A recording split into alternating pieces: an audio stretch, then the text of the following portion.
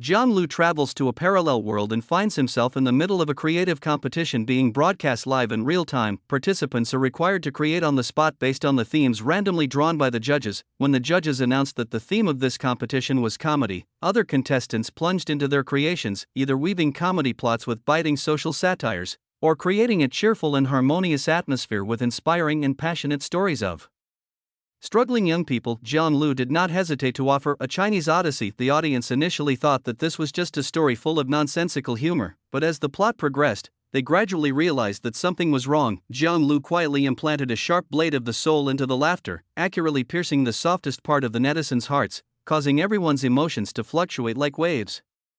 Netizens were immediately furious. How could this be a joke? It was clearly a tragedy. I laughed and cried and laughed. Even my family thought I was out of control. The production crew was also going crazy. We asked you to write a comedy. Why did you mix in so many tragic elements? Jiang Lu calmly responded, I remember you guys laughed the loudest just now, so tell me whether this is on topic or not. Since then, he became famous as the King of Questions, Proposition. Chapter 1. I can't write a script either. Yanjing.in, a huge studio of CCTV, the Creative Young Screenwriter Competition, is being prepared in full swing. The studio was packed with people, tall and short, fat and thin, men and women. The on-site director was busy directing several cameramen and doing the final checks. The audience also sat in the auditorium one after another. At the edge of the stage, after seeing the director's gesture, Xiao and I walked confidently and calmly to the center of the stage. Good afternoon, everyone. I'm Xiao and I, first of all, welcome everyone to the competition side of the Writing with All Your Heart Creative Young Screenwriters competition. But those who can make it here are all young screenwriters selected from thousands of people in the country, and they are also rising stars in China's future film and television screenwriter industry. At the edge of the stage, a young man looked at the little monk in the center of the stage, then looked at the people around him. With a confused look in his eyes. 3 confused questions suddenly popped up in my mind. Who I am, where am I? What am I doing here? Then there came a sharp pain in his head, and a large amount of information about the original owner flooded into his mind. Traveled through time? Jiang Lu talked to himself. As the pain in his head disappeared, he integrated the information of the original owner of this body. This person actually had the same name as him, Jiang Lu, 27 years old, graduated from Shanghai Drama Academy with a major in screenwriting. Jiang Lu is now at the scene of the competition show that Xiao and I mentioned. This program is of very high quality. It has been held for 3 consecutive years. Each session has produced many outstanding screenwriters who are now famous. It is known as the place where screenwriters are most talented. 80% of the TV series and movies available on the market are created by screenwriters who came out of here. In this parallel world, the film and television industry is booming, and the screenwriting industry is like a star in the previous life. Screenwriters have a very high status in the film and television industry, even higher than directors and actors, and have a very high exposure rate. The original owner stood out from an audition of tens of thousands of people after a year of hard work. As the champion of Shanghai City, he entered this program, which is held every 4 years. Of those who can reach this point are all extremely talented and have profound skills or extraordinary talents, but Yuan Jianglu had tried his best when he was promoted from the top 64 to the top 32, and he barely made it. He just died suddenly due to exhaustion, and Jiang Lu happened to come through. Now it's the round of 32 to advance to the last 16. A true national live competition. Tens of millions of people watched the live broadcast on the internet, which was a feast for movie and TV fans. Jiang Lu's brain was blank now. Although he inherited the writing ability of his original body, it was just a rich vocabulary. He had no ability to conceive or write plots, because he was a soul. In his previous life, he was just a programmer. Although he was also a fan of movies and TV, he was completely clueless about literary creation, writing a script. Jiang Luren was stunned. At most, he had read a few comic books when he was a child in his previous life. Let alone writing scripts, he didn't even know a few fairy tales. Isn't this the end? The national competition is being broadcast live, with so many people watching. Will I die if I wait a while? It really worked.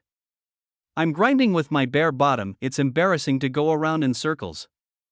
Jiang Lu's mind was racing at this moment, wondering how to deal with such a situation. At this moment, in the live broadcast room, finally I waited for this episode to air. It's like the World Cup. I waited for 4 years. Yeah, it's really troublesome to watch the divisions. After watching this person, I look at that person. It's easy to be spoiled when watching the recording. Brothers who support Liao Province, please give more likes to our Yang Feng, who is #1 in Liao Province. Everyone in Yanjing, please support our sister Mao Bing. Wait for it to start it quickly, don't say these empty opening speeches. Jiang Lu slowly and unnoticeably moved to the end of the line. He wanted to slip away, but was stopped by the staff at the door, who reminded him that he would be going on stage soon. Jiang Lu saw that he couldn't escape the staff's surveillance at all, so he had to go back to the end of the team. How about I pretend to faint and withdraw from the competition? That's a good idea. Let's do it this way. I'll just pretend to faint and fall to the ground. Thinking of this, Jiang Lu held his forehead with his hand, his body swayed a few times, his steps staggered, and he fell straight forward. Suddenly a strong arm held him. Brother, what's wrong? Is the air too stuffy in here? A sturdy man supported Jiang Lu's body, frowned slightly, and looked very concerned. Jiang Lu couldn't help but feel deeply moved. There were still many good people around. Although they were all competitors, they didn't even think about watching the fun and instead helped him out, but he couldn't say anything at this moment, so he closed his eyes and let the big man support him. The big man saw that Jiang Lu in his arms had his eyes closed and was unable to answer him, and no one around noticed this situation. He put his finger into Jiang Lu's nostrils to test and found that his breathing was still normal. In desperation, he thought of an ancient method, pinching the Rinzhong point. Thinking of this, he put his thumb under Jiang Lu's nose, pointed his fingernails at the area between the nose and lips, and pinched it hard. Jiang Lu was secretly thanking his elder brother in his heart, begging him to at least shout a few words and ask a few people to carry him out. Who would have thought that he would actually pinch his philtrum, and a sharp pain rushed from the philtrum straight to his brain. If Jiang Lu hadn't closed his eyes, this would have been enough to make him roll his eyes. Seeing that Jiang Lu hadn't reacted, the honest man increased the strength of his fingers. Hey, wake up, stop pinching me, I'm awake. Jiang Lu really couldn't bear the severe pain from being pinched on his philtrum, so he quickly opened his eyes and rolled out of the big man's arms. His agility didn't seem like he was unconscious just now. The big man looked at Jiang Lu in astonishment, not knowing what was going on. Jiang Lu himself was a little embarrassed. After all, he was just pretending. Now, please invite our contestants to the stage. After Xiaoanai finished his opening speech, he turned around and pointed his arm behind the scenes at the edge of the stage. The light followed Xiaoanai's arm to the edge of the stage. Jiang Lu smiled awkwardly at the big man, feeling resentful in his heart, but he had been forced to this point, so he could only bite the bullet and follow the big man in front of him to the center of the stage. The 32 contestants came out from behind the stage one after another. Wait until 32 people stand in the center of the stage. In order to be fair, we will randomly draw brand numbers for everyone. 32 people came forward one by one and took a number plate from a box. 4. Jiang Lu smiled bitterly. It's a lucky number, so 4 is 4. Xiaoanai stretched out his arm and pointed at a gate not far away, his expression filled with excitement. The contestants are all ready. Now please welcome the judges to the stage. Chapter 2, Comedy. At this time, as Xiaoanai introduced, a big door in front of the stage slowly opened. Let us welcome our 4 judges with warm applause. Wow, Chen Xiqing. The girls in the audience exclaimed. Chen Xiqing showed his natural smirk and waved to the contestants. Teacher Chen is the second champion of our program. His representative works include Yanjing Love, Mozart of the Universe, and Sugar Detective series. He is also an outstanding director and actor. Seeing Chen Xiqing's naughty and pretentious look, Jiang Lu couldn't help but curl his lips and secretly complained. Just like in his previous life, he is a pretender. Jiang, Teacher Jiang. Hello everyone. Mr. Zhang's representative works include Waiting for the Bullets to Fly, One Step Away, and Good Will Never Defeat Evil. Mr. Jiang is also an outstanding director and actor. Accompanied by warm applause from the audience. Wang Shua, Teacher Wang. Hello everyone, I'm Wang Shua. Wang Shua walked out of the door and waved to express his gratitude. Teacher Wang's representative works include The Editor's Story, General Flame, General Seawater, Party A and Party B, and other well-known scripts. Finally, it's our Lan Xiaolong, Teacher Lan. Teacher Lan's representative works include Soldier Assault, My Brigade Commander, My Brigade, and The End of the Lake. Hello everyone. Teacher Lan Xiaolong. The contestants around Jiang Lu exclaimed in surprise. which shows Lan Xiaolong's influence in the screenwriting industry, accompanied by cheers and applause from the audience and contestants. The four judges politely gave way to each other and took their seats together. Zhang Lu was stunned. After seeing the other three judges, he realized the value of this program, not to mention the status of the screenwriter in the previous life. It was impossible for the three people behind to come to such an occasion to serve as judges. For judges, who do you think will come out and draw our topic this time? After Xiao and I saw that the four judges were seated, he began to ask. Let me do it. Chen Xiqing recommended himself, then stood up and walked down from the judge's seat. The remaining three people looked at each other, laughed and shook their heads. Xiao and I picked up a cylinder beside him and handed it to Chen Xiqing. Chen Xiqing didn't even look at it and directly picked up a beautifully packaged scroll. As he slowly opened it, after seeing the question, his brows furrowed slightly and a look of surprise appeared on his face. He was stunned for a moment, turned the scroll over, held it high above his head, and shouted a comedy. Wow! There was an exclamation from the audience. And then they began to talk. The contestants were all stunned. Even the three judges sitting in the judges' seats were stunned for a moment. Then they discussed the topic of comedy with each other. This time, the live broadcast room barrage. Oh my god, a comedy? I remember the second championship game had this as the theme. Yes, didn't Chen Xiqing win the championship because of this? And the script was directly bought by Tianchang Entertainment Company for 1 million yuan. It's over. I feel like there's nothing interesting to watch in this episode. The comedy is just a gimmick, not funny. I can't see how much better these newcomers write. Don't be too discouraged. Maybe there is a 1 in a million new screenwriter in this class? As the program officially started, a large number of viewers flocked to the live broadcast platform. There is a lot of pessimism on the internet, and people generally believe that this episode is nothing worth watching. Okay, for judges, do you have anything to say to the contestants? Or just give everyone some encouragement? As per the usual practice before the competition officially started, Xiao and I asked the four judges with a smile, everyone, come on, although the subject matter is difficult, I still hope that everyone can create excellent works. Chen Xiqing looked at the contestants on the stage with bitter faces with a smile. Come on, boys. Wang Shuo finished his speech very briefly and leaned back in his chair lazily. However, Jiang Wen began to persuade him, you are all from the Chinese film and television industry. When it was Lan Xiaolong's turn, he hesitated for a moment and then said, I have a question for the contestants. Lan Xiaolong's sudden question stunned everyone present, because most of the judges in previous years only said some encouraging words. This was the first time that someone asked a question before the competition started. The audience and contestants all looked at Lan Xiaolong. Even the other three judges on the panel turned their heads to look at Lan Xiaolong, curious about what questions he would ask. What do you think are the core elements of comedy? Don't rush to answer, just think about it.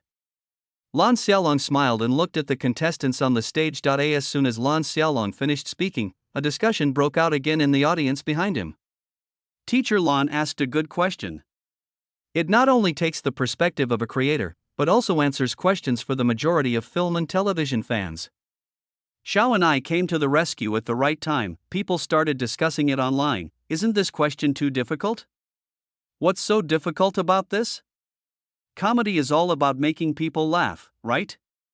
If it's as simple as you say, why are comedies in the Chinese film and television industry so declining? I feel like this question asked by Teacher Lan shouldn't be that simple, right? The contestants on the stage were stunned by this question, and then they all lowered their heads to think. The other three people on the judges' panel also frowned slightly.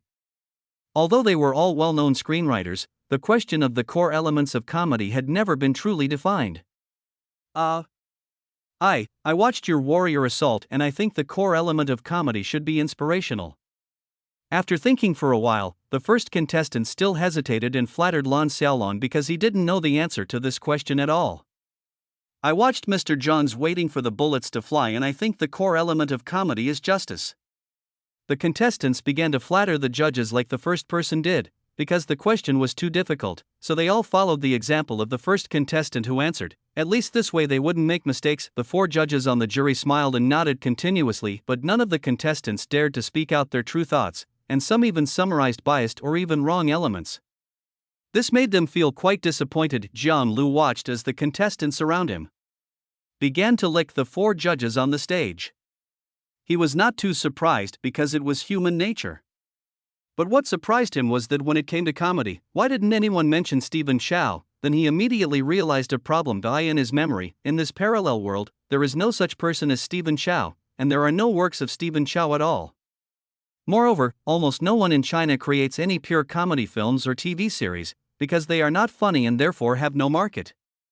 Most of them are mixed with other elements, and there is no film or TV series with comedy as the theme alone. Jiang Lu couldn't help but feel a little pity for the people in this world, as if they were a table full of exquisitely prepared dishes, with all their color, aroma, and taste, but when you get closer, you find that the most exquisite and fragrant dish on the table actually only has a little pitiful minced meat. When Jiang Lu took the microphone, he lowered his head and remained silent for a few seconds, but he immediately raised his head again, with a strange light in his eyes. He thought of the classic movie starring Stephen Chow in his previous life. His expression suddenly became serious because he wanted to tell everyone what real comedy is. I think the core element of comedy is tragedy. Chapter 3, Controversy continues. I think the core element of comedy is tragedy. Wow! Before Jiang Lu finished speaking, everyone at the scene was in an uproar. Shawnee face was full of astonishment, but after a brief moment of astonishment, he shook his head with a wry smile and looked at Jiang Lu with some surprise. Although he didn't know much about script writing, he was the host of this program after all, and he knew some basic knowledge of the screenwriting industry. He felt disappointed and regretful about the young screenwriter's outrageous remarks. Although the discussions of the contestants around Jiang Lu were very quiet, they still reached Jiang Lu's ears. This guy really dares to say that, do you understand? He is just sitting in a well and looking at the world. He is immersed in his own world. The key is that he hasn't made a fuss yet.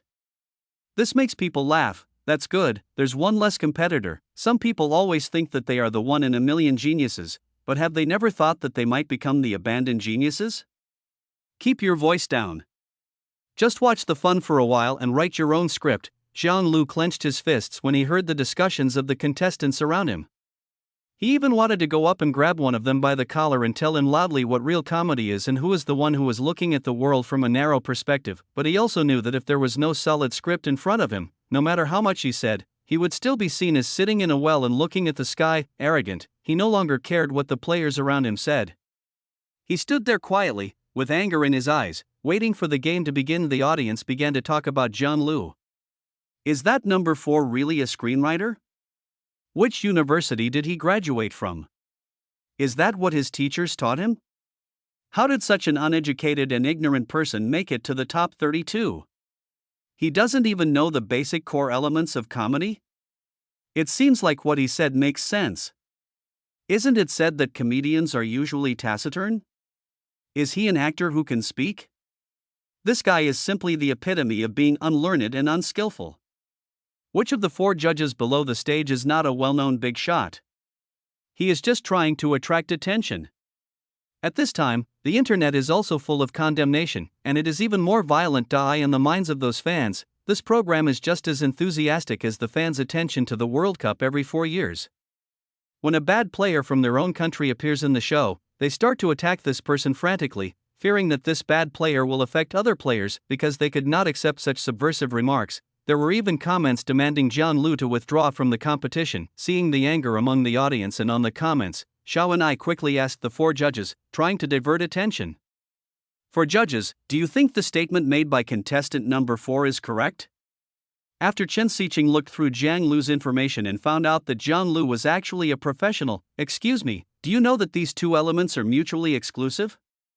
If you want to use comedy as the theme, you can only use other elements as the core to assist in completing the theme of comedy. Didn't your teacher teach you this in school? Chen Xiqing questioned Jiang Lu loudly, a little bit out of control, tapping the table heavily with his fingers because Jiang Lu's words went against the definition of comedy he had always believed in. Comedy is comedy, tragedy is tragedy, the two cannot be confused, otherwise it would be a mess. I believe that both the contestants on the scene and the audience watching the live broadcast are aware of this truth. This is also a recognized basic theory. No one can create a script in which comedy and tragedy coexist. Wang Shua's expression was serious as he stared at Jiang Lu.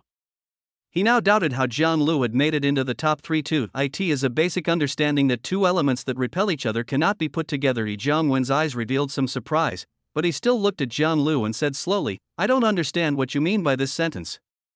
Comedy is a big theme, and tragedy is also a big theme.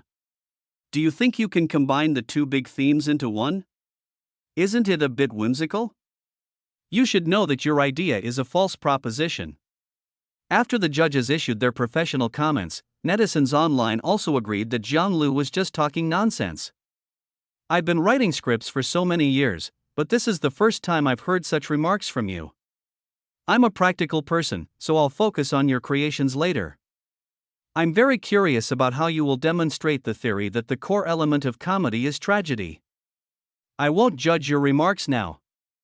After hearing what Lan Xiaolong said, everyone was shocked. Lan Xiaolong did not comment that Jiang Lu's remarks were wrong, and even said that they should pay special attention to him. The other three judges looked at each other, confused. Lan Xiaolong's status in the screenwriter circle has always been at the king level, and his remarks still attracted the attention of many netizens. They decided to observe Jiang Lu in the next game to see what abilities he had that could attract Lan Xiaolong's attention. After hearing Lan Xiaolong's words, Jiang Lu couldn't help but look at Lan Xiaolong in surprise. He didn't expect that Lan Xiaolong didn't criticize him. But then he thought, Lan Xiaolong's status in the screenwriter industry naturally determined his vision and thinking. Okay, let's stop discussing the core elements of comedy. We can't waste any more time, so let's get started. Xiao and I looked at the tense situation and was afraid of losing control, so he quickly stopped the argument because his job was to coordinate and control the situation and prevent any accidents from happening. Now, please enter the corresponding creation room according to your card number. Jiang Lu's originally prepared rebuttal was interrupted by Xiao and I, but he changed his mind and thought that this was a good idea. I'll write a script later and show you guys what real comedy is. The contestants walked into the creation rooms corresponding to their numbers. After Jiang Lu walked into the room, he took a quick look around. The room is fully equipped with basic facilities, and is also stocked with cigarettes, coffee, tea, snacks, and other food. There is also a small compartment which is a bedroom for the players to rest, because from the moment one enters this room until the creation is completed, no one can leave this room unless some force majeure occurs. After taking a quick look, Jiang Lu took a pack of cigarettes and sat down in front of the computer, recalling the various plots of A Chinese Odyssey in his mind. Yes, when he said that the core element of comedy is tragedy, he thought of the movie A Chinese Odyssey. At this time, through the 32 video images displayed on the big screen, Xiao and I saw that all the contestants were ready. Yet he took the microphone and announced the official start of the 4th Writing Master, Young Entrepreneurs 32 Top Competition. Because of what Jiang Lu said before, a large number of viewers poured into his live broadcast room at this moment. The purpose is simple: they all want to laugh at him, watch him slap himself in the face, and then mock him madly. The judges followed the usual practice and began to patrol each live broadcast room. After Jiang Lu recalled the opening plot of A Chinese Odyssey, he reached out and slowly typed out 4 big words, A Chinese Odyssey, on the computer. Chapter 4, A Chinese Odyssey. After Jiang Lu entered his name in the script title bar, cover options appeared on the computer system. Based on the memories of his past life, he entered some words to describe the cover, and then selected them repeatedly. A cover similar to the previous life Dahua was generated. It features the character of Monkey King, played by Stephen Chow, with 2 brush heads stuck in his nostrils. A circle of brush heads sticks closely to his face like a beard. After he clicked confirm, the cover was uploaded to his live broadcast room. This is a script creation system that has never existed in the past. You input word descriptions, and then the intelligent AI generates virtual characters based on the descriptions of the words. It can interpret the script content more intuitively for everyone to watch. This is also the reason why the film and television screenwriter industry is so popular in this world. The reason why this program is so popular is that not only many excellent screenwriters have been discovered here, but also the audience can get a sneak peek through the performances of these virtual characters. Although they are not as exciting as those performed by real actors, they are much better than what they imagine out of thin air. A Chinese Odyssey. The judges who were patrolling the screen happened to come to Jiang Lu's live broadcast room at this time and saw the 4 eye-catching characters and the cover. Chen Xiqing couldn't help but frown when he saw the title and cover.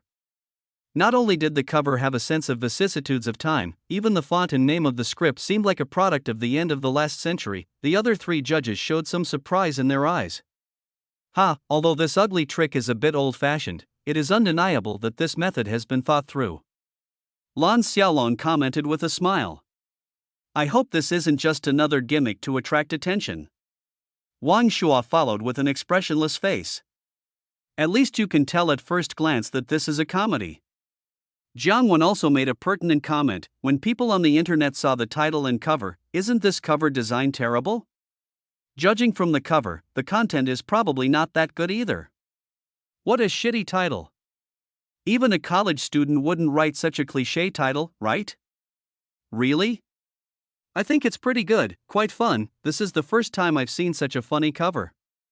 What is it, Da Hua Shiyu? Da Hua means lies in Cantonese. I think it should be called Liar's Journey to the West. I don't know why I feel funny when looking at this cover. Maybe I have a low sense of humor? Then your sense of humor is really too low. Jiang Lu in the creative room had no idea that just a title would cause reactions outside. Even if he knew, he wouldn't care now. As his fingers flew across the keyboard, the first episode of A Chinese Odyssey appeared on the computer. He had a smile on his face, as if he was watching the movie again. This movie is a classic in his heart. No matter how many times he watches it, even if it doesn't make him laugh as funny as the first time, he will still laugh happily. As he entered the first plot into the AI system, he checked it and clicked OK. The judges only stayed in Jiang Lu's room for a while, and then continued to inspect the room in order. When patrolling room 18, the 4 judges paused as room 18 had already begun performing the first scene. After watching the first segment, the judges gave pertinent comments. The funny behavior of the protagonist did not cause much laughter from the audience, but after all, they are all new authors, and the difficulty of the subject matter is there. Did you see it? This is our Yanjing's great Yang Feng. Even teachers Lan and Jiang said he wrote well. Yang Feng? I know, it's really well written. Tisk, why are you in such a hurry? Wait and see what our Liao province goddess Mao Bing writes later. She is number 30, so please pay more attention to her. Number 4, Jiang Lu has his first scene. Everyone come and watch the fun, as someone was shouting in the barrage, and there were people who had been staying in Jiang Lu's live broadcast room. When everyone came to the live broadcast room, they happened to see the first scene. Sun Wukong, you beast, you originally promised the Buddha to escort your master Tang Sanzang to the west to obtain Buddhist scriptures, but you actually colluded with the Bull Demon King and wanted to eat your master. A virtual Guanyin, suspended in midair on a lotus throne, questioned with an ethereal and stern voice. Below is a dark-style Sun Wukong, staring at Guanyin in midair and shouting, "Stop talking nonsense. You have been chasing me for 3 days and 3 nights. I didn't kill you because you are a woman. Don't think I am afraid of you." The first scene ends with Sun Wukong being received into a jade bottle by Guanyin, and Tang Monk willing to exchange his life for that of his stubborn disciple in order to reform him. There aren't many funny points in the film except for Tang Monk's nagging and Sun Wukong's antics. Is this the comedy he wrote? Isn't this just a magical adaptation of Journey to the West? Is it because I have a low sense of humor? Why does that long-winded Tang Monk make me feel so funny? I think the idea of this adaptation is okay. Although I can't see what the actors are performing, I feel that it is impressive. You probably haven't eaten any good pork, have you? The public screen was filled with comments, most of which were discussing the first plot created by Jiang Lu, and there were a lot of people complaining. After the inspection, the 4 judges discovered that Jiang Lu had created the first plot when they saw the comments on the public screen. Then, under Lan Xiaolong's operation, the plot content created by Jiang Lu appeared on the big screen. Well, this opening is barely acceptable. Jiang Lu seems to have written a mythological story before? He won the regional championship with that story. Using mythology as the background should be his forte. He is very smart. Jiang Wen flipped through Jiang Lu's information in his hand and made a comment. Lan Xiaolong's eyes were finally fixed on the plot, but there was a hint of surprise on his face, as if he had discovered something, because in this plot, Tang Seng's long-winded words and Sun Wukong's flamboyant and funny personality made him feel that Sun Wukong and Tang Seng's funny way of being seemed somewhat familiar, but for a moment he couldn't remember what this way of humor was called. After all, comedy in the Chinese film and television industry has been silent for too long, so long that no one has studied or paid attention to it, but this did not prevent him from expressing a certain degree of appreciation for the plot created by Jiang Lu. Jiang Lu, who was in the creative room, had no idea about the comments from outside. He was like a fan who was enjoying the film while creating it, and couldn't wait to see how the plot would develop. His fingers continued to fly up and down the keyboard, and the content of the next plot gradually unfolded through text on the computer. Chapter 5, Spring 30. Yang and the Axe Gong. As Jiang Lu finished describing the second scene, the scene was vividly presented under the interpretation of AI. One day 500 years later, in the vast desert with lonely smoke, a weak woman riding a donkey and holding an umbrella went to the 5 mountains. The woman came to the Axe Gang stronghold. She was very beautiful and was holding a peach branch full of peach blossoms, but facing a group of vicious robbers. The woman simply revealed the peach blossom mark on her shoulder, and everyone was scared and fled in all directions. Where the peach blossoms pass, no grass grows, money falls to the ground, and lives are lost. As she spoke, she dropped rows of copper coins onto the heads of the robbers without any error. The robbers were so frightened that they reached out to hold the column of money falling above their heads, for fear that the money would fall to the ground. She is the ruthless Chun Sanchur Nyang, also known as the jade-faced peach blossom. The audience was stunned when they saw the second scene. Is this a martial arts drama? Isn't it a myth? Why did the Axe Gang appear again? I don't understand it either. Wasn't that Journey to the West? Let me answer everyone's doubts. This plot may be a flashback at the beginning. Careful people may have noticed that at the beginning of this plot, there are 4 words, which read 500 years later. Wang Shuo kept his eyes fixed on the plot on the screen and answered the audience's questions. Many careful viewers nodded, expressing their agreement with Wang Shuo's words, and also thought that it might be a flashback story. Sun Wukong and Tang Monk? 500 years later? Is this a story about Journey to the West? Jianwen watched the plot with a frown, feeling a little unhappy. Although he just praised Jian Lu for being smart, knowing how to take advantage and use mythological elements to help achieve the comedic effect. But if it is still the same routine of seeking scriptures and fighting monsters in Journey to the West, then this will not be innovative at all. The way this Chun Sanchur Nyang appears is quite particular. I believe everyone can feel that this Chun Sanchur Nyang has a strong aura. This is because before she appears, the author uses a series of descriptions and contrasts her with the stupidity of the bandits. When the foreshadowing is completed, although she is facing a group of bandits, I believe that when everyone saw Chun Sanchur Nyang coming to the Axe Gang just now, they didn't have any thoughts of worry in their hearts, right? This Jian Lu does have some creative techniques. After Lan Xiaolong finished speaking, he looked up again and looked at the picture on the huge screen. At the same time, he became more and more curious about the development of the plot, because up to now, there has only been one funny point, although it did not cause much response. At the same time, due to the comments given by the judges, a large number of netizens flocked into Jian Lu's live broadcast room. Weak woman? This weak woman is so weak that she is a little out of place. I really believe it. I like the lines of Chun Sanchur Nyang, so cool. Do you like the lines? You like Chun Sanchur Nyang, right? Chun Sanchur Nyang, the most beautiful girl in the 5 mountains, no explanation, no rebuttal. Unlike the live audience, the number of LSPS on the internet is too large. Even if it is not funny and the plot is incomprehensible, the virtual characters are still good looking. While everyone was discussing the previous plot, Jian Lu's fingers were flying on the keyboard, and a complete plot was described again.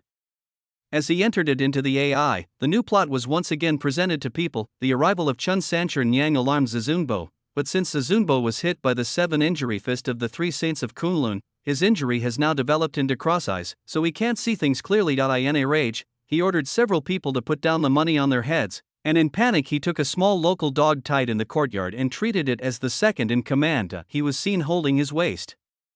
With one hand, pointing at a naive little dog tied with a rope under a dead tree and angrily cursing, "Look at your behavior, sneaky, shameful, disheveled, and you look like a dog. How can you come out with me to venture into the world? Ha!" The second in command standing nearby looked aggrieved and said to Zizunbo, "Boss, I'm here. You were hit by the 7 wounds fist of the 3 saints of Kunlun, and now the injury is starting to flare up. You still dare to say that?" As he said that, Zizunbo turned around and slapped the air in front of him fiercely, then pointed his finger at the air in front of him angrily and said with a look of resentment, "If you hadn't shrunk your neck at that time, how could I have been hit in the nose?" "Boss, I heard someone say that if you get hit by the 7 injury fist, your eyes will first become cross-eyed, and then your internal organs will explode. You are seriously injured by the 7 injury fist now."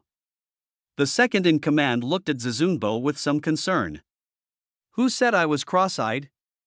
I just focused my vision on one point to change the way I look at things." Zizunbo still remained stubborn and tough. There were sporadic laughs from the audience. The barrage of comments in the live broadcast room also became active again with the new plot. the dog's acting is very good, he played the innocent role of being scolded for no reason. Let's say that cross-eyedness is so serious? I suspect that Zizunbo is taking advantage of this opportunity to be the second in command of Yin and Yang. What kind of nonsense is this? I can't understand it at all. Focus your vision? Change your previous view of things? This sentence is so funny. The scenes that appeared one after another made the judges watch the entire thing without even having time to switch rooms. This Jiang Lu is pretty good. The laugh was so sudden that I couldn't hold it back for a moment. Wang Shua smiled for the first time, praised Jiang Lu, and then continued. The scene changes so quickly, especially the cross-eyed scene, which can be regarded as the finishing touch. If there is no cross-eyed setting, I feel that the humor may not be so strong. Now I have a different view of Jiang Lu. The character named Zizunbo in Jiang Lu's script should be the protagonist, but I feel like this name should have some meaning, otherwise it's too weird. Also, isn't the setting of this protagonist a bit too sloppy, incompetent, and vain? Lan Xiaolong frowned slightly and looked at the funny scene of Zizunbo on the big screen again. Jiang Lu's content made him feel that there seemed to be some hidden information in it. After hearing Lan Xiaolong's words, Zhang Wen nodded slightly to show his agreement, but did not express any opinion. The plot was funny again, but it did not satisfy Chen Xiqing. The male protagonist appeared, but the tragic element was not pointed out, which made him a little anxious. Where is the tragic element that Jiang Lu mentioned before? The protagonist has already appeared, and this is the third scene, right? I still don't see the core element of the tragedy he mentioned. Chen Xiqing turned his head and looked at the three people beside him. Don't worry, Xiqing. Just wait and see. It might be the next plot. Lan Xiaolong turned around and tried to persuade Chen Xiqing with a smile. Yeah, isn't this the protagonist who just appeared? Everyone has a different way of conceiving the plot. Yes, let's wait and see. At least it looks pretty good now, doesn't it? The other two also spoke to Chen Xiqing, signaling him to be patient and not rush. At this time, the second scenes of other contestants were also displayed through AI. The four judges began to check them one by one and then commented on them, but compared with Jiang Lu's, they are generally unsatisfactory. Although some of the plot ideas are remarkable and there are funny moments, the bursts of laughter are too bland. After all, the theme of this episode is comedy. After this comparison, the online audience suddenly realized that Jiang Lu, who had just made such a bold statement, seemed to be really capable and not just talking nonsense as they thought. I can't help but look forward to Jiang Lu's next creation. Chapter 6. Where else would you get a pool of water to bathe in? After finishing the previous plot, Jiang Lu paused for a moment, lit a cigarette, stood up and walked to the coffee table, picked up a bottle of drink, and drank it while recalling the plot scenes of Dahua. No, why did you stop? Write quickly. I want to watch the story of Zizunbo fighting Chun Sanchun Yang. Good fellow, can you handle this? Smoking, drinking, thinking, all at the same time? A master of time management, right? A small number of people on the internet have been attracted by the plot and stayed in Jiang Lu's live broadcast room. When the cigarette was about to burn into his hand, Jiang Lu put it out. Jiang Lu returned to the computer and sat down, his fingers flying on the keyboard again. A hilarious plot appeared again after being entered into the AI system. Zizunbo led his younger brothers to the house where Chun Sanchun Yang was temporarily staying. At this time, Chun Sanchun Yang was taking a bath in a slightly turbid pool. The supreme treasure called himself Jade-Faced Flying Dragon and squatted in front of the pool to ask Chun Sanchun Yang what she wanted, but they didn't get the point across. Just as Zizunbo was about to pull out the axe from his waist, he accidentally cut his belt. At the same time, he stood up and his pants instantly slipped down to his ankles, revealing his underwear. Chun Sanchun Yang shouted angrily, "What are you doing?" In order to hide his embarrassment, Zizunbo said, "Pee. You pee here?" "Yes, how else would you get such a large pool of water to bathe in?" Laughter was heard again from the audience, but this time it was particularly loud. "Ha, I'm dying of laughter. How good can you pee? You can pee in such a big pool of water?" I guess there must be 1,000 horses running through Chun Sanchun Yang's heart at this moment, right? This supreme treasure is almost making me die of laughter. It's too much nonsense. She is beautiful with a jade face and peach blossoms, but you have a beard and straight eyebrows. How can you be so beautiful since you are a jade-faced flying dragon? After comparing with other contestants, the host Xiao and I has been watching Jiang Lu's live broadcast. Puff. Xiao and I had been trying hard to hold back his laughter in the previous scene, but this time he really couldn't help it and made a sound. He immediately covered his mouth with his hands and quickly dodged to the side, leaving the camera's range. The four judges were currently chatting and exchanging some theories about comedy. As they had just finished inspecting the contestants' rooms and there were no new scenes appearing, they were not paying too much attention to anyone at the moment. Xiaoni's actions just now and the sudden laughter coming from behind still caught their attention. When they cast doubtful eyes at Xiao and I suppressed his smile and stretched out his hand to make the number 4. The judges understood instantly, so they manipulated the big screen and switched to Jiang Lu's live broadcast. Room. The scene is playing repeatedly, after a moment. This Jiang Lu seems to have a talent for comedy. Although I still don't see the tragic elements he mentioned, it is undeniable that his two plots are really funny. Wang Shuo rubbed his cheeks, which were a little sore from laughing, and looked at Jiang Wen beside him. But Jiang Wen held his forehead with his hand, leaned on the table, still smiling, and waved his hands a few times, indicating that he could not express any opinions for the time being. Lan Xiaolong coughed lightly, adjusted his state, and slowly said, although the core tragic elements he mentioned are still missing, it is undeniable that he does have some talent for comedy. Movie fans should all know that there are no purely comedy-themed films and TV shows in China, and the humor he displays seems to be a nonsensical method. Through this series of funny methods, Lan Xiaolong finally came up with the classification of nonsensical comedy, which is a foreign way of expressing humor, although there are some flaws in these scenes created by Jiang Lu, such as the character setting of the protagonist, which is too sloppy and vain, which makes me feel a little bit unpleasant. This is still acceptable. If he can continue to maintain this level and complete the script, then this work should be considered a high-quality work in China. After Lan Xiaolong finished speaking, the whole audience fell silent. Wang Shuo and Jiang Wen turned their heads to look at him in astonishment. They didn't know why he was so optimistic about this Jiang Lu. Although the two consecutive plots were indeed funny, they should wait and see, right?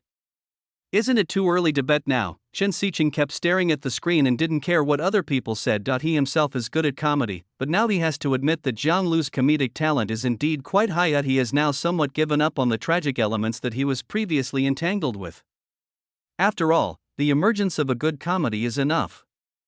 If he dwells too much on the previous topics, it would make him seem somewhat targeting Jiang Lu. After hearing what Lan Xiaolong said, the online audience was briefly shocked and then began to talk about it. Oh my god, isn't this evaluation by Teacher Lan a bit too high? Yeah, this is just the beginning. I admit it's funny, but this is just the beginning. Don't try to guess what the masters are thinking. If you can figure it out, you'll become a master too. Just watch it first. I still believe in Teacher Lan. Yes, let's take a look first. I think there is nothing wrong with what Teacher Lan said. I support Teacher Lan. Don't you know how loudly you laughed just now? I agree. You know whether you laugh or not. Don't laugh and then question it. Besides, Teacher Lan said Jiang Lu was gifted. Are you better than Teacher Lan? Is Lan Xiaolong getting old and confused? How can you give such a high evaluation for such a cliché joke? Be careful or you will slap yourself in the face. The person who criticized Lan Xiaolong in the last comment by name is a third-rate screenwriter in China. At this moment, he was sitting in front of his computer at home, cynically sending out this barrage of comments full of deep malice. There is no other reason, just because he was once a screenwriter with a bright future and a star contestant from this show, just because he had written a comedy script, he thought he could use that script to become one of the top screenwriters in the film and television industry like Chen Xiqing. However, when the film was released, he was criticized and scolded by countless people, and then he never got any decent scripts again, and gradually fell from a second-rate screenwriter to a third-rate status. This time, Lan Xiaolong's words caused huge controversy on the internet, and the content of the controversy gradually spread, and even became a hot search term. Lan Xiaolong claims that the newcomers to the show are extremely talented. The strongest new comedian emerges from the top 32. Number 4 contestant Jiang Lu.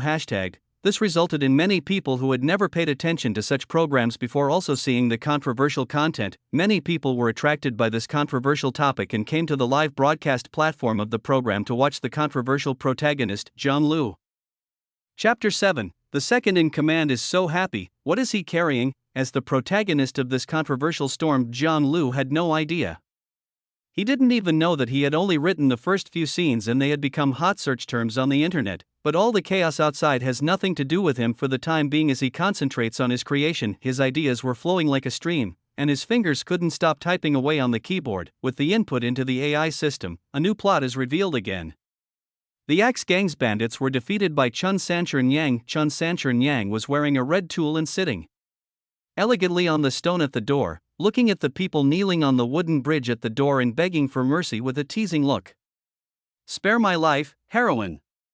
All the mountains and swamps knelt down and begged for mercy. Zizunbo became furious and beat up several bandits severely. He shouted angrily, "Idiot, do you think she will let you go if you beg for mercy? I will fight her today no matter what. A man's knees are as precious as gold. Since they are willing to beg me, their lives will be temporarily entrusted to me.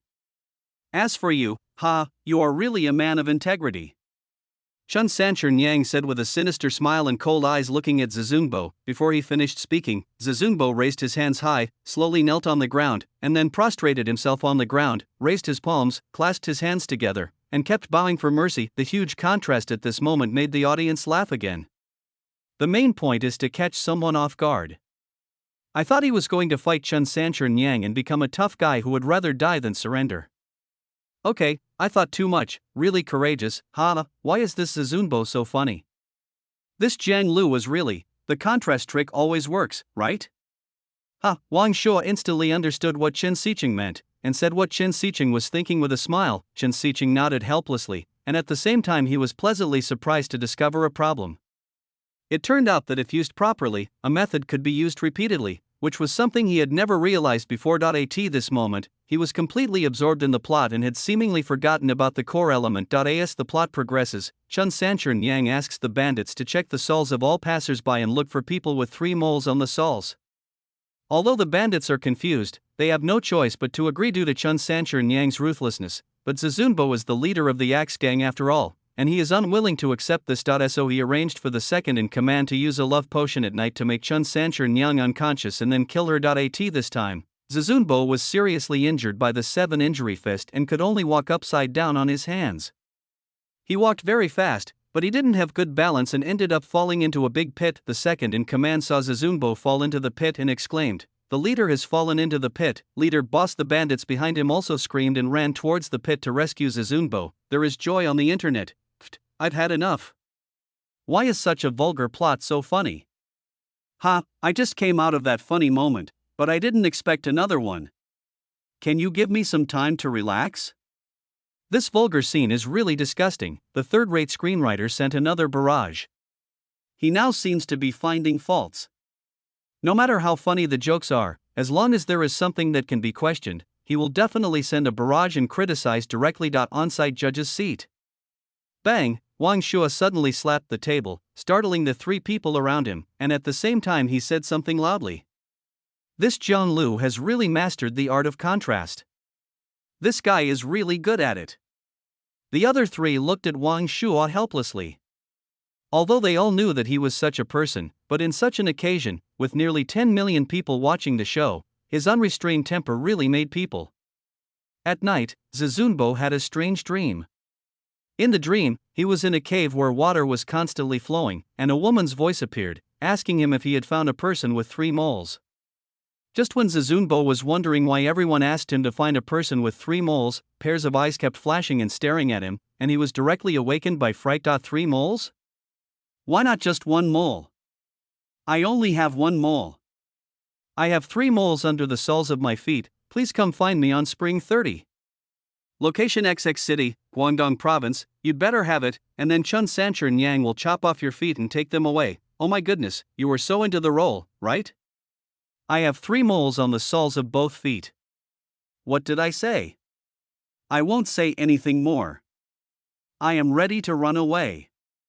When Lan Xiaolong saw this passage, he frowned slightly, as if he was thinking about something. The other 3 judges also noticed this point, but they did not think about it as carefully as Lan Xiaolong. Suddenly, a scream from the second in command was heard outside the house, which made Zizunbo, who had just woken up from a dream, perk up. He thought the second in command had succeeded, So he used his hands as feet and ran out quickly to check the situation, but he encountered a huge spider spirit. Zazunbo struggled and dodged hard, but eventually fell into the spider's web and couldn't get out, so he shouted for help. The second in command led the bandits to rescue Zazunbo at this moment, and then found that the spider spirit was on the roof and was approaching Zazunbo quickly. "There's nothing ahead, everyone turn around." Having said that, he turned around and was about to leave. "Who said that? Isn't that the gang leader?" "Really? Didn't you see it? That's the gang leader in front." "Ah. Okay, let's go. You go ahead." The bandits pushed the second in command forward. The audience seats are like a sea of joy at this moment. Haha, I'm really impressed by these guys. The Axe Gang is full of loyal brothers from top to bottom. Everyone is very loyal. Ha, second master, tell me the truth, do you want to be the gang leader? The 4 judges on the judges panel were all laughing again. This segment is amazing, this is comedy. I don't care about the core elements anymore. Just for the continuous success of the laughs, I think Jiang Lu must advance. Wang Shuo speaks his mind frankly. In his opinion, good is good and bad is bad, and he never hides anything. He really uses this contrast technique well. The plot was so tense just now, but suddenly it became hilarious. How many times has he used this technique since the beginning? It's always so successful. Jiang Wen is now somewhat surprised that Jiang Lu uses this contrasting method so frequently, and most importantly, it is so successful every time. Chen Xiqing did not comment, but his eyes revealed a look of surprise, because Jiang Lu's continuous creation of laughs seemed to confirm that he had discovered a new way of comedy. He seemed to understand something, but there were still some confusions. He was now eager to find Jiang Lu for an in-depth exchange. After laughing, Lan Xiaolong was also surprised, even shocked that he was shocked that this newcomer's comedic talent seemed to be much higher than he had previously thought. If he was given the right guidance over time, would there be a new look in the comedy genre in the Chinese film and television industry? The plot continued with Jiang Lu's continuous input. The blind man appeared from not far behind the spider web holding a torch, then shouted and rushed towards the spider web, trying to rescue Zazunbo. The second in command had no choice but to rush towards the front of the spider web, but the spider on the roof was already very close and pounced directly at Zazunbo on the spider web, but the blind man used a torch to burn the spider web and rescued Zazunbo. The second in command also rushed to the spider web, and at that moment the spider spirit swooped down from the roof and fell directly into the arms of the second in command.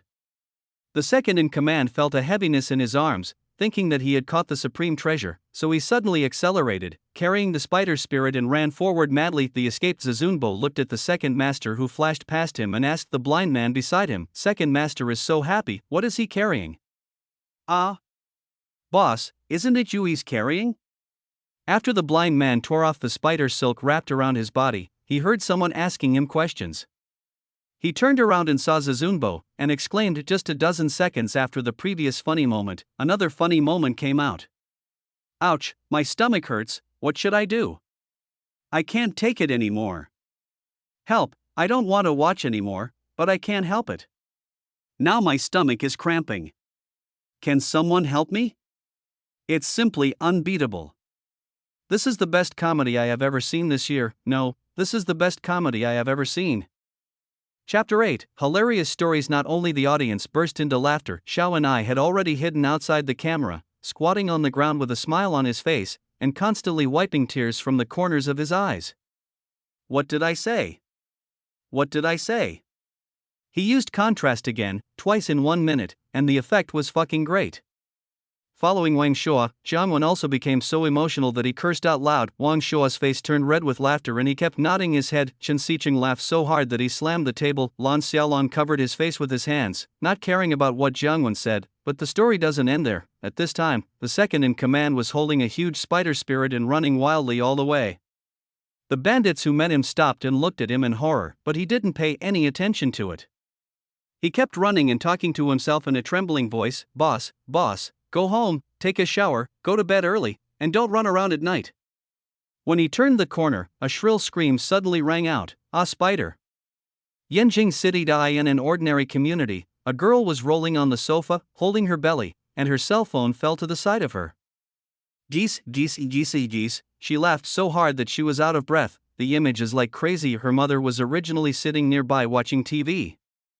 Her children had been laughing intermittently from the very beginning, and now they were laughing so hard that they could hardly breathe, while at the same time they were crying out in pain that their stomachs ached. The confused old mother stared at the TV with a blank expression, but she looked through her glasses at her daughter, who had a painful look on her face and looked like a lunatic, as if she were looking at a mentally retarded person.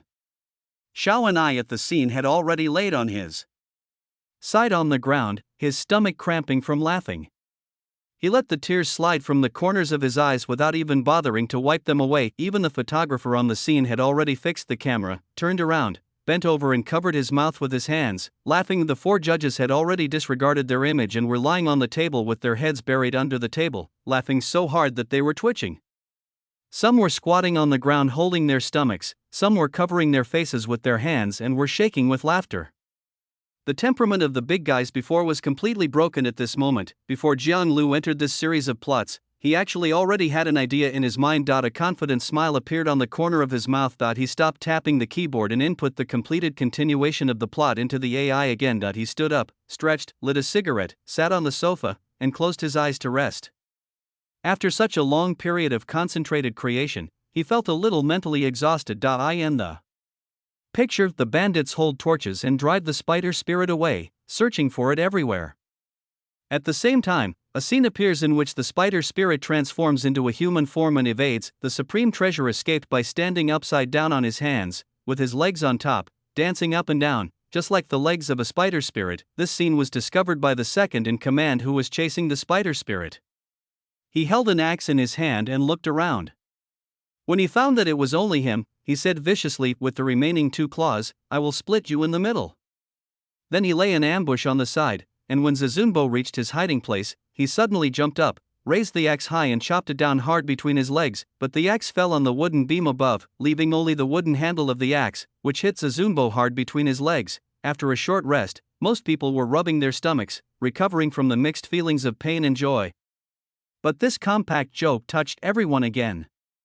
Ha! The audience burst into laughter one after another and never stopped. The live broadcast room was also crowded with comments at this moment. "I'm going to die, what should I do? I really don't want to laugh, but I can't control myself. I really can't stand it anymore. My lips are sore from laughing, my stomach hurts so much. Ouch, help, someone please save me. Help me. This is so funny. Jiang Lu will be my idol from now on, he is so awesome." There was a lot of wailing and crying out on the internet. The audience at the scene was not much better. At this moment, most people in the audience laughed so hard that they covered their stomachs with their hands and raised their heads to the seats in the front row. Their bodies were shaking and they couldn't straighten their backs at all. Of the 4 judges on the jury had just recovered their form when another funny moment came up. The 4 of them were hit again and had no time to evaluate and analyze. After the laughter continued for a few minutes, the scene gradually calmed down. Most of the people at the scene are now recovering from their injuries. Judges, can you please comment on what contestant Jiang Lu just created? The smile on Xiaoni's face has not faded yet. He was now filled with a blind liking and curiosity towards Jiang Lu. Jiang Lu's talent in comedy writing is unquestionable. I still say that if he doesn't advance in this round, there must be something fishy going on. Wang Shuo didn't care about the occasion at all. He had already supported Jiang Lu to the end, and his love for him was beyond words. I support what Mr. Wang said. Whether it's the comedy elements or the use of skills, Jiang Lu meets the standards for this round of advancement. No, it should be far above the standards. Jiang Wen, now a little emotional, followed up with what he said. Shen Xiqing looked at the 2 people who had just finished talking, thought for a moment, and said with a smile, "No matter how far Jiang Lu can go in this competition, I want to have an in-depth discussion with him about the elements of comedy." Shen Xiqing's words immediately aroused discussion among some people online, because there has never been a judge who has been so proactive in wanting to get to know and communicate with the contestants. Those who can sit on the judging panel are all real bigwigs in the industry with real achievements. He is still active in the film and television industry, and his reputation is not gained through seniority. Everyone has seen Jiang Lu's performance, which is remarkable, and I also have high hopes for his future development in comedy. Lan Xiaolong did not express his support for Jiang Lu directly like the other 3 did, but the message revealed in his words showed that he highly appreciated Jiang Lu inside the Jiaxing company at this time. Mr. Yang's face turned red, and the manager of the film and television department beside him stood up, holding his stomach which hurt from laughing. "Boss Yang, how is it? Even the judges are praising it. I think it's almost time to make a move. It's really amazing. This person is called Jiang Lu, right?" "Yes. I discovered this person from the beginning of this program. He graduated from Shanghai Drama Academy, and then, the manager began to introduce Jiang Lu's information in detail, including his works from the beginning of his competition to the top 32. Obviously, he did a lot of preparation. Prepare the company's account. When the next joke comes, we'll enter the scene." Mr. Yang thought about it for a while and decided on a plan. In fact, Ms. Yang had another idea in her mind, but she felt it was not mature enough yet, so she did not say it out loud. The script in front of them is extremely important for a film and television company of their size, but now, not only Jiaxing Film and Television has discovered the value of this script, other film and television companies have also discovered the value of the script written by Jiang Lu. Chapter 9: Internal Decisions of Film and Television Companies. Just as Jiaxing Film and Television made the decision, Chinese Film and Television Department, Wang Zhonglei had just finished a day-long meeting. As soon as he returned to the huge office, Wang Zhongjuan walked in hurriedly and reminded him to take a look at the Niao by Shanghua Top 32 competition that had just been broadcast today. Wang Zhonglei pinched his brows. Although he was confused, he still turned on the computer and started watching the replay. Half an hour later, he watched the replay in amazement. What is playing on the screen is Jiang Lu's performance of his work. How is it? How about this script? Wang Zhongjuan had been standing behind him. When he saw his brother finish reading, he asked anxiously. "It's really good, with lots of laughs. You can tell by the audience's reactions. That's the most intuitive. But, don't mention buts. I believe that many companies are ready to make a move now, because this script suddenly appeared today and has become a hot topic online. If we can get it, we can save our publicity costs." Wang Zhongjuan urged his brother anxiously. "I think we should wait and see. After all, he has only just started to create. I think he has finished less than 1/5 of it. We can't be too anxious." "I know you are anxious, brother." Wang Zhonglei stared at the computer screen, still hesitant.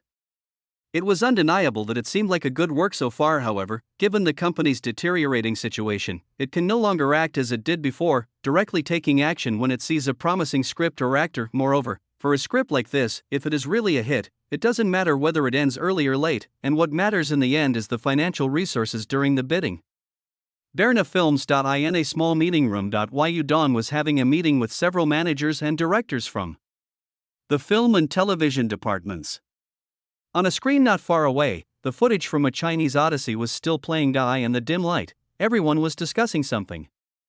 "Well, now let's decide what this script is like." The few of them soon had disagreements on the script. "Old How, we don't know what will happen to this script later. Can it maintain its standard? Let's wait and see. But this is a comedy. Don't you know how big the market is?" The middle-aged man called Lao Hao was a little anxious. "All right, stop arguing. For now, let's just focus on the script and wait and see." Yu Dong reluctantly ended the disagreement. Penguin Films. After watching the live broadcast, several key leaders quickly decided to compete for the script, but their beliefs are not that strong. After all, they have always been working with others and have hardly produced any film or television independently, so they have the idea of getting involved. Most likely, they want to muddy the waters by getting involved in order to maximize their own interests. Regardless of whether he can get the script in the end, he can rely on the strong financial strength of the group behind him to invest in a good film or TV series and finally get a share of the rewards. This is their usual routine. The function of their film and television department is to discover good subjects, then find partners, then participate in the production of films, and so on. They are more like a group of professional businessmen who only care about profits and don't care whether the film and television industry lacks these things. Yan Jinglight, Wang Changtian, the chairman, is extremely domineering and strong. He did not call anyone for consultation at all. At this moment, he stood quietly in front of the huge French window, with the screen behind him playing the scene of A Chinese Odyssey. Wang Changtian is a very conceited person. Because many animated film and television works and light-hearted films that modern young people like to watch in recent years are mostly produced by Yanjing Guangxian, he single-handedly developed an unknown company into a large company that cannot be underestimated in the industry. He was also hesitant at this time. After all, although there is a huge blank market for comedy in China, there has never been a purely good comedy. At this time, he no longer had the daring and aggressive character he had in the past, because he had hundreds of people under him who depended on him for their livelihood, and the company's reputation was also very important, because of the popularity of the program itself, coupled with Jiang Lu's creation of an excellent comedy-themed script, and the lack of a pure comedy market in China. Many film and television companies have keenly seen the opportunity to seize the market.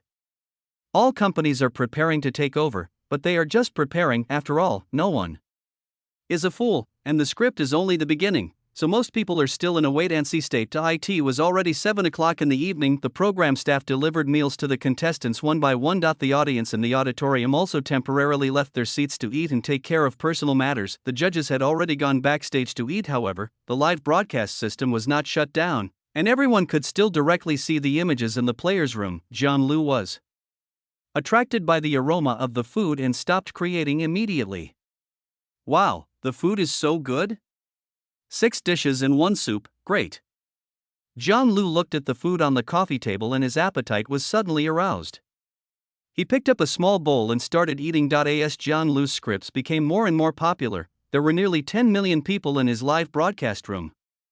Even when he stopped writing, not many people left, but they looked like he was eating. I ate instant noodles while watching Lucien eat 6 dishes and a soup, silently shedding tears of weakness. I haven't eaten yet? Ah, he is so abominable. Eat quickly, I'm still waiting for the next plot, eat quickly. Wow, I can smell the aroma of food through the screen. 10 minutes later, Jiang Lu was still eating leisurely.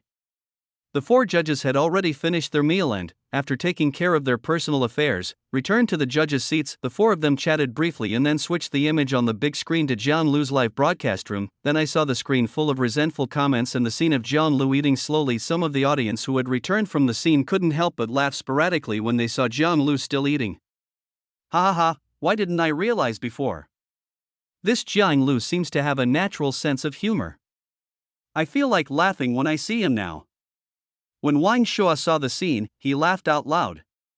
This shows that his scripts are very successful, and people will subconsciously transfer the comedy effects to real people.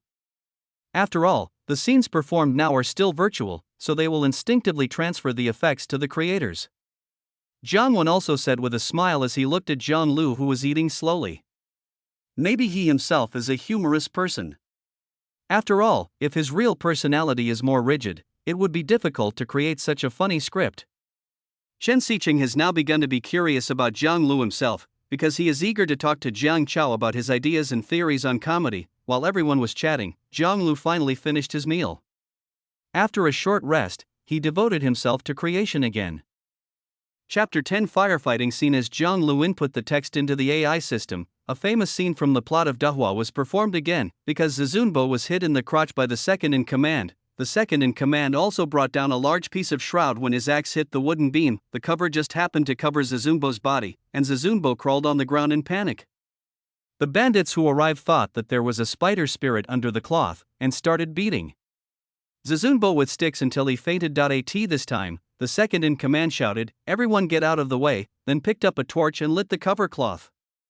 Zizunbo was awakened by the burn and shouted, "I'm being burned to death." When everyone realized it was the gang leader's voice, they removed the cloth, but at that moment, Zizunbo's crotch was on fire. The bandits were in a panic. "Boss, lie down quickly." The second-in-command roared. In panic, Zizunbo instinctively obeyed the command and lay down on the spot. The second-in-command rushed to the side of Zizunbo, who was lying on the ground, and before he could react, he raised his leg and stomped hard on his crotch.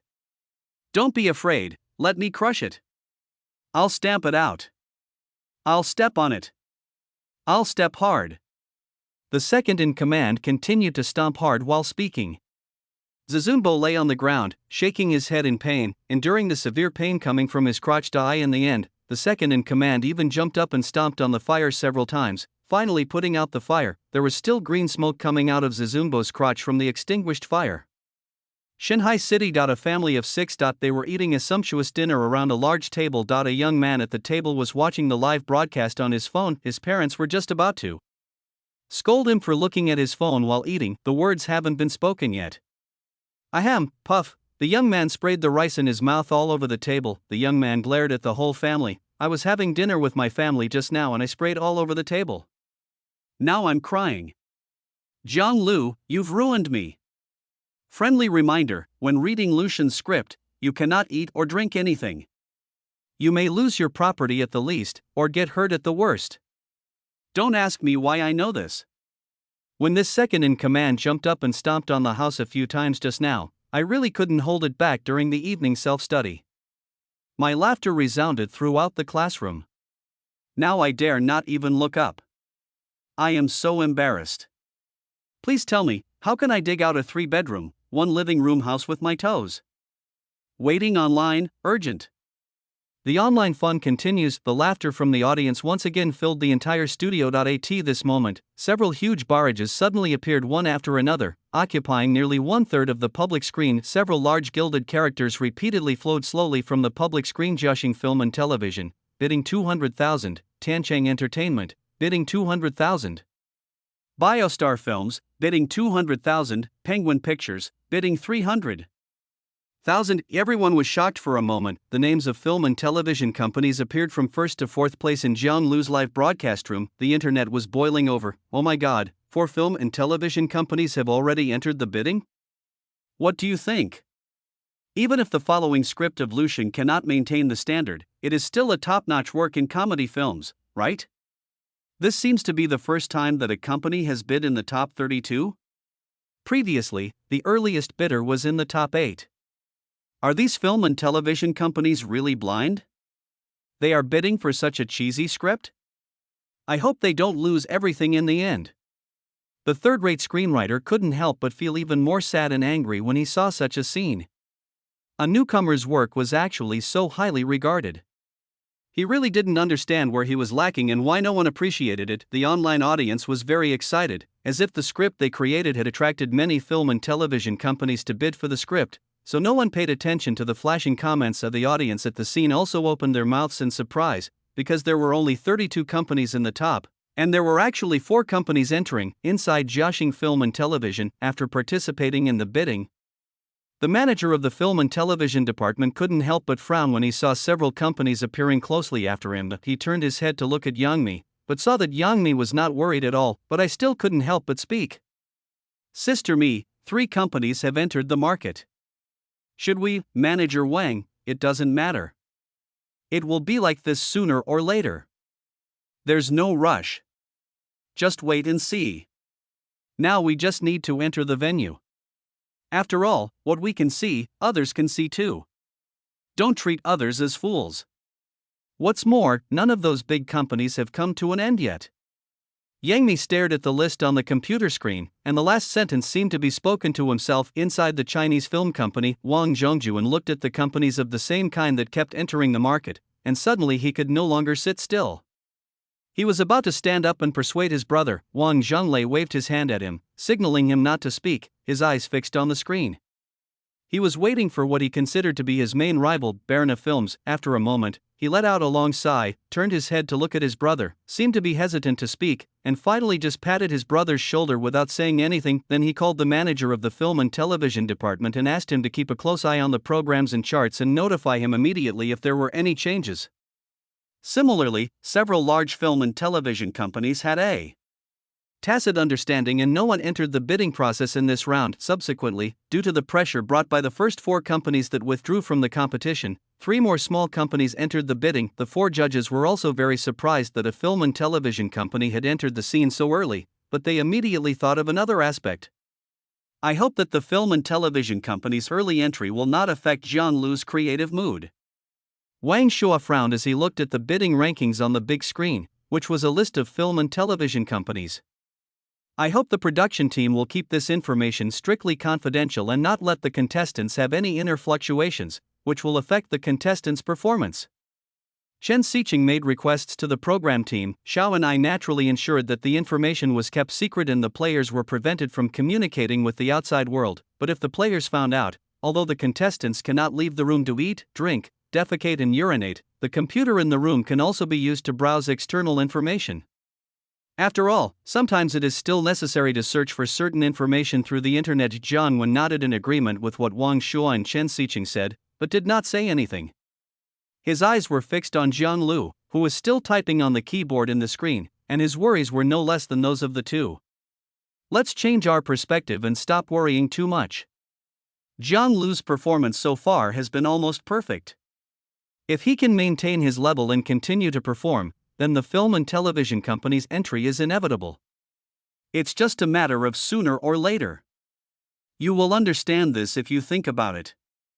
The other three judges were stunned when they heard Lan Xiaolong's words, then the three of them couldn't help but smile bitterly and nodded, thinking that they were probably a little too worried. The early entry of the film and television companies actually proves that Jiang Lu's script now meets the standards of a pure comedy. I hope Jiang Lu can resist the temptation of these film and television companies. After all, this is just the beginning. Lan Xiaolong's gaze also turned to the figure typing on the keyboard on the big screen. He did not say the last sentence out loud. He was naturally worried in his heart. At the same time, he also hoped that Jiang Lu could perform stably. After all, Chinese comedy has been silent for too long. At this time, Weibo and Douyin appeared in hot searches and keywords again. Ginger Road, hashtag Road God, hashtag Maiwo Bishengwa 32 strong dark horse, hashtag first 32 strong bidding, hashtag people who had not paid attention to this program before, due to the hot searches and focus, flocked to the program and started paying attention to Jiang Lu. Chapter 11. You are insulting a masterpiece. With more and more people pouring in online, there were already nearly 15 million people in Jiang Lu's live broadcast room. Nearly one-third of them had never read a script produced by Jiang Lu. This show now seems to have become Jiang Lu's one-man show. Jiang Lu's creative process was not affected at all, and he continued typing in the room. After he finished writing the next plot and entered the text into the AI system, he saw that it was already past 9 o'clock in the evening. He stood up, went to the bathroom, came back and sat on the sofa smoking, constantly recreating the plot from his past life in his mind. At the same time, the plot that had just been recorded was presented to everyone. Zizunbo and the bandits originally wanted to kill Chun Sanchun Yang, but unexpectedly a woman in white appeared. Zizunbo liked this beautiful girl in white very much. After the bandits left, the woman in white and Chun Sanchun Yang chatted in the house, but they didn't notice that outside the window, the second in command was secretly leaning on the window and peeking. Sister, why did you suddenly leave without saying goodbye and come to this remote place? The woman in white looked elegant and turned to ask Xiang Chun Sanchun Yang. I came out to relax. Ha, you want to wait here for Tang Sanzang to show up and taste his immortal flesh, right? Aren't you here to wait for Sun Wukong? That stinky monkey, I must kill him with my own hands this time. One monk has water to drink, but two monks have none. Don't you understand this principle? Chun Sanchun Yang instantly turned into a huge spider, exactly the same as the previous one. You think you're the only one who can change? The woman in white also changed instantly, and a white-faced, terrifying white bone demon appeared. The second in command, who was hiding outside the window, screamed in fear and fell directly from the wooden ladder outside the window. Although there is no funny part in this plot, it reveals a lot of information, including that the white bone demon seems to have a love affair with Sun Wukong. However, this information once again caused huge controversy on the internet. The cause was the emergence of a big V with the identity of an actor in Journey to the West appeared. He used to be the actor who played the monkey in Journey to the West. He has been making money from that film and television for many years. At the same time, because he needs to make money, he is extremely extreme in protecting any product related to Journey to the West. Big V Lu Lingtong, this is simply a copy of Journey to the West. The spider spirit appeared before, and I didn't want to say anything. Now the white bone spirit has also appeared, and it said it wanted to eat Tang Monk's flesh? This is a complete copy of Journey to the West. Big V Lu Lingtong, how can Sun Wukong fall in love with the white bone demon? Is it interesting to confuse right and wrong between humans and demons? Is it necessary to be so serious? Is Journey to the West still popular now? I am really impressed. Big V Lu Lingtong, Journey to the West is a classic masterpiece that has been passed down through the ages. Why is it not popular? Don't you know what a masterpiece is? Because of this plot, there were fierce disagreements and arguments on the internet. It was all because of the Big V Lu Lingtong who started the trend. Many small-time haters seem to have found the ammunition to criticize them in an instant, and started a crazy attack under the excuse of imitating famous works, but Jiang Lu didn't know what was happening. He sat on the sofa, thinking for a while, and found that it was almost 10 o'clock. His brain had been thinking and recalling all day, and he felt a little sleepy. So he got up, turned off the lights in the live broadcast studio, walked into the room, which was only the size of a bed, closed the door, and went straight to bed. Yes, he went to sleep. Everyone in the audience saw that the lights in Jiang Lu's room were turned off, and then, shit, did he go to sleep? Take out the weather and question marks. He just went to sleep. Going to bed so early, isn't it a bit too early for him? Many film and television companies in the live broadcast room were very unhappy when they saw Jiang Lu's behavior, because their purpose was to see the subsequent plot as soon as possible. In addition, the script has now been influenced by that Big V and has been accused of insulting and blaspheming the famous novel Journey to the West. This reputation is obviously not a good one. Xiao and I heard the discussions of the audience and the chaotic comments on the public screen, so he suddenly had an idea and said to the 4 judges, "Dear judges, Jiang Lu's performance today was indeed very dazzling. So can you give us a general summary and analysis of the script he created today? I believe that the netizens and audiences who are watching the live broadcast will also be very curious. After all, you are coming from a professional perspective." Xiaoni's words instantly won praise from the audience, and the scene instantly became much calmer. The 4 judges looked at each other, as if they had a tacit understanding. Chen Xiqing was the first to approach the microphone and said, "I'm the least experienced judge here, so let me start by saying that I didn't appreciate Jiang Lu's script at first, but as the laughs kept coming out, and the intensity was particularly high, I no longer worry about his statement that the core element of comedy is tragedy. This script is now very funny, and that's enough." Chen Xiqing kept smiling throughout the whole process, as if he had let go of the issue of the core element. At the same time, he also implicitly expressed his attitude towards the online debate. Many people agreed with what Chen Xiqing said. As long as it's funny, that's enough. What's the point of talking about this and that? I don't have much to say. As long as it's funny, it's a good comedy. If it's not funny, it's all bullshit. If you want to hear a plot analysis or something, just listen to Jiang Wen. Wang Shuo only said one sentence, then leaned back in his chair, looking at the barrage of comments on the public screen that kept attacking Jiang Lu with a very unhappy expression. Jiang Wen looked at Wang Shuo helplessly. Since Teacher Wang asked me to speak, I will just say a few words. It is undeniable that Zhang Chao's work is indeed a pure comedy at this stage. It is full of laughs and the techniques used are very skillful. If you are interested, you will have noticed the contrast I mentioned repeatedly before. Jiang Wen said this and switched the screen to the short clip before the second in command put out the fire with his feet. Everyone has seen this part of the plot. If you work backwards from this part, there is the axe handle hitting, the spider spirit being carried away, the manure pit, and the cross-eyed guy at the beginning, including the tension before the fire was put out. Almost all the jokes are made in the first second, and then there is a sudden turn with unexpected funny behavior or words, which can amplify the effect of the jokes. Amazing. I'm impressed by Jiang Lu's brain. Is it amazing? Even if it's amazing, it copied Journey to the West? Why do you argue with what others are saying about comedy techniques and skills? Big V Lu Lingtong, what about comedy? If so, as long as you can write comedy, you can just copy it? Then comedy is just like that. Apparently the judge's words did not reduce the online disputes. After Lan Xiaolong heard Jiang Wen finish speaking, he thought for a while and then spoke. I've said before that Zizunbo's character is vain, sloppy, and unlikable. Do you still feel that way when you look at this Zizunbo now? This is what I want to say. Jiang Lu first set up the bandits to be somewhat loyal and stupid. Even if the main character Zizunbo has a bad personality, there are still these worse people to set him off. At the same time, he used comedy elements to let Zizunbo occupy the main part of the funny content, which invisibly resolved the defects in his personality. I reiterate here that, just like the first plot of contestant Jiang Lu, everyone should not dwell on a certain segment or the setting of a certain character.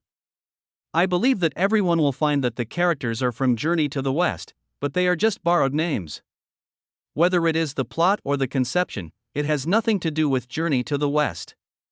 Please treat it rationally and don't let others sway your emotions. After Lan Xiaolong finished his speech, he began the final inspection of the day with the four judges. At this moment, a wave of debate has been set off again on the scene and online.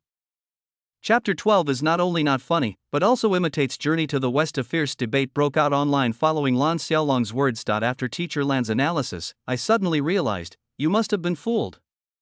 The script of Journey to the West is praised so highly. Is there some inside story? I really admire you haters. Why didn't anyone make a sound when you laughed just now? Stop arguing, listen to Teacher Lan, and see what Jiang Lu can create tomorrow, then we'll know everything, right? The audience also started talking. Is Jiang Lu's hen so amazing? It's hard to say, right? Although it's funny, but if you look at the comments attacking him, it seems that there is some truth in what they say. After all, who cares? As long as it's funny, it's fine. Whether it's a famous book or not has nothing to do with us. Time passed quickly in the heated debate. It was already 11 o'clock in the evening. Since Jiang Lu had gone to bed early and there was nothing to watch, everyone on the internet went offline one after another. The lights at the venue were turned off, and only a few contestants' rooms had lights on. The situation was temporarily calmed down. At 10 o'clock in the morning of the second day, all the contestants were ready and the show began again. For judges, after watching the contestants' creations yesterday, I believe everyone has a general impression of all the contestants, but there is no doubt that our number 4 contestant Jiang Lu was the most eye-catching yesterday. So what are your expectations for the contestants today? Just say a few words. Xiao and I was obviously told that Jiang Lu could attract a large number of ratings because he is now the focus and hotspot. As soon as the game started, everyone's attention was focused on Jiang Lu again. The four judges smiled at each other, and finally Jiang Wen expressed his expectations and encouragement. I hope the contestants can keep up the good work and continue to use their imagination. As for Jiang Lu, as long as he maintains his standard, that's all that matters. After Jiang Wen finished speaking, the four judges all laughed. Last night's quarrel was obviously not over and was still continuing to ferment. In the audience, it's unclear how Jiang Lu will perform today. I'm a little worried, but I still hope Jiang Lu can perform at the same level as yesterday. Just wait and see. Yesterday should have been his most glorious moment. It will definitely not be the case today. The internet was even more noisy, with endless pessimistic remarks emerging from all directions. Many film and television companies also sat in front of their computers early to watch the show. The film and television companies that were eliminated yesterday are now in a very conflicted situation. The comments that occurred on the internet yesterday have caused the comments on the script, which was previously in a very good situation, to change somewhat. Several large companies that have not yet been involved are sitting on the Diaoyutai, not in a hurry at all, but they are still extremely concerned about the development of the situation. Okay, I won't waste any more time. Now I declare that the second match of Miao by Sheng Hua Chung Chuan Top 32 has officially begun. As Shani's voice reached the contestants' ears through the speakers in the contestant room, all the contestants began typing on the keyboards, and paragraphs of text quickly appeared on the computer screen. After half an hour of typing, Jiang Lu entered the text into the AI system and the plot was played out again. The second in command tried his best to escape back and told Zizunbo that the two women were goblins, but Zizunbo didn't listen at all as Zizunbo carefully prepared to meet Bai Jingjing on the bridge, but was mistaken for Sun Wukong, which made Bai Jingjing remember the time when Sun Wukong toyed with her feelings. The scene immediately caused a lot of discussion at the scene. It is true that Sun Wukong and the White Bone Demon had a love affair. I can't accept this change. The online disputes have also become more intense. At night, Zizunbo had a dream and came to the cave again. When he wondered why he came here again, a voice told him that he wanted to come back on his own. On the second day, when Zizunbo led the bandits to rob the soles of the feet, a bunch of grapes fell on his head. It turns out that this bunch of grapes was transformed by Patriarch Bodhi and told Zizunbo that the two women were monsters, and then Zizunbo confirmed it through the magic mirror. Patriarch Bodhi told Zizunbo that the monsters gathered at the 5 mountains to wait for Tang Sanzang and Sun Wukong to be reborn, and that they wanted to eat Tang Sanzang's flesh. The performance of this part of the plot did not cause much response.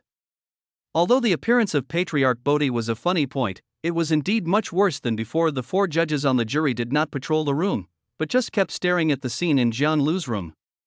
At this time, the thing that the 4 were most worried about happened. This plot did not have many funny points. Just like the plot last night, controversy instantly arose again in the audience. Jiang Lu is not doing well. It seems that yesterday was really his most glorious moment. It's just a paragraph, don't jump to conclusions so early. Have you noticed? He is now playing more and more Journey to the West characters. Maybe you are really like what Teacher Lu said. Well, Chen Xiqing sighed, but there was nothing he could do about it. This might be a problem that every new screenwriter would make, being nervous, which was actually a reflection of insufficient writing skills and lack of experience. We can't expect too much from him. After all, he is just a newcomer and his screenwriting ability still has a lot of room for improvement. Wang Shuo was also a little disappointed after watching this plot, but he still said a few words for Jiang Lu. Lan Xiaolong and Jian Wen both looked a little disappointed, although they understood that Jiang Lu was still a novice and couldn't expect too much from him. The dense laughter yesterday still made them instinctively place very high expectations on Jiang Lu. Many film and television companies that have not yet participated in the bidding have turned off their computers and are no longer paying attention to subsequent developments. At the same time, they are secretly glad that they did not participate in the bidding. There was a lot of discussion online, even more intense than last night because that Big V stood up again. Big V Lu Lingtong, everyone, look, Sun Wukong appeared, Bodhi Patriarch also appeared, and the monsters gathered at Wuyue Mountain. No, he himself said that Wuyue Mountain is Wuji Mountain. Isn't this Journey to the West? I support Mr. Lu. I feel like the Journey to the West plot may appear next, with the plot of eating Tang Monk's flesh and Sun Wukong saving his master. So what if they are just imitating Journey to the West? Aren't you meddling too much? You are not the author of the original Journey to the West.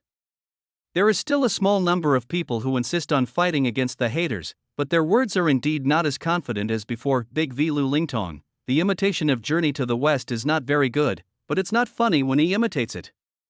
When this sentence appeared, Jiang Lu's fans were instantly silent. At this time, Lu Lingtong began his lengthy criticism. Big V Lu Lingtong, spoofing is not nonsense, and adaptation is not random editing.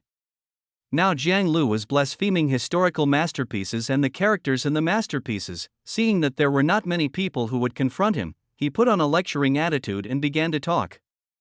Chapter 13. A little brittle, but better than nothing. Amid all the commotion outside, Jiang Lu continued to write the plot in his room according to his memory, and then input the content into the AI system. Chun Sanchun Yang and Bai Jingjing were invited to have dinner with Zizunbo. Zizunbo and the other bandits used the invisibility talisman given by Patriarch Bodhi to create a very modern naked outfit.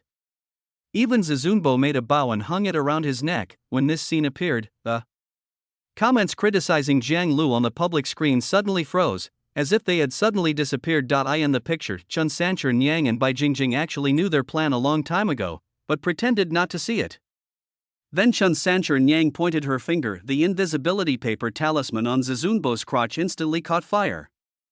In order not to affect the plan of catching the monster, Zizunbo exchanged glances with the second in command, then lay on the ground and covered his mouth with his hands. 8 bandits came out and stepped on Zizunbo's crotch to put out the fire.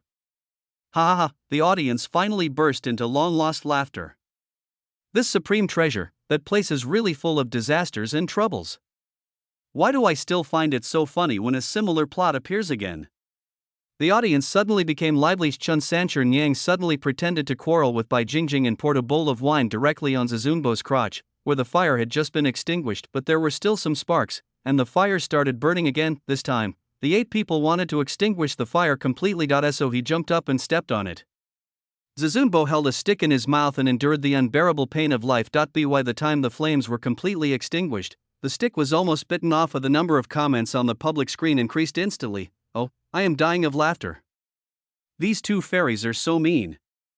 They can clearly see it, but they pretend not to see it. It hurts me just looking at this. I know I shouldn't laugh, but, ha ha ha, I really can't hold it back anymore, ha ha. Zizunbo endures humiliation and bears heavy burdens, a true man, huh, awesome. Just when Zizunbo breathed a sigh of relief, Bai Jingjing started arguing with Chun Sanchun Yang again, then knocked over the oil lamp on the table, which fell on Zizunbo's crotch again, and the flames rose for the 3rd time. Zizunbo looked back at the 2 of them helplessly, with tears streaming down his eyes. The second master took out a steel knife and comforted Zizunbo and said, "Cut it off. It's all burnt. A little crispy is better than nothing." Ha, he is still my god of roads. This part made me laugh to death. The contrast that teacher Jiang mentioned before is here now, and he used it 3 times in a row. Amazing! Lucian is mighty. Where are those black people who just shouted? Shout again. Jiang Lu's fans, who had previously been unable to refute the online posts, seem to have been revived in an instant, but even so, it only suppressed the trolls for a short time. As the plot develops, Patriarch Bodhi also appears in the same attire, and disguises himself as the second in command, using a counter-espionage strategy to capture the 2 female demons into his Qianquan bag Big V Lu Lingtong. This is a complete insult and waste of the classic. Even if your plot is different, Bodhi Patriarch is a figure as famous as Tathagata. How could he be interpreted like this? Yes, Patriarch Bodhi has great means. How could he need to use tricks to catch monsters? He can kill these 2 female monsters with just a wave of his hand.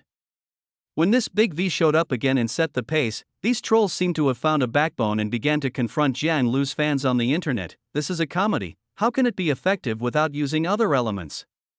What can't others use? Is it necessary to come here and argue about it? Big V Lu Lingtong, this is not a serious matter. The celebrities in the historical masterpieces were spoofed like this, and you still think it's funny? I think the screenwriter Jiang Lu should apologize to the people of the whole country. As soon as these words were spoken, the online comments suddenly became silent. The 4 judges were still patrolling the room at this point, and had no idea that an argument of this magnitude had broken out online. However, the laughter that continued to erupt from the audience behind them still made several judges inexplicably happy, and they instinctively thought that there might be a new plot in Jiang Lu. Although the judges were a little anxious, they couldn't wait to watch the subsequent plot, but he couldn't stop his patrol and go check Jiang Lu's live broadcast room now, as that would be unfair to other players. They couldn't help but speed up their inspection.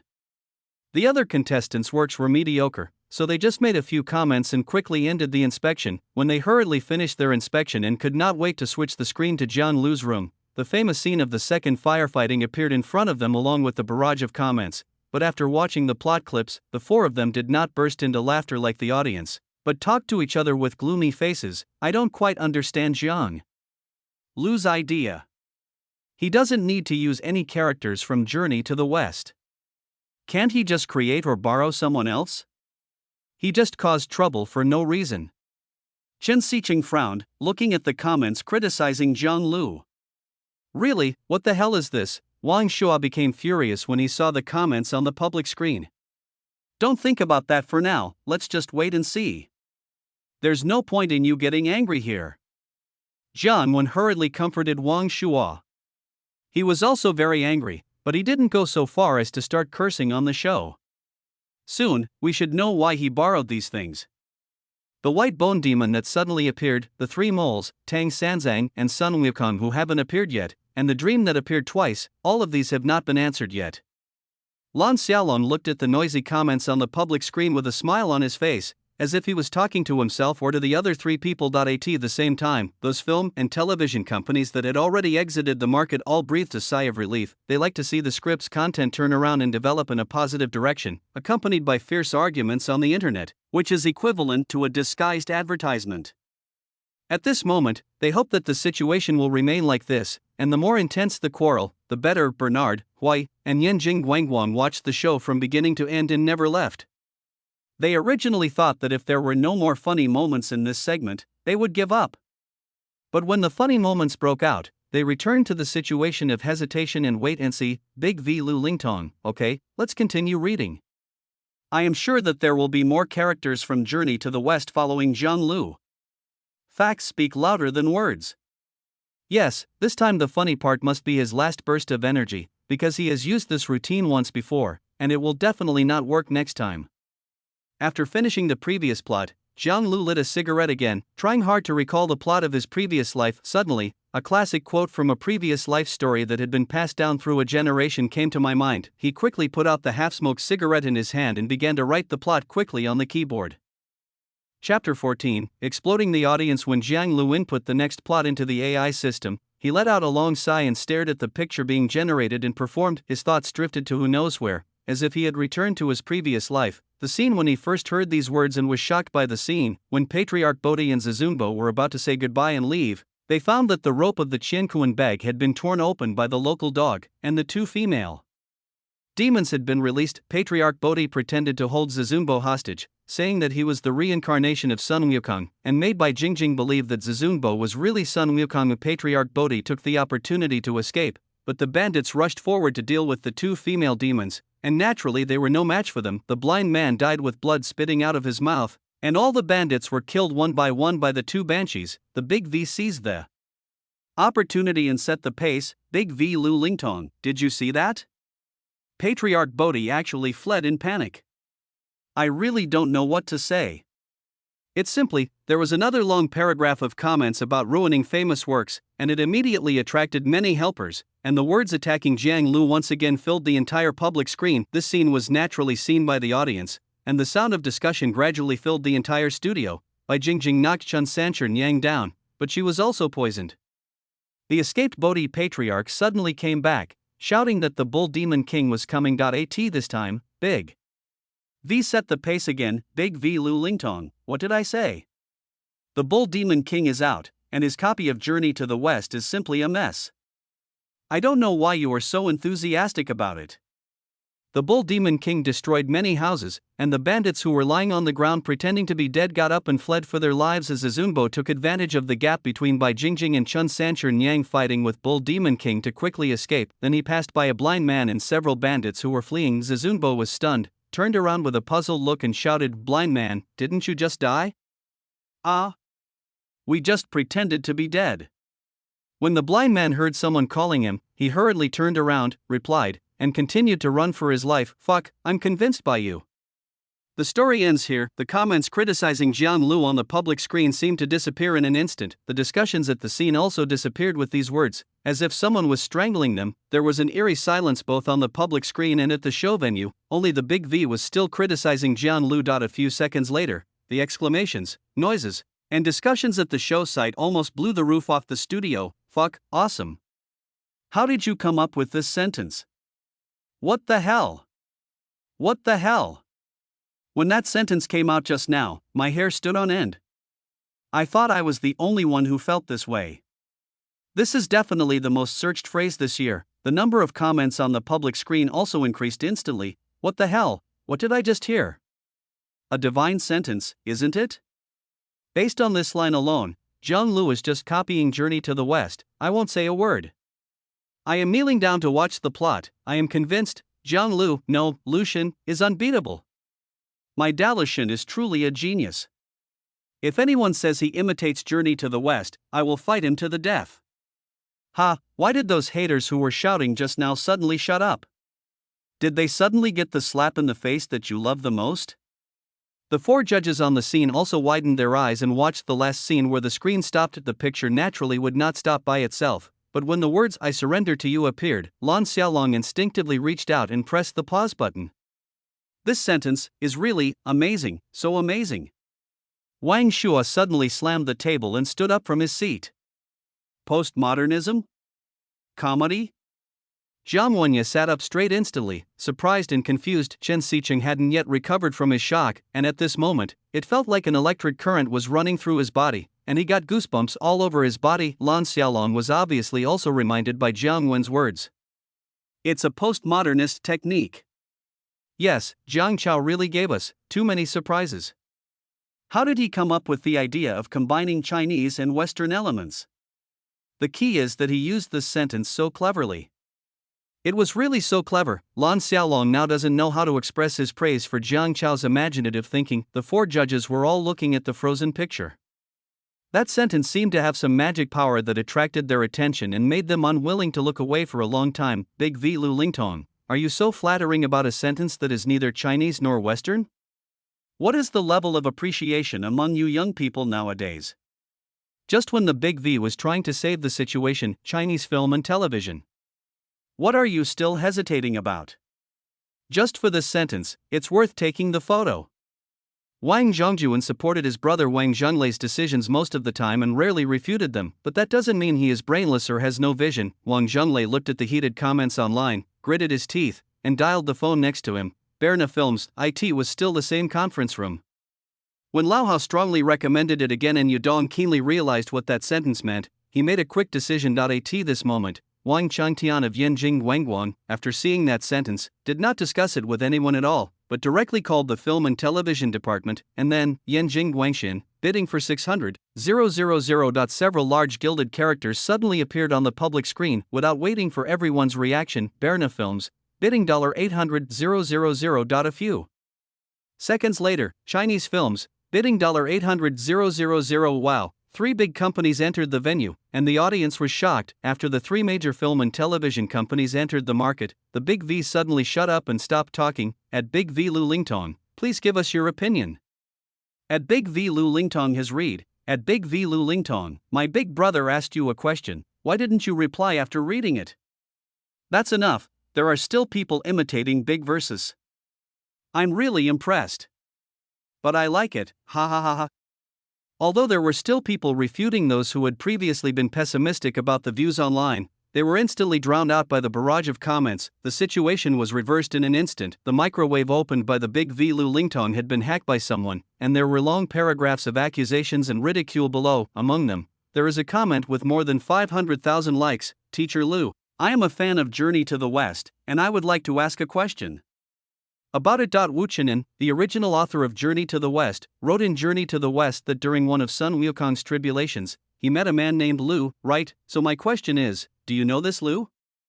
Lu Lingtong had no choice but to close the comment section of Weibo.at this time. 6 of the top 10 hot searches on Weibo and Douyin were related to Jian Lu. Hashtag I am convinced by you. Hashtag Ginger Road. Hashtag imitation Journey to the West. Hashtag a Chinese Odyssey. Hashtag Big V Lu Lingtong. Hashtag Lu Lingtong closed the Weibo comments and suffered attacks from Jiang Lu fans online, but he did not give up his attacks on A Chinese Odyssey. He thought for a long time, hesitated, slowly picked up the phone, and dialed a reporting number. Then, some clips of the program were posted in several WeChat groups. Soon, the groups were in an uproar and began to denounce the program. He had to do this because a TV series he had previously filmed was about to be released. He now needs to frantically grab traffic and popularity to promote the TV series. He himself knows that the popularity of Journey to the West is gone. It just so happened that the popularity of Westward Journey appeared, which made him overjoyed, so he began to attack Westward Journey madly. He was now afraid that Westward Journey would steal the popularity of his soon-to-be-released TV series, and he also wanted to use the traffic of Westward Journey to get some publicity. Chapter 15. I shuddered. The phrase "I surrender to you," which was regarded as a classic in the previous life, quickly spread among college students in China, because this kind of postmodern discourse is very suitable for the group of college students, because they have just become adults and are free from the constraints of their parents. Their hearts are mostly filled with thoughts of freedom and ideals. At the same time, the many Western thoughts and knowledge they learned in college also brought about a fierce collision with the traditional Chinese concepts they had been exposed to since childhood. The earth-shaking change in thinking corresponds to this sentence that combines Chinese and Western elements, but is quite humorous. It quickly became popular in various campus forums and forums in the university. At this time, Jiang Lu was still typing.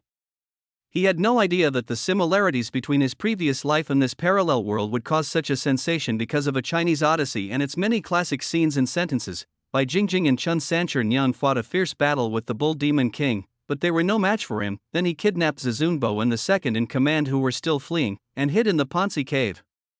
Since there were countless caves in the Ponzi Cave and it was very complicated, the Bull Demon King was at a loss for a moment. The supreme treasure was awakened from his coma by the second in command, because the second in command was still under the influence of Chun Sanchur magic, and looked like a die-hard fan of Chun Sanchur. Then, in order to prove that he was not Sun Wukong, Zizunbo took out the magic mirror he had been carrying and handed it to the second in command. When the second in command's face was reflected in the magic mirror, a pig's head suddenly appeared. He yelled in horror, "Pig!" Although this was a funny moment, the reaction was not too big, because the appearance of Zhu Beiji invisibly confirmed what Lu Lingtong said, and the continuous appearance of Journey to the West characters made people in the audience start whispering again. Zhu Beiji? It's Zhu Beiji, right? My goodness, is this really Journey to the West? A young man in the audience whispered to his companion. I'm really impressed by you guys. Can you please take a look at the name of the script? A Chinese Odyssey. If not Journey to the West, then Water Margin? You keep mentioning this, is it interesting? A girl in the front row of young people couldn't help but turn around and angrily retort when she heard people behind her talking about the imitation of Journey to the West again. The young man was stunned by the girl's angry retort. Fuck, why am I such a fool? How could I have forgotten the title? The name of the script does tell me that this is an adaptation of the Journey to the West story. The boy stood there in a daze, suddenly realizing the problem in his heart. The girl's words also awakened many people in the audience, because most people had long forgotten the name of the script and were only paying attention to the plot. Then they were led by people on the internet, and the herd mentality made them blindly start to question not only the audience, but even the judges were unaware of this problem. At this time, Bai Jingjing begged her senior sister Chun Sancher Nyang to help her detoxify, but when Chun Sancher Nyang asked Bai Jingjing to kill Zizunbo, Bai Jingjing suddenly attacked Chun Sancher Nyang, took the opportunity to hide in a cave with Zizunbo, and then used a trick to lock Chun Sancher Nyang in the cave. Because it was a full moon night, Bai Jingjing suddenly turned into a zombie out of control, and Zizunbo had to hide in the stone gate again before it closed. Chun Sancher Nyang didn't know that her junior sister from the outer sect had turned into a zombie, but in order to get out, she threatened Bai Jingjing with Zizunbo and asked her to open the stone gate, but received no response. Chun Sancher Nyang lost her patience. Well, you still don't want to open the door? I'll rape and kill your sweetheart. After hearing this, the second in command outside the door picked up the key and opened the stone door while struggling to deal with Bai Jingjing, who had transformed into a corpse. At this critical moment, Chun Sancher Nyang used the aphrodisiac method. The stone door also opened, and the second in command shouted and directly threw Chun Sancher Nyang to the ground, and then was hit by the aphrodisiac technique that should have been hit by Zizunbo. Zizunbo took the opportunity to pull Bai Jingjing, who had recovered but was still poisoned, away from the Ponzi cave in a hurry. After the spell was over, Chun Sancher Nyang and the second in command were covered in sweat and gasping for breath. After a brief moment of calm, Chun Sancher Nyang loudly questioned the second in command, "What are you doing?" I shuddered. It was so enjoyable. The second in command opened his eyes wide, as if he had not yet come to his senses. You shuddered on me? Chun Sancher Nyang asked in disbelief. Yes. The second in command still maintained that expression and nodded. Master Chun San found it unbelievable that such a thing could happen to her. Ha! The sound of laughter once again resounded throughout the studio. Shivered? Haha, I get it. I feel sorry for Chun Sancher Nyang. How come she has to face such things? Shu Beiji's dream came true, right? This is a good thing that I didn't get to experience in Journey to the West, but I got to realize my dream in Dahua. At this time, the public screen in the live broadcast room exploded even more. This is like a good cabbage being eaten by a pig. Is this the origin of this phrase? My Chun Sancher Nyang, Zhu Beiji, and I will never reconcile with each other. I can't accept this fact. Zhang Lu, give me back Chun Sancher Nyang. The four judges in the judges' booth all shook their heads and smiled bitterly, realizing that Zhang Lu's use of this contrast method was simply perfection. At this moment, a voice suddenly came from the director's headset. Director Zhang, the head of the station called you and said it was an urgent matter. What do you think? Director Zhang was stunned when he heard the voice coming from the headset. He knew that the call he had to answer on the show must be something important. He quickly arranged the scene, and at the same time gave some instructions to Xiao and I, asking him to maintain order on the scene. Then he hurriedly got up and left his seat, rushing to the backstage. Zhang Yizhong, the higher authorities just received a report call, asking the station to pay attention to this matter. Do you think you are? Zhang Yizhong listened to the notice coming from the microphone, and he knew that this notice was actually an order. He was a little angry, but he suppressed his anger and asked who reported it. After getting the answer, he hung up the intercom phone heavily. Really? What the hell, do you still have any shame? Zhang Yizhong yelled a few words angrily in the backstage, which immediately attracted the attention of the backstage staff, but no one dared to step forward to ask. He was notified that an inspector from a higher level department, accompanied by the station's leaders, would soon come to the studio to inspect the program on site. Of course, there is only one purpose, which is to get to number 4 Jiang Lu, because among the people who reported it was a spontaneous folk organization of famous works, and the leader was a veteran artist. The content of the report was naturally that there were phenomena of insulting famous works and mistreating the characters in famous works in the program. The higher authorities can only accept it because the people use their real names, so you have to take action. If it really happens, then those who should be blocked, and those who should be warned should be warned. Chapter 16 Reviewers move in soon, accompanied by the station leader. A reviewer in his 50s arrived at the show. They did not alarm anyone, and so far, only the on-site director Zhang Yizhong knew about this matter. They quietly came to the last row of the auditorium, found a few seats and sat down. However, the demeanor of these people was still noticed by a thoughtful person sitting in the front row of the audience. Zhang Lu was in the room at this moment, still typing on the keyboard. Quickly. He had no idea what was happening outside. He probably would never have thought that just because of the work A Chinese Odyssey, there would be such a big stir that the higher authorities had to send people to inspect it personally. At this time, the 4 judges were patrolling the contestants' rooms. Among the many contestants now, it is obvious that Zhang Lu is far ahead of all other contestants and can be considered in the first echelon. The second echelon that followed was the previous seeded players, such as number 18 Yang Feng, number 30 Mao Bing, etc., who had high hopes of winning the championship before the game. The comedy jokes of these people are not as strong as those created by Zhang Lu, but the writing skills are indeed powerful, and the constructed plot is eye-catching enough. It is completely similar to the films on the market now that are named as comedies but are actually of different types. Essentially speaking, it is impeccable. After all, Zhang Lu is a freak and there is no comparison. After Zizunbo and Bai Jingjing escaped, Zizunbo changed his clothes and found Bai Jingjing on a cliff. He looked at Bai Jingjing's figure from below and said to himself, how great it would be if it wasn't a monster. Zizunbo came to the cliff. Bai Jingjing's palms were almost completely green at this moment. She was holding the jade pendant, seeming to recall something. You are getting more and more poisoned. If you don't detoxify in time, you will die. Zizunbo came up behind Bai Jingjing, squatted down and said, what does it matter if it's solved? If you're not happy, immortality is useless. If you're happy, even if you can only live for a few days, it's enough. What would you do if I told you that I'm not Sun Wukong? Zizunbo was a little confused, but still asked this question. I will kill you. I'm really not Sun Wukong. Aren't you afraid that I'll kill you? I'm afraid, but I can't help it, because I don't want you to think of someone else when you see me. Bai Jingjing cried in disappointment. Zizunbo comforted her, and then the two fell in love with each other. However, due to the problem of the belt being too tight, no further action was taken. The public screen was once again filled with LSP bullet comments. I took off my pants, and you show me this?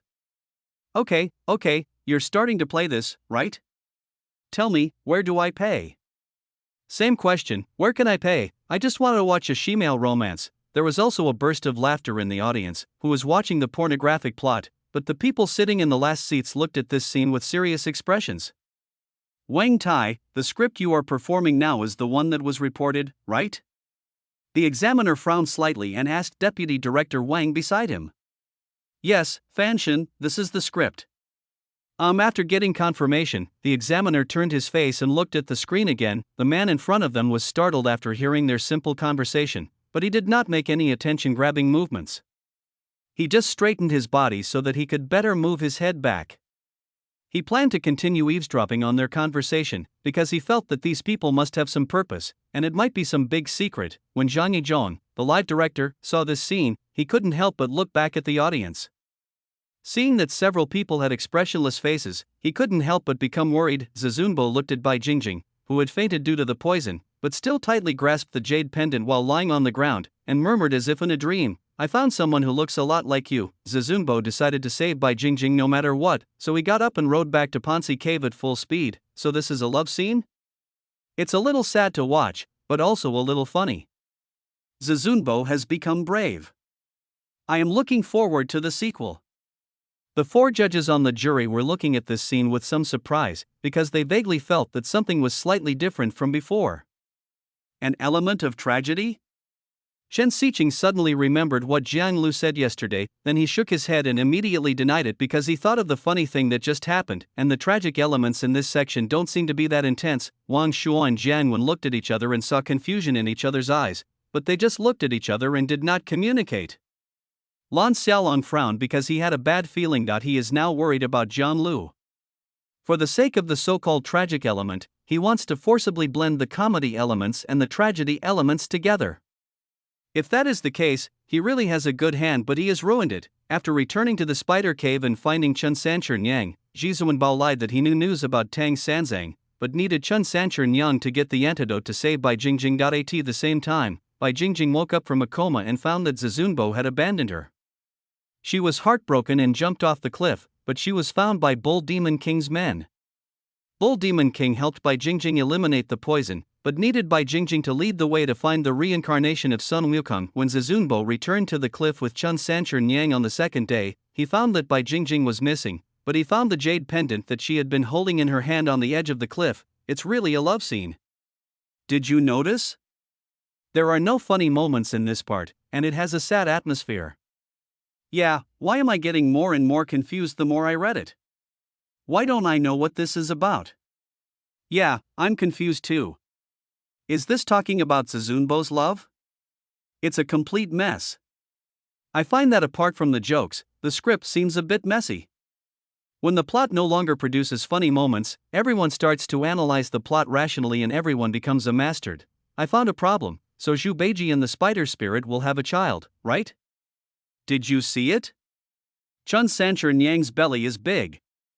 No, I just want to ask, Zizunbo and Bai Jingjing, Niu Moang and Tang Xingru, are Dangjia and Chun Sancher Nyang, who is the protagonist now? Why am I so confused? I said earlier that this is a bad drama, which is supported entirely by jokes. When the jokes are gone, everyone will find that this script is a mess. After the third-rate screenwriter discovered the trend on the internet, he quickly led the trend, because he also contributed a lot when the big V Lu Lingtong appeared to lead the trend. Yes, it's a bad drama. Think about it yourself. Apart from the jokes, do you understand what this script is about? It seems to be true. I think about it and I really don't know what this is about. At this time, the 4 judges on the jury were already frowning, because they found that Jiang Lu's plot was somewhat off topic.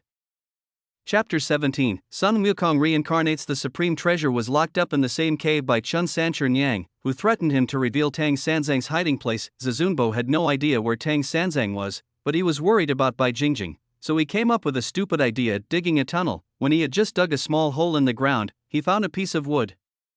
There were a few large gold-plated characters written on it. Moonlight box, with the help of the moonlight, can travel through time and space. Ponzi Dushin. He picked up the wooden board, puzzled, and found that there was indeed a long and thin box inside. After he picked up the box, he found a Sanskrit mantra on the back of the box, Mahaprajna Paramitha. What the hell? What kind of treasure is this? Didn't you see the description of time travel? But this description really makes people feel a little distracted. Why do I find this explanation kind of funny? There was a lot of discussion in the audience, and there was also discussion about this plot online. Ponzi Daxian? I remember that in the first scene, it was said that Sun Wukong snatched the moonlight box from Ponzi Daxian?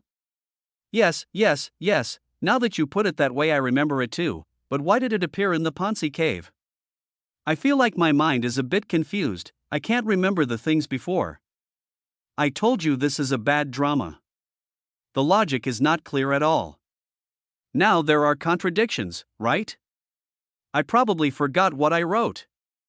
The third-rate screenwriter was sitting in front of his computer at home, a cigarette between his lips, his fingers quickly typing on the computer to criticize Jiang Lu. At this moment, he seemed to have found Jiang Lu's real weakness, and a smug smile appeared on his face. While Zizunbo was still surprised in the cave, he was suddenly sucked into the small cave he had just dug by a strange force. When he woke up, he found that he was in the cave with flowing water that had appeared repeatedly in his dreams before. He encountered a portrait of Guanyin, who told him that Sun Wukong had committed many sins in his previous life, and that he had not yet become the reincarnation of Sun Wukong because he had not yet met the person who gave him the 3 moles. At this moment, Chun Sancher Nyang outside was about to give birth. After going through the pain of childbirth, she gave birth to a boy. When the second in command saw that Chun Sancher Nyang had always wanted Tang Monk, he named the child Sanzang. Wow, when the audience saw this scene, they were all shocked. Fuck, I just saw that part saying that Zizunbo is Sun Wukong, and it was enough to make me explode. I really can't accept this child's name. Yeah, although this prank was unexpected, it was indeed a bit disgusting.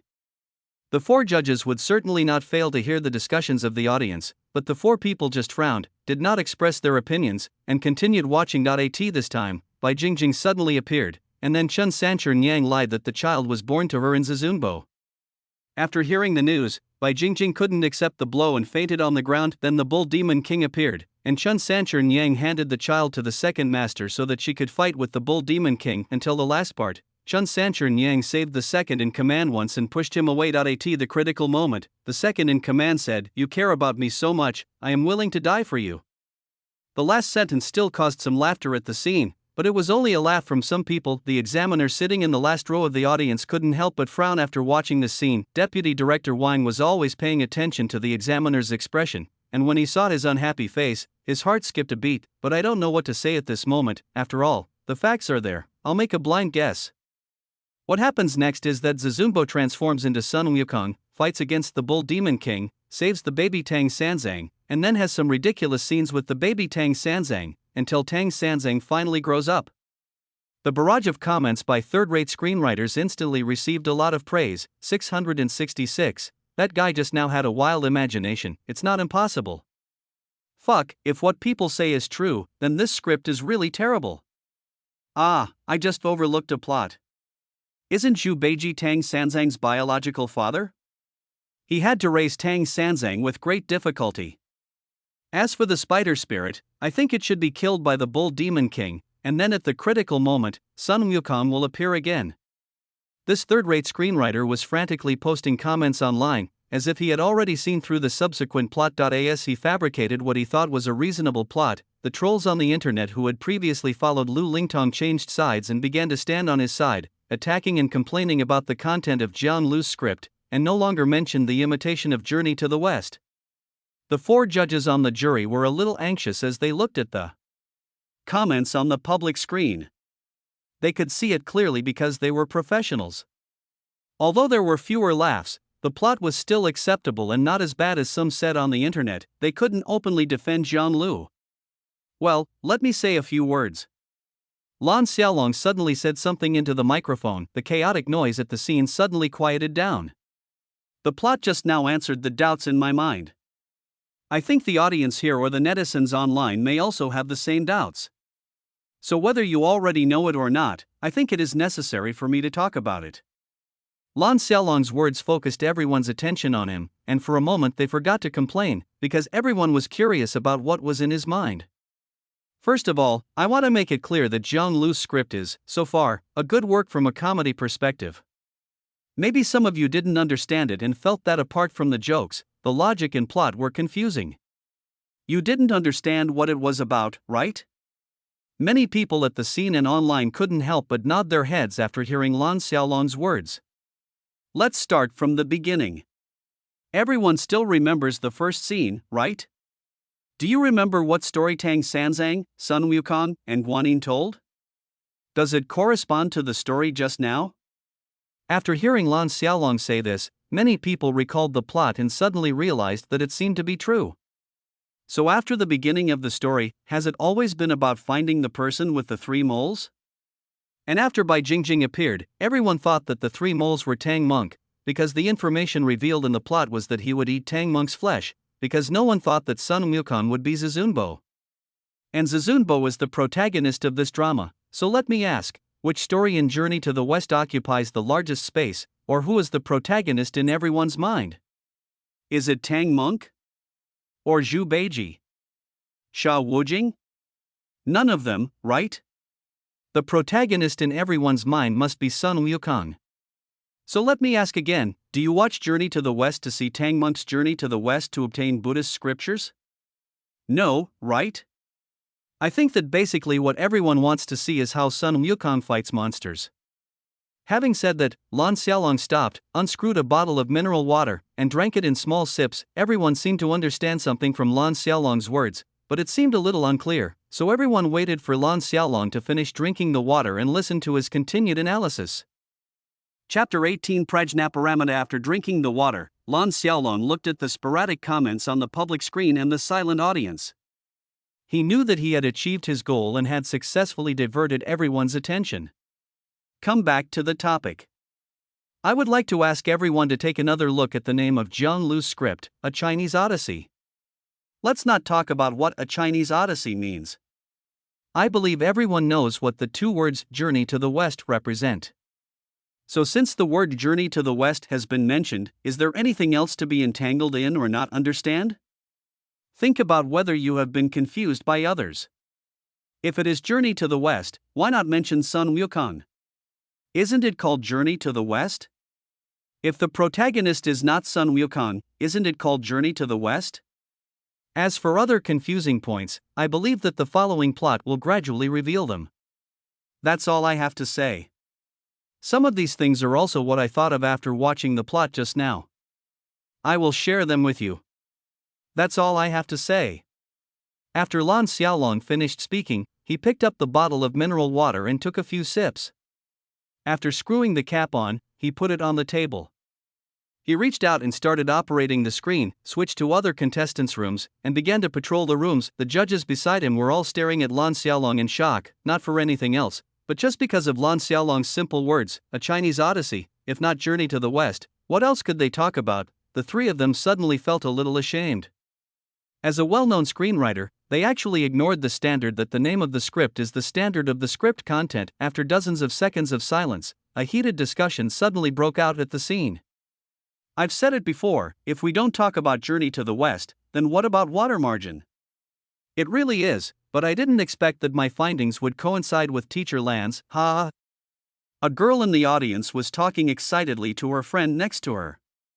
She was the girl who had angrily scolded the young man in the back row. Fuck, I'm so stupid. If Teacher Lan hadn't said it, I would still be confused. Yes, the name of the script is A Chinese Odyssey. If it's not about Journey to the West, then is it about the romance of the Three Kingdoms? I was so confused that I suddenly realized that I was like a fool. Teacher Lan was simply a guiding light. Lan Xiaolong, you are so disregarding your own status in the film and television industry, and so desperately trying to whitewash a newcomer and force your interpretation. Did you receive some benefit? I seriously suspect that the program team has an inside story. I will report it to the relevant authorities. The third-rate screenwriter had just started a trend, but he didn't expect that Lan Xiaolong's words would instantly reverse it.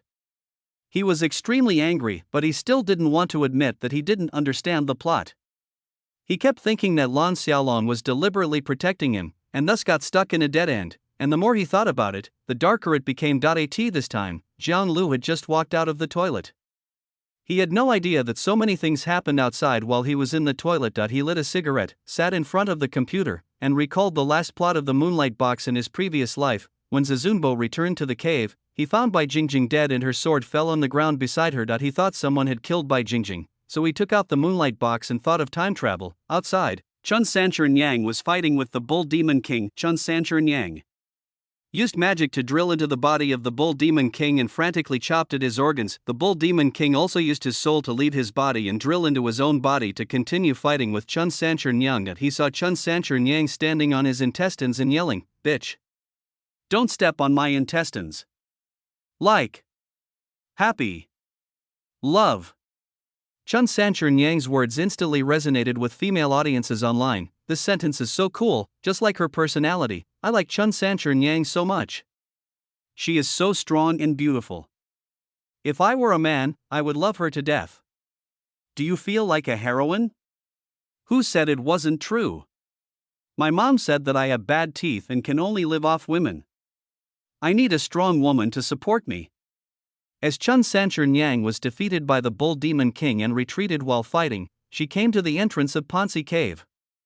She urged the second in command to escape quickly, but the second in command was reluctant to let her go and wanted to go with Chun Sanchern Yang. Listen to me, raise our child well. After Chun Sanchern Yang said this, she turned around and started fighting with Bull Demon King again. The second in command was left holding the child, standing there in a daze, and then he understood Chun Sanchern Yang's intention. Our child. Wife. When Chun Sanchern Yang saw that he had not left yet, she threatened him that if he did not leave, she would kill herself in front of him. The second in command did not dare to step forward, but did not leave either. He just stood outside the cave entrance, worriedly calling out to Chun Sanchern Yang. As the stone door slowly closed, Chun Sanchern Yang was knocked to the ground by the Bull Demon King. At the last moment before the stone door closed, Chun Sanchern Yang lay on the ground, stretched out her hand to the second in command outside the stone cave, and shouted sadly, "Husband." When the plot reached this point, the female audience members in the audience were already in tears, because they had envied Chun Sanchern Yang's character and behavior and had empathy with her. Now seeing that Chun Sancher Nyang had such a tragic ending, some of them had already sobbed softly and many men also had red circles under their eyes. At this time, Zizunbo was ready to travel through time and space. He looked up at the moon in the sky anxiously. When the moon was fully revealed, he opened the moonlight box and placed it on the ground. The moonlight box glowed with red and yellow light. He immediately stood up, posed towards the moon, and shouted, "What the hell is Bo Rua? I've forgotten everything." Then he turned around, picked up the moonlight box and took a look at the mantra. Pfft, ha ha ha. The audience burst into long-lost laughter again. There was also joy on the barrage. I've really had enough. Can Zizunbo be trusted? He even forgot the formula in such a tense moment. No, I was concentrating on watching how he traveled through time, but he did this to me? Anyway, you just keep catching people off guard. Okay, you beat Jiang Lu. I admit that I am quite fond of your tricks. The judges on the jury table all smiled, looked at each other, and shook their heads. The meaning was self-evident. Contrast, and such a sudden contrast, has been tried and tested and works every time, and seems to have become an essential means of comedy.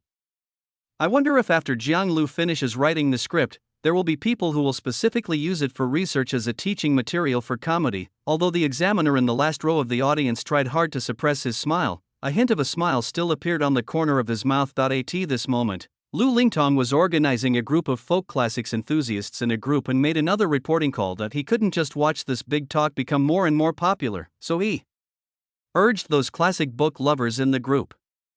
What he was thinking now was that he should take advantage of the popularity while suppressing it, or even ban the script, because as long as the topic of Journey to the West becomes hot and his TV series is about to be released, then his TV series can take over the popularity of Journey to the West, and then he can recreate the glory of decades ago. Then it's about making money by performing. Chapter 19 Moonlight Box. After Zizunbo memorized the formula, he pointed to the moon with one hand, stood on the moonlight box, and shouted, "Prajnaparamita." A beam of red light shone directly into Zizunbo, and in an instant, the moonlight box disappeared along with it. At this time, the second in command was lying on the ground and banging on the wooden door. After hearing the sound, he turned his head and found that Zizunbo had actually jumped into the red light and disappeared. He couldn't help but exclaimed, "Wow, he has ascended to heaven." Zizunbo returned to the moment before Bai Jingjing committed suicide, but when he arrived at the cave, he saw that it was Bai Jingjing who had just died and lay on the rock, and he looked around. The murderer ran so fast? So he unwillingly ran towards the outside of the Ponzi cave again. At this time, the second in command was still repeating the scene of his previous farewell with Chun Sancher Nyang. Zizunbo shouted the incantation, and under the red light, he disappeared again. The second in command stared at this scene in amazement. Wow, he ascended to heaven again. Then he said to himself, "Why did I say again?" Then, the audience burst into laughter. Zizunbo rushed to the cave entrance again but still failed to save Bai Jingjing's life. Then he ran to the outside of the spider cave again and prepared to travel through time and space for the third time. As the red light shone, the second in command exclaimed again, "Damn it, it's going to rise again." But he still failed to catch up this time. He did not give up and rushed to the moon again. This time under the red light, the second in command leaned against the stone gate, watching Zizunbo disappear under the red light, with a numb expression on his face, and reached out to knock on the stone door. "My lady, come out with the Bull Demon King to see God. I am so impressed. This plot is absolutely amazing, isn't it? The second in command is almost making me laugh to death. Look at his numb expression. Ah, yes, he has seen too many people ascend to immortality." The audience burst into laughter during this scene. The four judges were all shocked at this moment, because they finally detected a hint of tragedy. Performing tragedy in a comedic way? Chen Xiqing seemed to have realized something, and he looked at the other three people beside him in surprise. This Jiang Lu is really something. I like this guy more and more. After Wang Shui used foul language before, he now speaks without reservation. No, I don't think it's right. I always feel like something is missing, but I can't put my finger on it. Jiang Wen thought about what Chen Xiqing said, then shook his head and denied what Chen Xiqing said. I understand what you mean. If a tragedy is performed in a comedic way, it may lack the tragic meaning. It is a comedy. If the plot is not sad, it is a failed tragedy and it is not a tragedy. Lan Xiaolong said this, and the other three were stunned, but then they all nodded thoughtfully. Keep watching and see how many more surprises Jiang Lu can bring us. During this time travel of Zizunbo, he finally stopped Bai Jingjing before she committed suicide, but when Bai Jingjing saw him, she wanted to kill him before committing suicide because of Chun Sancher Nyang's lie. When Bai Jingjing pointed at him, Zizunbo knelt down on the ground. "Hero, please let me go." Zizunbo pleaded in a crying voice. "Let you go? Give me a reason not to kill you." "I was thinking, give me a reason to kill me first. You left me without a word. I came back to get the antidote from your sister to save you, but I was a step too late and couldn't find you when I got back. You lied to me. You don't believe it?" As Zizunbo said this, he took out the jade pendant that Bai Jingjing had before from his waist and showed it to Bai Jingjing, saying at the same time, "Look. Fuck, this conversation is so, I don't know how to express my feelings. Indeed, I think it's too classic. It's not sentimental, nor is it pretentious. But when they're combined together, I just like it for some reason." Discussion broke out again in the audience. With unanimous praise, the four judges were shocked again by these words. Is this guy studying screenwriting? How come he uses postmodernism so skillfully? It doesn't seem out of place at all. Wang Shuo flipped through Jiang Lu's information again, trying to find some clues from it. "I can only say that young people today really can't be underestimated." Lan Xiaolong commented with some emotion. "He's really a freak. He suddenly appeared, and he wrote comedy so well, and he used the techniques so skillfully. I even suspect that there is an invisible master standing behind him." Jiangwen fully agreed with Lan Xiaolong's words. At this time, the examiner in the last row of the audience suddenly heard the phone ring in his pocket. He picked up the phone in a hurry, but the ringing still affected the audience in front of him, and everyone turned their heads to look at them. When the examiner saw that the number was the leader's, he could only click to answer. "Lao Fan, how is it going? Is it compliant?" "It's not as bad as the report said. Please speed up the process. Those people reported me again. My leader is putting pressure on me. I can only give it to you." "What? Lu Lingtong called to report again?" "Yes, he even organized that group of people to fight again." "Oh. Okay, I understand. Don't worry." Although the examiner covered the microphone of his mobile phone, his voice could not help but be heard by people around him. The person eavesdropping in the front row heard the entire call. "Lu Lingtong? The reporting phone number?" The young man was startled and then thought of something. "Director Wang, I've read the general idea." "Well, you should have heard it. The leader is pressuring me, and I have no choice." "The leader has no choice. They are all elderly people. If they are not careful, they will easily cause trouble. It will be difficult to handle. How about this? Temporarily suspend the creation of this script or the entire program. You can discuss it and then give an opinion so that I can report to you." Deputy Director Wang naturally heard the content of the phone call. After hearing what the censor said, he was so angry that his teeth were itching to bite Lu Lingtong. However, this program is indeed a grand event in the film and television industry, and it is held on CCTV only because it relies on the wide coverage of CCTV signals. As a deputy director, he definitely couldn't make such a decision, but he could. "Fanshin, what if we withdraw Jiang Lu from the competition? What do you think?" I shouldn't be in charge of this, but I see many film and television companies have participated in the bidding. If you want to withdraw him from the competition, can you afford the turmoil that will follow?" The examiner's words directly woke up Deputy Director Wang. He broke out in a cold sweat and almost forgot about the bidding money. "People invested money, but you messed up the script. Not to mention the amount of money, it will definitely cause a bigger stir when it is investigated later. Director Wang, hurry up. If it doesn't work, report it to Director Lu." The examiner looked at his watch and urged. Deputy Director Wang naturally couldn't make a decision, but he glanced at the time and found that it was already 12 o'clock, so he invited a few people to go to the station to rest, and then immediately reported the matter to the director. After the few people left, the young man in the front row was shocked to the extreme, as if he had discovered a shocking secret about Jiang Lu's script. Chapter 20 script stopped at this time. Jiang Lu's stomach was already growling with hunger. The program crew had arranged for lunch to be delivered in the morning, but he couldn't get out of bed, so no one brought it to him. He was so hungry that he just ate a few snacks and calmed down a bit before continuing to create the plot. Bai Jingjing and Zizunbo came out holding hands, looking for Chun Sanchur Nyang. It was discovered that Chun Sanchur Nyang and Bull Demon King were fighting at the door. Bai Jingjing hurried forward to help, and at the same time asked Zizunbo to quickly escape from the stone gate, saying that the stone gate could never be opened again once it was closed. Zizunbo dodged the three fighting people, but unfortunately was kicked against the wall by Bull Demon King. When the steel fork was about to stab up, Bai Jingjing flew over, grabbed the steel fork, and kicked Zizunbo, causing him to roll through the gap in the stone door that was about to close. Bai Jingjing's hands were covered in blood, and she shouted in grief to Zizunbo, who was already outside the door, "Supreme treasure, see you in the next life."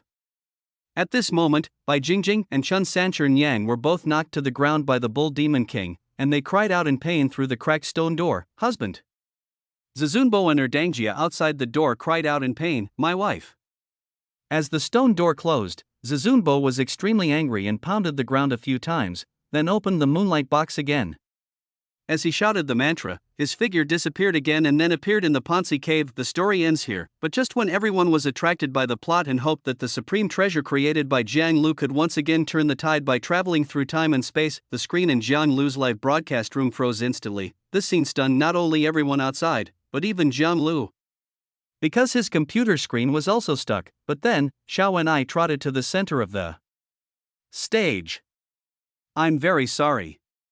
We received a notice from the higher authorities that the script written by contestant number 4 Jian Lu was reported. The station has made an emergency decision to suspend the progress of contestant number 4 Jian Lu's script writing. But please rest assured that after reviewing it, we found no problems and will restore contestant number 4 Jian Lu's script writing opportunity." Xiao and I said the shocking scene with an apologetic look on his face. The audience was in an uproar. The internet exploded instantly after Jiang Lu was notified by the staff. He was stunned for a moment, although he didn't know what had happened, but he had no way to solve it. The best way now was to wait for notification. He even asked the staff when they would deliver his meal. While the audience was talking, no one noticed that the eavesdropping young man quietly got up and went to the toilet outside the studio. He locked the toilet door, took out his mobile phone, and quickly posted a message on the forum. This forum is called Mushui Tsinghua and is an internal forum of Tsinghua, one of the top universities in China. At this time, the film and television companies that had bid for the event were also confused by this scene and began to call CCTV's internal staff to ask what exactly had happened. Lu Lingtong was keeping an eye on the live show on his computer at home when he saw Xiao and I standing on the stage and saying that the writing of Jiang Lu's script was suspended. He jumped up from his seat, danced and hopped on the spot a few times, not looking like a man in his 60s at all. That he was so excited at the moment that his originally uneasy heart finally settled down. After calming down, he couldn't wait to send comments on the program team's public screen. The barrage of comments on the program team's public screen has already filled the screen, saying all kinds of things. Why? Why did you stop Jiang Lu's script? Did you do something wrong? Good fellow, is this so cruel? Jiang Lu should withdraw from the competition, right? Retire? Not really? It would be such a shame if that happened. What a shame. I've already said that he can't write a long story. What a crappy script. It's best if he stops writing. The third-rate screenwriter was also very happy at this moment. Although he didn't know why, as long as he could make trouble for Jiang Lu, he would be happy. He didn't want anything else, he was just simply happy. A big V. Lu Lingtong, what did I say? Imitating Journey to the West, ruining the classics, and ruining the characters in the classics, this will not end well. Big V. Lu Lingtong, I still say the same thing, adaptation is not random editing, and parody is not nonsense. Yes, what Mr. Lu said is correct. He has brought this upon himself. After a brief moment of stunned silence, the 4 judges immediately called the on-site director, because the on-site director must know the reason for this matter. Even if he didn't know it before, he would definitely know it now after hearing what Xiao and I announced. The director on the scene didn't know what happened next, but he knew that it was Lu Lingtong who reported it and that a censor came. However, he didn't know what would happen in the end because he also received a phone call suddenly. As the discussion on the scene continued, the 4 returned to the judges' table, but when Wang Shuo was about to sit down, he looked up and saw Lu Lingtong's speech on the big screen: "Adaptation is not random editing, and parody is not nonsense."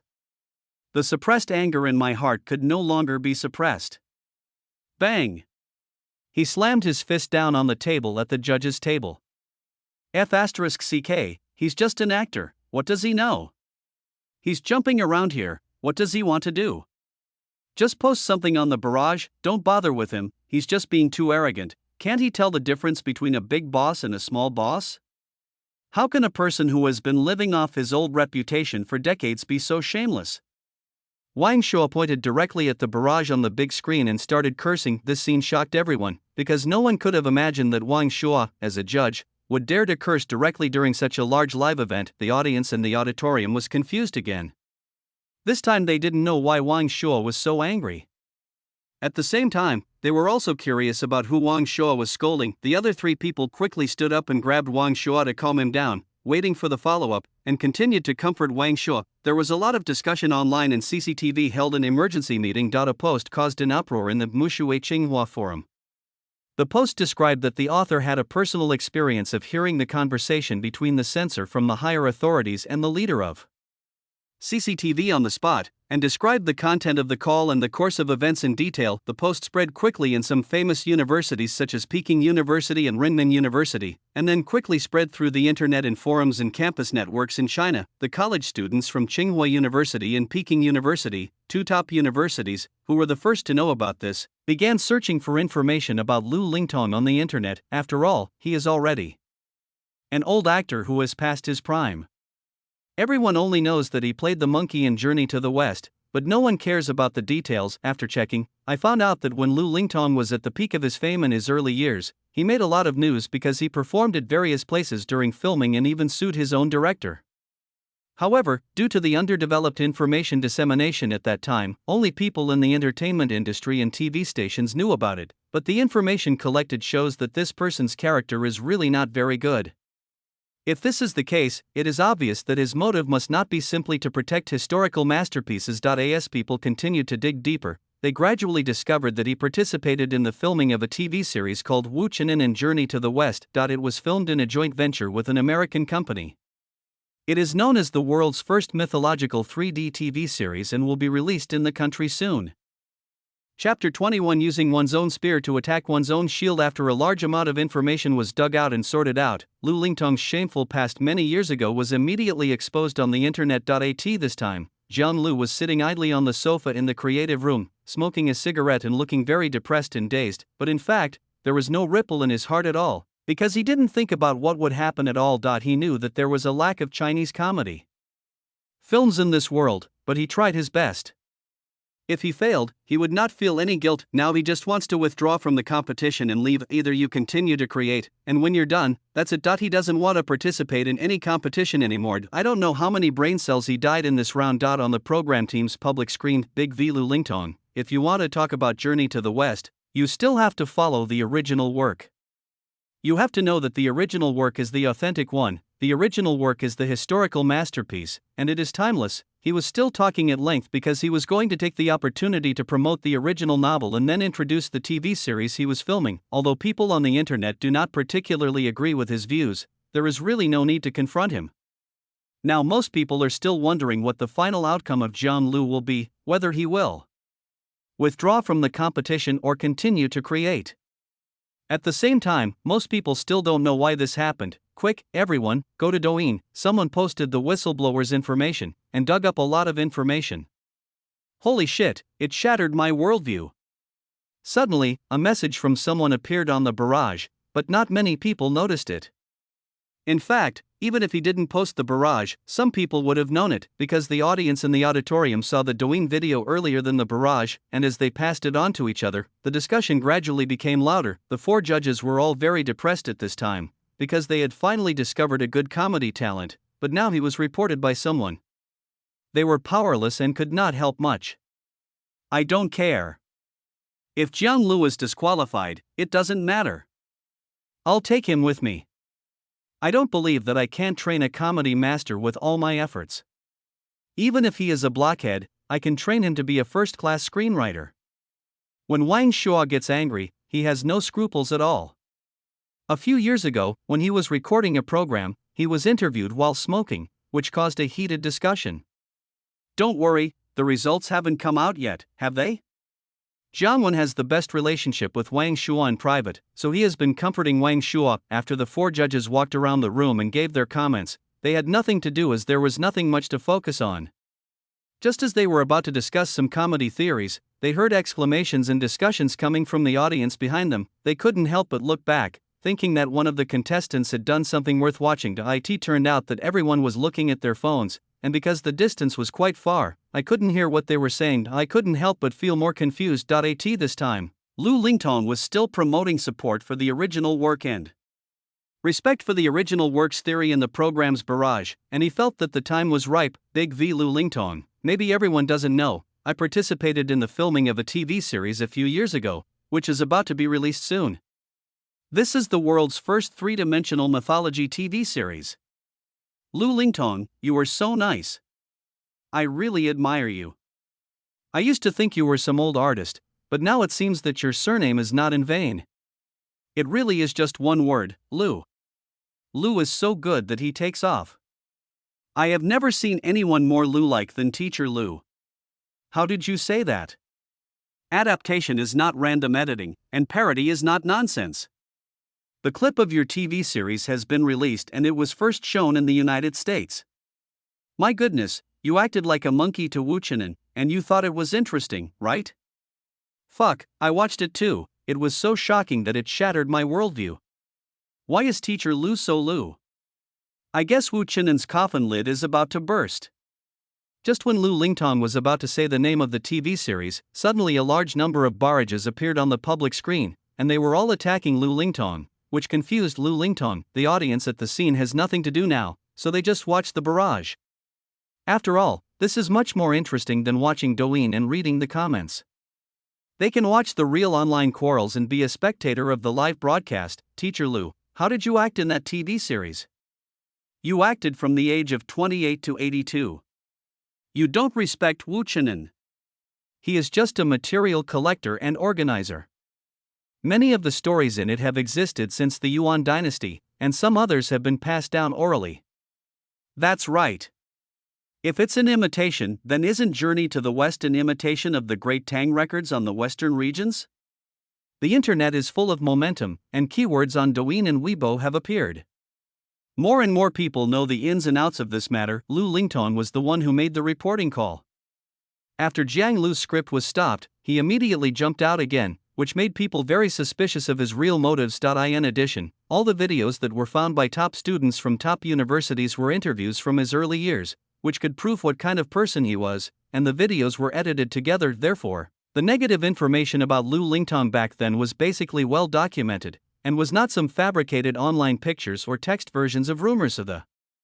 Most important thing is that they also found several clips of his latest TV series that had already been released in the United States, and after editing them together, they put them in the black material. Although the dubbing is in English and the subtitles are in English, it does not prevent people from feeling the shocking plot and details through actions and expressions. It is simply eye-catching and embarrassing even abroad. When Lu Lingtong gradually understood what had happened, he quickly logged off. Fortunately, the closed microwave comments had not been opened, but the matter is still fermenting online. This time, several major leaders of CCTV held a very brief meeting and quickly made a decision. Jiang Lu withdrew from the competition, because they have no idea what their superiors are thinking. The best result is to get it done in one step. There is no need for them to repeatedly test the leader's intentions for a newcomer they don't know. Withdrawal from the competition is the end of everything. They don't care about the market for Chinese comedies either. They don't care about that little bit of bidding money. I don't care about the attitudes of several entertainment companies. After all, they are at different levels. The notice was quickly sent to the program team. When the four judges on the scene found out, you guys are such bastards. Lu Lingtong was criticized so much that he quit the internet. You don't have a cell phone, right? Didn't you see what people were saying? Do you really care so much about the reports from a few people? Don't think I don't know what you are thinking. You are killing the future of Chinese comedy. Wang Shuo doesn't tolerate bad habits at all. He had already made up his mind that if Jiang Lu could continue to create, then forget it and just treat it as a dog bite. If the result is withdrawal from the competition, he will turn hostile directly. Others may care about a lousy judge, but he doesn't. He didn't want to come at first, but Jiang Wen persuaded him and he came reluctantly. Chapter 22, Public Outrage. Wang Shuo's words instantly caught the attention of the audience. What's going on? Why is Teacher Wang angry again? No, it sounds like Jiang Lu is going to withdraw from the competition. What? The news of Jiang Lu's withdrawal spread instantly among the audience. There was a lot of discussion. Are you blind? Can't you see what's going on online? This is a complete false accusation. After a young man stood up in the audience and shouted loudly, many other young people stood up one after another and began to shout the same or similar words. The young man who had just come out of the bathroom and sat down couldn't believe it after learning about this. The facts are clear, but Jiang Lu still needs to withdraw from the competition. He quickly picked up his phone and began recording the scene in the audience, then quickly posted it to the forum and Douyin account. In fact, not only him, but many young people at the scene also started similar operations. Xiao An'ai, who was originally going to go on stage to announce Jiang Lu's withdrawal from the competition, was in a dilemma. He looked at the on-site director Zhang Yizhong. At this moment, Zhang Yizhong turned his head and looked at the excited crowd in the audience, and for a moment he didn't know what to do. The footage from the scene was quickly spread to the internet. Although CCTV's decision has not yet been announced, the reactions and shouts of the audience on site still revealed that Jiang Lu would be withdrawn from the competition. After all, most people watched it online. It is normal that the audience in person can know some information earlier than the audience online. What followed was that CCTV's official website quickly attracted many people's messages, and the program team's public screen barrage also ushered in another wave of screen swiping. If you guys had kicked Jiang Lu out of the competition just because of that false accusation, I would have quit the show. It's not because the show is bad, I just think the production crew is irresponsible. I agree. If a contestant is forced to withdraw from the competition as soon as something happens, what is there to watch in such a program? I really laughed. Just because someone reports it, it's over? If you do that, just wait. The remaining players will be reported right away. Yes, you guys should change your names, and don't use fancy words. Just see who can hold out until the end without being reported, and that person will be the champion, right? A large number of remarks satirizing CCTV flooded the screen. At this time, even the official website of the China Screenwriters Association, the organizer of this program, was attacked by netizens. Although the people in the Screenwriters Association knew the whole story, they didn't expect that the fire would also burn themselves. At this time, the president of the association was extremely angry and had already started calling a deputy director of CCTV. He naturally wouldn't care about Jiang Lu alone, but if the show's reputation was ruined, then it would be related to him. To be honest, it doesn't matter which channel this program is hosted on. The reason we considered CCTV in the first place was because it has the widest signal coverage in the country. If the reputation of the program is really ruined, the worst that can happen is that we will just break up. There are plenty of TV stations that would rush to beg for the program. The film and television companies knew the news earlier than the audience. After all, they also have inside staff in various TV stations. At this time, the film and television companies all called at the same time, and even those that were slightly closer had already rushed to CCTV. Their company legal departments were already prepared to draft a lawyer's letter. The purpose of the film and television company is naturally not just for the sake of a script, but their purpose is to take advantage of the opportunity to hype it up, spend hundreds of thousands of dollars to file a lawsuit against CCTV, and then when the company becomes a hot topic of public opinion, throw out the artists and works under the company, which can invisibly gain some publicity. How can a few 100,000 people spread the word and make the whole nation know about it? Impossible. In this way, all parties launched an attack on CCTV with different purposes. At this time, the program crew of Miao by Shenghua on CCTV was in chaos. The phone calls kept coming in, and people from the legal and film and television departments of the film and television company came to ask whether the news of Jiang Lu's withdrawal from the competition was true. Several leaders of the station, who had just finished a meeting and reported the processed information to the examiner, gathered together again. An emergency meeting was held for the second time in a day. Why is it such a big fuss? Just now, Lao Zhang from the Editor Association called me and told me that if it can't be handled properly, he would rather suspend the program, change the TV station, and pay the penalty for breach of contract. This Jiang Lu is really a troublemaker. Nothing happened in the previous 3 sessions. How come someone like this suddenly appeared? What's the point of saying this now? The most urgent thing is to figure out how to deal with it. Now that the superiors are satisfied, we have to calm down public opinion from all sides. But the results have already been given to Inspector Fan. Wouldn't it seem like we are being too frivolous if we change the order every day? The show scene, because the emotions of the audience had reached an extreme, almost everyone stood up, loudly questioned the program crew, and wanted an explanation. The show definitely can't go on now. As the situation escalated, Wang Shuo's emotions were driven by the atmosphere at the scene, and he made a surprising move. He turned around with a microphone in his hand and said loudly to the audience, "With a production team like this and a TV station like this, what's so good about this? If the production team really withdraws John Lu, I, Wang Shuo, will also withdraw. Whoever wants to be the judge can do it. I won't serve you anymore." Wang Shuo's words caused cheers from the audience, which had a rather fueling effect and made the audience's emotions even more excited. Jiang Wen looked at Wang Shuo's flushed face and knew that his old friend was sick again, but to be honest, he was very envious, because he sometimes wanted to do the same, but when he thought of some objective factors, most of the time he chose to give in. But this did not prevent him from appreciating and envying Wang Shuo's straightforwardness and arrogance. Chen Xicheng clenched his fists in anger at this moment, but the reality still made him dare not say what was in his mind. Lan Xiaolong could only shake his head helplessly. Although what happened made him extremely angry, he knew that sometimes some individual voices might not change the overall situation. The only hope now was that the voices of the general public could slightly change the decision of the CCTV leaders. After all, Jiang Lu's decision to withdraw from the competition has not been officially announced yet.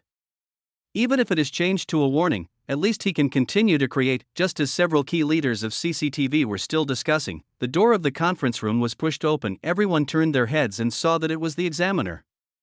"Am I interrupting your meeting?" Sorry, I came here just to ask you, is this decision about Jiang Lu's withdrawal the final one?" The examiner looked at the CCTV leaders in the conference room with a smile. Fanshan, come and sit here. We are discussing this matter. Alas, we didn't expect the current situation. It's all because of Jiang Lu and Lu Lingtong, no need. I came here just to say a few words. The public opinion online is fierce now. Even our leaders have paid attention to it. Now the leaders are furious. They say that Lu Lingtong falsely accused John Lu and scolded our director, asking why our director couldn't even do such a thing. Anyway, Lu Lingtong has been exposed to pieces. I believe everyone here can see his intentions. Of course this is purely my personal opinion. The final decision is still up to you. I hope everyone can think about how to deal with it. The examiner waved to Deputy Director Wang, who was about to pull out a chair for him, and continued to stand at the door. After hearing this, several leaders of CCTV were shocked and couldn't help but speculate about the deeper aspects of this matter. Could it be that this John Lu had some backer? Otherwise, why would the big boss be so angry? They exchanged glances and made a quick decision: make compensation to John Lu and arrange someone to quickly notify the on-site program team. Chapter 23, I've done the job for you, why don't you write it? The call was first made to the on-site program crew. After receiving the call, the on-site director was stunned for a moment, then overjoyed. He didn't care whether he appeared on the screen or not, and went straight to Xiao Enai and quickly told him the decision to change the handling. Xiao Enai was also very happy after hearing this. After all, he didn't want Jiang Lu to withdraw from the competition for both moral and logical reasons, and the scene was in an uproar because of this incident. Xiao Enai quickly adjusted his state and almost trotted to the center of the stage. He coughed lightly and immediately spoke, "My dear audience members and friends online, I know that everyone is upset about Jiang Lu's incident. As a host who has watched Jiang Lu create his scripts from the beginning to the present, to be honest, I also like his scripts. I am really sorry that this happened." Following Xiaoni's opening words, the noise from the audience gradually died down, and everyone stood and looked at Xiao Enai in the center of the stage. The originally densely packed comments on the public screen have also been reduced a lot at this moment. Both the online and live audiences were waiting for Xiao Enai to say the most important words in the center of the stage. The previous rumors that Jiang Lu was disqualified were completely false. Now the matter has been clarified. Someone falsely accused Jiang Lu. But the station leaders are still very concerned about the suspension of contestant Jiang Lu's creation. Since compensation cannot be made elsewhere, that would undermine fairness, so the station leaders decided to upgrade the software facilities in Jiang Lu's creation room as compensation. As soon as Xiao and I finished speaking, the scene fell into silence. This incredible reversal made people unable to react for a while. Everyone thought that Xiao and I was going to announce that Jiang Lu would withdraw from the competition. Everyone had already made the decision to leave directly if Jiang Lu withdrew from the competition, but now, after a moment's silence, the audience burst into cheers, and some women even shed tears of excitement. Fuck, go watch CCTV Microwave. They sent an apology letter to Jiang Lu. This is the first time I have ever seen such a thing. Awesome. It seems that the power of the people is great. Any ugly things will be exposed under the shining light of the people. 6. You are not a political science major, are you? You keep using grandiose words, but if you look closely, it seems like you only said one sentence. There was an instant burst of jubilation on the internet, because this victory was closely related to everyone involved, and everyone was very happy. The judges on the scene could never have imagined that the outcome would be so different. Wang Shua's originally angry expression instantly turned into an expression of astonishment. The other three were not much better off and were all shocked. None of the four understood what was going on here, because they were insiders after all, and they knew that under normal circumstances, TV stations, especially giants like CCTV, would not easily change a decision they had already made. It was unbelievable that they had even issued an apology letter, and the protagonist of the incident was Jiang Lu. At this moment, I am sitting leisurely on the sofa, drinking Fat House Happy Water and smoking free cigarettes. Boom boom boom. There was a knock on the door and Jiang Lu turned his head to look at the door. I saw two staff members pushing two carts in, one in front and one behind. Under Jiang Lu's puzzled gaze, the two of them divided the work and began to clean up the cigarettes, meals, snacks, and other things on the coffee table. Jiang Lu understood that this might be because he had withdrawn from the competition. He stood up and did not ask any questions. Instead, he turned his head and looked at the computer where he had been working. When the time really came to leave, he was actually still somewhat reluctant. But there was nothing he could do. He glanced around the room and was about to leave. At this time, someone who was tidying up the sofa cushions noticed that Jiang Lu was about to leave the room, and suddenly called out to Jiang Lu, "You can't leave the room, or you'll be out of the competition." Jiang Lu was stunned when he heard this, then turned around and was about to ask. The door was opened again, and two more people came in, also with two carts, but the things in the carts were obviously much better than the previous ones. Jiang Lu even saw pajamas in it. What is going on? Jiang Lu was confused. As soon as Xiao and I announced that Jiang Lu had resumed his eligibility to compete, the video of Jiang Lu's live broadcast room was opened, and all of this scene was faithfully transmitted by the camera to the big screen. Haha, I am dying of laughter. Did you see that? Jiang Lu is so confused that he doesn't even know what is happening outside. It's so real. I don't know why, but now that I see Jiang Lu like this, I feel so happy. Same as before, huh, so cool. Jiang Lu's confused look is so funny. The staff quickly replaced all the software facilities that could be replaced, and also provided slippers, pajamas, a mouse and keyboard, and even an air purifier. Jiang Lu stood there like a fool, watching the staff change places, close the door and leave. Contestant number 4 Jiang Lu, you can continue to create now. Your case has been clarified. In order to compensate for your lost time, the program team is now upgrading some facilities for you. I hope you will keep working hard and continue to create excellent scripts. After Xiao and I saw that Jiang Lu had changed his room, he informed Jiang Lu through the loudspeaker in Jiang Lu's room, but Jiang Lu still keenly noticed the smile in his words. Are you okay? So, you knew it a long time ago, but didn't tell me? So the camera was already on? And didn't someone see my confused state just now? Jiang Lu felt that the program crew was full of malice. He sat on the sofa, raised his eyelids slightly and glanced at the camera, then he picked up the more expensive cigarette on the coffee table, lit one directly, then stood up and turned on the air purifier. When everyone thought he was going to start creating, he returned to the sofa calmly and started peeling an orange. After eating the oranges, he got up from the sofa. When everyone thought he was going to the computer seat, he turned and went into the bedroom. After a while, Jiang Lu came out, wearing pajamas and slippers. Okay, it's time to write the script this time, right? Jiang Lu sat back on the sofa and opened a bottle of mineral water worth 108 yuan that he could never afford in his previous life and started drinking it. Netizens on the internet can no longer tolerate it. No, he had rested for most of the day before, and it would be dinner time soon. Isn't he in a hurry? He only wrote so little in a day. Do you think he looks anxious? The air purifier and the pajamas and slippers, I feel so annoyed now. I am not happy about it either. What he eats, drinks, wears and uses now are all earned by us outside after hard work, right? Why is he enjoying it in there without doing anything? I can't stand it anymore. I haven't even drunk that mineral water.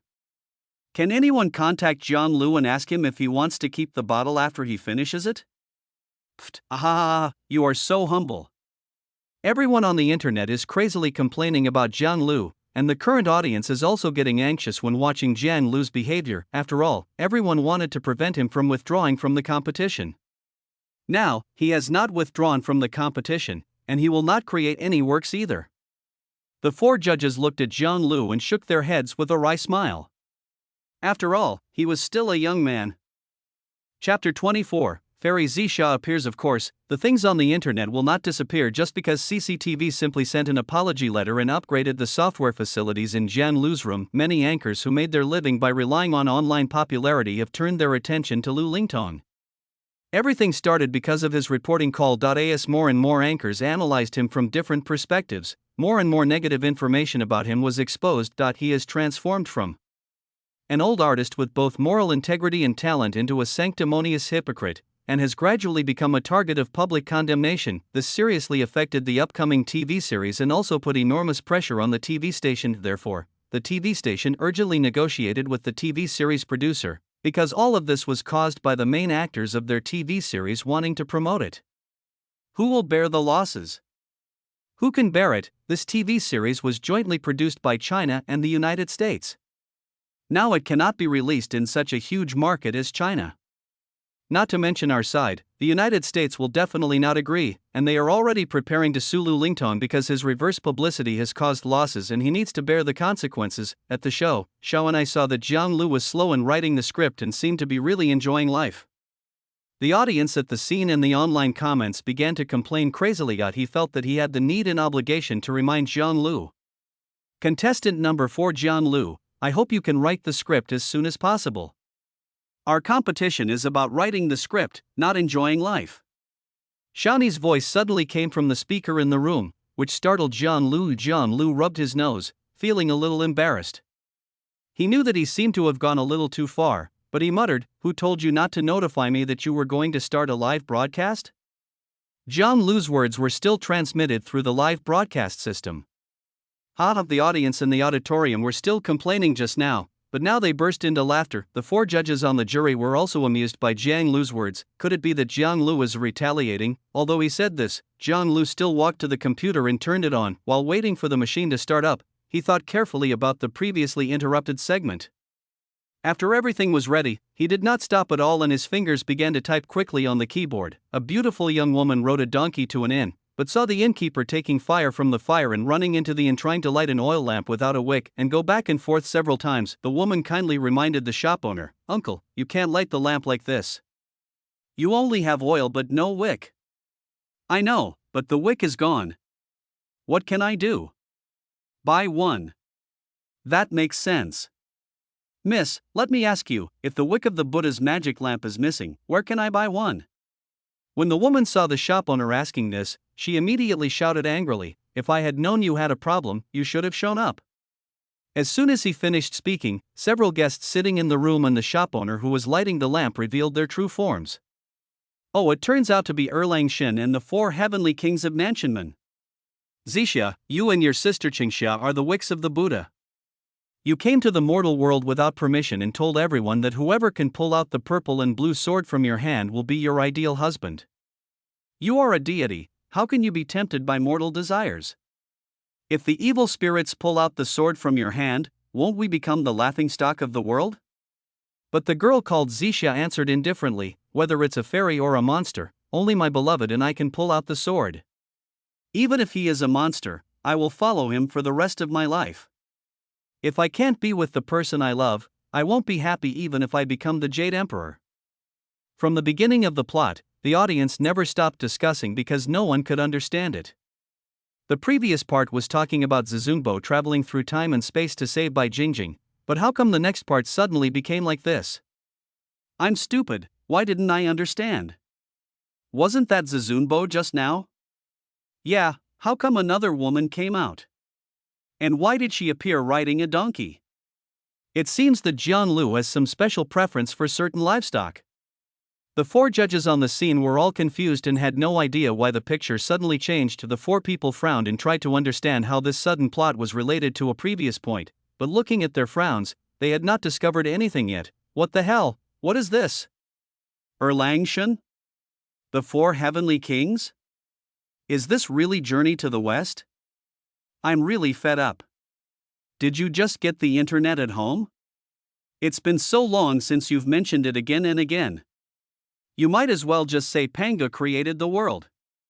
Zixia? A new female character. I don't know what this part is about, but what she said is really good. I like it.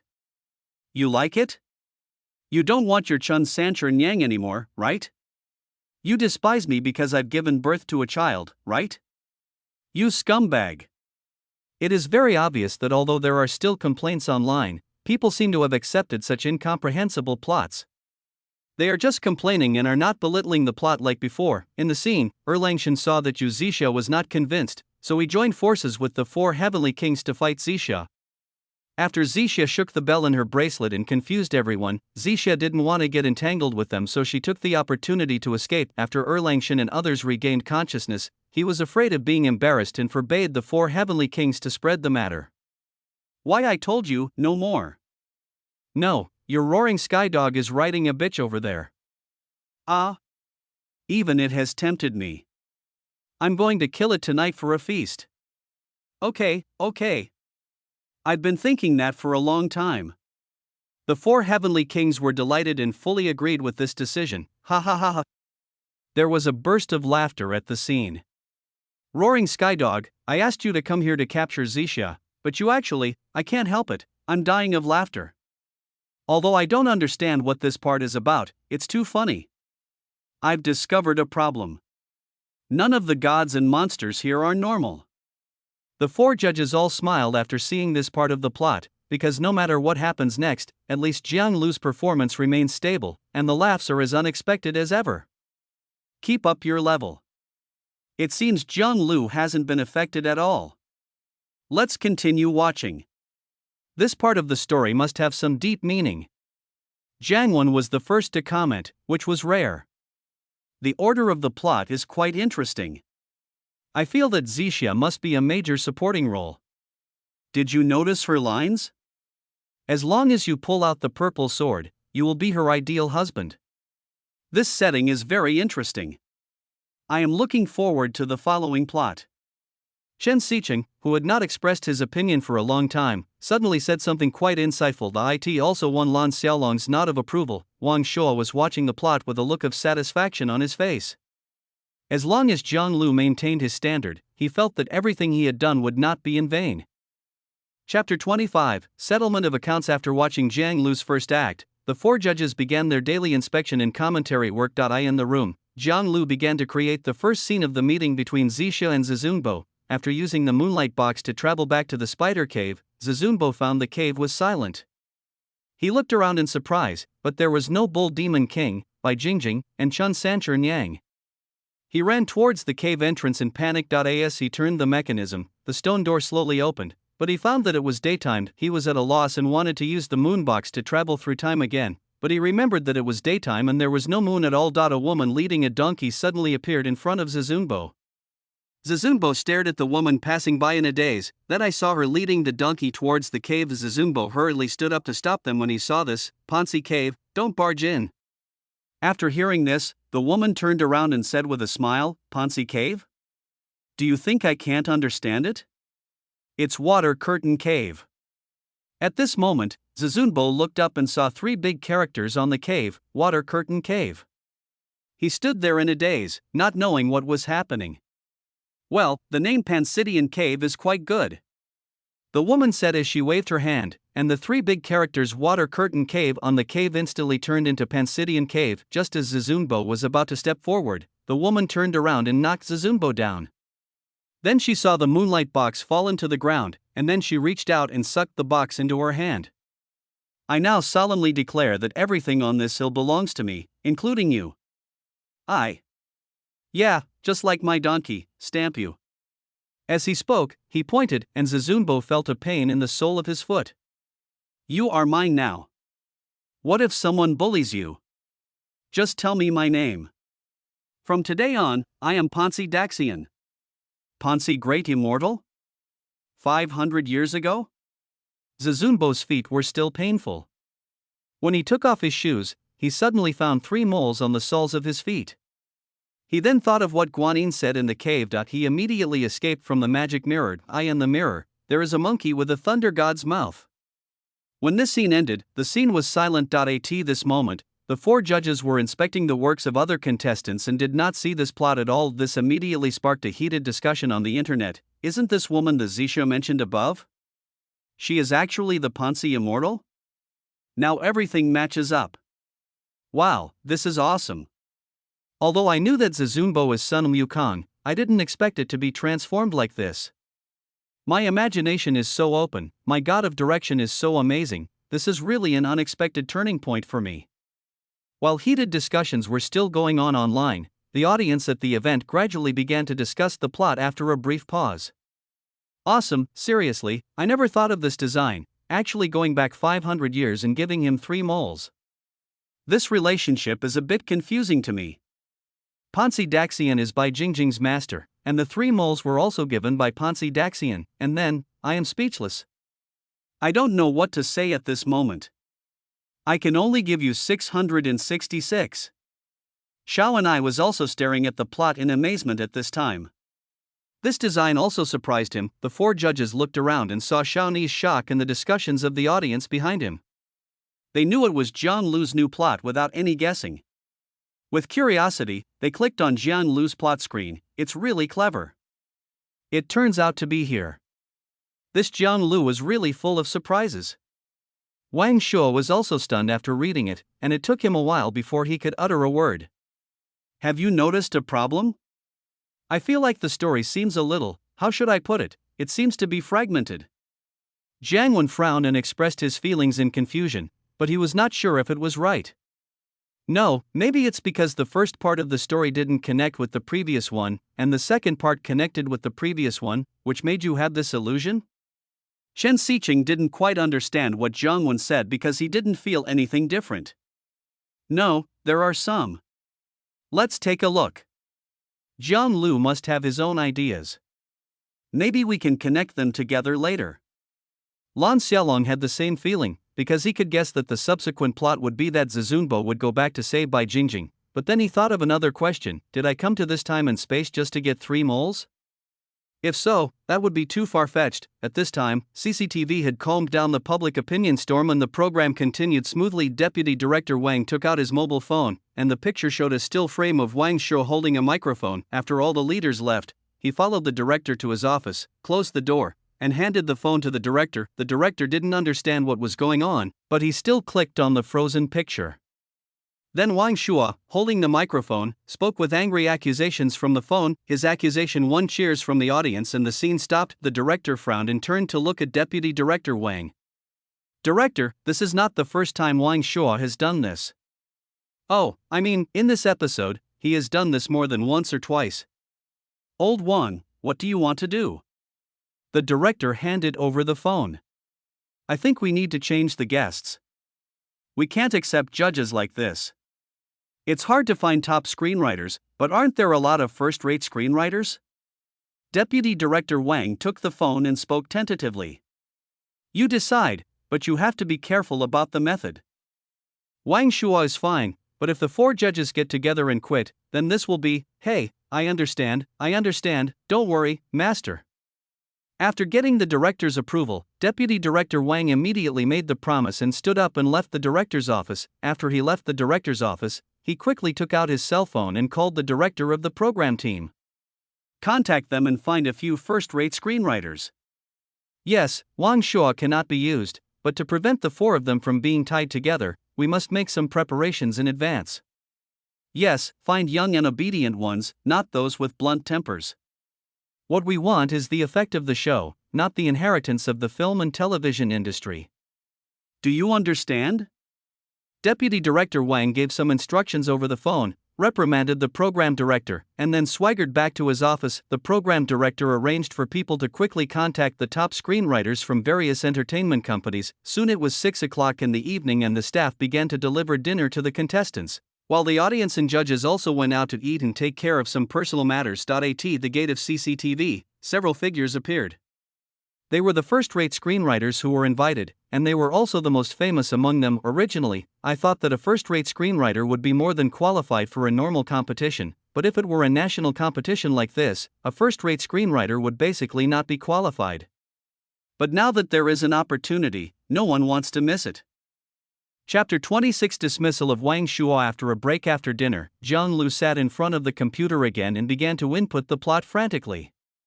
He wanted to catch up with the progress he had lost before, as Azunbo couldn't accept the fact that he was a monkey. He threw away the magic mirror and prepared to take back the moonlight box, but Zixia loved the moonlight box very much and refused to return it. She thought that with this box she could avoid her sister Qingxia's pursuit, as Azunbo said that he still needed the moonlight box to save people. Then he told Zixia why he came here, but Zixia didn't believe him. At night, the moonlight was bright, and Zunbo called out Zixia, preparing to ask him to take him back, but Zixia, who came out, had a stern expression. Let's go? Where are you going? You're not leaving? If you don't leave, give me the treasure box and I'll leave. What treasure box are you talking about? I definitely won't wait until tomorrow night.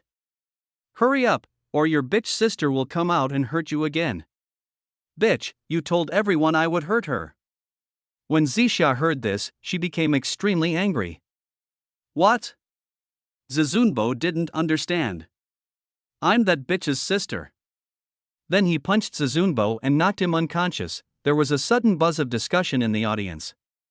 Fuck, Qingxia and Zixia have completely different personalities? I'm confused again. Isn't Zhang Lu's script a comedy? Why is it so brain-burning? Zunbo recognized the wrong person and called her a bitch in front of her. Ha ha. At this time, in the room of the CCTV program director, only one of the first-line screenwriters who came here remained, Gua Jingming. Teacher Gua, you already know what's going on. You can replace Wang Shuo and join the judging panel tomorrow. We will arrange for someone to introduce you. This happened quite suddenly, so we can only ask Teacher Gua for help. The director said with an apologetic smile to Gua Jingming, who was sitting on the sofa with his feet off the ground. Ah, it's okay. I feel very honored to be a judge for this segment of the show. I just wonder if Teacher Wang will have any opinions about me? That's definitely not the case. We are forcibly terminating his contract. It has nothing to do with Mr. Gua. Mr. Gua, don't worry. Okay, I'll be there tomorrow, you go ahead. Gua Jingming jumped off the sofa after saying this. After shaking hands with the director, he left the station with a smile on his face. The director called his assistant and looked at his watch. It was almost 8 o'clock in the evening. He asked his assistant to quickly draft a letter of dismissal and bring it before 9 o'clock, then he turned it off, picked up the phone on the table, dialed the on-site phone, and asked to speak to the on-site director, asking him to inform Wang Shuo after the end of tonight's show that the contract would be terminated after the recording of the evening show, and he would then appear with the termination letter. The next day, when Zunbo woke up, he found that Zixia had changed back. Again, looking at her changing appearance, Zunbo didn't know what to do. Zixia said that her sister and she had fought fiercely in their previous lives, so the Buddha rolled them together into a wick, hoping that they could resolve their grievances. Unfortunately, the opposite happened and they fought even more fiercely than before. Zixia saw that Zunbo didn't trust her, so she decided to tie herself up with him. This way, he would naturally understand by the evening. There is also a classic scene in this plot, where Zixia in the previous life winked at Zunbo. Fuck, did anyone notice the close-up of Zixia blinking just now? My heart is moved. What should I do? Brother, I remember you very well. First it was Chun Sanchern Yang, then it was Bai Jingjing, and now it's Zixia. You are amazing. I suddenly realized that Zixia is really beautiful, right? You discovered it too late. Zixia is already mine. So this Zixia and Qingxia share the same body? It should be purple clouds during the day and blue clouds at night. This setting is interesting. But if that happens, then Zizunbo will be in trouble, ha ha. After understanding the setting, the audience started discussing again.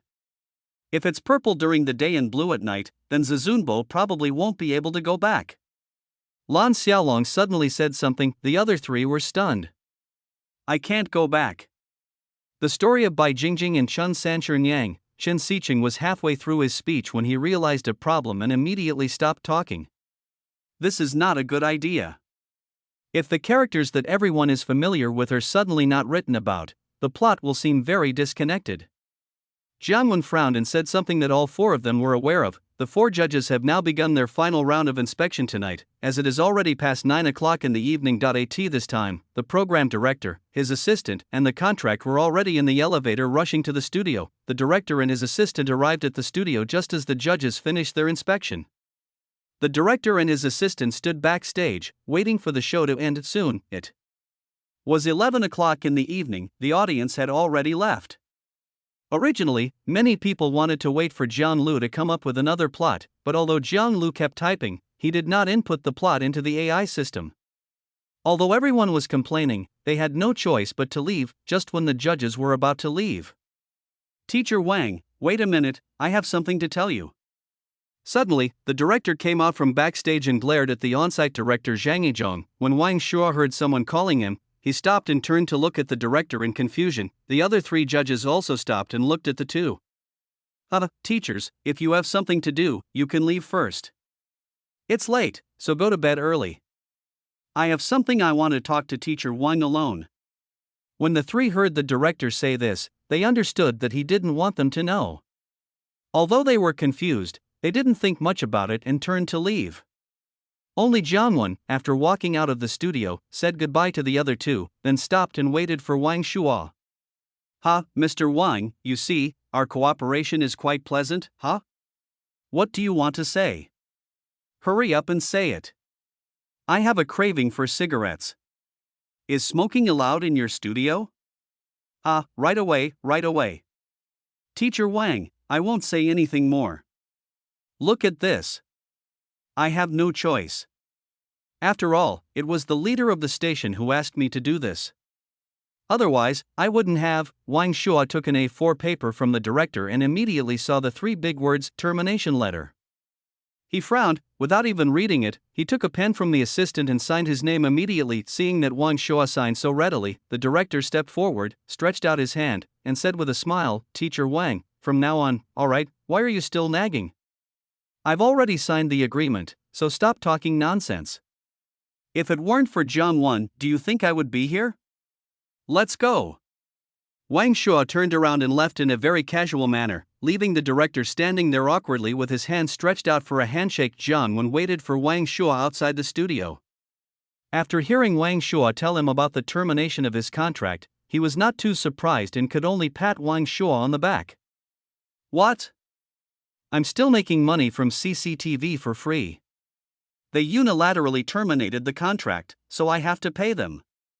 I don't want to do this anymore. See you later, Wunner. Wang Shuo didn't say much to Jiangwen, and he didn't look like he was wronged, but he didn't leave with Jiangwen, but left first. Jiangwen did not chase after Wang Shuo, but just stood there quietly. He got up and left only after Wang Shuo walked away. Although they didn't say it, they all knew what was going on. Chapter 27. New Judge Gui Jingming. Jiang Lu kept typing until 11:30. He was so sleepy that he forced himself to finish typing a plot and then went straight to the bedroom. I slept until around 9:40 the next morning before getting up. He had no idea that there was another commotion outside because of what happened yesterday. The program started as usual at 10 o'clock in the morning. However, a short man, Gui Jingming, was sitting in the seat originally occupied by Wang Shuo on the judges' panel. Seeing that the time was almost up, Xiao and I quickly walked to the center of the stage. Dear audience members and friends online, today is the third day of the 32-strong competition of the Mai Obishengua Qingchuang. First of all, I would like to introduce our new judge, Mr. Gui Jingming. Gui Jingming jumped down from the chair, stood up and waved to the audience, but the applause was not very enthusiastic and Gui Jingming did not care. Mr. Gua's works include Little Generation and Sadness That Flows Down the River, which are deeply loved by modern young people. The audience at the scene also talked about it after seeing it. Why did you change to Gua Jingming? Where is Wang Shuo? Do you think it could be? Yesterday, Mr. Wang directly criticized CCTV, and then changed the judges? The other three people on the judges panel got along well with Wang Shuo, but they also knew that Gua Jingming's arrival was not because he squeezed Wang Shuo out. It must have been done by CCTV. The three of them did not have much dislike for Gua Jingming. After all, even if Gua Jingming did not come, there would be someone else who would come for such a seat. Gua Jingming was very sensible.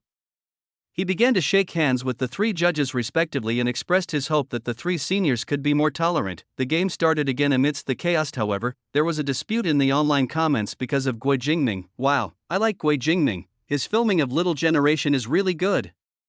What is your taste? That movie is just a bad show. The younger generation is not bad, it's just that netizens are too sour and can't stand rich people. If it's so bad, there are 4 of them.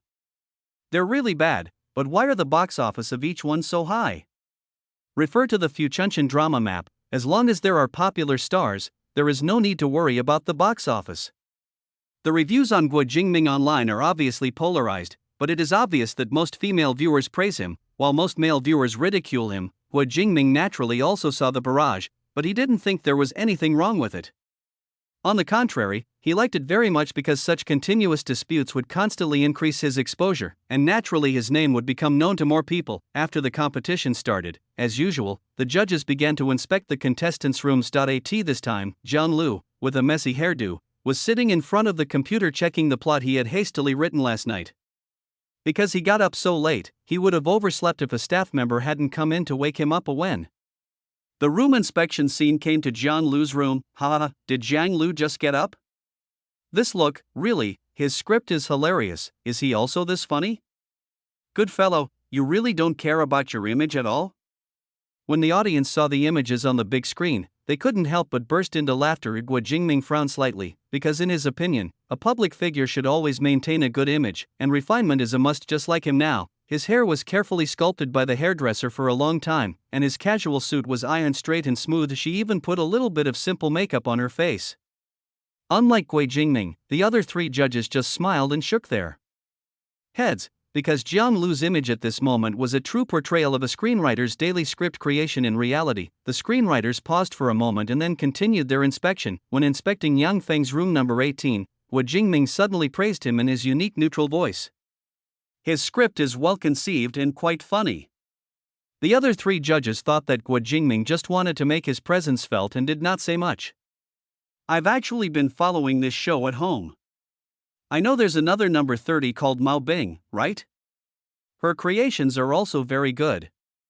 When Gua Jingming said the second sentence, the 3 judges vaguely felt that Gua Jingming's words might have some purpose, but no one responded to his words yet. At this point, Zhang Lu's storyline has been entered into the AI system, generating a storyline screen. At night, Xingxia took over the body again and found that Zizunbo had her hands tied together. After Zizunbo made up some nonsense, she was still knocked unconscious by a punch. Zizunbo finally believed Zixia's words. The 2 of them really shared the same body. In order to help Zixia get rid of her sister, he decided to lie to Xingxia and say that he killed Zixia, but to do so he needed a token from Zixia's body as evidence. Zixia gave the purple sword to Zizunbo, and Zizunbo took the sword facing the sun. He instinctively reached out and pulled the sword, and it made a crisp sound when it was unsheathed. This voice made Zixia turn her head sharply and look at Zizunbo in surprise. It's him! Then she asked Zizunbo to take her to the market. Fuck, Zizunbo can pull out the purple and blue sword. Then, Pansy Daxian's ideal lover is Zizunbo? Where is Bai Jingjing? Wow, that's a lot of information. This script is starting to get bad. How could there be such a messy ethical relationship? Still the third-rate screenwriter. He had originally thought that Zhang Lu would be dead because of the report, but he didn't expect that there would be an unexpected turn of events. However, his dark psychology made him unable to stop and jump out again. He decided to take it step by step this time, take it slow, and slowly collect materials. In a meat stall in the market, Zhubaji and Shaseng hid behind the stall, watching Zizunbo and Zixia strolling around. The 2 analyzed why Zixia was with the eldest senior brother, and whether Fairy Zixia was also involved in kidnapping the master. Give me half of this pig's head. A woman suddenly pointed at Zhu Beiji's head, which was sticking out from the chopping board of the stall, and said. Zhu Beiji came out from behind the stall and thrust forward towards the woman, saying, "I don't have a pig head, but do you want a pig whip?" The frightened woman screamed and ran away. "Ha ha, do you want a pig whip? I want the pig penis. Cut it in half." Ha! The audience erupted in laughter. The laughter made the judges, who had just finished their inspection, quickly turn the camera to Jiang Lu's room. Chapter 28. Judges dispute. Zizunbo and Zixia came to the city gate, and Zixia told Zizunbo that her lover was nearby, but because this marriage was arranged by God, she is now very panicked. If the person you like has a wife, he or she may not like you anymore. Zizunbo told him not to worry so much. After all, God's arrangement was the greatest. Zixia mustered up the courage to say to Zizunbo, "He's here." Zizunbo suddenly realized that Zixia was actually talking about himself. He said he already had a wife. Zixia said that God's arrangement was the best, and he could only dump his wife and go with her. Unexpectedly, Zizunbo agreed.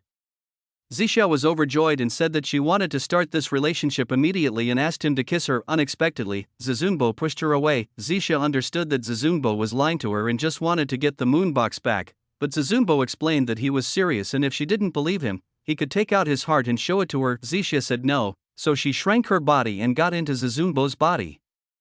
"Wow, why does your heart look like a coconut?" "Miss, you can't deny that I'm ugly, but I'm very gentle and I would never lie." The heart was beating, answering Zixia's words. "Then tell me honestly, are he and his wife very affectionate?" After a moment, Zixia looked lonely and said, "I understand." In the evening, Zixia and Zizunbo returned to the desert. Zixia asked Zizunbo not to be angry. She was just joking. The treasure box was with Qingxia, and now she was going to find her sister. After saying that, she walked towards the depths of the desert. After watching this entire plot, all the judges except Lan Xiaolong frowned, because even they didn't understand what was going on, as it seemed to have nothing to do with the previous plot. The jokes in this section are really vulgar. Gui Jingming suddenly smiled and said something. The other three just glanced at him but still didn't respond. The logic is confusing. Is this just a swell? It's obvious that Jiang Lu has started to go downhill. He doesn't even know what he's writing. It was just a comment from a third-rate screenwriter, but this time it seemed to have aroused the approval of many people. Indeed, the more I read, the more confused I am. Is this just about the Moonlight Treasure Box? At least give some details about Bai Jingjing and Chun Sanchernang. You didn't give any details at all. You just talked about Zizunbo and Zixia. There are more and more critical voices online. The audience also started to discuss the situation because they really couldn't understand it. The sudden break in the plot was really painful to watch. Seeing that his words did not receive a response from the other three, Gui Jingming spoke again. Maybe my ability is a little low. I don't understand how the current plot is related to the previous one. Moreover, I found that Jiang Lu's jokes are not only gradually decreasing, but also a little vulgar. So, should we stop paying attention to Jiang Lu and take a look at some other contestants? Gui Jingming's words instantly made the three of them turn their heads and look at him at the same time, because he had been saying similar things since he started patrolling the room, trying to draw attention to other players. After all, this is not Jiang Lu's special performance, but Gui Jingming's purpose is definitely not out of selflessness or fairness and justice. Jingming, it is undeniable that some of the other contestants do have clever plot ideas and are worth paying attention to, but Jiang Lu is slightly different from them. Have you read all the plots that Jiang Lu has created before? Chen Xiqing looked at Gui Jingming with a smile. Teacher Chen, I've seen it. It's very funny, although, well, the background is an imitation of Journey to the West. It's indeed funny, but we can't ignore the works of other contestants. After all, we are the judges and we have to treat everyone equally. When Chen Xiqing heard what Gui Jingming said, he instantly became furious, because what he meant was that the previous judges favored Jiang Lu and that the others were unfair, just as Chen Xiqing was about to ask again. Jingming, do you know Jiang Lu's ability to create comedies? He is very skilled in using contrast. Not to mention the density of the jokes, his technique is completely replicable. There has always been a gap in the market for Chinese comedy films. Teacher Jiang, I know that you are all worried about the Chinese comedy market and that you have discovered a talented young talent, so you are paying too much attention to him. But I still say that as judges, shouldn't we treat everyone equally? Before Jiang Wen could finish his words, Guo Jingming interrupted him. Jiang Wen glanced at Guo Jingming, didn't answer him at all, and turned his head to continue looking at the screen. Jingming, please watch patiently for a while. I believe you can see something. Seeing that Jiang Wen was angry and ignored Guo Jingming, Lan Xiaolong spoke up. Okay, Mr. Lan. Guo Jingming nodded to Lan Xiaolong very respectfully, then stopped talking and looked up at the big screen. Lan Xiaolong suddenly picked up the microphone and said, I believe that the audiences here and online may be confused about this plot, including all the plots after meeting Zixia, so I will analyze it for you and see if I can help you better understand and integrate into the plot. Lan Xiaolong's words instantly silenced the noise of discussion at the scene. Everyone's eyes were focused on Lan Xiaolong, and the camera also gave Lan Xiaolong a close-up shot. The first scene of A Chinese Odyssey begins with Sun Wukong, right? Everyone should remember it, right? After the first scene, the prompt text that appears is 500 years later, which is when the story of the Axe Gang and Chun Sanchen Yang begins. So when Zizunbo travels back in time through the Moonlight Box to 500 years ago, is this a closed loop? During the battle between Sun Wukong and Guanyin, did they say that Sun Wukong was going to eat his master with the Bull Demon King? In the previous scene, during the conversation between Zhu Beiji and Sha Sang, did they mention that the eldest brother kidnapped the master and suspected that Zixia was involved? In this way, we can infer that the current time and space is the time and space of the first scene at the beginning. Also, let me say one more thing that will help you immerse yourself in the plot. When Zizunbo and Erdangjia and Bai Jingjing and Chun Sanchen Yang were separated by death, what did they shout? My wife, my husband. These are the names used between husband and wife during the Song dynasty. The Tang dynasty was 500 years before the Song dynasty. As we all know, the story of Journey to the West was set during the Tang dynasty. As soon as Lan Xiaolong finished speaking, there was an uproar at the scene. Fuck, I get it, Teacher Lan is really amazing, I'm convinced. Such details, wow, awesome. We are just watching for fun, but they are really analyzing it. Now I understand. Zhang Lu is awesome. This grassline gray snake is buried really deep. The previous critical voices on the internet instantly turned into praise. Awesome, this is explained, and it seems to be true. If this is the case, then the opening scene is simply explosive, and it directly points out the main points of the plot, but we just didn't understand it. Zhang Lu is awesome. I said his logic was confusing before, but now it seems that I was stupid and didn't understand it. Hey, I remember someone was stirring up trouble just now. It seems like that person who stirs up trouble always jumps out whenever there is something that people question. Is he a hater? Yes, I noticed that too. At first I thought it was a coincidence, but it turns out there really is such a person. The third-rate screenwriter was so angry when he saw the barrage that his teeth were itching, but when he saw someone in the barrage mention the problem of setting the pace, he still broke out in a cold sweat that he is not like Lu Lingtong, who is half out of touch with the times. He knows that there are endless big names on the internet. If he is targeted by someone, he will be exposed to the naked eye in minutes. He does not want to be exposed. So he decided to take a break for the time being and wait for the opportunity to come again. Chapter 29, the long-awaited hilarious moment. Zizunbo waited until late at night, but Xingxia never showed up, and suddenly, two strange lights appeared in the sky as Zizunbo chased after them and found Sun Wukong, Tang Sanzang, and Guanyin in it. So the plot of the first part of A Chinese Odyssey appeared again. It mentioned again that Sun Wukong injured Fairy Zixia and snatched the Moonlight Box.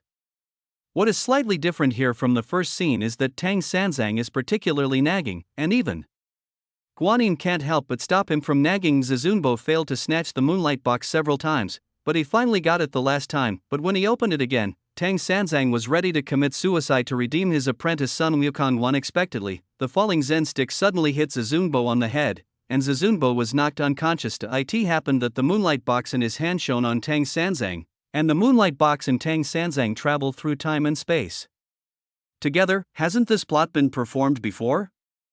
Why is it happening again? Did you take a good look? There are many things in there that were never there before. Was there a person called Zizunbo before? But to be honest, I'm a little confused. It seems that Zizunbo can't go back 500 years later. Tang Sanzang took the Moonlight Box to who knows where.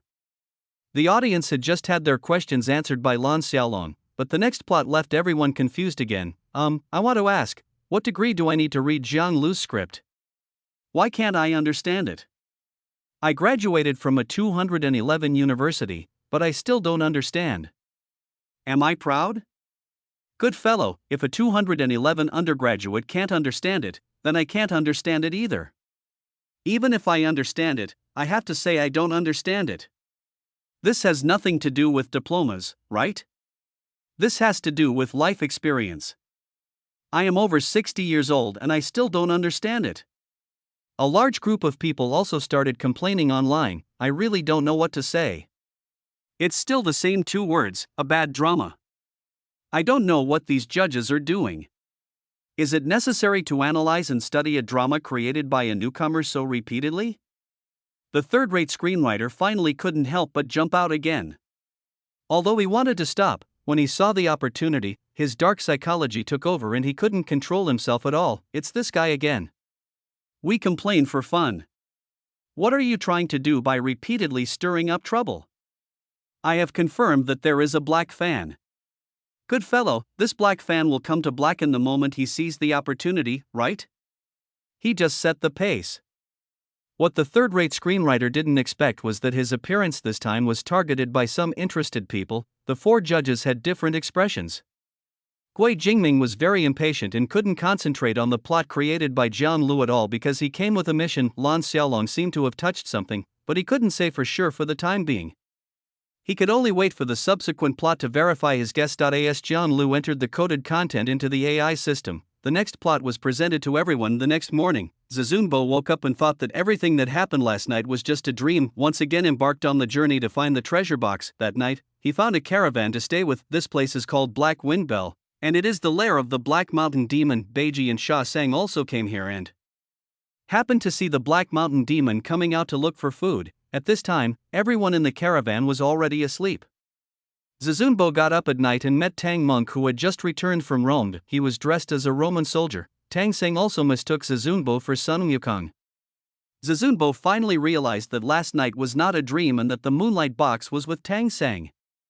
Just when he asked Tang Seng for the moonlight box, the Black Mountain Demon appeared. The Black Mountain Demon took a deep breath towards the face of each sleeping person, and then the sleeping person would go limp and die immediately. Zizunbo and Tang Seng were lying in the corner. What is he doing? Zizunbo looked at the Black Mountain Old Demon's actions in surprise and asked. He's absorbing our yang energy. Let's pretend to be asleep. I hope he's absorbed enough and then he won't absorb us anymore. But after the Black Mountain Demon killed everyone, he found Zizunbo and Tang Seng in the corner, so he came to them. At this time, both of them were lying on their backs.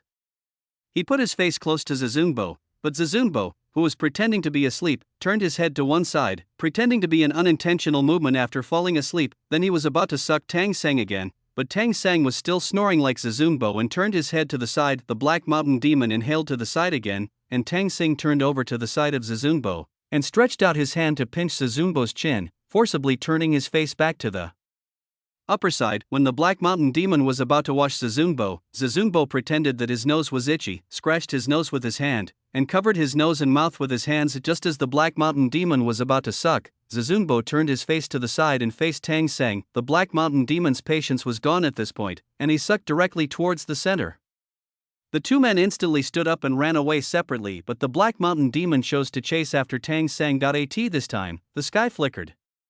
When the Black Mountain Demon caught up with the location, he found a man dressed as an Egyptian pharaoh, holding a bomb with a lit fuse, and asked him, "You don't recognize me? Oh, you like it? Then take it." The man dressed as the Egyptian pharaoh was Tang Seng. When he saw that the Black Mountain Demon was staring at the bomb in his hand, he handed the bomb with the fuse still burning to him. "My apprentice called me, bye-bye." With that, Tang Seng turned around and ran away. Then there was a loud noise behind me. The Black Mountain Demon was blown beyond recognition. After hearing the voice, Tang Seng turned around and said, "I told you not to play with fire. Amit Ba. Goodbye." As the plot unfolded, the audience burst into laughter continuously, and the laughs were so intense that the long-lost laughter once again filled the entire studio. Oh my, I am dying of laughter. My long-lost stomachache is coming back again. It's really a fake master-disciple relationship. The main point is that I would rather die than let my friend die. This part about the Black Mountain Demon is so hilarious. Ha ha ha, what a model master and apprentice. It made me laugh so hard. And there are many wise men in the online barrage. I just want to ask, why did monks in the Tang dynasty speak English? Someone who understands, please explain it to me. Tang Sung was able to come back from Rome and went to Egypt. People said that speaking English was a concession to you. If you really want to speak some Italian, you have to rely on subtitles, right? Ha, MD, I just laughed to death watching the plot, and now I'm laughing to death again watching the comments. Don't tell me, those two sentences of Tang Seng have a bit of authentic London flavor. Accompanied by joy on the internet, the 4 judges on the jury were also amused. Although Guo Jingming resisted instinctively, he couldn't control his laughter. This Jiang Lu, the contrast is mixed with postmodernism. I am really impressed. Chen Siqing smiled and shook his head. Even a fool could hear the praise in his words. It's really funny. Watching it live is different from watching it online. But I still have a question. Why is the previous plot repeated? Can't we just laugh it off and brush off the illogical plot? As Guo Jingming suddenly said this, the smiles on the 3 people's faces disappeared instantly, and were replaced by expressions of astonishment. Chapter 30, Evil is Violent. The other 3 people on the judges' panel were stunned, then they all looked up at the big screen. No one responded to him because everyone knew that he must have a purpose. Although they didn't know what the purpose was, no one wanted to be used as a gun. 3 teachers, did you understand that part of the plot? It seemed funny, but not very strong. However, the plot did confuse me. Why did this part of the plot appear repeatedly? Chen Siqing and Jiang Wen pretended not to hear Guo Jingming's words. They still looked up at the repeated scenes with frowns on their brows. It is obvious that the 2 of them are also studying this plot. Lan Xiaolong found that no one paid any attention to Guo Jingming, so he turned around and smiled at him across Jiang Wen, but did not say anything. Then he continued to look up at the screen and continued to study the plot. Guo Jingming was furious at this moment. Although his status in the screenwriter's circle was lower than the other 3, at least they were all judges together today, right? He took the initiative to speak, but everyone ignored him, which made him feel that he was not respected. Snap! Guo Jingming directly tapped the pause button of the screen in front of him. The screen stopped immediately, and the 3 judges all turned to look at him, not understanding what he meant. I don't think Jiang Lu's work is worthy of being analyzed like this by the 3 top screenwriters in the country, right? Wouldn't they overinterpret the plot and invisibly elevate Jiang Lu? Guo Jingming said righteously. Well, you're right. You can watch what you want. It's okay. No one is stopping you. There's a tablet here. You can operate it yourself and watch what you want. Chen Siqing gave a very formal smile and handed the tablet in front of him to Guo Jingming. In fact, each judge has such a tablet in front of him. The original intention was to take into account that everyone might pay attention to different things, so we specially prepared a tablet for everyone so that they can check the works of the contestants they want to follow. No, you don't understand what I mean. What I mean is, why don't we go and take a look at the other contestants? Isn't it unfair to the other contestants that you keep staring at Jiang Lu like this? As soon as Guo Jingming said this, the 3 judges turned their heads to look at him again. Some were surprised, some were angry, and some were puzzled. As Guo Jingming said this, the 3 of them understood what Guo Jingming's purpose was. Teacher Guo, I call you Teacher Guo. If you want to watch your favorite contestant, I'll give you the tablet. Please don't ask us to watch your favorite contestant with you, okay? Chen Siqing's face was serious at this moment, and his eyes were fixed on Guo Jingming. Strength determines everything. One genius can replace 100 or 1,000 mediocre people. I am not saying that mediocrity is bad, because most people are mediocre. It is precisely because of so many mediocre people that the film and television industry has flourished to this day. However, mediocre people cannot compare to geniuses in terms of numbers. Jiang Wen also turned his head and said something to Guo Jingming in a stern tone. Don't mediocre people deserve attention? Gui Jingming slammed the table excitedly, and Gui Jingming's last words were shouted out. The other three people also didn't expect that Gui Jingming would actually get angry. The three of them looked at him in disbelief. The audience stopped laughing as soon as the four people started communicating, and everyone was whispering. The online comments also became controversial along with the judges. Is Gui Jingming sick? Is he using moral blackmail on others again? No, I think what he said is correct. Don't mediocre people deserve attention? No one said it's not worth being noticed. Didn't everyone say it's just the difference between mediocrity and genius? No one belittled mediocrity. Please don't distort the meaning, okay? In my opinion, Mr. Gui's words are still of high standard. What the hell are the other three judges on the stage, including Wan Shua before? They have been praising Zhang Lu. I feel that there may really be some inside information. Even Mr. Gui said that there is excessive interpretation, which invisibly lifts Zhang Lu up. What else is there to argue about? When the third-rate screenwriter saw the judges arguing, and there was already controversy online about the judges, he jumped out again and cheered for the anti-Zhang Lu team. Fang Zongyi, male, 32 years old, ID number 19XXXX, mobile phone number 139XXXX, prestige XXX. A native of Yu City, Hunan Province, he lives in Unit 3, Unit 801, Wenxin Community, Xinhua District, Yu City. He won the third place in the first wonderful writing competition. He is currently a screenwriter for BioStar Films. Later, he was awarded for his comedy creation. Suddenly a barrage of comments appeared on the public screen, and then the same barrage of comments appeared on the public screen one after another. The third-rate screenwriter was sweating all over it this time because the person who appeared repeatedly in the barrage was talking about was him. He didn't know why he only led a few waves of rhythm and didn't make a report phone call like Lu Lingtong did. This was discovered by someone he couldn't imagine, but what he didn't know was that A Chinese Odyssey is now quickly becoming popular among college students, and a kind of culture has been formed with A Chinese Odyssey as its carrier. Although the script has not been completed yet, many of the previous lines have been modified by many college students, and some are even rehearsing the plot in the university's drama club. When this kind of culture and its creators are attacked, naturally some fans with extreme ideas will emerge. They naturally won't look for every attacker, but people like Fang Zongyi who repeatedly come out to set the pace and whose behavior is abnormally obvious will naturally be targeted. At this time, not only was all of Fang Zongyi's real information stripped away, but the various comments he posted online were also sorted out. Screenshots were taken and posted. Then the fans of Westward Journey discovered that this person had been slandering Zhang Lu and Westward Journey since Lu Lingtong. After Lu Lingtong disappeared, he also went into hiding, but whenever the plot became a little confusing, he would jump out to lead the pace, regardless of whether it succeeded or not. At this time, the comments section of Fang Zongyi's personal microwave had been occupied by fans of Diahua. At this moment, his cell phone kept ringing. They were not text messages or calls, but notification sounds from people adding friends on WeChat. Many netizens are still relatively rational and know that if someone keeps making harassing phone calls or sending harassing text messages, the other party can call the police. He looked at his cell phone and the growing number of messages on the microwave on his computer, and he suddenly felt dizzy. Just at this moment the phone rang.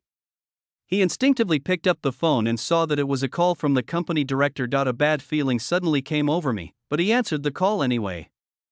Fang Zongyi, you, come to the company right now, and let's talk about how to resolve the loss of reputation you have brought to the company this time.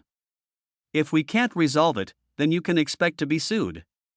As soon as he finished speaking, the phone was hung up. Fang Zongyi sat in a daze on his seat, his phone sliding directly to the ground. The notification tone of adding friends on WeChat continued to ring while the phone fell to the ground. Chapter 31. If the child is disobedient, just give him a slap. At the show, the atmosphere was very tense because of Gui Jingming's abnormal anger. When the host Xiao and I saw that a quarrel had broken out among the judges, he quickly stepped forward to stop the fight. Gui Jingming actually turned around with the microphone in hand and said to the audience behind him, "I just want the teachers to pay more attention to the other contestants. I don't understand why the three highly respected teachers in the screenwriting circle only focus on Zhang Lu and repeatedly study and analyze him. I don't understand. Is the script written by a new screenwriter really worth being repeatedly analyzed and studied like this? Is this a famous script handed down from generation to generation or the work of a master? I really don't understand. At the end of his speech, Guo Jingming's eyes turned red and he reached out to wipe away his tears. Jiang Wen's face turned pale, because what Guo Jingming said was directed at him. Chen Xiqing's face turned red with anger, and he clenched and unclenched his hands several times. Lan Xiaolong was also a little angry at the moment, but he just watched Guo Jingming performing expressionlessly. But the audience looked at Guo Jingming's performance with different expressions because when Guo Jingming was a judge or mentor in other programs before, his acting skills were really good, and he was extremely good at moral blackmail. No one in the audience is stupid. Look, it starts again. Although I don't like Guo Jingming's movies, I like his acting skills. Ha ha ha, yes, he can act directly on the spot. To be honest, it's a pity for him to be a screenwriter and director. If he were an actor, I think he would at least be a top star. Who are you looking down on? The top stars? The kings, right? He rules the entertainment industry directly. With his height, he doesn't even need to put on makeup to play a dwarf. He can just play his true self. There were endless comments online, and although the women who had previously supported Guo Jingming also came out to speak up, they were quickly drowned out by the massive amount of comments. This time, Guo Jingming originally thought that he could get the support of the audience, but surprisingly, all the audience looked at him with strange eyes, and some people even couldn't help but started laughing. Guo Jingming suddenly felt extremely embarrassed, as he was being held there, unable to move up or down. Xiao and I also wanted to laugh, but he couldn't at this time because he was the host. He quickly walked up to the judge's seat, grabbed Guo Jingming and persuaded him, then turned around and said some nice words to the other three people, which temporarily calmed the incident. But Guo Jingming was still unwilling in his heart, because if he could not fully demonstrate himself, then this trip would be in vain, and he had spent a lot of financial and human resources before. After a quick wash, Zhang Lu finally no longer had a messy hair. He had a piece of bread in his mouth and his fingers were typing quickly on the keyboard. He would stop from time to time, take a few bites, and then continue biting the bread, because the most classic line from a Chinese odyssey will soon appear. In the previous life, this classic line was the most widely circulated. As soon as Zizunbo, Tang Monk, Beiji, and Shaxing reunited, they encountered the Bull Demon King. The Bull Demon King thought that Sun Wukong had captured Tang Sang, and happily took everyone back. The Bull Demon King was planning to let his sister Niu Shangshan marry Sun Wukong, and he himself was also planning to take another concubine. The new wife was a woman he rescued from the desert, and it was undoubtedly Zixia. The Bull Demon King didn't know that Zixia had known Zizunbo for a long time. At the same time, he gave the Moonlight Box to Zixia as a token of love. In order to get back the Moonlight Box, Zizunbo wants Zixia to temporarily agree to him. Just then, Princess Ironfan arrived at the scene, and Bull Demon King suddenly lost his confidence. When I saw Zixia was injured and rescued by Bull Demon King, I realized something. So it was Sun Wukong who injured Zixia? Yes, I said it before, it was Sun Wukong who injured Zixia and stole the Moonlight Box. That's not right. Isn't Sun Wukong the supreme treasure?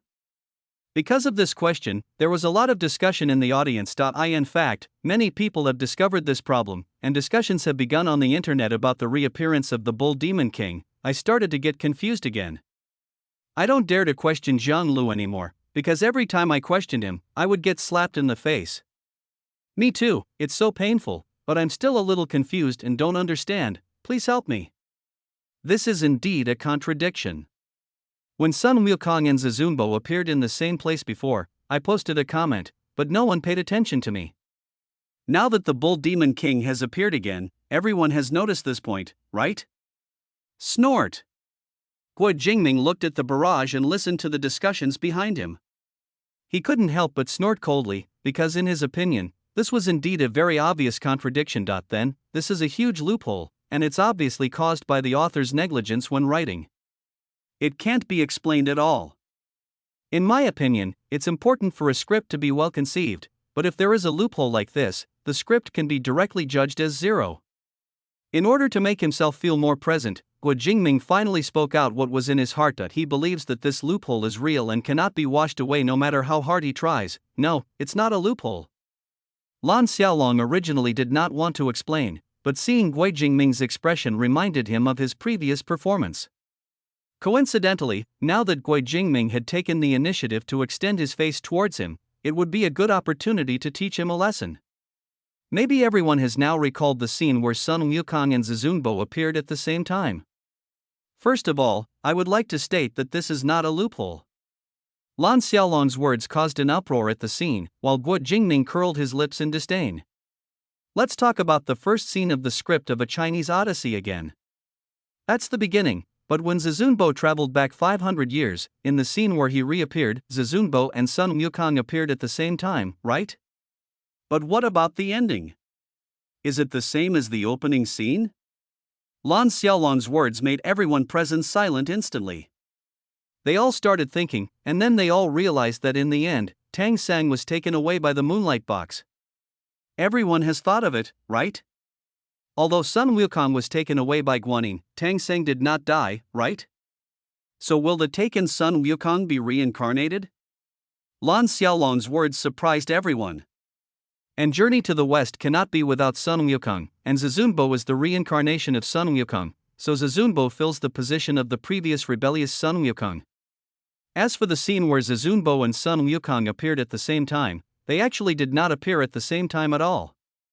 You can understand that Zizunbo could see that scene, but others could not see him because they were two different time and space. However, Zizunbo used the moonlight box to interfere with the original time and space, causing Sun Wukong to be executed, and then he filled the gap. This is a time-space intersection theory. Of course, it's just a theory, but it's really valuable to be able to apply it to the creation of a script. It's no wonder that people don't understand it, because this technique is only used by some masters abroad. Lan Xiaolong has finished speaking. Jiang Wen and Chen Xiqing looked at each other, their eyes filled with shock. This Jiang Lu really makes me wonder what to say. There was a burst of exclamations at the scene, and along with the exclamations, Guo Jingming's face seemed to be slapped hard in the face. His expression was very unnatural. Although he didn't understand what Lan Xiaolong was talking about the time-space intersection theory, he still applauded along with the two judges. Wow, awesome. The master explained my doubts and I got it straight away. I have also realized it, fellow Taoist. How about we ascend together? It has to be Teacher Lan. He is really amazing, knowledgeable, and can see it at a glance, but Jiang Lu is also really good. He can only use methods used by foreign masters. Lucian is awesome. Not only is it funny, but the writing skills are also very impressive.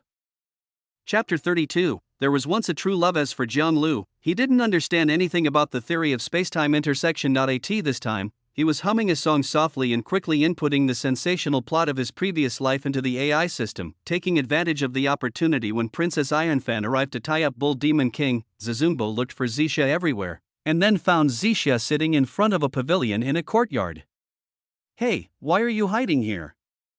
Zizunbo stepped forward and just opened his mouth to speak. Zixia suddenly raised her head, stood up, and drew her sword in one smooth move. This time, when Zizunbo and Zixia were maintaining their poses, a narration appeared that the sword was only 0.01 centimeters away from my throat at that time, but after a quarter of an incense stick, the sword's mistress will fall completely in love with me. Because I decided to tell a lie. Although I have told countless lies in my life, I think this one is the most perfect. Take another half step forward and I'll kill you, Zixia said with a stern expression, and viciously as Zizunbo, wearing the groom's clothes, suddenly turned his head, and 2 lines of tears fell directly, and he said with a choked voice, "You should do this, and I should die. I once had a true love in front of me, but I didn't cherish it. When I lost it, I regretted it deeply." After Zizunbo took a deep breath, there is nothing more painful than this in the world. Use your sword, cut my throat. No more hesitation. At this time, Zixia's eyes were filled with tears, and she no longer had the anger she had before. If God could give me another chance, I would say 3 words to that girl: I love you. If I have to put a time limit on this love, I hope it's 10,000 years. Wow, everyone at the scene exclaimed. What the hell, what did I hear? Feel it, I have goosebumps all over my body. Godly line. This line is so powerful. I don't know how to describe this line, it's so awesome. The 3 judges on the jury were all moved except for Guo Jingming. Although he also felt very surprised, he tried hard to suppress his expression. After all, if he wanted to stand out, he had to be different. What's wrong with Jiang Lu's brain? This line is amazing. It's humorous and sincere, but when you look at the plot, you know it's a lie. The key is that this line is very suitable for any love scene. It's just a simple "I love you and I will love you for 10,000 years." He actually changed it into this way. It's really thoughtful, huh? Lan Xiaolong rarely laughed out loud while commenting. At this moment, he was completely relaxed, as if he had become accustomed to the constant surprises brought by Jiang Lu. It's a blast. How many classic lines did Jiang Lu come up with when he wrote a script? Not a few. Yesterday I saw someone on the street making a phone call saying, "I'm impressed by you. I will definitely memorize this line in its entirety, and I will apply it to real life." That's amazing, but first you have to have a girl like Zixia who loves you like this. Chinese Film and Television, bidding 1 million. Berna Films, bidding 1 million. Jiaxing Film and Television, bidding 800,000. Penguin Pictures, bidding 800,000. Instantly, a large number of film and television companies started bidding again, if for nothing else, just for this line, without saying too much. Just taking this line out alone would probably make you a fortune if you shot a commercial, let alone putting it in a movie. At the same time, as Jiang Lu's scripts became better and better. Many film and television companies were no longer just paying attention to the scripts, but were targeting Jiang Lu as a person. Because of this line, there was a lot of heated discussion and it soon became a hot search term again. I don't know how many times this has happened, because a script written by a new screenwriter became a hot search term among college students. This passage was quickly excerpted and posted on forums and campus networks, gathering places for fans of big talk. Jiang Lu was not composing at this time.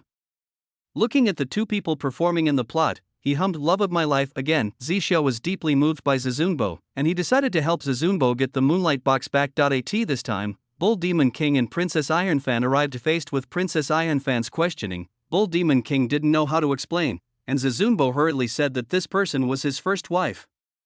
Then Princess Ironfan pulled Zizunbo aside. "Tell me clearly, what happened?" "I told you, sister-in-law." "You call me sister-in-law?" Sorry, it should be Mrs. Niu." "Ha?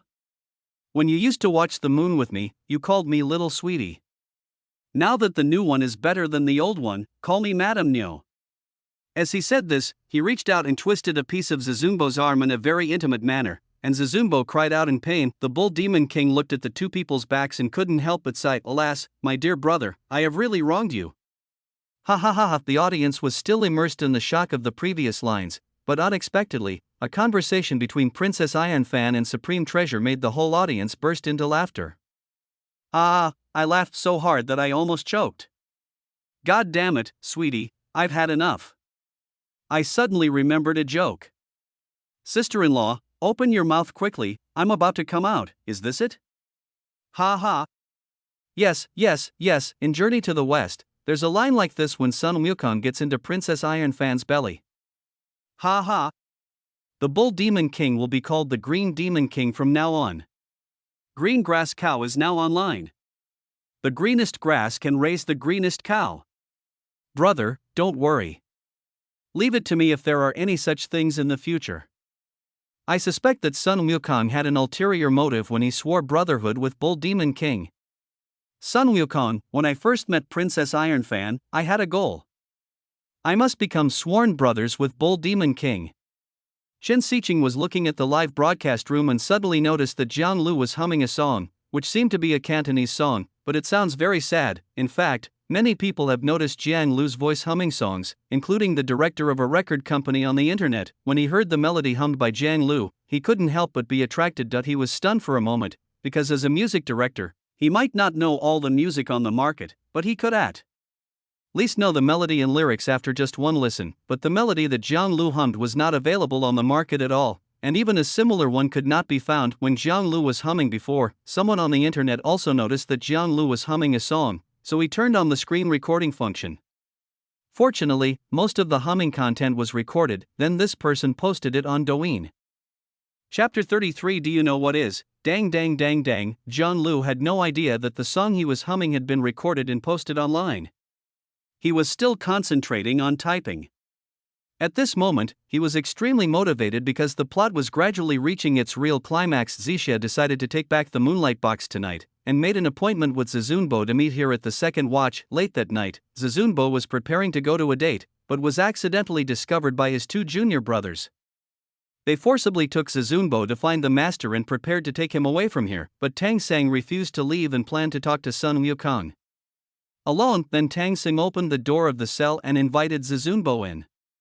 To be honest, I am not your disciple, and I don't even want to be your disciple. Master, please be merciful and let me go, okay?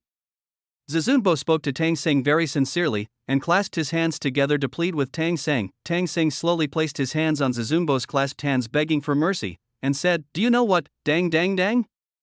Zizunbo looked up at Tang Sing in confusion. What's that?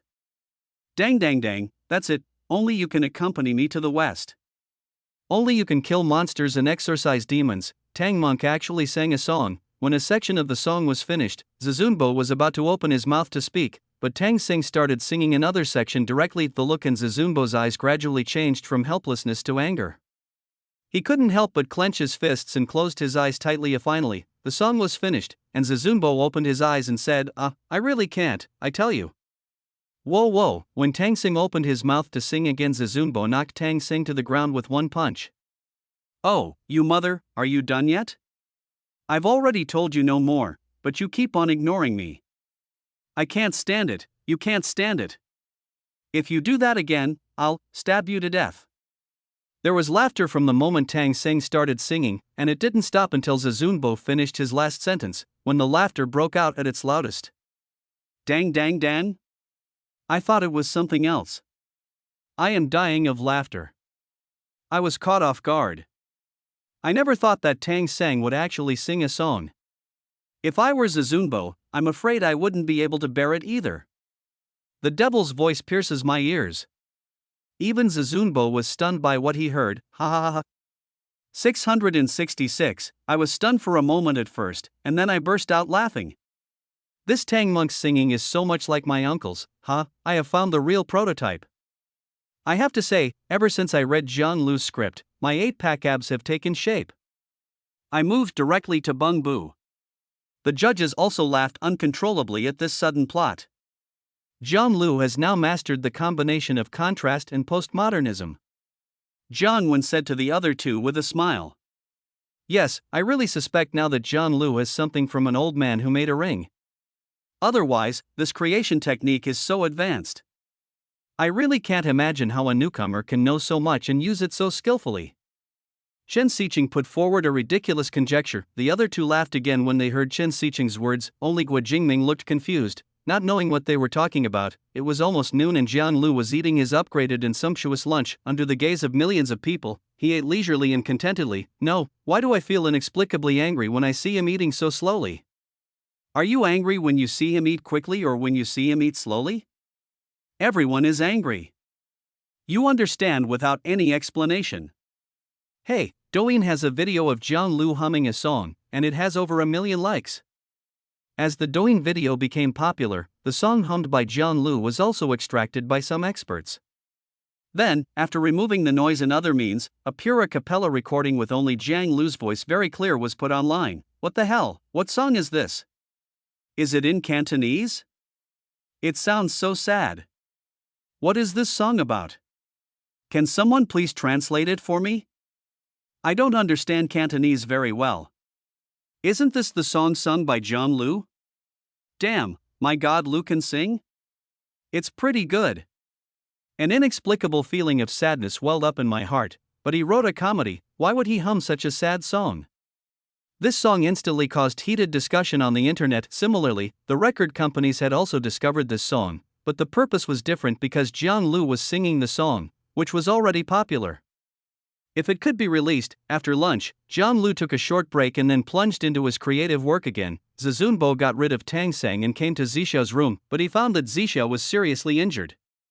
It turned out that Niu Shangxiang stabbed her when she was not prepared. Niu Shangxiang used the shapeshifting technique to switch the bodies of Zixu and Beiji. After dawn, Zizunbo discovered that the soul in Zixu's body had turned into Zhu Beiji, and the soul in Zhu Beiji's body was Qingxia. But then, in addition to Zhu Beiji and Zixu's body, Zixu's consciousness also awakened, and then took the initiative in the body. Just as several people were fighting for the Moonlight Box, Bull Demon, King and Princess Ayanfan arrived. While escaping from Princess Ayanfan's pursuit, Zizunbo slipped and fell off a cliff, and accidentally saved 3 thieves. The leader of the 3 thieves was called Bodhi. When Zizunbo woke up from the fall, he found that he was taken back to the Ponzi cave by 3 people. Bodhi said that you must like a person named Jingjing very much, because he called this name a total of 98 times. But there was another name called Zixia, and he called her a total of 784 times, Zizunbo explained. At this time, Bai Jingjing came to the Pansi cave. She came here specifically to become a disciple, but she didn't expect that Sun Wukong was also here. Zizunbo was stunned for a moment. The story ends here, but Bai Jingjing's appearance caused exclamations from the audience. No, this is Bai Jingjing from 500 years ago, right? Yes, it was Bai Jingjing from 500 years ago, but the number of times Zizunbo called out people's names in his dream just now was really, the one that Zizunbo likes now is Zixia, right? The appearance of Bai Jingjing made Jiang Wen frown, because he didn't quite understand why the character who had been given up before would appear again now. Was he really going to write a love story? Teacher Lan, I feel like there are a lot of emotional scenes in the second half of Jiang Lu's script. Have you noticed? Jiang Wen turned his head and whispered to Lan Xiaolong, at the same time hoping that Lan Xiaolong could give some opinions to help answer his questions. Indeed, I have also discovered that the second half is much more complicated than the previous single-line plot. Although the laughs have not decreased, the plot is particularly complex, and the emotional scenes are constantly being emphasized. Lan Xiaolong had some vague guesses in his mind, but he didn't dare to say them out loud now, because he was not sure whether his guesses were correct, so he just said a few words and did not give the answer that Jiang Wen wanted. Chapter 34. Why are all the scenes about emotions? The judges then began to patrol the room, commenting on the other contestants one by one. Jiang Lu was still in the room, with a cigarette in his mouth, his eyes slightly narrowed, and his hands quickly creating a new plot on the keyboard. After seeing Bai Jingjing, Zizunbo stepped forward to explain that he was not Sun Wukong, and then told Bai Jingjing about how they met 500 years later, although Bai Jingjing didn't completely believe Zizunbo. She always felt that the person in front of her seemed very familiar to her. Zizunbo said that if he could take out his heart and show it to her, she would definitely believe it. After hearing this, Bai Jingjing immediately moved into Zizunbo's body and confirmed Zizunbo's words with coconut, but before she left, she asked one more question. I asked the person that Zizunbo likes most himself. At this time, Bull Demon King decided to marry Zixia 7 days later. Zixia is still waiting for her lover, just as Qingxia was mocking Zixia. Even if Zizunbo came in the end, what ability would he have to snatch Zixia back? Since God arranged for him to be able to pull out my purple sword, he must be an extraordinary person, there is no doubt about it. Zixia said this with a happy smile on her face. I know that one day, he will appear in the spotlight, wearing golden armor and riding on a 7-colored cloud to marry me. Humph, you still say you're not crazy. This is not a mental illness, it is an ideal. Zixia was still immersed in her own imagination, because she firmly believed that no matter what, the picture in her mind would appear. Why do I feel like this is a love scene now? By the way, do you think it will be Bai Jingjing or Zixia in the end? 2 women fighting for 1 man, right? This is going to be a cheesy drama, right? See, I still trust Jiang Lu. There will definitely not be such a vulgar plot. The audience at the event was relatively rational, unlike the LSPs online. Why do I think Zixia is so beautiful? Oh my god, my heart is moved. Zixia is a bit like my first love, pure and full of beauty. I like Zixia. Agreed, Bai Jingjing will be given to Zizunbo, and Zixia will be mine. Do you still have any shame? Zixia and I have already officially announced our relationship. I hope everyone will learn from this in the future. Oh my goodness, is this how we play now? At the same time, Zizunbo was preparing to marry Bai Jingjing the night before his wedding. He saw Zixia in his dream. Zixia told Zizunbo that she had entrusted a spider to give him a message, and she really missed him. Zizunbo told Zixia that he had been lying all along. Zixia said she would just lie, just like a moth, knowing that it will get hurt, it will still fly into the fire. Moths are so stupid. After waking up, Zizunbo fell into a dilemma. He felt that the person he wanted to marry was Bai Jingjing, and Zixia was just someone he hated. He will never fall in love with someone he hates, but Bodhi doesn't think so. Do you need a reason to love someone? Don't you need it? Do you need it? Don't you need it? Hey, I'm just doing research with you, why are you taking it so seriously? As Bodhi turned to leave, he said again, do you need it? The male community on the internet went crazy. Zixia is simply the white moonlight in my heart. It's over. I have completely fallen for her. Damn it, why haven't I met a girl like this? If the ending is not perfect, Jiang Lu, you are dead. I still say the same thing, Zixia belongs to me, the rest are up to you. The female audience in the audience showed great interest in the conversation. So there really isn't a need for a reason to love someone, right? Yes, love is love. When love comes, nothing can stop it. Love always comes unexpectedly. I hope Zixia and Zizunbo can have a perfect ending. I suddenly realized how pitiful Zixia is. At least Bai Jingjing doesn't know anything yet. Everyone felt the same way and began to sympathize with Zixia. At this moment, Zizunbo found that a spider brought him Zixia's golden bell. He didn't think anymore and decided to marry Bai Jingjing immediately, but on the wedding day, Bai Jingjing disappeared after leaving him a letter. Your conscience tells me that the one you love most is not me, but another woman. When I saw what she left in your conscience, I felt that the person you came back to find after 500 years was not me, but her. You and I must believe that this is God's will and the legendary fate. After the scene ended, the judges had just finished their inspection, and they instinctively switched the camera to Jiang Lu's room. After watching this scene, the four of them remained silent for a long time. Jiang Lu, is this considered the beginning of a love story? Chen Xiqing turned his head and looked at the other two people in disbelief, seeking confirmation. Yes, I had a feeling that he was going to write this, but I just thought about it again. He seemed to have been burying these things from the very beginning, starting from the first scene when Zizunbo and Bai Jingjing met. Jiang Wen stared at the screen without turning his head, but answered Chen Xiqing's words. Yes, they all felt that Jiang Lu's script was already developing towards love. Gui Jingming felt extremely uncomfortable being sandwiched between the two of them, because Chen Xiqing had to speak through him, but the conversations between the two of them never included him, and he really didn't understand what they were saying. I'm still thinking about it.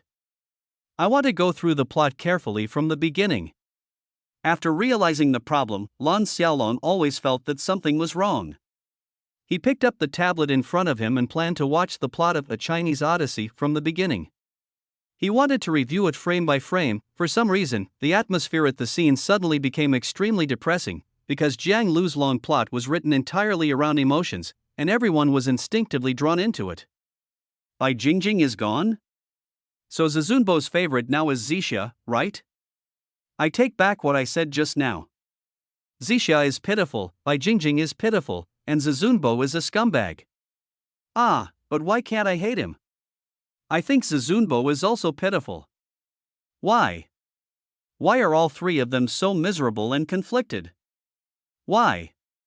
LSPs on the internet are now angrily condemning Zizunbo and Jiang Lu. No, it makes me feel uncomfortable. Whether it's Bai Jingjing or Zixia, just give me one. Damn it, Jiang Lu is going to piss me off. It's fate. I don't want to say anything. No, I have to say a few words to Jiang Lu. What kind of plot did you arrange? Comedy, brother, is it so heartbreaking? Okay, Bai Jingjing has given up on herself, now only Zixia is left. Jiang Lu, how about you rush to Zixia?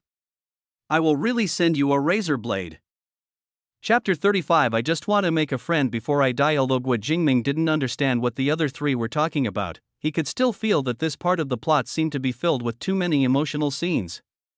He now gradually realized that if this continued, don't even mention being unique. You don't even have a say. You might as well just follow the three of them and eat and drink for free. So he wanted to try to ease the relationship with the three people, so he opened his mouth to say something, but he didn't get to the point. I see this part of the plot is all about love scenes. Isn't it a bit off topic? But after he finished speaking, except for Lan Xiaolong who gave him a meaningful smile, the other two seemed not to have heard him. But when Gui Jingming was still determined to continue his analysis, Lan Xiaolong shook his head at him and pointed at the screen. Gui Jingming knew that this was a request for him to continue reading. Although he was extremely angry, he still chose to compromise temporarily. At this time, Jiang Lu's new plot was quickly presented to everyone after Bai Jingjing left. Chun Sancher and Yang also came to Ponzi Cave. It turned out that she and Bai Jingjing had a grudge against each other for a long time, because he threatened Zizunbo to tell him the whereabouts of Bai Jingjing. He swung his sword and killed the innocent Bodhi and other two people. Zizunbo is not afraid of death. He has heard people say that as long as the sword is drawn fast enough, People will not die immediately. Yet he hoped that Chun Sancher Nyang could help him and cut open his heart so that he could know what the girl had left in his heart. After hearing this, Sancher Nyang killed Zizunbo with a sword. Then the scene directly turned to the Bull Demon King's wedding scene, but the audience exclaimed, "Fuck, Zizunbo is dead? No way? What's the point of acting if the protagonist is dead? I beg you to use some brains, okay? Have you never seen a movie? There must be some hidden story behind this kind of shot switching, okay? That's right, what's the big deal? You just saw a stream of blood spurting out. Did you see Zizunbo lying on the ground?" The wedding scene of Bull Demon King, the scene was lively and joyous, with people singing and dancing. Tang Monk was tied to a high stone platform, with a bull demon standing on each side. How many brothers and sisters do you have? Are your parents still alive? Say something, I just want to make one more friend before I die. Although Tang Seng was tied up, he still stretched his neck to greet the bull demon beside him. A moment later, so being a demon is like being a human. You need to have a kind heart. If you have a kind heart, you are no longer a demon, you are a human demon. Suddenly, another bull demon beside Tang Seng started foaming at the mouth. Tang Seng turned around with surprise and glanced at the bull demon who was foaming at the mouth, then looked at the bull demon who had been preaching. Hey, he understands. Do you understand? Both humans and goblins are born from their mothers. The difference is that humans are born from their mothers. It's a monster. It's a fucking monster. The bull demon, who had been being lectured by him, trembled all over and shouted, "I can't stand it anymore." He simply took out a dagger and stabbed it into his stomach, then fell down. Tang Seng sighed deeply, then turned to look at the other bull demon who had just foamed at the mouth. The bull demon turned his head slowly in fear, but what he saw was Tang Monk's kind smile. "What's your mother's last name?" Tang Seng greeted the bull demon warmly. The bull demon screamed in fear. He then took out a rope, hung it on the wooden frame that tied up Tang Seng, put his neck in without hesitation, kicked his legs, and hanged himself to death. Tang Seng also praised, "Aha! You're actually faster than me, you're amazing. Ha ha ha ha, I'm really impressed by this old man. He just said 2 monsters died. This Tang Monk is too slow. If it were me, I would probably die even earlier. I can't take it anymore. I'm laughing so hard that my stomach hurts. I never thought that Tang Seng could kill a demon. Tang Dynasty Monk, what do you think? Are you kidding?" The scene changed from the depressing atmosphere just now to bursting with laughter and joy. I'm sure these two goblins never thought that they would be killed by a monk in the end, right? My goodness, is this Tang Monk a social nerd? A conversation with a lot of mom content, it almost made me laugh to death. On the origins of humans and monsters, if Tang Seng were alive today, he would at least be a postdoctoral fellow in Buddhism. The judges on the jury were also amused by this scene, because the previous scene was a scene where Zizunbo was suspected to be killed, but who knew that the next scene suddenly became a funny point for Tang Monk. Hui Jingming's face was mixed at this moment, because he was just saying that Jiang Lu was off topic, but the next moment, he burst into laughter, and it was very strong. He is now extremely embarrassed. Fortunately, he didn't say too much at the time, otherwise he would have been slapped in the face again. This Jiang Lu, really, I don't even know how to evaluate him now. I can't wait until this episode is over. I must have a good chat with him. He is so curious. Jiang Wen said to Lan Xiaolong beside him with a smile on his face. Although nothing specific was said, even a fool would know that this was a very high compliment. Lan Xiaolong was still replaying Jiang Lu's previous story. He seemed to have figured out something. He kept nodding his head, and sometimes seemed as if he had discovered something new. In short, the smile never disappeared from his face. Isn't it a bit confusing for Jiang Lu to have a comedy joke and a love scene? Chen Xiqing's words instantly reminded the other two. They all turned to look at Chen Xiqing and were stunned for a moment, then they thought of the content of Jiang Lu's plot creation, and they vaguely realized the problem that Chen Xiqing mentioned. But what can they do even if they notice it?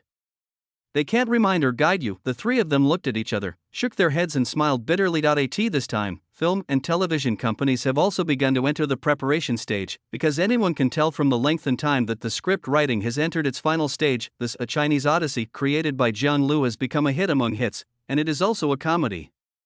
This is bound to be the best movie to grab the comedy market. Moreover, according to feedback from various sources, it is not just the comedy market now. Now anything related to a Chinese odyssey will have some popularity. This is undoubtedly something of a latent cultural attribute, although people who are aware of it still can't figure out what's going on. But this made the film and television companies realize that as long as they get this script, the profits may not only be limited to the film, but may also expand to other fields. Chapter 36. What joy is there in life? What pain is there in death at this moment? In the Water Curtain Cave, the soul of Zizunbo is here. This is the same cave where Zizunbo encountered the portrait of Guanyin before, and now that he began to see the world with his heart's eyes, all affairs became clearer than ever before. He finally understood what Zixia left in his heart. It's a terror. Zizunbo could fully feel how sad Zixia was at that time. The souls of Bodhi and others also came here. Zizunbo felt that it was his fault that they were stabbed. I hope I can return it in the next life. Bodhi smiled and said, if you want to return it, return 3 swords. However, the only thing that Zizunbo can't understand now is why people's hatred can continue forever, and why they can hate someone for 10, 50, or even 500 years. Guanyin told him that this was exactly the purpose of Tang Sanzang's quest for Buddhist scriptures. He hopes to use scriptures to resolve hatred in the world. Zizunbo finally had a great enlightenment. He sent Bodhi and the other 2 away and knelt in front of the stone table. After you put on the golden hoop, you are no longer a mortal. You cannot have any worldly emotions. If you are tempted, the golden hoop will tighten around your head, and you will suffer unspeakably. Guanyin's ethereal voice rang in Zizunbo's ears. Receive. Zizunbo snapped his fingers and held up the golden hoop with both hands. Before I put on this golden hoop again, do you have anything else to say? Zizunbo held the golden hoop in both hands, paused for a moment, and thought of Zixia. I once had a true love in front of me, but I didn't cherish it. When I lost it, I regretted it. This is the most painful thing in the world. Zizunbo slowly closed his eyes. If God could give me another chance, I would tell that girl, I love you. If I have to put a time limit on this love. Zizunbo slowly put the golden hoop on his head. I hope it's 10,000 years. A girl in the audience suddenly felt a chill on her face. She reached out to wipe it and found that she was already crying. When she was about to take out the tissues from her bag, she found that many people around her had already started wiping their tears, and she was not the only one crying. So Zizunbo is dead, and only his soul is left? And then he turned into Sun Wukong? Speaking of this line now, I can't help but feel like crying. It was a lie before, but it is true this time. It is too late to regret until you lose it. This sentence is so well said. Tears in my eyes. Zizunbo said this to Zixia. Fuck, why do I have such a bad feeling? Chen Xiqing, who was sitting on the judging panel, already had tears in his eyes. Lan Xiaolong now understood what tragic element Jiang Lu was going to write about. He couldn't help but admire Jiang Lu's cleverness, because the tragic element Jiang Lu mentioned before would be best introduced through emotional issues, and it would also be more empathetic. Now he was waiting to see how Jiang Lu's final tragic element would be created. At this time, the Bull Demon King's wedding scene. After you've paid homage to our ancestors and drank the wedding wine, you're a member of our Niu family. The Bull Demon King forced Zixia to marry him by force by holding her head down. At this moment, the clouds in the sky suddenly changed. A 7-colored cloud appeared from the distant sky and flew towards here at a high speed. The Bull Demon King turned his head in surprise and looked at the sky not far away, while Zixia was surprised when she saw the 7-colored clouds accompanied by strong winds. There were lightning and thunder in the sky. Tang Sang was still tied to the stone pillar, and he shouted, "Be careful!" All the monsters under the stone pillar turned their heads to look at Tang Monk, who was tied up on the stone pillar, thinking that he knew something. It's thundering, it's raining, put away the clothes. Then all the monsters fell to the ground. Before, everyone was still immersed in the fact that Zizunbo turned into Sun Wukong, and just now Zixia was forced to marry by Bull Demon King. Everyone was very nervous, but what Tang Sang shouted made everyone laugh instantly. This Jiang Lu, even in such a tense situation, he still uses contrast and makes jokes. When Jiang Wen saw this, he smiled and shook his head, but he had to admit that if someone else used this thing, it might be very confusing. But Jiang Lu used it to perfection, and it didn't feel out of place at all. On the contrary, the effect was very good. At this time, the colorful auspicious clouds in the sky had arrived, and quickly descended, turning into a fireball, and flew directly to the platform that Bull Demon King had built for his wedding. Sun Wukong was seen flipping and jumping, and finally posing for his appearance. The red satin on the scene also served as a background and flew past his side after he posed. Oh, it's Goku, I thought it was a rain cloud. Fuck, this is awesome, this entrance scene is simply explosive. The Monkey King, Sun Wukong, awesome. I like the Sun Wukong created by Jiang Lu, so handsome. It's so handsome that it makes me cry. Ha, I've had enough of this Tang monk. He's the source of all the jokes in the following parts. When the audience saw Sun Wukong appear, they exclaimed and talked about it, and people on the internet were also exclaiming, this appearance shouldn't be too cool, okay? This is the Sun Wukong in my mind, handsome and neat. Sun Wukong is wearing golden armor, colorful clouds, and Xixia is right. I see. Chen Xiqing suddenly exclaimed. The love line is actually the tragic element, right? As Chen Xiqing spoke, he turned his head towards Jiang Wen and Lan Xiaolong, trying to find out whether his guess was correct. Lan Xiaolong and Jiang Wen both nodded as if in response to him. Seeing that his guess was confirmed, Chen Xiqing stood there in a daze. Just now, in a flash, he caught a glimpse of a sentence on the barrage, and suddenly he guessed how the tragic element appeared. Although he had guessed it, he now began to face up to what Jiang Lu meant when he said at the beginning of this episode that the core element of comedy is tragedy. It was already 7 o'clock in the evening. After Jiang Lu finished his dinner and was about to continue creating, he suddenly thought of a question, because an idea popped up in his mind. Since he had brought a Chinese odyssey into this world, no matter whether the people in this world liked it or not, he wanted to present the perfect and most classic pictures to everyone. Since he had learned to play guitar in college in his previous life, he still remembered the music score of Love of My Life which he had been humming. He suddenly stopped composing, started inputting music scores into the AI system, and kept adjusting the music that appeared. Yes, he is now preparing to play the song Love of My Life. In the last scene, the scene of Sun Wukong and Xixia's final farewell. Chapter 37. How painful it is to love someone. After Jiang Lu entered the music score into the AI system, he began to compose the song, and now the only thing left was singing. Jiang Lu had sung this song countless times in his previous life.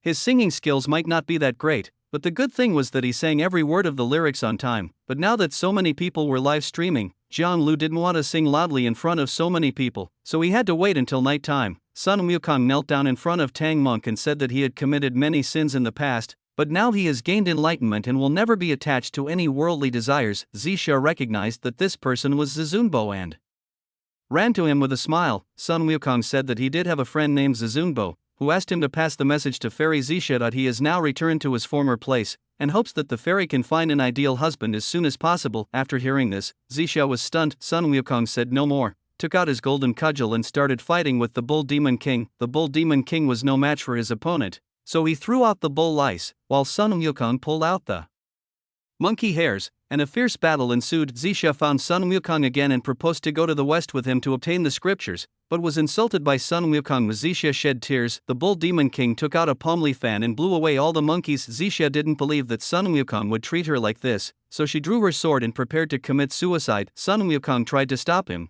and suddenly the ground shook. The Bull Demon King became furious and was ready to fan the entire city into the sun. Don't stop me from doing my work. If you want to die, die far away. Sun Wukong pretended to speak fiercely to Xixia, then flew towards the city. Xixia hurriedly reached out to stop Sun Wukong, but unexpectedly, a string of golden bells around Sun Wukong's waist fell to the ground. She picked up the golden bell and found that it was the one she had asked Spider to give to Zizunbo. Still lying to me? As she spoke, she flew after Sun Wukong. This plot is gradually becoming more and more abusive. I felt it too.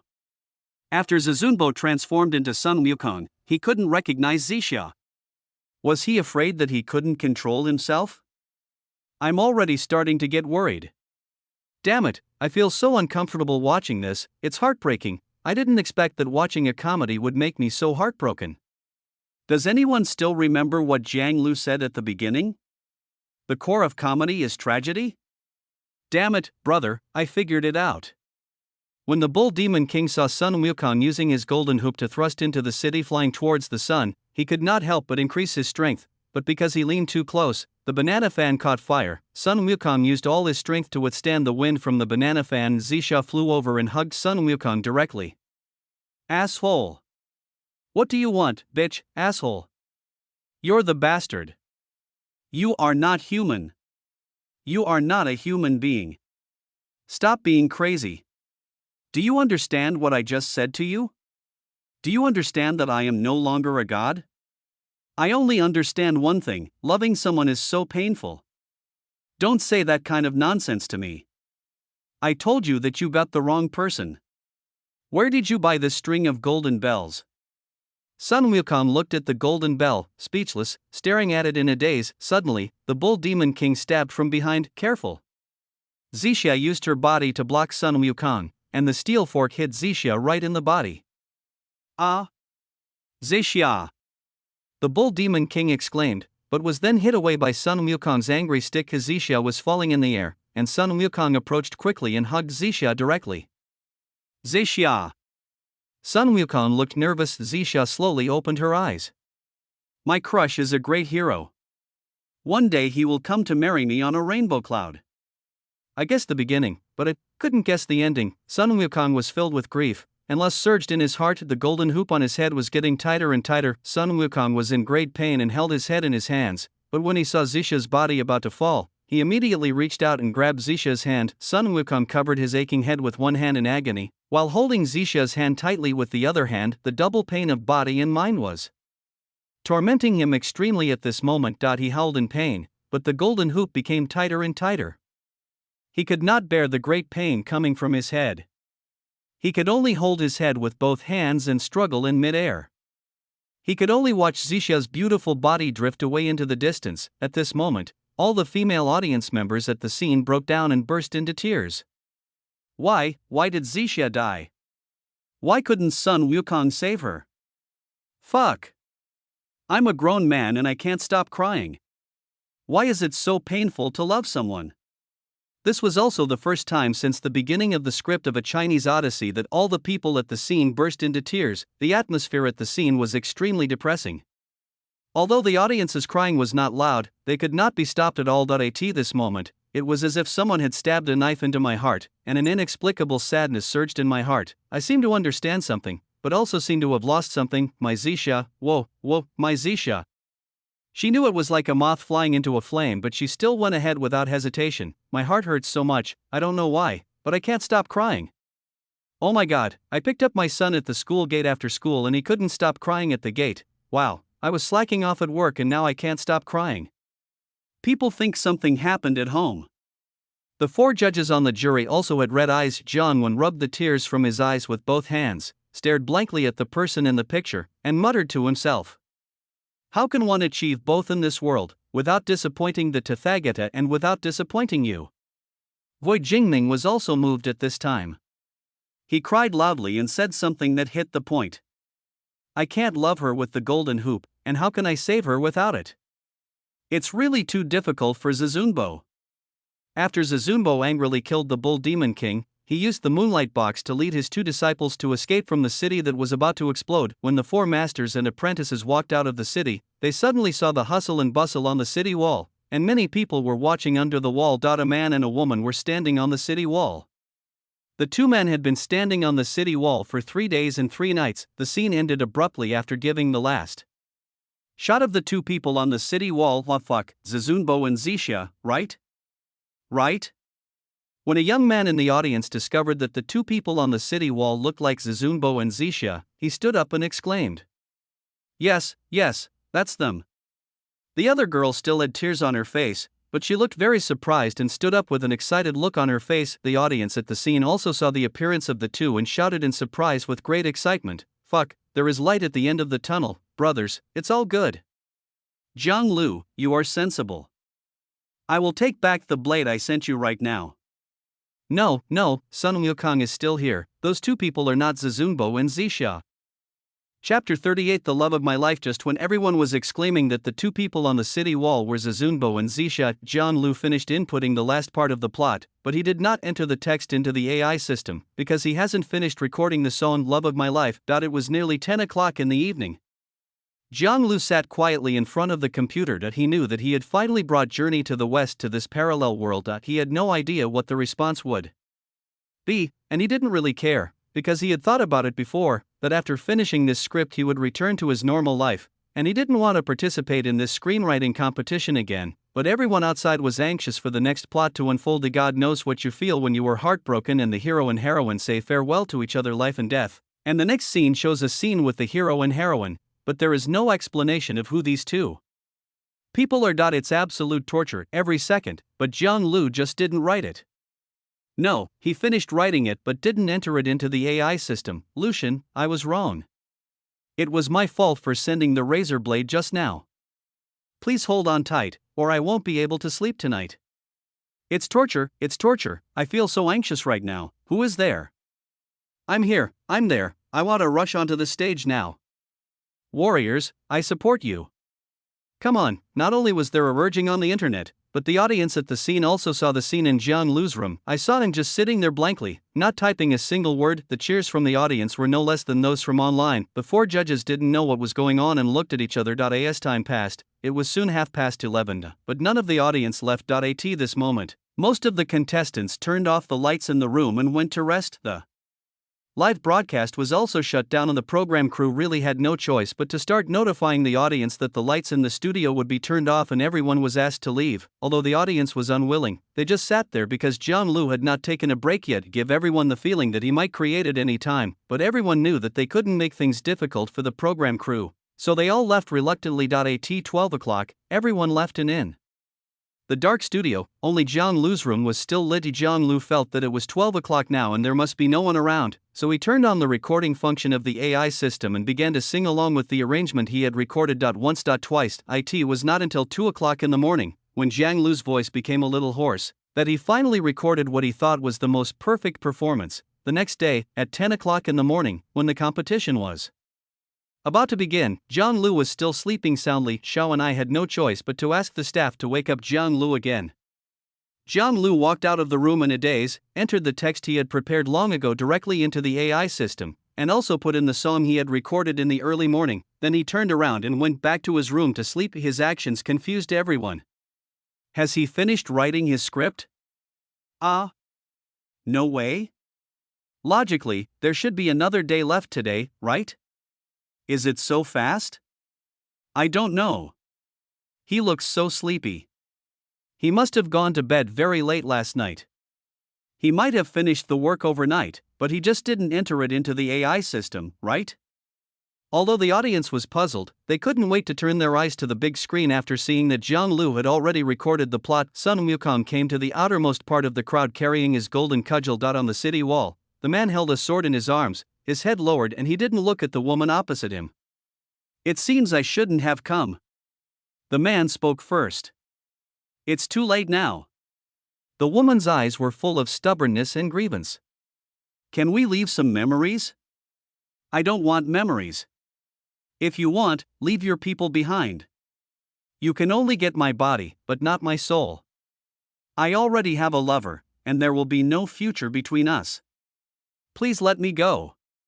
Okay. I'll let you go, but you have to kiss me before you leave. The people under the city wall started to make a fuss. Kiss. Kiss. No matter what, I am still a sunset warrior. If you ask me to kiss you, I will kiss you. Then my image will be completely ruined. You're lying. You don't dare to kiss me because you still like me. I tell you, if you reject me this time, you will regret it for the rest of your life. Even if I regret it, I won't kiss you. I can only blame it on meeting you too late. Fate is playing tricks on me. The look in the woman's eyes reminded Sun Wukong of the time when he rejected Zixia. At this moment, the prelude of Love of My Life recorded by Jiang Lu suddenly sounded. Sun Wukong blew up a gust of sand that made it impossible for anyone to open their eyes. Sun Wukong took the opportunity to get into the man's body. In the past, now, it will never come back. The man was suddenly startled, slowly raised his head and looked at Zixia, and at the same time threw the sword away, just like the posture of Sun Wukong walking. He walked forward, hugged the woman in his arms, and kissed her passionately. The scene of the first time Zizumbo and Zixia were in the cave in the city wall. Zixia asked for a kiss and Zizumbo pushed Zixia away, appeared again. With these memories, the Sunset Warrior couldn't help but hold the woman in his arms even tighter. As if making up for it, and cherishing this moment. Sea of suffering. Love and hate are stirred up, and it is difficult to escape fate in this world. I will never leave in this life. I love you. Blind date, unexpectedly unapproachable, or I should believe it is fate. After a passionate kiss, the man spoke a few words from the bottom of his heart. The woman was overjoyed and hugged the sunset warrior again. The crowd watching below the city applauded and cheered. Suddenly the man shuddered and came to himself, and found that the woman was actually in his arms. He was stunned, but when he saw the smile on the woman's face, he was instantly relieved. Sun Wukong looked back at the two people on the city wall, then turned and left, but his back was seen by the woman. What? The man noticed that the woman was looking down at the city wall. That guy looks so weird. I saw it too. He looks like a dog. The man said with a sneer. The woman continued to lean on the man's shoulder with a smile on her face, but her eyes were always fixed on Sun Wukong's receding back, and her expression seemed to be somewhat confused. Sun Wukong walked a few steps with his head down, then suddenly raised his head, put the golden cudgel on his shoulder, and quickly caught up with Tang Sang and his companions Dai in the distance. The figures of the four masters and apprentices were gradually moving away. Sun Wukong looked back for the last time at the two people hugging each other on the city wall, then turned around and caught up with them. After catching up with them, he jumped up and hit Sha Sing on the head with his golden cudgel. The four masters and apprentices traveled west together to seek Buddhist scriptures. The scene ends here, but the song sung by Jian Lu is still echoing in the studio. The audience in the auditorium burst into tears again, but all that was left were tears of regret. However, Chen Xiqing and Jiang Wen, who were on the judging panel, looked at this scene in amazement, because this is a comedy, and the ending is like this. Lan Xiaolong also frowned, seeming puzzled, because they think that there will be a perfect ending or there will be a contrast in it. After all, Jiang Lu is an expert in using contrast. Chapter 39, really painstaking Sun Wukong will never have a chance to make up for his regrets in his entire life. This is the only chance. I am almost crying. The love story of Zizunbo and Zixia is so touching. I always have a feeling of being unhappy. I started crying while laughing, and started laughing while crying. Is this Sun Wukong's last wish? To love someone but not be able to get them is more painful than any other love. Alas, who can meet his own Zixia to make up for his regrets? As soon as this barrage came out, it instantly caused more people to sigh. Sun Wukong is immortal, but he will have to taste this regret for the rest of his life. Chen Xiqing let the tears flow and looked up at the screen. Who sang this song? AI. Jian Wen kept wiping away her tears, but still noticed the background music that was constantly singing. Does it sound familiar? Jiang Lu has sung this song before, and I don't think the AI is singing from this pitch. Chen Xiqing wiped the tears from the corners of his eyes and answered Jiang Wen. As soon as Chen Xiqing finished speaking, he realized who was singing the background music, and Jiang Wen thought of the same thing. The two of them shouted the same name almost in unison. Jiang Lu? The other two people on the judges' panel naturally also heard the conversation between Jiang Wen and Chen Xiqing. At this moment, all four of them were shocked by this discovery. Penguin Pictures, bidding $1.5 million. Jiaxing Film and Television, bidding $1.6 million. Yanjing Guangxin, bidding for $2 million. Berna Films, bidding $2 million. Chinese Film and Television, bidding $2 million. Suddenly, the film and television companies that have been paying attention to script creation began to frantically brush the charts again, because everyone can see that Jiang Lu's script has been completed and is of extremely high quality. Whether it is the comedic effect or the meticulous plot conception, it is an excellent script. Faced with the huge and blank domestic comedy market, film and television companies have begun to compete frantically. Fuck, is this the rhythm of crazy grabbing because Jiang Lu's script is finished? Who says it's not true? That's good too. It'd be better if the movie can be made as soon as possible. I can't wait. I hope Jiang Lu's script won't be ruined. At the same time, representatives from many film and television companies also rushed to CCTV, striving to contact Jiang Lu himself as soon as possible after the end of this program. Many domestic record companies have also begun to send music production directors to CCTV. This song by Jiang Lu will definitely be a song that will immediately top the charts once it is released, thanks to the popularity of the script. And now, bigwigs from all sides are really rushing towards CCTV madly. At that time, Jiang Lu was still taking a nap and had no idea that the outside world was gradually going crazy because of the completion of the script and the song he carefully sang. People also realized belatedly that there seemed to be something wrong with the song. Is this song the one that Jiang Lu sang before? Hey, it seems to be true. Damn, Jiang Lu can sing too? The versatile Lu Xun, but I think his singing of this song is not that good, right? This word and melody really fit the scene, and it was absolutely amazing with the final scene on the city wall. Divine Comedy, have you read the lyrics carefully? It is simply the story of Zizunbo and Zixia. An audience member in the audience also noticed the problem, and as he expressed his doubts, the audience began to discuss. This song is so beautiful, I wouldn't have noticed it if you hadn't told me. Is this song really sung by Jiang Lu? He sings so beautifully. A female audience member has already become aroused. I think this song is not only about Zizunbo and Zixia, but also for all the lovers who are unable to be in love and are full of regrets.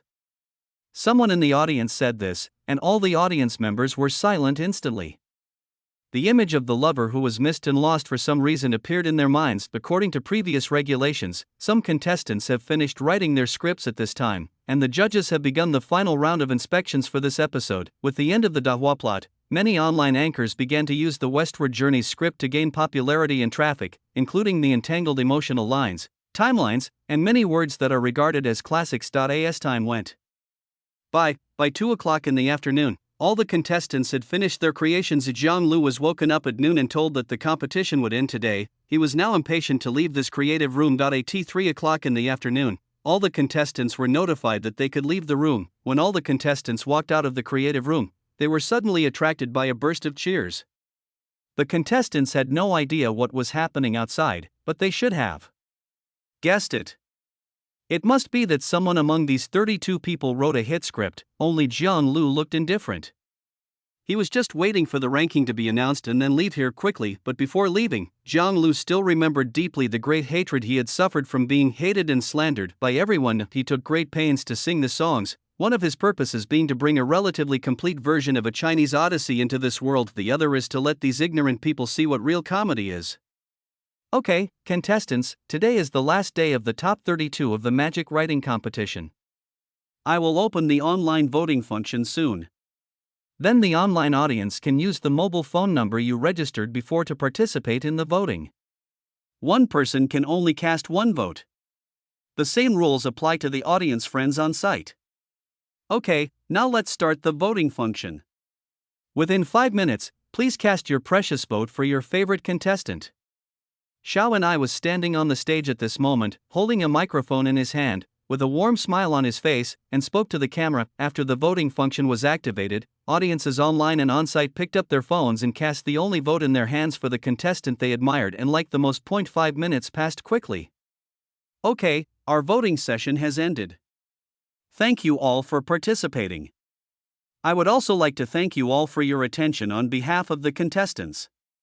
In order to ensure fairness, all steps of the voting process will be supervised by comrades from the Yanjing Notary Office. Please rest assured that the voting is authentic. Now we will announce the champion of the 32-strong promotion to the top 16. Chapter 40. What else is there to announce, while waiting for the results to be announced? Hey, bro, how's it going? The big man who had saved Jiang Lu's life before stood beside Jiang Lu and asked with a smile. Is it okay? I feel like I'm going to be eliminated. In fact, it is not important whether he is eliminated or not. What is important is that Jiang has made his way regardless of whether he is eliminated or not. Even if Jesus comes, it will be useless. Oh, it's okay, don't be so pessimistic. Anyone who can make it this far is considered the best among his peers, At this time, a tall and thin man standing in front of Jiang Lu suddenly turned his head and said something after hearing the conversation between Jiang Lu and the big man. I will definitely advance this time. Let me tell you too, the script I wrote made me laugh so hard. You don't know, what I wrote is, the tall and thin man described his story to Jiang Lu and the big man with some pride. Jiang Lu felt a little embarrassed. Although he didn't think what the other person said was funny, he still laughed a few times symbolically. Then he caught a glimpse of the tall and thin guy's number, which was 14. He instantly felt sympathy for this guy. His number was even worse than his own. Okay, our voting tally is finished. Now we'll announce the vote count, and then the judges will comment. After receiving notification from the on-site director, Xiao and I walked to the center of the stage again and announced loudly, "Why is this even being announced? If Jiang Lu wasn't number one, your hiring of people from the notary office would have been in vain." Yeah, I don't want to watch the following part. If Jiang Lu wasn't first, I would have reported the program team directly. That's right, there is no doubt about it. If the difference in votes between the second place and Jiang Lu is not big, I will know the script. Will it be enough to just be the first place? I now announce that the person with the most online votes is contestant number 4 Jiang Lu, who has received 22,853,491 votes. Wow, as soon as Xiao and I finished speaking, although the audience was prepared, they still exclaimed, "Fuck, more than 20 million tickets? This is awesome." It seems that even the champions in the previous 3 sessions could not get tens of millions of votes, right? Unprecedented, awesome, my Lucian is so mighty. Haha, the sudden exclamation from the audience drowned out Xiaoni's announcement of the rankings. Xiao and I paused and waited until the discussion died down before continuing. The second place, contestant number 18, Yang Feng, received 1,478,923 votes. The third place, contestant number 30, Mao Bing, received 1,269,842 votes. Following Xiaoni's announcement, the people who got into the top 16 didn't have much smile on their faces, because it was really too depressing. The second place is less than 1/10 of Jiang Lu's. This gap is really, there is no comparison at all, it is a complete crushing defeat. It must be a crushing defeat. If it weren't a crushing defeat, I would have to report it. This time Jiang Lu flew straight into the sky. Okay, then we'd like to invite contestant Jiang Lu to come to the front so the judges can give their final evaluation of you. Xiao and I smiled and extended his hand to Jiang Lu, who was standing at the end of the team, and gave up the center position on the stage. Jiang Lu was also in a state of confusion at the moment. He might have guessed that many people would like Westward Journey, but he didn't expect that this many people would directly kill more than 20 million people. Well, although A Chinese Odyssey was a phenomenal existence in his previous life, he never expected that it would be so awesome in this world. With his head still a little dazed, he stood in the center of the stage and took the microphone handed to him by Xiao and I. The topic of this issue is comedy. I and several other teachers have watched your work in its entirety. It is undeniable that you have a great talent for comedy, but I would like to ask why you chose such an ending at the end? Is this not in line with comedy? Chen Xiqing looked at Jiang Lu with a smile. Just tell me whether you laughed or not. Jiang Lu, you will not stop until he stuns the world. Chen Xiqing was stunned when he heard this, and the other 3 were also stunned. We laughed. It was very funny. We all laughed. We admit that. But are these emotional scenes the tragic elements you mentioned? Jiang Wen is worthy of being a more experienced screenwriter. He can see at a glance that the emotional drama added by Jiang Lu may be intended to complete the tragic elements he is telling. No, it's not, you don't understand. Jiang Lu said this while shaking his head. When the 4 judges on the stage heard what Jiang Lu said, they all stared at Jiang Lu intently, and were very curious about what Jiang Lu would say. My script describes maturity. What I actually want to say is that from Zizunbo to Sun Wukong, they are actually each of us in reality. The golden hoop has encircled our past dreams and our sharp personalities. In my opinion, maturity is a very painful word. It may not necessarily make you gain anything, but it will definitely make you lose something important. So the comedy you see is just the outer shell. The inner core is tragedy, a tragedy for every one of us, whether you are a commoner or a high-ranking official. When everyone transforms from rebellion to maturity, it means that you realize your own responsibilities. Everyone has their own responsibilities.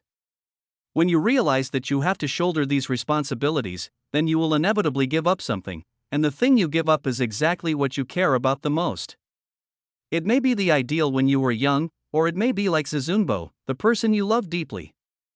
Jiang Lu's voice was low, but every word was like a huge hammer, hitting everyone at the scene, including those who were watching the live broadcast online. After Jiang Lu finished speaking, everyone except the contestants who had not read his script was stunned, and they seemed to understand something vaguely. Everyone recalled their youth, the high-spirited, free-spirited selves.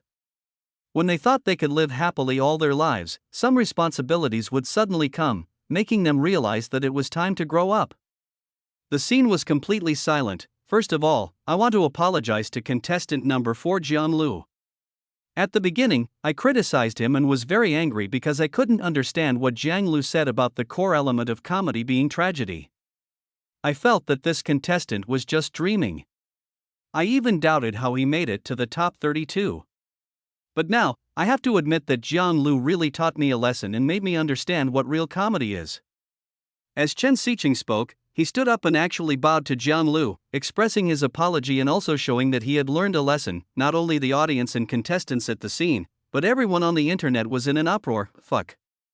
Chen Xiqing actually bowed and apologized to Jiang Lu. Lu Xun is amazing, but Jiang Lu's script is really unbeatable. There is nothing wrong with what he said at the beginning, and he did create it, so there is nothing wrong with it. Chen Xiqing is a real man, he knows his mistakes and dares to admit them. I am a fan of him now. The contestants on the scene could most intuitively feel the weight of Chen Xiqing's bow. Everyone turned and looked at Jiang Lu. Jiang Lu was completely stunned. He didn't expect that Chen Xiqing would actually bow to him and apologize, but the best is yet to come. Jiang Lu, after this round of competition, if you are interested, we can discuss it privately. Wang Shua and I both want to discuss comedy with you. Jiang Wen had just finished speaking. Ah, I forgot to mention it just now. I also want to communicate with you. Chen Xiqing immediately followed up with an additional sentence. Some of the contestants at the scene had just turned their heads, but when they heard what Jiang Wen and Chen Xiqing said, their necks became stiff, and they turned their heads mechanically again to look at Jiang Lu, with an expression of shock on their faces that was beyond words. The big man next to Jiang Lu leaned slightly towards Jiang Lu without leaving any trace. Ha, so many teachers want to discuss comedy with Jiang Lu, so I won't get involved now. Although I also want to, but I know Jiang Lu will be busy next time, so let's talk about it when he has free time. Even a blind person can see the preference of several judges for Jiang Lu. Then the show was announced to be over after another hour of commentary. Jiang Lu's words were quickly recorded and edited, and posted on popular short video platforms such as Douyin soon. Keywords such as A Chinese Odyssey, Jiang Lu, and maturity appeared again and became hot topics on the internet. This time, after the game, Jiang Lu returned to his home. According to his memory, the people from the TV station, film and television companies, and music record companies were stunned. Chapter 41 Dispute between film and television companies. Jiang Lu was still very excited when he returned home, because when he left, CCTV gave him a bonus of 500,000 yuan for being the first place in the top 3. In his previous life, Jiang Lu was only 27 years old and was still saving money to buy a house. 500,000? He couldn't even think about it. He is a little hesitant now, wondering whether he should continue to participate in the competition. Although he doesn't like the profession of screenwriter, it is not impossible for him to live a better life. After all, he is a person who has lived a second life. What Jiang Lu said on the show was posted online, and with the end of the show, the script of Dehua was also posted online. More and more people have seen A Chinese Odyssey. More and more people have fallen in love with Westward Journey. Due to the lack of comedy market in China, it is like a person who has been thirsty for a long time, and you only give him a bottle of mineral water, which can't quench his thirst at all. At the same time, A Chinese Odyssey is not just a simple comedy. When many people watched it twice or 3 times, a phrase gradually emerged to describe A Chinese Odyssey. When I watched it for the first time, I couldn't stop laughing. When I watched it for the second time, I couldn't stop crying. When I watched it for the third time, I was just helpless. I am 30 years old this year. When I watched A Chinese Odyssey for the first time, I felt an inexplicable heartache. I thought I was moved by the love between Zizunbo and Zixia, but now I finally understand that I have lost something precious. Someone gave you 3 moles and also gave you responsibilities, so I had to travel the world for love, and finally became the person I once despised. Those who were as young and frivolous as I was back then would say, look, that person is like a dog. Yes, maybe you will be lucky enough not to be a dog. There are many insights like the above on the internet. They have learned a lot from the script of Dahua, and they also expressed their heartfelt admiration and love for Jiang Lu for being able to create such a script. Some people praised it for being funny, some were moved by the love between Zizunbo and Zixia, and some gained insights into the philosophy of life. From elementary school students to people in their 60s and 70s, everyone seems to be able to experience the same emotion after watching A Chinese Odyssey now that Dahua has more And more fans, more and more comments are beginning to appear online, which are analyses based on one's own understanding after watching the show. This led to the emergence of some fans of The Chinese Odyssey who began to analyze the script of The Chinese Odyssey word by word and shot by shot. Zhang Lu stayed at home every day for 2 days after the competition. He was quickly trying to understand how this world was different from his previous life, and discovered that apart from some film and television works and related personnel, there didn't seem to be any major differences. He was a little confused for a moment. Could it be that I was born to write scripts when I traveled here? The more Zhang Lu thought about it, the more he felt that writing scripts was his destiny. Boom boom boom. Just when Zhang Lu was still confused at home, on the third day, someone knocked on his door. He leaned over the peephole and saw 3 people standing outside the door. They were dressed in suits and leather shoes, and they didn't look like bad guys at first glance. He opened the door and poked his head out, but didn't say anything. When the person standing outside the door saw Zhang Lu's head sticking out, he smiled with surprise. "Mr. Zhang, I'm from Berna Films. This is my business card. We're here to talk to you about the script." Zhang Lu was full of questions, but out of politeness, Zhang Lu still invited the man into his home, and later learned that the man came to buy the script of A Chinese Odyssey. "Teacher Zhang, how about this? 8 million, one price." The middle-aged man called Zhang Lu Teacher Zhang but looked at him with a gleam in his eyes and smiled, because in his eyes, Zhang Lu is a newcomer, and 8 million is enough to stun Zhang Lu, but he didn't know that Zhang Lu was a time traveler. 8 million? 8 million for a clip is not bad. Not to mention the poor box office of The Chinese Odyssey when it was first released. Just look at the Stephen Chow movie ticket event later. He remembered that the box office of the re-release was more than 10 or 20 billion. Now that someone has gone to great lengths to come to his door, it must not be just him. Zhang Lu plans to wait and see, but it's not easy to refuse directly. What if this is the only one? Manager Wang, right? Give me some time, I'll think about it, okay? Teacher Zhang, don't think about it. Our 8 million is already sincere enough. Let's just be friends. You are a screenwriter, and we may have opportunities to cooperate in the future. I will give you another 500,000. Zhang Lu shook his head and decided to compare prices from different stores first. After seeing off the people from Berna Film and Television, Zhang Lu walked out of the community and was about to go to the supermarket to buy some things when he was surrounded by a large group of people coming towards him. Teacher Zhang, I'm from the Chinese Film and Television Department. Teacher Zhang, I'm from Penguin Pictures. Teacher Zhang, I'm from Yanjing Wangguang. A large group of people surrounded Zhang Lu in an instant, and dozens of hands holding business cards were stretched out in front of Zhang Lu. Just as Zhang Lu was about to speak, a middle-aged woman squeezed through the crowd and came to Zhang Lu's side. Teacher Zhang, I'm from Tiancheng Entertainment. Let's find a place to sit down and talk in detail. As he said this, he pulled Zhang Lu towards the business car nearby. Hey, what are you doing? Wait a minute, send Teacher Zhang away. The people of Tiancheng are really domineering. They robbed people, didn't they?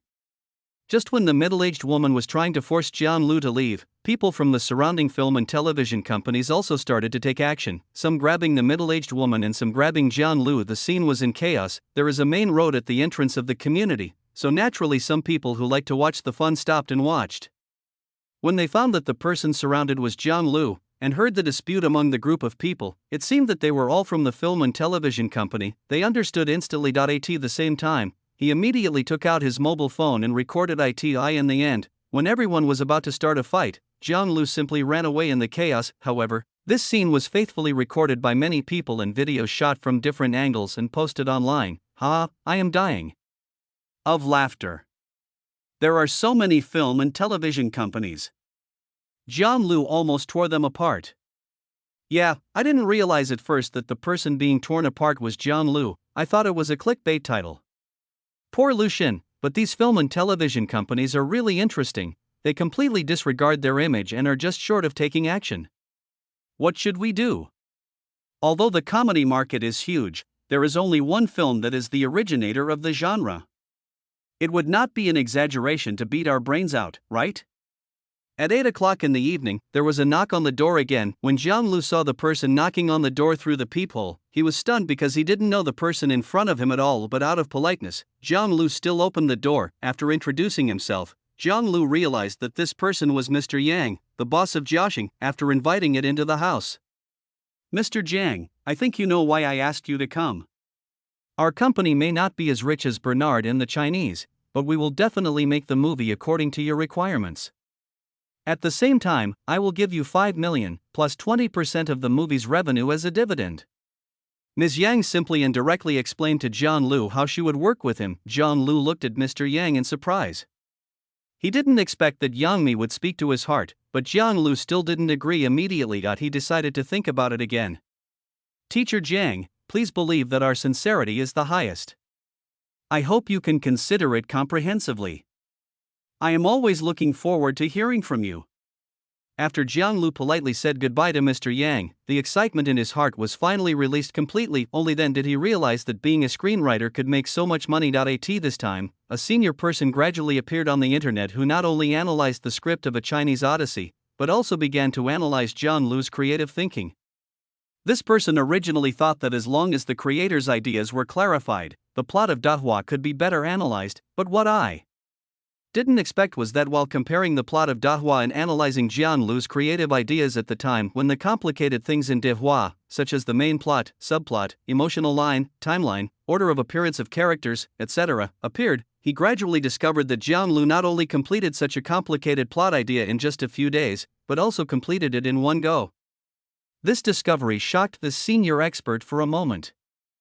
Chapter 42 is the core element of all comedy tragedy. The person who discovered this was a relatively young associate professor from the Shanghai Film and Television Academy. After he posted his findings online, it once again sparked a wave of heated discussion about Jiang Lu. The post posted online by the associate professor of Shanghai Film and Television Academy can be summarized in one sentence: Jiang Lu is a genius. The post not only contains many of his analyses of Jiang Lu's creative work, but also lists many of his praises for Jiang Lu's ideas and some evidence of Jiang Lu's wild imagination, rigorous logic, and coherent script. The post quickly received millions of likes and retweets. This caused some fans of The Legend of Mir 2 to leave messages on the official website of the China Screenwriters Association. My Dalashan is so awesome, why don't you Writers Association accept me as one? Such a phenomenal work, isn't it enough for Jiang Lu to join the Screenwriters Guild? Editor Association, if you don't recruit a genius like Jiang Lu, then what kind of person do you want to recruit? In just one day, the official website of the Editorial Association received hundreds of thousands of messages from fans of Dihua and Jiang Lu. This time, after receiving a notice from the person in charge of managing the website, the president of the Editors Association also began to pay attention to Jiang Lu these days. What filled his ears was either A Chinese Odyssey or Jiang Lu. In fact, he had long hesitated whether to recruit this young talent into the Editorial Association. He also watched A Chinese Odyssey, which is indeed a good work. Coupled with the popularity outside, attracting Jiang Lu will be 100 benefits for the Editors Association. Chen Xiqing is a representative figure. He was accepted into the Editors Association because he won the championship. Thinking of this, he picked up the phone and contacted Jiang Wen. This time, Wang Shua was watching the replay of the game program with several friends from the Editors Association. The day before, he had a party with a few people and drank too much, so he was late for watching the live broadcast. Now in the picture, Jiang Lu was answering the final questions from the judges. Wang Shua held a cigarette in his hand and looked at Jiang Lu's last answer to the question. He was stunned for a moment until his fingers were burned by the burnt cigarette and he came to his senses. Then he looked at the people around him, all of whom had red eyes and were also staring blankly ahead, as if someone had mentioned something sad and regretful. Wang Shua was shocked. It turned out that this was the comedy that Jiang Lu talked about. He felt ashamed when he thought about what he had said as a judge, that comedy and tragedy elements together were a mess. He has been working as a screenwriter for many years and has produced countless excellent scripts, but he didn't expect that his understanding of comedy is not as good as that of a newcomer in the industry. He felt more and more ashamed of himself. Jiang Lu is really amazing. His talent in comedy is really. Several friends who are also screenwriters also recovered from their sadness, and one of them slowly spoke. Jiang Lu, we can only say that he is a genius. It seems that there is no way to explain other things. Wang Shuo nodded and smiled bitterly in response to his friend's words. Lao Wang, you have also been a judge. When do you have time to invite Jiang Lu out? We can sit together and exchange knowledge about comedy. What are we waiting for? I'll find someone to contact him right now, and we can go out and have a chat together. I really like this guy. As he spoke, Wang Shuo took out his cell phone and called Jiang Wen. This time, Jiang Wen had just finished a call with the president and was about to call Wang Shuo to arrange an appointment to go find Jiang Lu together. The two of them then agreed on a place. Wang Shuo immediately forgot about his old friends and rushed to the agreed place impatiently, just waiting to find Jiang Lu as soon as possible so that he could have a thorough chat. Jiang Wen, Wang Shuo, and Chen Xiqing are sitting in a car at the moment. They had just arrived at the neighborhood where Jiang Lu lived. One of the goals is to recruit Jiang Lu into the editing association, but for them, the most important thing is to explore the subject of comedy. When Jiang Wen and his companions arrived at Jiang Lu's home, Jiang Lu was surprised by the fact that they came to visit him in person, after letting a few people into the house and sit down. Jiang Lu, today we are here, not only to discuss the elements of comedy with you, but also to invite you to join the Chinese Screenwriters Association. Jiang Wen's words confused Jiang Lu again. What's there to refuse? It's just an association. If you want to join, you join. If you don't want to join, you don't join. It's actually useless. It's just a name that makes it sound good when people say it out. Wang Shuo smoked calmly, looked at Jiang Lu's hesitation, and spoke directly. Jiang Lu actually wanted to go in, but he was worried that if he did go in, he might have some responsibilities and obligations, which would be too troublesome. Fortunately, Wang Shuo's words directly dispelled Jiang Lu's hesitation. Okay, I'll join. I'm honored to join the Editors Association. That's right. If you want to join, then join. If you don't want to join, then don't join. What's there to hesitate about? Even if you join and feel unhappy in it, you can quit at any time, right? What's the big deal? Can I kill you? Wang Shuo was very happy when he saw Jiang Lu agreed, because he actually hated people who were hesitant and indecisive. Hey, let's talk privately. Did you really not prepare at all at that time? Did you just write as you thought? Chen Xiqing sat on the sofa with a bottle of mineral water in his hand.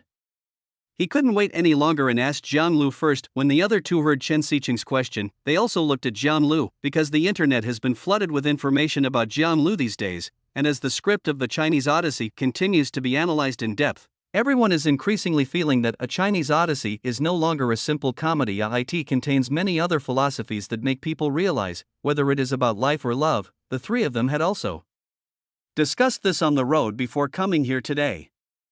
They still believed that Jiang Lu had actually wanted to write something like this before, and might have been prepared and just happened to catch up. How should I put it? I've always had some ideas, but I didn't really have any ideas in mind before. It was just that I came across it at that time, and it can be regarded as a flash of inspiration. Jiang Lu naturally couldn't tell the truth, but he still felt a little guilty after saying such words, so he kept scratching his nose with his hand while speaking. After hearing Jiang Lu's words, the three were stunned, thinking to themselves, if this isn't the legendary genius, then who is the genius? A phenomenal work like De Hua was created in a few days, and there was no modification afterwards. The logic is so meticulous, the plot is so rich, and most importantly, there are constant laughs, and the emotional scenes at the end are also touching. It really deserves the praise from everyone on the internet. Now the four of them then started talking about comedy. The main topic of discussion is what Jiang Lu said, that the core element of comedy is tragedy. Is it true that all comedies have tragedy at their core? Chen Xiqing stared at Jiang Lu with sharp eyes. Now he was like a student, seeking confirmation from Jiang Lu. After being asked this question, Jiang Lu was stunned for a moment. He did not expect that Chen Xiqing would actually ask such a question. Fortunately, he was a senior movie fan in his previous life, and he could give a perfect explanation for such a recognized answer in his previous life. Jiang Lu was about to answer when Chen Xiqing suddenly stopped him. You don't mind? Chen Xiqing said this as he took out a miniature camera from his pocket. I'm afraid I'll miss something, so it's best to record it down. After all, I'm still a tutor at the Yanjing Film and Television Academy, and I can take it back and talk about it to my students. Jiang Lu was stunned, but then smiled bitterly and waved his hand to indicate that he didn't care. After Chen Xiqing adjusted the angle, I don't know if what I said is correct, but this is my personal understanding of comedy. If there are any differences, please point them out in time. John Lu still spoke very humbly to the three screenwriters sitting opposite him. Hey, come on, tell me, why are you still talking so much? You're the best screenwriter of comedy films now, why are you still pretending to be humble? Wang Shuo rolled his eyes, lit another cigarette, and urged John Lu to speak quickly. When you say that the core element of comedy is tragedy, I would like to ask the three teachers to pay attention to this. In life, if a person accidentally falls down and everyone around him is caught off guard, will it definitely cause some people to burst into laughter? The three of them never expected John Lu to say such a thing. They were stunned, but nodded in agreement. Then let's upgrade it. If someone plays a prank and deliberately removes the stool behind you, and you sit down without knowing the situation, and then fall down, naturally someone will expect you to fall down, but after you fall down, it will still cause laughter, but this situation will cause more laughter than when you suddenly appear. Because more people are paying attention, right? After Jiang Lu finished speaking, the three of them frowned and imagined such a scene. Indeed, what Jiang Lu said was absolutely right, but what does this have to do with comedy and tragedy? The three people still didn't quite understand. Chapter 43 Happiness is actually built on pain. When Jiang Lu saw the confused expressions of the three people, he felt inexplicably happy. No matter how to say it, three big names in the screenwriting circle showed confused expressions in front of him, and were waiting for him to solve their confusion. This feeling was simply too good to be true. Well, since some people burst out laughing, then of course some people made a fool of themselves.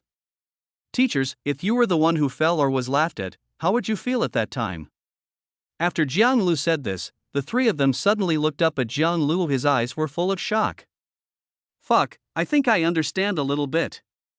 Wang Shuo slapped his thigh and stood up. Chen Xiqing was so excited that he clenched and unclenched his hands, and for a moment he didn't know how to express himself. He didn't expect that the true core of comedy is so simple. It exists in every detail of life, but no one has ever noticed or analyzed it. He looked at Jiang Lu with some admiration unconsciously when Jiang Wen looked up at Jiang Lu. The meaning of Jiang Lu's words just now made him instantly understand why Jiang Lu had been saying that the core element of comedy was tragedy. So, in fact, the people who are responsible for being funny are the ones who suffer the most, either mentally or physically. Yes, no matter what, in order to make the jokes come out, the person who makes the jokes must have endured such pain. Jiang Lu nodded to confirm Jiang Wen's statement and continued. The simplest way to express it is to take advantage of people's sense of superiority. When you hear your friend tell you about some embarrassing things, you will inevitably laugh, because the embarrassing person is not you. This is something that everyone cannot control. Discovering shortcomings is the source of laughter and comedy. This is why many jokes are actually more suitable for some very weak people to express, because his experience is a tragedy. Jiang Lu slowly uttered his final summary words. The room was silent. Amazing, really amazing. It really broadened my horizons. I apologize for doubting you on the judges' panel before. After Wang Shuo figured out the meaning, he patted Jiang Lu on the shoulder and said, Chinese comedy will undergo a new and earth-shaking change because of what you said. Your future is limitless. Jiang Wen also stood up and spoke frankly. I finally understand. You are really amazing. Comedy is actually like this. This can be regarded as opening a new chapter for Chinese comedy films.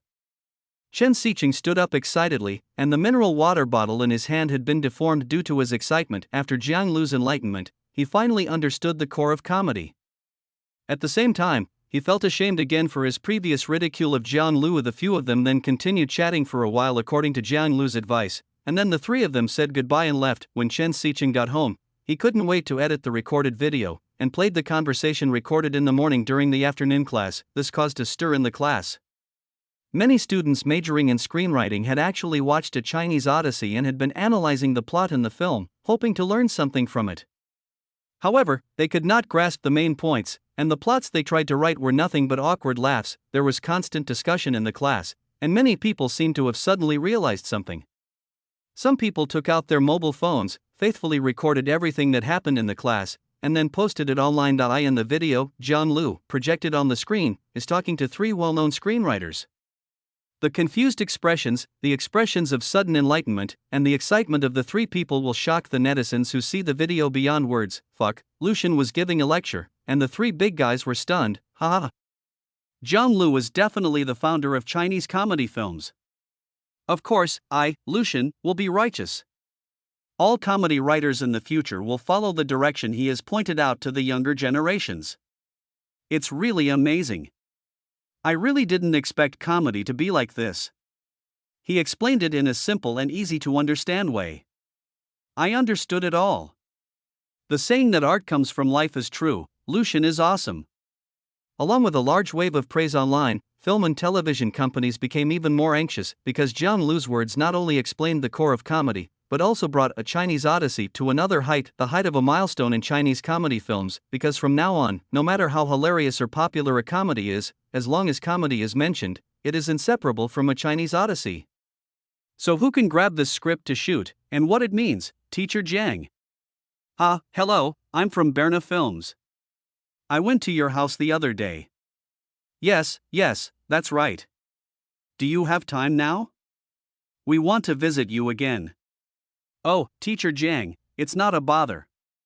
If I go back, our CEO you will scold me and say that I don't understand art and that the price I gave you was too low. After Jiang Liu's explanation video was released, the phone never stopped ringing.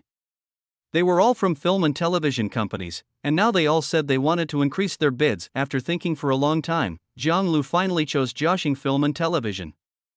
At the same time, Jiaxing Film and Television gritted its teeth and doubled the price of the script, increasing it by 10 million. But the dividend remained at 20%. John Liu reduced his salary by 2 million and made a request that the selection of actors must be approved by him. The issues of the film and television company have been completely resolved. President Yang is no fool.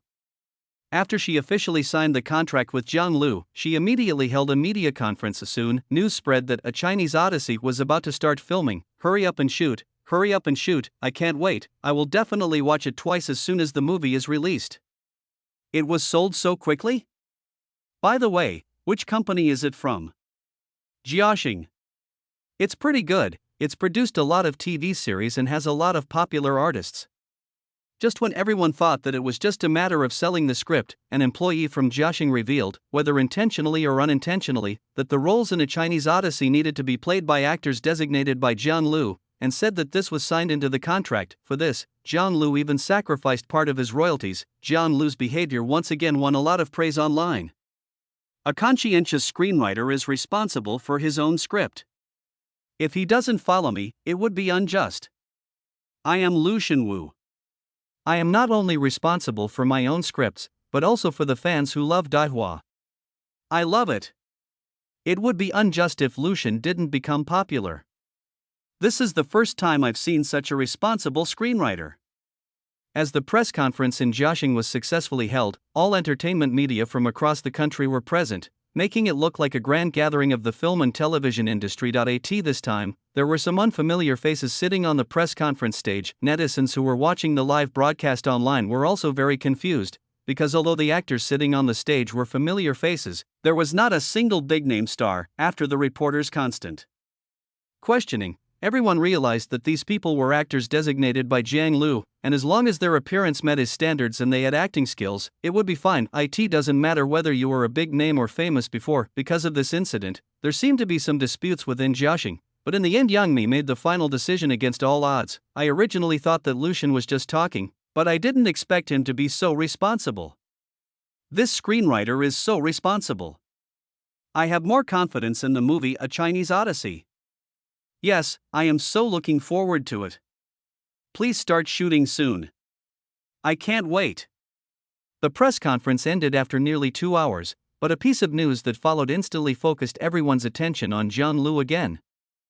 Chapter 44. For the sake of Lucian, I decided to pay the video. John Liu appears at Huanyu Music Records and is besieged by fans. Quickly became popular on the internet. In the video, when John Liu came out of Huanyu Music Records, he was recognized by a passerby. As a result, he was surrounded by a crowd, asking for autographs and taking photos with them. John Liu was quite happy when he met them for the first time, and patiently signed autographs and took photos with them. But he didn't know who spread the information. More and more people came, and Jiang Lu's hands were sore. Looking at more and more people, he had no choice but to use the P-escape. This caused him to be ridiculed by a group of big talk fans on the internet. I couldn't stand the fans' enthusiasm, so I urinated and ran away. Haha. No one can stop him, he just keeps signing. You didn't see the scene, he blocked the alley. Yes, at that time some people thought it was an illegal assembly and called 110. In the end, they found out that we were on the road and inside. The police asked for 2 signatures before leaving. Ah, this is so funny. Not only did I not help, I even added a bit of burden to the god of roads, right?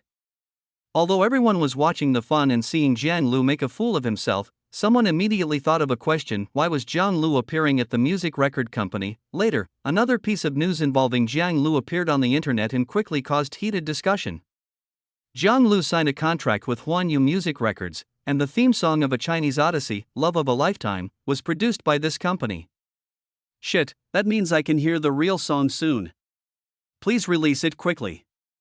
If you can't watch the movie, you can listen to the music first. I'm so annoyed by the fact that the screen recording song can't loop automatically every day. I decided that when the song is released, I will make it into a ringtone, all kinds of ringtones, text messages, phone calls, WeChat, etc. The song was produced very quickly. In just 4 days, Jiang Lu auditioned dozens of voices and finally selected a little-known singer to sing the song Love of My Life. As soon as the song came out, it quickly topped the top chart and was nearly 6 or 7 times higher than the second place. At this time, people on the internet also realized that something was wrong. Hey, this song doesn't require VIP, you can listen to it for free and download it. Yeah, I discovered it too. I clicked the download button instinctively and then realized that it was actually available. I am a professional freeloader. Conscience, Huanyu Music never felt so conscientious before. Why is it suddenly so reasonable? Who? Huanyu is reasonable? It's Lucian, okay? Didn't you read the news? Lucian didn't make a dime from selling this song, he just asked that it not be charged online. When Huanyu Music Records signed a contract with Jiang Lu sold the song for a symbolic price of 1 yuan so that the song could be well sung, but he required the company not to charge for the online version. But the music company cannot produce it for nothing just for fame, so they still launched a collector's edition of the record. This is an offline activity. At the same time, because all the copyrights belong to Jiang Lu, there will still be dividends for Jiang Lu. Jiang Lu also knew that he couldn't let others work in vain, so he didn't say anything more. After all, if money is really not a big deal, he can buy a classic record to keep.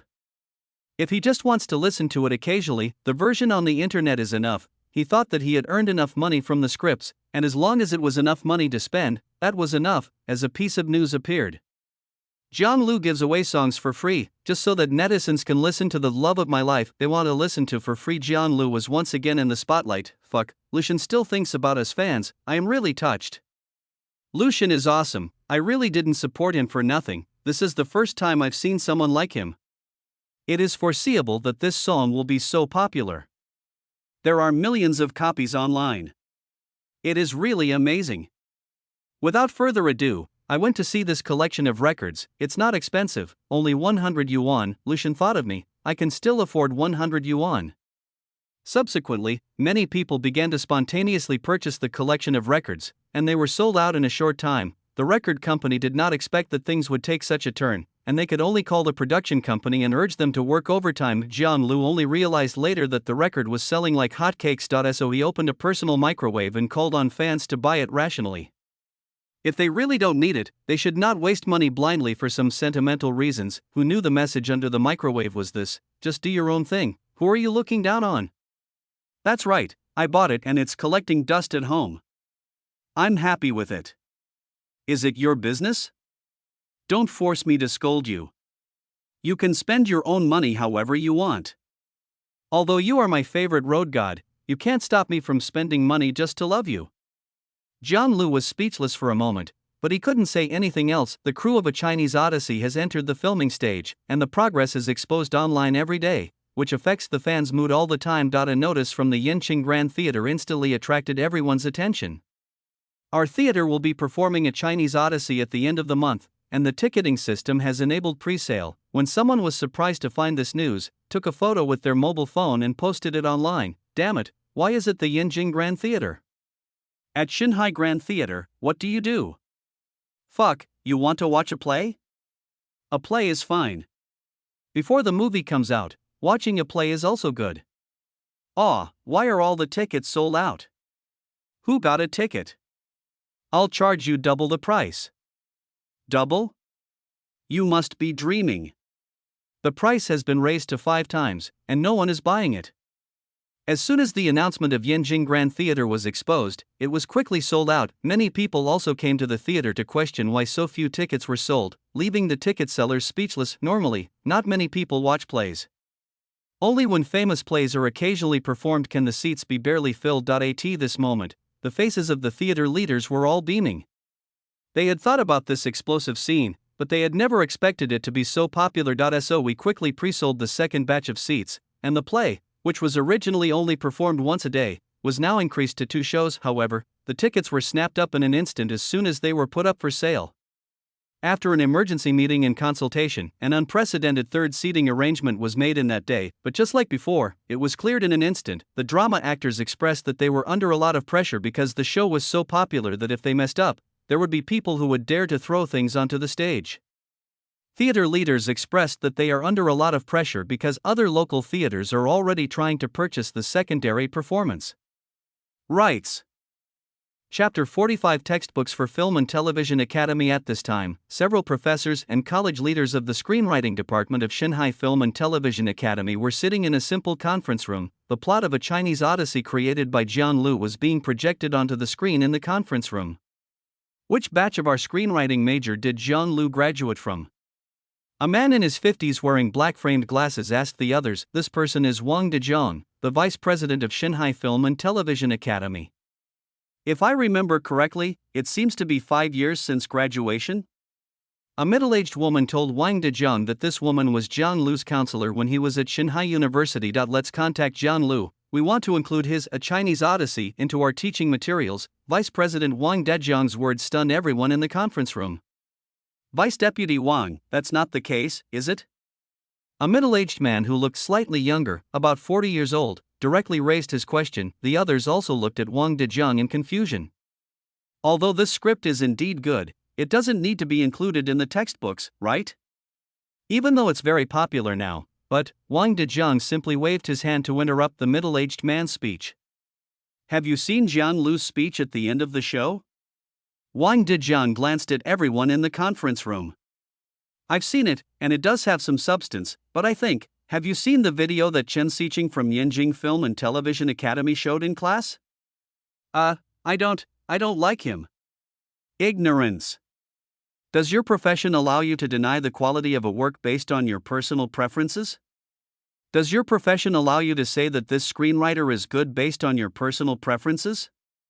Wang Dezhong got angry when he heard the middle-aged man's answer. None of you have seen it, have you? You are just making things up behind closed doors. No wonder the screenwriters who graduated from our Xinhai Film and Television Academy are so far behind those of Yanjing Academy in recent years. You are simply misleading the young people. Xiao Lu, find that video and let everyone watch it to see if what I said about including the script of A Chinese Odyssey into the textbooks is necessary, and if anyone objects. Following a young man's operation on the computer, he fast-forwarded to the scene where Chen Xiqing recorded Jiang Lu answering questions for the 3 people. When Jiang Lu finished answering the question in the video, everyone in the meeting room was stunned. It turns out that the core of comedy is tragedy, and this is what it is like. The middle-aged man murmured "die" in the conference room. Everyone except Wang Dezhong and the young man named Xiao Lu looked shocked. You, Fong Lan, you are Jiang Lu's counselor. Don't you support your own students' work? Vice Deputy Wang, I. Okay, no need to say anything. Who is still against including Westward Journey in the textbooks? The conference room was silent at this moment, and everyone understood what A Chinese Odyssey meant. This can be said to be the pioneer of Chinese comedy films, if nothing else. Just the words that Jiang Lu said about the core of comedy are enough. All future comedy films, as long as they understand what Jiang Lu said and are created, will never be able to get rid of the theory that Jiang Lu talked about in the video. just when everyone thought that the popularity of A Chinese Odyssey had reached its peak, a piece of news shocked everyone once again. Shanghai Film and Television Academy uses the script of A Chinese Odyssey as a teaching material. This news shocked everyone the moment it came out. Good fellow, the movie hasn't even come out yet, and you're using the script as a teaching material? I have to say it has to be my road god. At this moment, I can only silently give a thumbs up to the road god. Who else? I want to ask if there is anyone else who can do what I, the god of road, have done. In fact, Shanghai Film and Television Academy is only a small step faster than Yanjing Film and Television Academy. According to the news released in the morning, Yanjing Film and Television Academy also announced in the afternoon that it would include A Chinese Odyssey into its teaching materials. The actions of these two top domestic film and television academies are undoubtedly a disguised recognition of the true status of The Chinese Odyssey. This made Dahua fans ecstatic, and Dahua culture began to truly come to the fore. The heat of the matter reached its peak and lasted for a week, and just when it was about to die down, and before that, with the popularity of Westward Journey, the script of Westward Journey was actually spread to some neighboring countries of China through the internet. At this time, a breaking news once again dominated the headlines. Xiaori Z staff came to China. Jiaxing and Jiang Lu jointly discussed the overseas release of the script. At first, some people thought this news was fake news, because no one thought that a script that had not yet been made into a movie could attract attention from abroad. Then a photo appeared online. Yang Miming and Jiang Lu were sitting at a table, seemingly negotiating with a strange middle-aged man.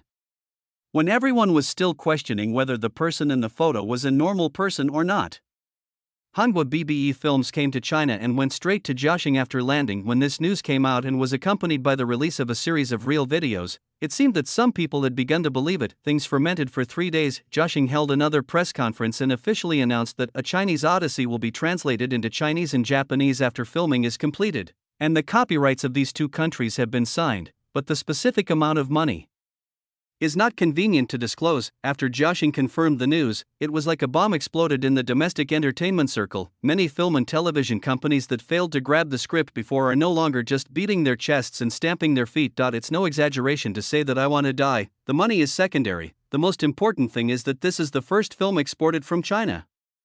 A Chinese Odyssey seems to have created many firsts, bringing constant shock to everyone, but everything has its limits. There are always some people who are jealous, sinister, and cannot stand others doing well. There are many such people. In China, a country with a population of more than 1 billion, their numbers are simply countless. So when A Chinese Odyssey was at its peak, an article that criticized Jiang Lu quickly received support and praise from this group of people with dark minds. The article began by praising Jiang Lu's script, but as it slowly began to describe Jiang Lu's experience after the creation of the script, the tone suddenly changed and began to criticize it. Jiang Lu is only talented in comedy. I admit that his A Chinese Odyssey was wonderfully conceived and logically sound, but if a newcomer has this ability, why did he only show it when he was in the top 32 and not show it at all before that? This person speculated and questioned from all aspects, and finally came to the conclusion that Jiang Lu either had a manuscript before, or was a tool used by a large consortium to make money, with many screenwriters giving him advice, and it even extended to the fact that the program crew had revealed the topic before the show started. Chen Xiqing was also described as a conniving accomplice, because Chen Xiqing was the one who drew the questions, and without his cooperation, this task would certainly not have been completed. The logic of the analysis in the article is quite appropriate. So many not-so-smart people were led by the rhythm and began to question Jiang Lu's genius title. The author of this article seems to be treating Jiang Lu and the entire incident as a conspiracy theory. After all, it was hard for a newcomer to create such an awesome script in just a few days. This reason alone is hard to convince people. After all, everyone knows that the profession of screenwriter essentially requires a lot of experience. Chapter 46. The game begins just as some people began to question Jiang Lu's identity and suspect that Capital was actually behind the scenes. CCTV's official website announced that after a short break of half a month, the competition for the top 16 to the top 8 will begin on Saturday. We hope that all fans will tune in to watch the show then. Things on the internet are getting more and more intense. Jiang Lu has a huge number of fans, and they are all unwavering supporters. They have started a fierce confrontation with the naysayers, conspiracy theorists, and brainless fence-sitters on the internet. The protagonist of the incident, Jiang Lu, didn't take it to heart at all, because he was full of confidence now. He wanted to slap those haters in the face by participating in the next game. In his spare time, Jiang Lu browsed and searched many films in the current world and gradually discovered that many things in the films and TV shows in this world are actually very different from those in his previous life. Although screenwriters have a high professional status in this world, the quality of the films is really hard to describe. Most of the excellent films on the market were produced in the 1990s. After entering the 21st century, although the status of screenwriters has continued to improve, the quality of films has continued to decline. Jiang Lu didn't understand what was going on, but he didn't want to understand either, because he had already begun to recall various classic domestic films and TV shows from his previous life to prepare for the Top 16 competition. As time quickly arrived at Saturday, the CCTV at this time was like a grand gathering, the audience who were able to come to the scene were waiting early to enter the studio, and the contestants had also arrived one after another and were now standing at the edge of the stage. When it was 9 o'clock in the morning, the studio opened and the audience rushed in and quickly looked for their seats. At the edge of the stage, the 16 contestants were whispering, and Jiang Lu seemed to be isolated. Jiang Lu, I don't know if you can still perform at your best this time. I'm a little worried too. After all, he's good at comedy. No, A Chinese Odyssey is not just a comedy. The logic is so rigorous, it's hard for ordinary people to write it. Fortunately, soon after Xiao and I gave the usual opening speech, the contestants began to appear on stage. Then start drawing your own number plate. Jiang Lu's number this time is a very auspicious number, 14. Jiang Lu was speechless, and his mind couldn't help but think of the tall and thin man who had talked to him more than half a month ago. I almost died of laughter, the indissoluble bond between Lu Xin and 4.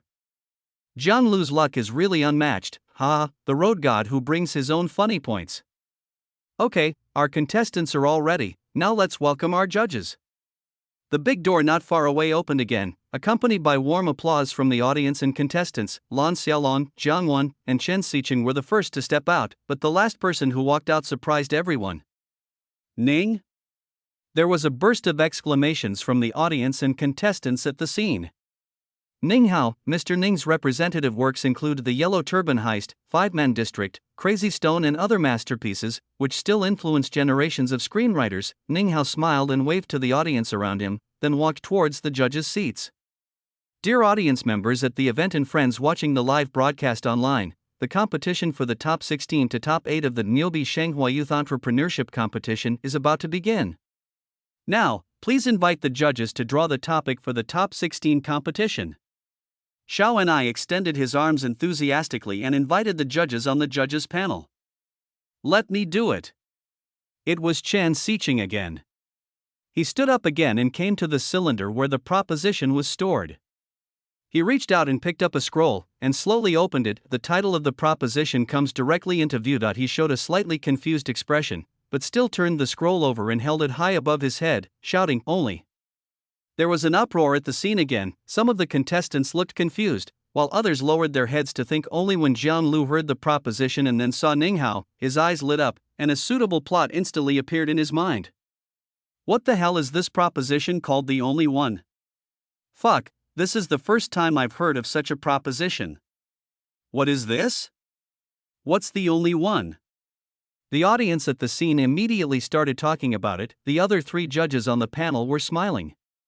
Although this topic was limited and restrictive, the more such topics were, the more difficult they were to write. My mind went blank when I saw this question. Who came up with this? It's really hard. Why are the questions getting harder and harder? It's over. Jiang Lu is doomed now. Let's see what he will do. Ha. Just wait and see, Jiang Lu will definitely die harder than ever this time. Now please ask the judges to encourage the contestants. When Xiao and I saw the proposition appear, he immediately started the routine process. I won't say much, come on everyone. Chen Xiqing spoke directly, but his eyes were fixed on Jiang Lu. I hope everyone will pay attention to this proposition. Jiang Wen's words were a reminder. Ning Hao and Lan Xiaolong looked at each other and started to be polite to each other, but then Ning Hao smiled slyly and said that he didn't want to speak for the time being. Lan Xiaolong smiled bitterly and shook his head, then slowly said into the microphone, "Then I'll ask the same question as last time. What do you think of the proposition of uniqueness?" The contestants on the scene felt miserable instantly at the question Lan Xiaolong raised last time. Well, I think the only thing is, after a moment's thought, the first contestant began to speak. As the microphone was passed on, most people talked about precious love, some said that everyone's personality is unique, and some even said something about rare treasures. When the microphone was passed to Jiang Lu, everyone in the audience focused their eyes on Jiang Lu, because in the last game, the script created by Jiang Lu was simply a groundbreaking script, and now words that are bad-mouthing him are constantly appearing on the internet. It remains unknown whether he can write well on subjects other than comedy. I think we should not limit our thinking to the word only, we can think more broadly. After Jiang Lu finished speaking, the whole place was in an uproar. Isn't this a bit too much? I've already limited myself to one thing, how can I make more associations? Lucian is a little bit arrogant, he started to say these lofty words. I hate this. Once they become a little famous, they start saying specious things. The audience in the auditorium began to discuss what Jiang Lu said. See, Jiang Lu has nothing to write anymore, so he starts saying things like this to attract attention and keep the heat going. Why do I have a bad feeling? I feel like Lucian is a little too proud. Let's wait and see. Don't be anxious and discouraged. We must have confidence in Jiang Lu. The four people on the judges' panel looked at Jiang Lu helplessly because there was nothing wrong with what Jiang Lu said, and it's hard to refute. You do need to make some associations, but to what extent can you make them? Seeing that this segment was over, Xiao and I immediately asked the contestants to go into their own creative rooms. After seeing all the contestants enter the room, immediately announced that the competition has begun. Chapter 47. Is this a police and gangster script? After Jiang Lu walked into the room, he turned on the computer as if he was familiar with it. While waiting for the computer to boot up, the script cover that came to his mind was the promotional poster of Wuxuang from his previous life. As Jiang Lu began to type text descriptions into the computer, a poster image generated by the AI system appeared on the cover of his room. The portraits of two men divided the cover into two parts, with countless neatly arranged US dollars as the background. Two conspicuous large characters Wuxuang were placed at the very bottom of the cover. Because Jiang Lu is now a star screenwriter, there are the most people in his live broadcast room. Unparalleled? What is this? Unparalleled in the world? No, what is this cover? Why are there two people? Hey, are those coins on the cover background US dollars? It seems to be true, but that's not right, why can't I understand it? The audience in the auditorium also saw the cover in title. Why are there two men? Two protagonists? I don't know, but this cover looks very modern. Isn't he the only one? Why am I so confused? Let's watch it first. I feel like if Lucian is smart, he should write another comedy. After all, he's good at it. Not only were all the audience members talking about it, but the judges on the jury were also talking about it. Jiang Wen actually still had confidence in Jiang Lu. After all, for someone who had such a deep understanding of comedy, even if he wrote other genres, he might not be as good at it as comedy, but at least he wouldn't be too bad, so he was in a very relaxed mood. This Jiang Lu, does he have some weird ideas again? Ning Hao, can you analyze the idea behind Jiang Lu's script? Jiang Wen started teasing Ning Hao directly, because he and Ning Hao were quite familiar with each other privately. Forget it. I'm just showing off my skills. Let's all watch it together. Ning Hao simply waved his hand and spoke to Jiang Wen with a very humble and gentle smile. Why are there two people on the cover of Jiang Lu? Is he out of control? Chen Xiqing looked at the cover and said with some surprise. Read on. Don't forget that Westward Journey has just begun. If you still doubt it, be careful not to get slapped in the face. Lan Xiaolong reminded kindly. Chen Xiqing could only keep his doubts in his heart. The four judges began their daily inspection. Due to the only topic, there were still great limitations, so some people wrote family dramas, some wrote romance dramas, but looking at the cover, they all seemed more on point than Jiang Lu's. After creating the cover, Jiang Lu began to type quickly on the keyboard, and Jiang Lu's first plot instantly appeared in front of everyone. A man used a spoon to pick up the green wall paint that had fallen off the wall, and then it melted in the spoon and turned into ink. He used a fishbone as a pen end. Dipped it in homemade ink. He carefully drew on the paper, and an exquisite and complex pattern appeared on the paper. When he finished the painting, a stamp appeared on the paper. The scene moves to a dark corridor, which turns out to be a prison. The man used a fishbone to poke a hole in the paper on which the painted stamp was placed, and then removed it. A stamp that was so realistic that it looked fake appeared in his hand. It turns out that to send a letter from this prison you need to pay the prison guards. From the prison guards' constant shouting, you can tell they are speaking Taikou dialect, but the man had no money at all. Fortunately, there was an old man opposite the man who suddenly shouted, attracting the attention of the prison guard. The man then proudly stuffed the letter in his hand into the prison guard's mailbag. Then a prison guard appeared on the screen and informed the man that police from Hong Kong were coming to take him away. The man had his hands handcuffed and was sitting in a police car filled with police officers, but the man sat in the back seat of the car, staring at the rearview mirror without blinking. When the female police officer in the front row accidentally discovered this, she suddenly shouted at him, "What are you looking at?" The man immediately lowered his head and dodged.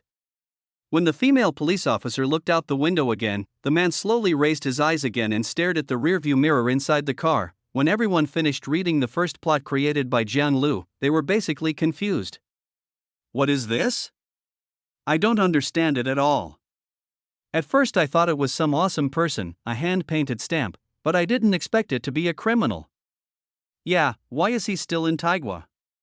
And then he was escorted back to Hong Kong? Don't be anxious, wait a minute, isn't this the first part of the story? There was a burst of discussion in the audience. Fuck, I feel like Lucian is going to fail, I can't understand this plot at all. You are so funny. You say that Lucian is not good enough just because you don't understand? You rely on your own judgment? It's useless to say more. This plot is so confusing. Who knows what this is about? I can't understand what's written here, so I'll just give up and go read other contestants' posts. At this moment, many people on the internet who were expecting something left after watching the first plot created by Jiang Lu and wandered around the rooms of other contestants. This time, after the 4 judges finished their inspection, they immediately switched to Jiang Lu's live broadcast room. After watching the first segment, they all frowned and remained silent for a long time. In fact, during their inspection, the last contestant they inspected was contestant number 16, who was the second place in the previous issue, Young Feng. The first part of his storyline just happened to be created, and it is quite interesting. Comparing the two, Jiang Lu's somewhat ambiguous beginning is indeed confusing, and it is hard to tell what story he is trying to write. Oh, how could this happen? Jiang Wen's article is a little hard to understand.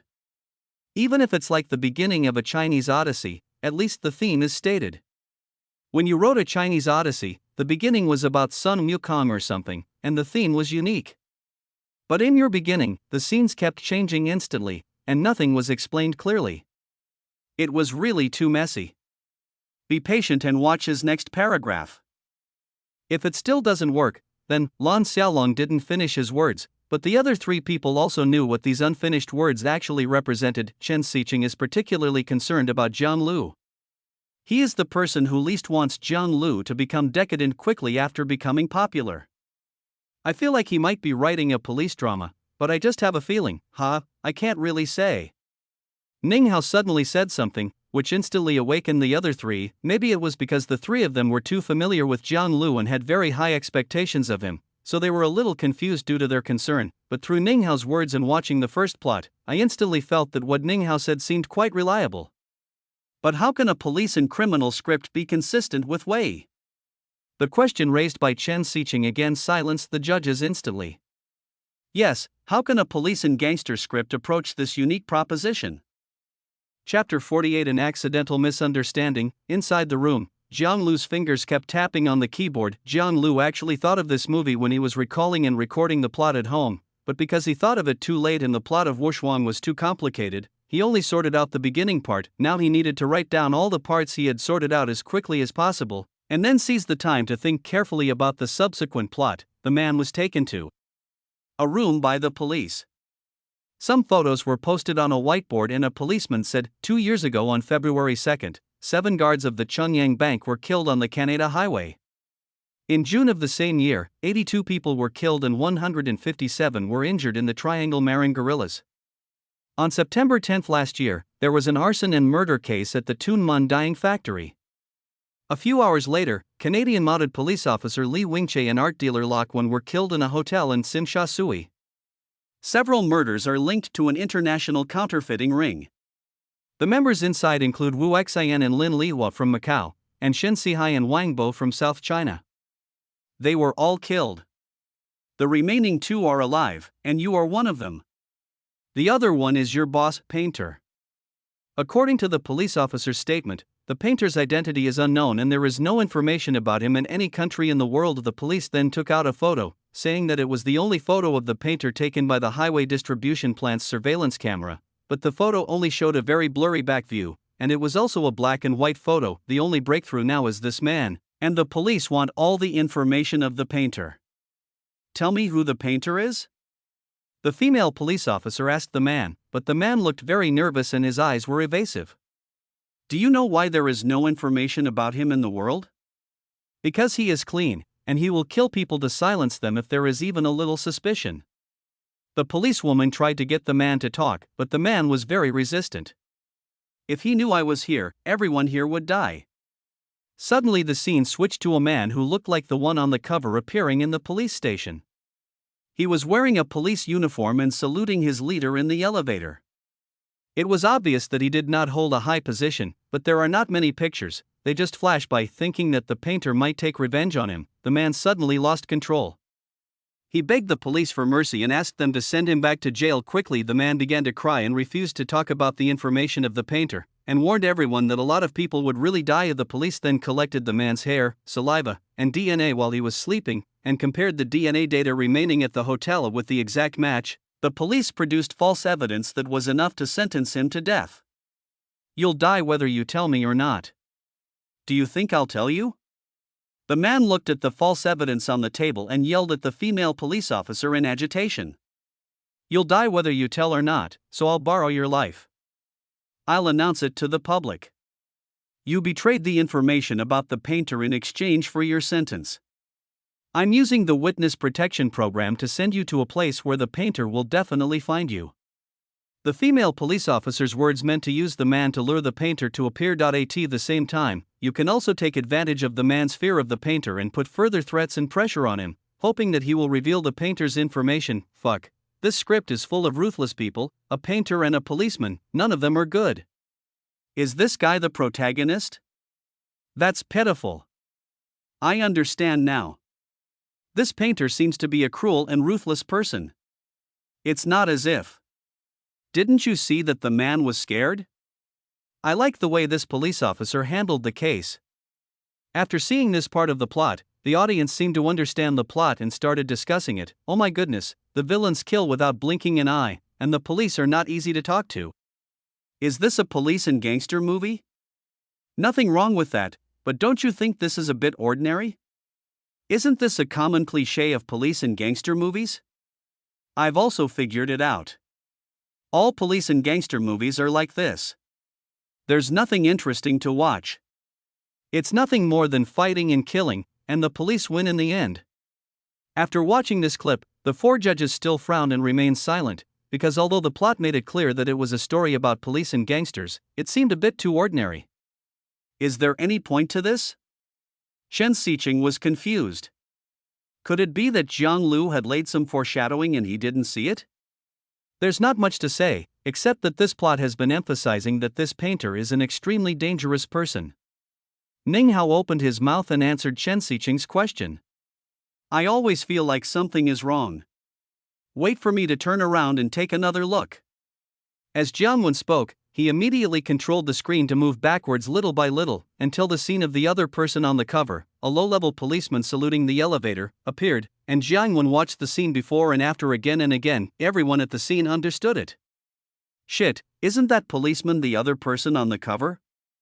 He shows up right away. Yes.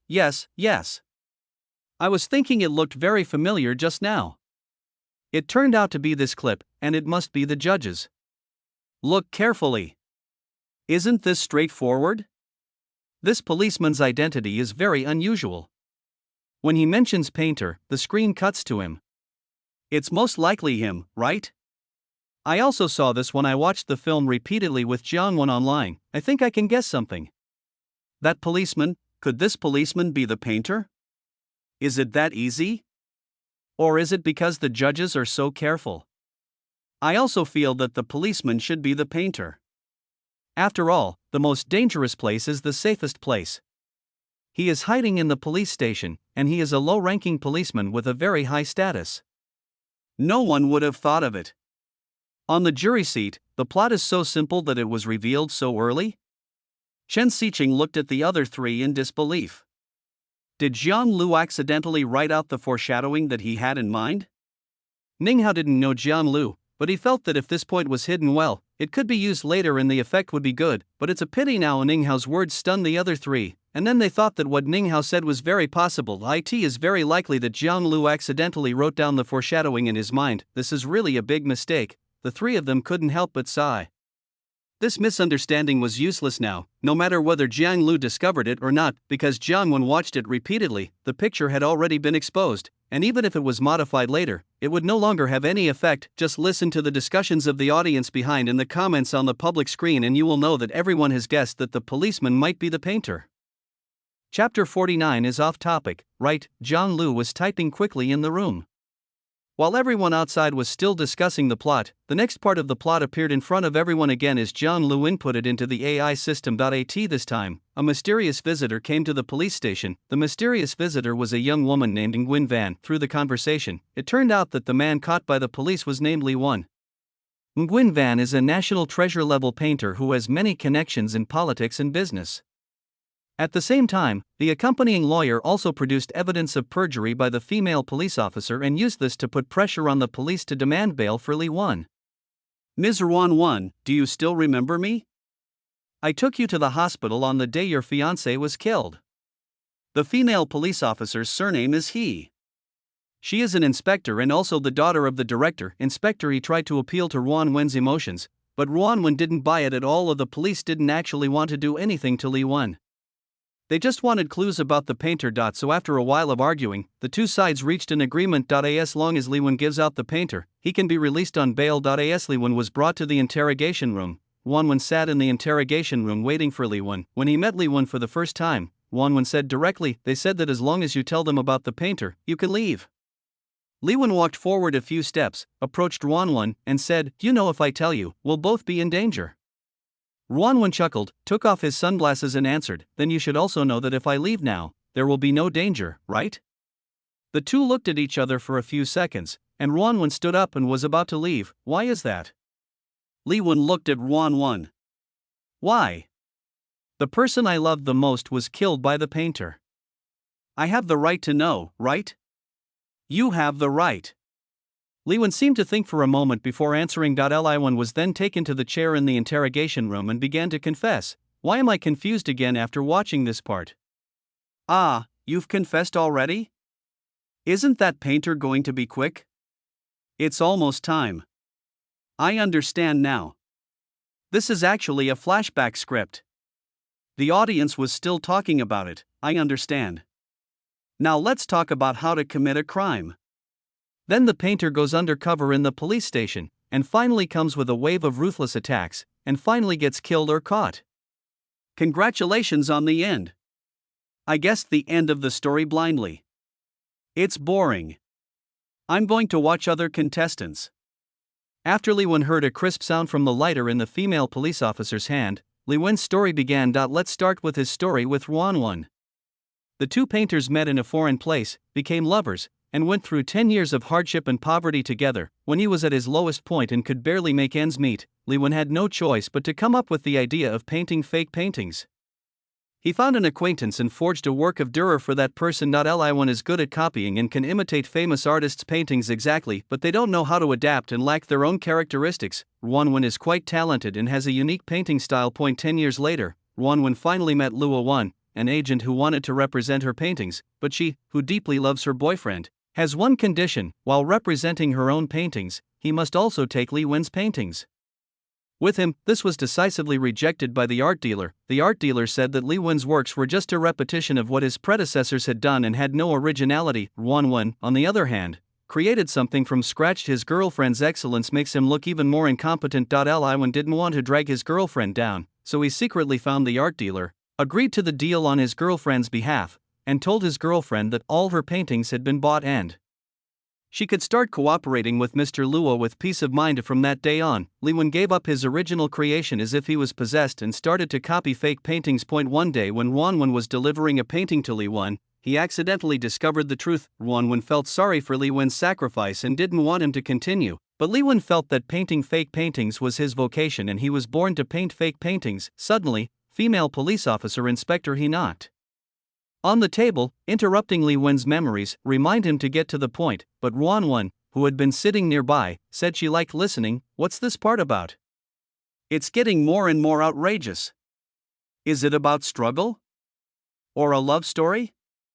Did Zhang Lu write this? Why is the script so confusing? It seems like it was written randomly. I don't understand it either, but what does this have to do with the proposition? It doesn't matter whether it's off topic or not. What's important now is that I don't even know what to write about, and what's the point? In the audience, the disappointed audience had originally come with high expectations. Many of them came from other places, and some even bought tickets at high prices to see Zhang Lu. The result was disappointing. The discussions in the audience grew louder and louder, even affecting the sound of the plot on the screen. It was impossible for the judges to not hear what the people in the audience behind were saying at this time. Teacher Lan, do you see anything? Chen Xiqing was a little anxious because he himself was completely confused and had no idea how this story was related to the previous ones. I really don't have any clues right now, but if you look at the two people on the cover, you should know that the painter hasn't really appeared in the plot yet, so the real plot has not yet arrived.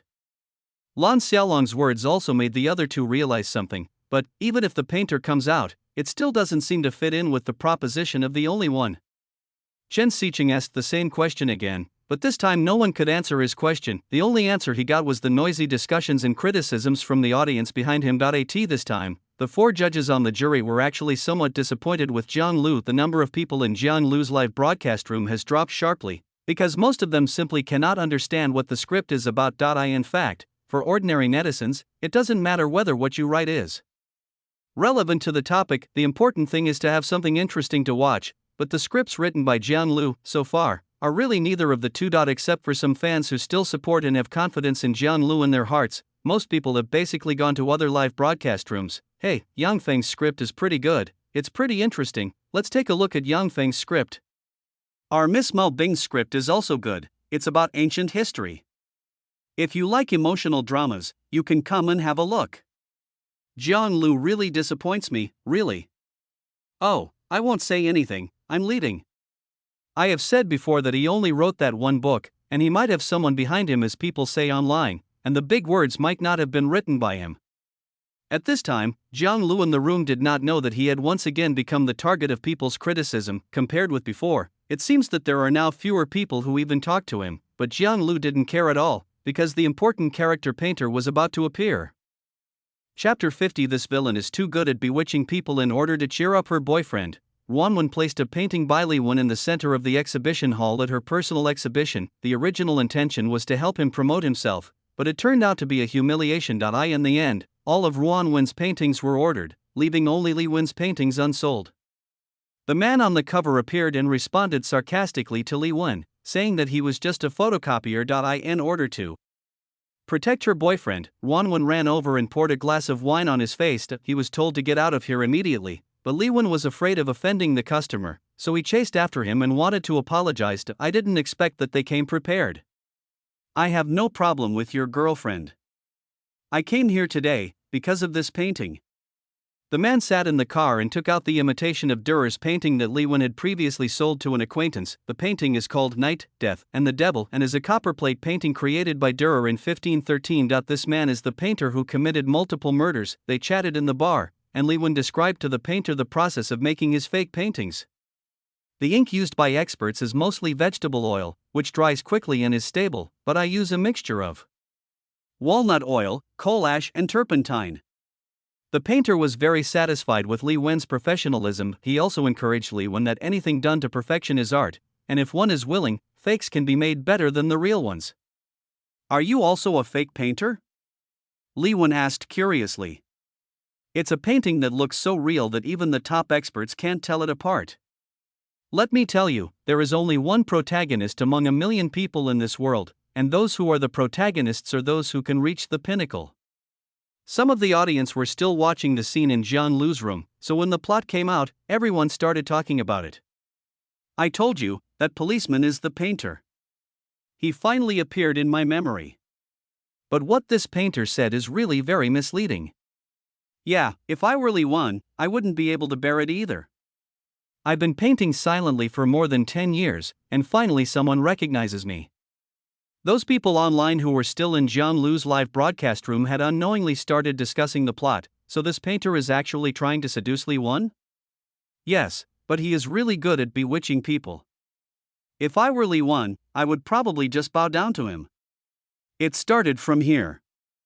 The counterfeit money organization that deceived Li Wenjin started from here. No way? It's a bit far-fetched to trick people into joining with just these 2 sentences, isn't it? Li Wen was moved by the painter's bold words. He returned to the gallery and, in front of Wan Wen and the art dealer, lit a lighter and burned his painting. From now on, he will say goodbye to the so-called uniqueness and style, just like the painter said. He wants to pursue perfection, but this fire also burned away the common ideals between him and Wan Wen. The moment the ideals were shattered was also the moment their love died. Hey, it's a little interesting. So Li Wen ran to follow the painter, but why did Wan Wen save Li Wen in the end? You've been thinking about Li Wen? Have you forgotten that the female police officer said before that she has a fiancé? Ah, this is a bit complicated.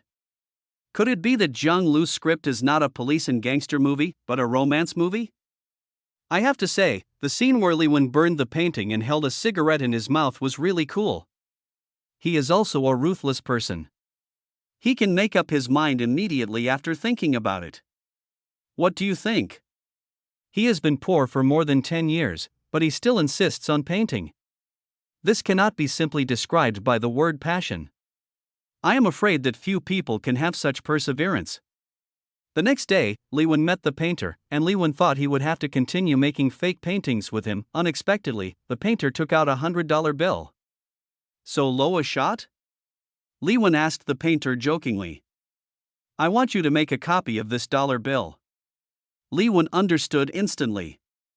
He pushed open the car door angrily and shouted you were sick because Li Wen had never considered such a thing. The painter also knew his concerns, so he got out of the car to explain to him. Li Wen learned from the painter that his name was Wu Fuxing, a native of Hong Kong, and his family had been making counterfeit banknotes for 3 generations. No one in the family has ever been to jail.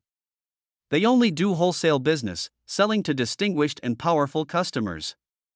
They also abide by the rules of the industry and never use the products themselves. He only asked Li Wen and promised one sentence. I dare not say what I can guarantee, but there is one thing I can guarantee, that is, the super US dollars I produce are the most popular in the world, just like real paintings. No matter what you say, black will never turn into white. Li Wen didn't listen to what he said at all. People who only see black and white will always be losers. If you don't want to cooperate with me, just pretend you haven't met me. With that, the painter turned around and drove away. Li Wen stood there in a daze, but he had actually made a decision in his heart at this moment. This time, in the audience, because of the discussion caused by some people who had seen the clip before, some people became curious and looked back at Jiang Lu's live broadcast room. Fuck! I have to admire this painter. What he said is so deceptive. This painter is really confident. Did you notice that? He was in control of the whole situation from beginning to end. What the painter said is really right. This world is not just black and white. Why do I agree with what the painter said? Only naive people would think that the world is black and white, right? Oh my god, I am now a little curious about what this counterfeit money organization looks like. The 4 judges on the jury naturally also saw that Jiang Lu had created a new plot. It's such a pity. If Jiang Lu hadn't revealed that the painter was a policeman, there would definitely be a huge explosion in the end. Chen Xiqing said with some regret. Indeed, the plot is pretty good. It's a pity that the blunder happened. Jiang Wen nodded in agreement with Chen Xiqing's words. The only proposition has not been pointed out yet. I wonder if we can have someone remind him. Ning Hao suddenly spoke up because he didn't want to see Jiang Lu end up in the top 16. It seems that the production team doesn't have such a rule. The contestants have to create whatever they want. No reminders are allowed. Lan Xiaolong looked at Ning Hao and said, although he also wanted to remind Zhang Lu, it would be unfair to other players, the four of them are now powerless because their existence is different from that of the audience. In the end, even if you get the highest number of votes on the entire network, but you write something wrong, your highest number of votes will be useless. Chapter 51 What is professionalism? After finishing the previous plot, Zhang Lu stopped, because he had to recall the plot of Wushuang carefully. The professional terms in US dollars forced him to recall them carefully. He opened another document on his computer and began to record and modify it continuously, striving to make the details more realistic. The judges were inspecting the contestants' rooms at this time. When they came to Zhang Lu's room, they found him thinking hard and were surprised. What difficulties have you encountered?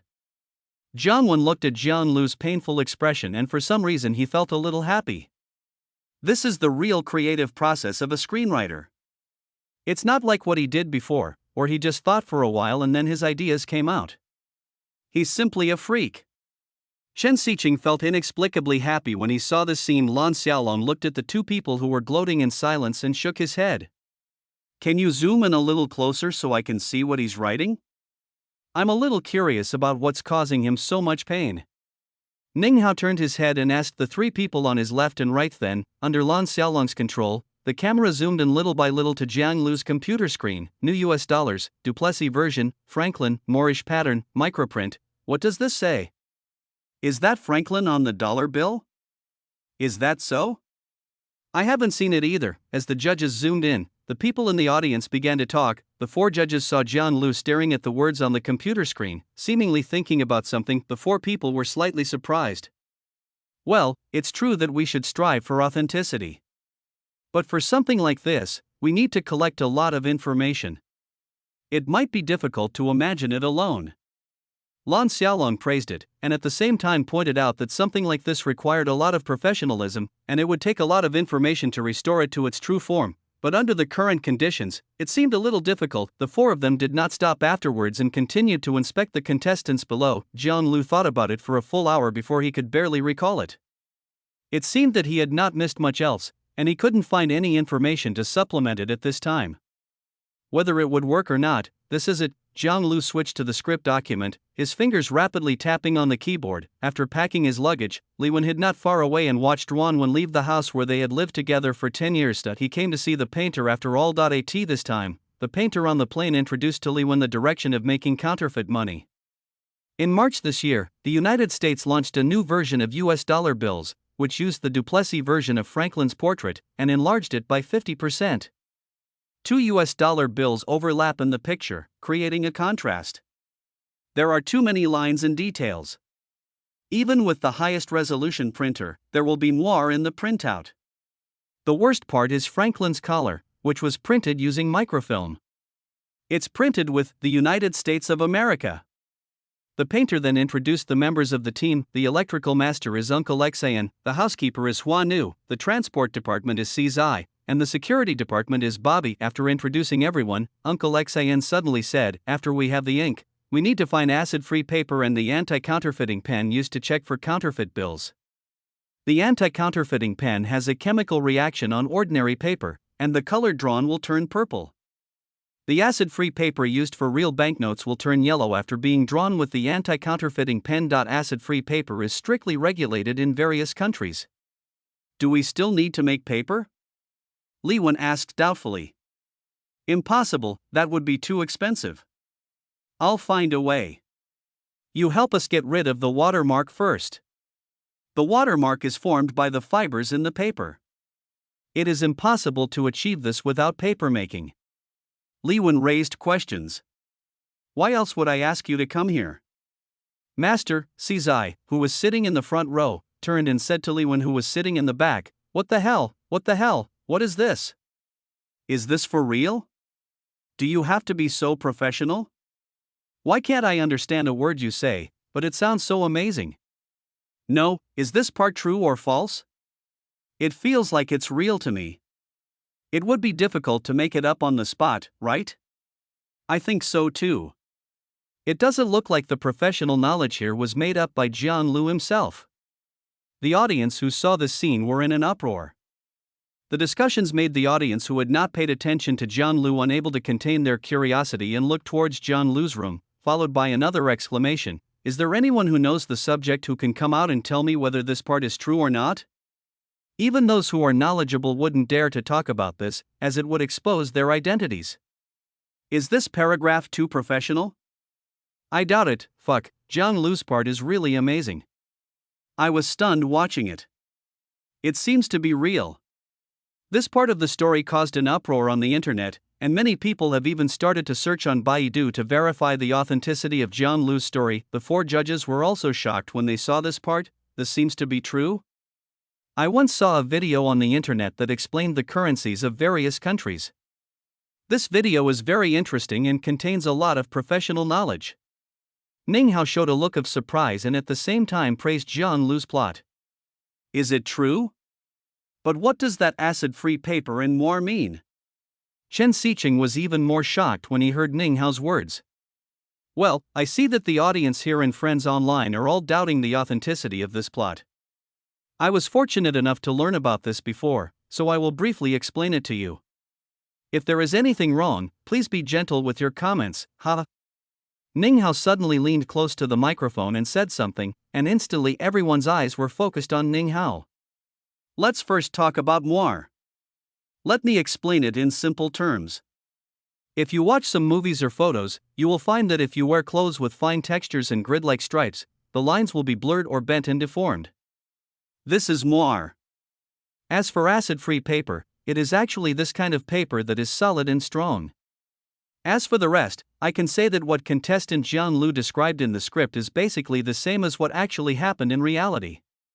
There is no fabrication or exaggeration on his part. As soon as Ning Hao finished speaking, there was another exclamation at the scene. This is awesome. Isn't John Liu's knowledge too strong?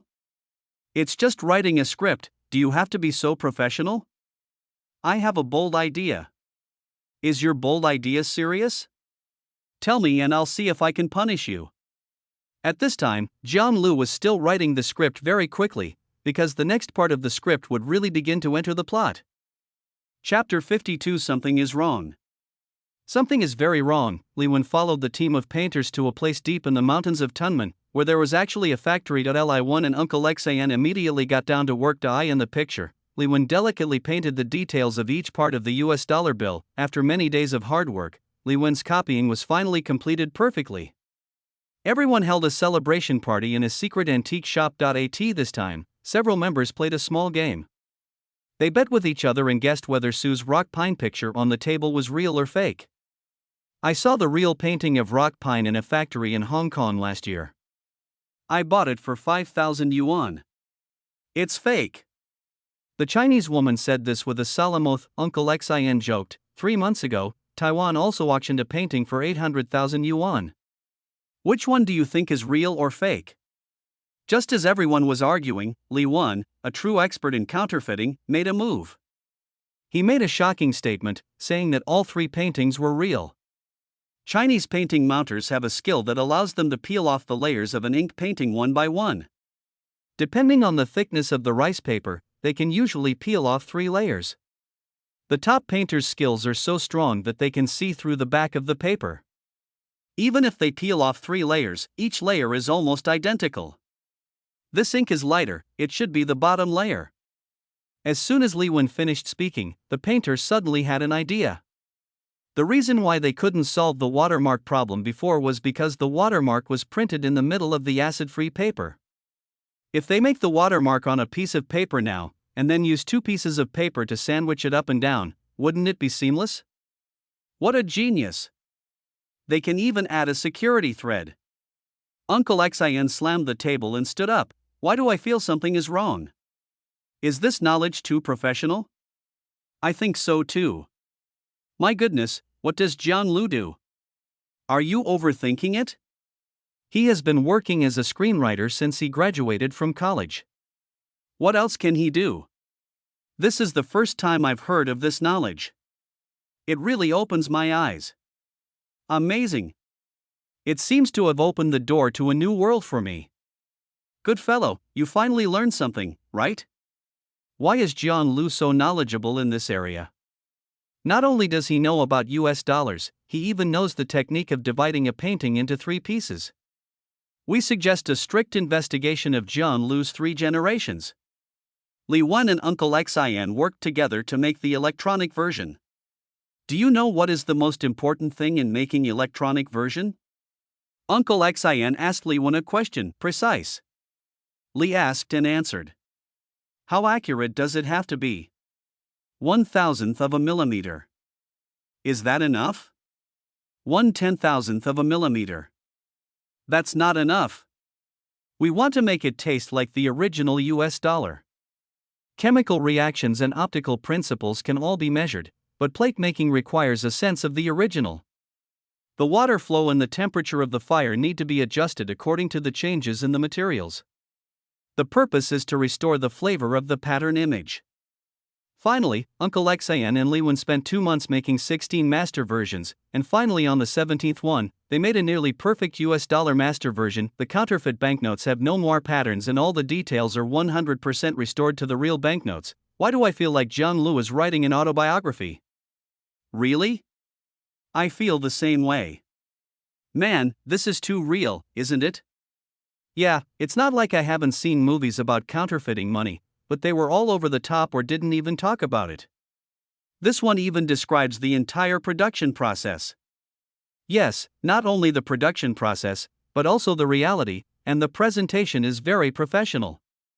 It is really eye-opening.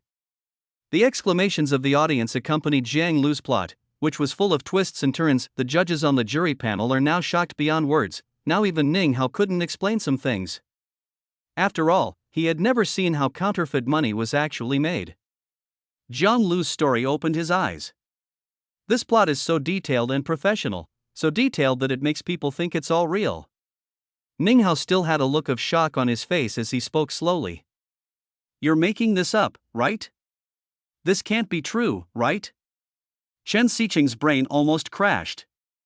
He couldn't believe that all this was true, but if you don't believe it, the performance in this script is too real. It does look a bit real. Jiang Wen stared at the screen with a serious expression at this moment. He didn't know what to say. If everything in the plot is true, then Jiang Lu might really be in trouble. Even if it's true, you can't just say that Jiang Lu was involved in such a thing. Don't let others lead you in the right direction. Lan Xiaolong was the only judge who remained rational because he also saw the barrage on the public screen. Fuck, what else can I say? Isn't this self-confirmed? Jiang Lu must have some unspeakable experience. It's not that serious, is it? How can you write yourself as a criminal when writing a script? Don't make a big deal out of it, okay? Making a mountain out of a molehill? Let's just say who among ordinary people knows these things? I'm afraid you don't even know what moire is, right? Not to mention the professional terms that appear later. Yes, look at these clips of making counterfeit money. Do you think you can come up with it out of thin air? Unless you have really done it or seen it, but no matter what, I still suggest looking up Jiang Lu. With a large number of people trying to stir up trouble online, some people even went so far as to leave official microblog messages for entity Jiang Lu in the room was still writing furiously. He probably never expected that just because he wrote a script, someone would report him to the police. The online situation became increasingly intense due to discussions about the authenticity of Jiang Lu's script creation and the production of counterfeit money. Some gimmicky headlines have appeared from unscrupulous self-media people. The brilliant writer Jiang Lu is suspected to be a long-hidden criminal. Jiang Lu wrote his own evidence into the script. Life experience from a top screenwriter to a prisoner. An endless stream of eye-catching headlines quickly flooded major platforms and short video platforms. Policemen are also human beings. They will naturally pay attention to some entertainment programs and so on. Naturally, there are many policemen watching the writing process among the many netizens. At this time, a policeman from Shanghai had already noticed Jiang Lu's plot a long time ago. He was much more sensitive than ordinary people, and he also began a detailed investigation of Jiang Lu and the internal system, but the results showed that Jiang Lu was a third-generation poor and lower-middle peasant with a good family background. When he saw this result, he suddenly woke up, he shook his head and laughed helplessly at his own childish behavior. Was he mesmerized by the script? Or was he being led by someone else? Now he is holding his mobile phone, watching the live broadcast, and there is something he has been holding in his heart that he wants to say, but he cannot use the official account to make comments without permission. I could only helplessly watch the comments madly questioning the authenticity of Jiang Lu's script. Chapter 53 Innocence. As the incident about Jiang Lu's script continued to ferment on the internet, the heat continued to rise, attracting strong attention from the majority of netizens. The police in Yanjing and Xinhai cities have continuously received reminders from netizens, and this matter has attracted the attention of the police in both places. As a result, the police in Yanjing and Xinhai City quickly organized an investigation team to conduct a comprehensive and detailed investigation into Jiang Lu's identity background. The investigators first locked onto Jiang Lu's household registration information and all possible areas of involvement, including his birth, upbringing, educational background, and social activities, became the focus of the investigation. Every social activity and even every travel record of Jiang Lu becomes a clue for the police to investigate. They hope to piece together Jiang Lu's true face through these seemingly trivial information and uncover the truth behind the incident. While everyone was discussing Jiang Lu's next plot was quickly revealed. Li Wen was chatting with Uncle Xan. Because Uncle Xan's surname was also Wu, Li Wen also asked whether Uncle Xan was a relative of the painter. But Uncle Xan and the painter were not related. Li Wen saw the photos Uncle Xan gave him and learned that Uncle Xan had 5 other daughters. From Uncle Xan, we learned that the painter's father was beaten to death by the Goose People in Healan. Uncle Xan told him that the most important thing for a chef is to have good skills and to stay calm so as not to get into trouble. This time, the painter called on everyone to go to Eastern Europe to buy a gravure printing press, because experts could see through the things printed by the letterpress at a glance. Because the gravure printing machine can print out the 3-dimensional effect of banknotes, the remaining acid-free paper was repeatedly tested by the Chinese woman using an anti-counterfeiting pen, and finally the clue was found in the United States. They will use the raw materials that are not used up in printing money to make address books, which are exactly 1/3 of the thickness of a US dollar. Since they had originally planned to use 3 pieces of paper to fold into a US dollar, now was a godsend. So the painter and Li Wen disguised themselves and pretended to be harmless when meeting the seller. At first, the other party thought that their order was too small and wanted to terminate the transaction. However, at the critical moment, Li Wen, who had always been timid, actually took a step forward. He said that we needed a large amount of paper and wanted to send books to poor children throughout Feijiu.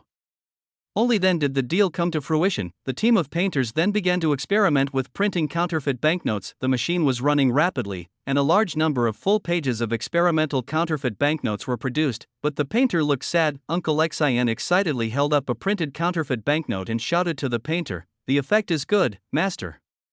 Why are you so stern?" The painter was drinking with a depressed look on his face. After hearing Uncle Xan's words, he slammed his glass on the table, turned around and walked towards Uncle Xan, and said excitedly, "Why am I so stern? He ordered 500 tons of paper for me. 500 tons. At this time, Li Wen happened to be walking over pushing a tool cart with a large roll of paper on it. The painter turned around and saw Li Wen. He walked towards Li Wen again, pointed at Li Wen and said loudly, You must not die. You can only die after you have printed all of them for me." Li Wen did not say a word, but just pushed the cart forward. The painter chased after Li Wen and continued to shout, "What are you doing? Where the hell are you going?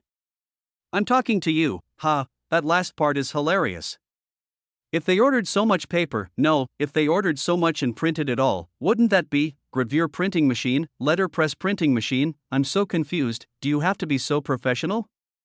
I feel like I'm watching a crime documentary right now. This is so damn real. Jiang Lu has really exposed his criminal record. This is really the end. The audience watched the development of the plot with full concentration and were deeply attracted. The atmosphere was so warm and exciting that people couldn't stop watching. Although the plot was not surprising, the content was fascinating. The plot was compact and exciting. Now almost everyone thinks that Jiang Lu is writing about his own experience. The judges also seemed a little speechless at this moment, and they found it difficult to express their feelings in words, because they understand that ordinary people find it hard to resist the appeal of such a plot. And that sense of reality is irresistible, even if the plot is ordinary, as long as the content is true and credible. it can attract the audience's attention, especially those who have never been involved in the field of counterfeit money-making. They are deeply attracted by the plot. They marveled at the meticulous process of making counterfeit money and the human struggles and contradictions revealed in the process. This realistic presentation makes the audience feel as if they are in the plot, experiencing every thrilling moment in person. Look as much as you can. I think Jiang Lu is almost there. I think so too. This is too real. I recorded the whole process so I can watch it again later when I have nothing to do. Good idea, I have to record the screen quickly too. Even if the police suddenly come in and arrest him, I won't be surprised. At this time, CCTV was under unprecedented pressure, and the heated discussions on the internet were surging like a tide, which they could not ignore. Several leaders gathered again and held an emergency meeting in a solemn atmosphere. The current situation is serious. Should we consider temporarily stopping Jiang Lu's live broadcast? Otherwise, it will really attract a police investigation, and then everything will be irreversible. A deputy director raised this question worriedly. I agree that if it really develops to that point, it will be an irreversible live broadcast accident. Another deputy director echoed. I have contacted my old classmates in the police system before, and the police are investigating Jiang Lu. As the news came out, an atmosphere of tension and worry filled the meeting room. Most deputy station directors were inclined to stop broadcasting Jiang Lu's script immediately. However, the director fell into deep thought that he recalled the last time a script was suspended due to a reporting phone call, and the anger of his superiors at the time left him with lingering fears, because the last time the script was stopped was because of a real report call. But the senior leader actually got angry. If Jiang Lu really had a relationship with the big boss, then it would be nonsense to say that he had made counterfeit money in reality. But what if he was just overthinking it? The director was hesitant at the moment, but then he thought that perhaps it would be a safer approach to temporarily stop broadcasting Jiang Lu's script. Even if there was something wrong, it would be fine to upgrade the program again and apologize publicly. He took a deep breath and decided to accept everyone's opinions and temporarily suspend Jiang Lu's program. Just when he was about to make a decision and pause Jiang Lu's script, bang! It is not an exaggeration to say that the program director, who was so gifted with writing, simply broke down the door of the meeting. Are there any rules? Do you know this is a meeting? Don't you know to knock on the door? Deputy Director Wang was standing next to the conference table. The moment he saw the director, he immediately started scolding him. His voice was like a sharp arrow, piercing the silence of the conference room. However, the director did not seem to be frightened or backed down by the reprimand. He took a deep breath and said urgently, I'm sorry, leaders, but the situation is urgent. You must check the microwave immediately. Important news has appeared on the official police Weibo of Yanjing and Shanghai. When several leaders in the conference room heard the news, they were shocked. Their expressions became serious and tense. It was as if the microwave had already confirmed Jiang Lu's evidence of guilt. At this moment, the entire conference room was filled with a tense atmosphere, and the faces of the leaders showed unprecedented solemnity. They all took out their cell phones and quickly turned on the microwave to check. Jiang Lu, please write as much as you can. I am so curious about the plot later. That's right, if I write more now, I don't have to record my confession when I go in, I can just sign and put my fingerprints on it, huh? Quickly check Weibo. The police in Yanjing and Shanghai announced, Jiang Lu is innocent. Suddenly, several eye-catching publicity information came flooding in, clarifying that the rumors about Jiang Lu's crime were pure nonsense. Rumor has it that Jiang Lu's experiences in his autobiography, such as participating in the production of counterfeit money, were actually completely fabricated. Faced with such rumors, the police acted quickly and verified Jiang Lu's social experience one by one. Facts speak louder than words. With solid evidence, rumors will be refuted on their own. After seeing this information, people who had previously been skeptical about it flocked to microwaves for verification. They were surprised to find that the official information released by the police was exactly the same as several pieces of information in the barrage. After an in-depth investigation by the police, Jiang Lu's personal background and everything he had experienced were confirmed one by one. The false rumors about his involvement in the production of counterfeit money are nothing but rumors fabricated out of thin air. Is that true? Then I don't know what to say. However, I am uneducated, so I will say wow to everyone. I will say it too, so I will join in the fun. So these things are all fake? He made them up himself? No way. Do you think the police would investigate if it was fake? Not only did the online comments surge like a tide, causing shock and heated discussion among the majority of netizens, but there was also an uproar in the audience. People's discussions rose and fell, like waves of wheat blown by the wind, one after another. This is unbelievable. Jiang Lu's script is so realistic and shocking, but he himself has never participated in any counterfeit money production? Obviously, if he had really been involved in such behavior, he would have been arrested by the police by now. How could he continue to write scripts here? Then how did he know such detailed information about counterfeiting? Where did his expertise come from? Why do I feel that all this is too magical? Jiang Lu must know something, right? Otherwise, how could he write it in such detail? I think so too. At least he must know how to make banknotes. Every question from the audience was like a stone thrown into a lake, causing ripples. The four judges showed astonishment on their faces at the same time, and their eyes were filled with shock that Jiang Lu's story was actually made up. Chapter 54 is no different from the real thing. It's incredible that Jiang Lu actually has such a deep understanding of the process of making counterfeit money. The professional vocabulary he uses is definitely not something that ordinary people can easily master and use. Chen Xiqing's face was still filled with astonishment. The doubts in his heart were like surging waves, constantly rolling, as if trying to find an outlet to vent. The other three were also speechless, and they were unable to answer Chen Xiqing's questions. After all, who would bother to study the process of making counterfeit money? For them, it is like an incredible supernatural power. This time, Jiang Lu knew nothing about it.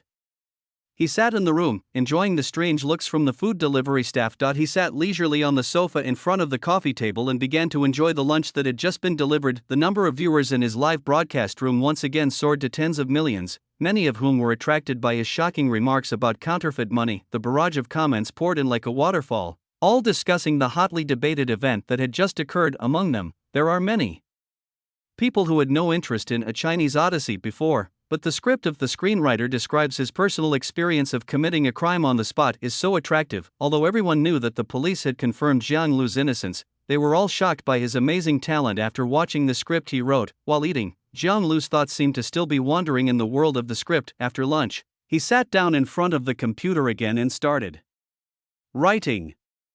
This time, his speed was slower because he needed to recall and write at the same time, and sometimes he even needed to go back to the beginning to repair the details that he had overlooked due to gaps in his memory. Amid everyone's anticipation, the next plot reappeared in the live broadcast room with Jiang Lu's tinkering. After the painter team has finished everything, the only thing left is the color-changing ink. Color-changing inks are also strictly controlled by all countries. The painting team has always been very law-abiding, but starting from the color-changing inks, they gradually showed their fierce side. One day, the painter took Li Wen back to the house where he and Ruan Wen used to live together. In the room, the painter ridiculed Li Wen, but Li Wen seemed to be too embarrassed to see Ruan Wen again because he made counterfeit money. He said he just came back to return the keys and then ran out. The painter was driving on the road. Do you know what Miss Ruan's art exhibition is called? It's called Goodbye Four Seasons. 4 Seasons, that's the one you burned. How stingy of a man to be like that. Li Wen didn't seem to want to answer this question. He glanced around the car window and asked, "Where are we going?"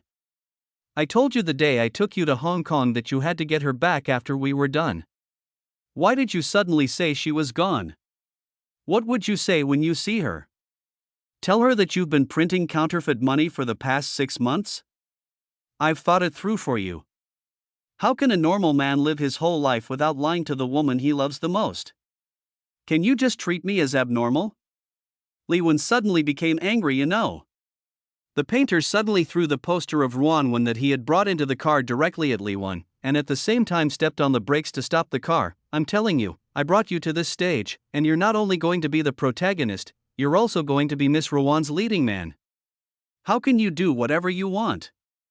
Li Wen was a little confused. "Listen, if you give up on her, you're giving up on yourself. I won't let you go."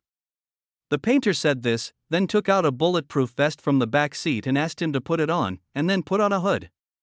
Before Li Wen knew what was happening, the painter had already left the car. This is where the painter team carefully set up a trap to thwart the robbery of a truck transporting color-changing ink. They also arranged snipers in advance to fire from a distance, catching the armed men of Rime Ink off guard. Taking advantage of the chaos, the painter and other members attacked from both sides, forming a siege. Eventually, all the rhyming personnel were defeated and disarmed. In the process, they did not kill anyone and still maintained the bottom line of the industry. Iwan was assigned to carry ink. It was the first time for him to do such a thing. He carried the ink from the van in a panic. Just as he moved out 2 barrels, he saw an escort at the innermost part of the van, holding a gun and aiming at him. Iwan stood there in a daze, not knowing what to do. Suddenly, the painter pulled him away and fired a shot at the same time, but he was also shot by the escort's gun. Fortunately, he was wearing a bulletproof vest. Blocked it, blocked it. Uncle Xin was comforting the painter. Hit me? Shoot me? As he said this, the painter raised his pistol. Oh, it's okay. Uncle Xin stepped forward to stop the painter. I'm fine, he's in trouble. The painter simply pushed Uncle Xin aside. The painter became furious and fired wildly at the people in the van, killing the escort inside. At the same time, all the ink that had not been moved out was spilled out and could no longer be used. Uncle Xin was driving the car and complained to Liwan, who was sitting in the back, and now there are only 2 barrels of ink left. How can you achieve anything big if you don't change your bad habits? Parking. The car had just started when the painter shouted loudly from behind. Liwan leaned back and saw that the painter had placed a bomb under the truck that was transporting ink. All the escort personnel were locked in the truck compartment. The painter walked up to Liwan and released the detonator in his hand. The bomb exploded and all the escort personnel were killed. Liwan covered his ears and watched the scene in horror. Afterwards, they returned to the factory and used the stolen ink to carry out large-scale printing, and the print quality was very good. I have to say, if it's printed this way, is there any difference from making real US dollars? There is no difference, except that this factory is private. Well, now no one doubts that Jiang Lu was writing his autobiography, right? Ha, the police have confirmed it, now you can watch it without worry. The audience at the scene exclaimed in amazement when they saw the counterfeit money being printed. It was like printing real banknotes, intaglio printing machine, acid-free paper, color-changing ink, and an electrotype that is almost identical to the original. Isn't this directly making real money? What's the point of this? What's the point? I'm asking you to say this. If you can make money yourself, think about it. Think about it carefully. It's different, or it's fake. Whose real money is made by stacking 3 pieces of paper together. Yes, the code on the money they made is definitely wrong. Fake is fake, and ordinary people can't tell the difference. It's really amazing. No wonder 3 generations of his family have never been to jail. But I feel like his generation is almost done for because he killed someone. There was a lot of discussion online about the part about printing counterfeit money. I still don't quite understand how Jiang Lu knows so much. Chen Xiqing was still puzzled as to how Jiang Lu knew so much about the matter. This question lingered in his mind like a stone that was difficult to digest. Don't dwell on it anymore. After the game is over, go ask him in person and everything will become clear. Speculating here alone will only make you confused. The truth is always revealed by the person involved. Seeing that Chen Xiqing was still obsessed with this matter, Ning Hao directly spoke up and offered him a solution. Chen Xiqing sighed, alas, this is the only way. Although he said that he accepted this solution, Chen Xiqing still had doubts about it in his heart. Jiang Wen looked at Lan Xiaolong with some worry at this time. Although Jiang Lu's works have realistic plots and have attracted a lot of attention, I always feel that the core of his proposition has not yet been revealed. Jiang Wen turned his head and looked at Lan Xiaolong with some concern. Lan Xiaolong understands Jiang Wen's concerns. I had the same doubts. But thinking back to the previous controversy about the authenticity of Jiang Lu's work, I think Jiang Lu must know what he is writing. Let's continue to observe, and I hope that the following content will be able to touch on the topic. Although Lan Xiaolong himself did not have a definite answer, the incident just now reminded him of Jiang Lu's concentration and dedication when he was creating a Chinese Odyssey, which made him have expectations for Jiang Lu. Jiang Wen nodded helplessly, that's the only way. He had both expectations and worries about Jiang Lu, and hoped that Jiang Lu could give them a surprise. In this uncertain situation, they could only continue to wait and see how Jiang Lu would solve the problem later. This time, inside Berna Film and Television Company. Boss Yu, we must take the initiative this time. I suggest sending someone to CCTV immediately to find Jiang Lu and sign a contract for the script as soon as the competition is over. In order to attract him, I suggest that we add a profit-sharing clause to the contract. A manager from the film and television department stood in front of Yu Dong's desk, looking excited, with a determined look in his eyes. Why Yu Dong hesitated for a moment and answered decisively. Okay, select your best troops and take action immediately. The competition for this script is particularly critical. The heated discussions and controversies behind it have doubled its value. At the same time, since the Chinese lost the last script competition, they have seen Jiaxing being in the news every day, and their reputation has been growing with each passing day. ASA, once top film and television entertainment company in the country, its current dire situation has caused a mixture of anger and resentment among Chinese people, especially Wang Zhongjuan. He no longer needed his brother's persuasion and had decided to take action himself. This time, Wang Zhongjuan didn't need Wang Zhonglei's persuasion, as he was ready to take charge himself. He had already arranged for people to wait at the CCTV station, just waiting for the show to end. Wang Zhongjuan prepared to negotiate with him in person, vowing to seize the script of Wuxuan. His eyes were firm and sharp, as if he had seen the dawn of victory. In this tense and explosive atmosphere, a competition about the script is about to reach its climax. Chapter 55, Is this the Wuxuan? That's why it's called Wuxuan. Just as film and television companies began to engage in fierce preparations to snatch scripts, Jiang Lu dug deep in his memory and continued to create the next plot. This time, the police had already begun searching for 6 people named Wu Fuxing throughout Hong Kong. However, none of them matched the painter's age. But he did not give up and thoroughly investigated the family background and social relationships of the 6 people named Wu Fuxing. Because he suspected that the painter might have just borrowed the name Wu Fuxing Dai and the painter team. I asked the painter whether he should continue killing people after the ink ran out, but the painter retorted, I killed people to save you. But Li Wen did not accept his explanation at all and expressed his intention to leave the team, but before he leaves, he'll fix the color-changing ink soon. The painting team sold the new version of US dollar bills all over the world, including Mexico, Cuba, India, etc., and the sales went very smoothly. The last stop was in the present-day Triangle area. There is a general here who once worked with the painter's father. They are old friends. In the evening, the general sent his men and a counterfeit money expert named Wu Xiuqing to inspect the goods. The host and the guests were enjoying themselves in the house, but Li Wen looked flustered and ran over from the side with a cup of dye in his hand. However, he tripped accidentally and spilled the dye in his hand directly onto a piece of glass. When Wu Xiuqing heard the voice, she turned around and looked behind her. She saw Li Wen through the glass. Li Wen also slowly stood up and looked at Wu Xiuqing through the glass that was covered with green dye. The painter directly reprimanded Li Wen, and the general's men felt that the matter was done, so they said goodbye and left. After the painter saw the man leave, he started to scold Li Wen again, but Li Wen stood on the other side of the glass and raised his hand to shake the lamp above his head. As the light flickers, the dye that originally spilled on the glass will constantly change color. Li Wen successfully debugged the color-changing ink. It turned out that a few days ago, Li Wen found a car on the street whose paint could change color. After investigating, I found out that his paint and American dollars used the same formula. More than a decade ago, the Space General used this ink to make photochromic glass, and later sold the formula to an automobile paint factory, which accidentally made Li Wen successful. I think this part is a bit far-fetched. Everything just happened by chance. I also discovered that there was no intaglio machine, but I happened to have one for sale. There was no acid-free paper, but I happened to have one, and it could combine 3 sheets into one. Now you know Jiang Lu was innocent, right? There are too many coincidences. Just read the script, can you please not be so serious? The audience began to complain about the content of this plot. How can I put it? There are too many coincidences, it really is what you lack.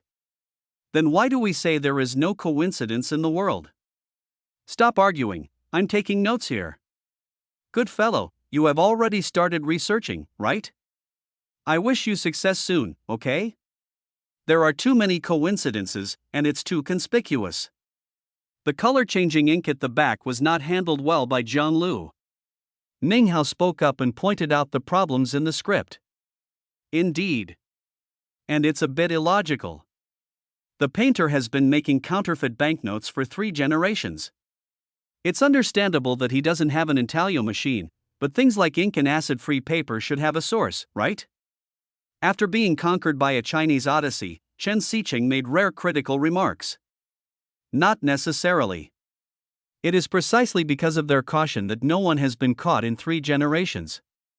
If there is a stable supply of goods, then if there is a problem with the supply, it is very likely that there will be trouble along with it. This is something that such a cautious counterfeit money family will never allow to happen. Jiang Wen had his own opinions and directly refuted Chen Xicheng. I agree with what Mr. Jiang said.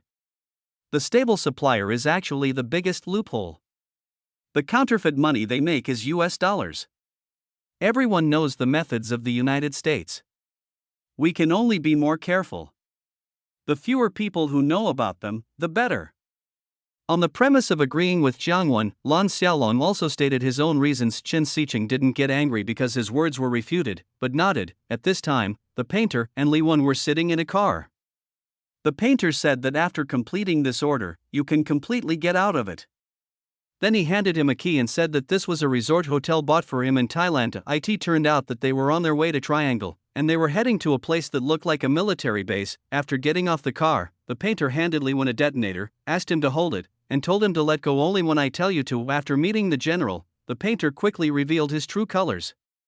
It turned out that the painter had known for a long time that his father was killed in Helan by the general who bribed the goose people. He came here today just to settle this blood debt. The general's men pointed their guns at the painter's head, but the painter was not afraid at all. Instead, he calmly ordered Li Wen to let go. Li Wen had no choice but to let go of his hands. The car they had been riding in suddenly exploded, and the powerful impact instantly knocked everyone over. The painter was well prepared. He jumped up, snatched the guard's gun, and then started killing people. Although he was hit by several bullets, they were all in the arms, shoulders, and other places. At this time, Zai and other members of the team had already ambushed on the hillside and stood up and fired several rockets. The enemy was blown to pieces, and the Chinese woman and Bobby rushed over in a pickup truck, wreaking havoc on the battlefield like a dragon. There were explosions and gunshots everywhere. Dollars are flying in the air. Fires were burning all around. A horrible scene like hell. Oh my god, this scene is so exciting to watch, a classic police and gangster movie battle. The painter is so cool. He holds 2 guns and kills anyone who stands in his way. Really? Doesn't this plot look cliché to you? Doesn't it feel a bit far-fetched? I also think this is a bit far-fetched. With so many people and so many guns, they would have been killed even if you just shot with your eyes closed. The good guy was only hit by a few bullets, and the key point was that they were all in his arms. Is this the protagonist's halo? The audience in the auditorium complained wildly, wow, no wonder it's called Wushuang, the painter is really invincible. Killing indiscriminately is like a tiger entering a flock of sheep. Machine gun bullets will make them run away, and they will never be able to hit you. Do you know what art is? Why would you watch a painter who is dying? If you want to see real guns and bullets, go to Zhongdong, where there are wars every day. There was a huge debate online, with those who liked and those who didn't like watching such scenes arguing endlessly. This scene has a distinct 1990s Hong Kong movie style. Ha ha. Jiang Wen spoke directly with a smile. Yes, Hong Kong movies in the 1990s all had clips like this, and they are very classic. Is this considered a tribute? Ning Hao also nodded and said with a smile. Lan Xiaolong and Chen Xicheng didn't say anything, but they both nodded with a smile. In fact, whether such clips are good or bad depends on the audience's reaction. It cannot be said that such a plot is old-fashioned, nor can it be said that it is good just because the character falls down after being shot and it is very realistic. Jiang Lu in the room stopped creating at this moment, because his memory was a little confused. He needed to think carefully about the following plot, because the following plot was a very important foreshadowing for the whole plot.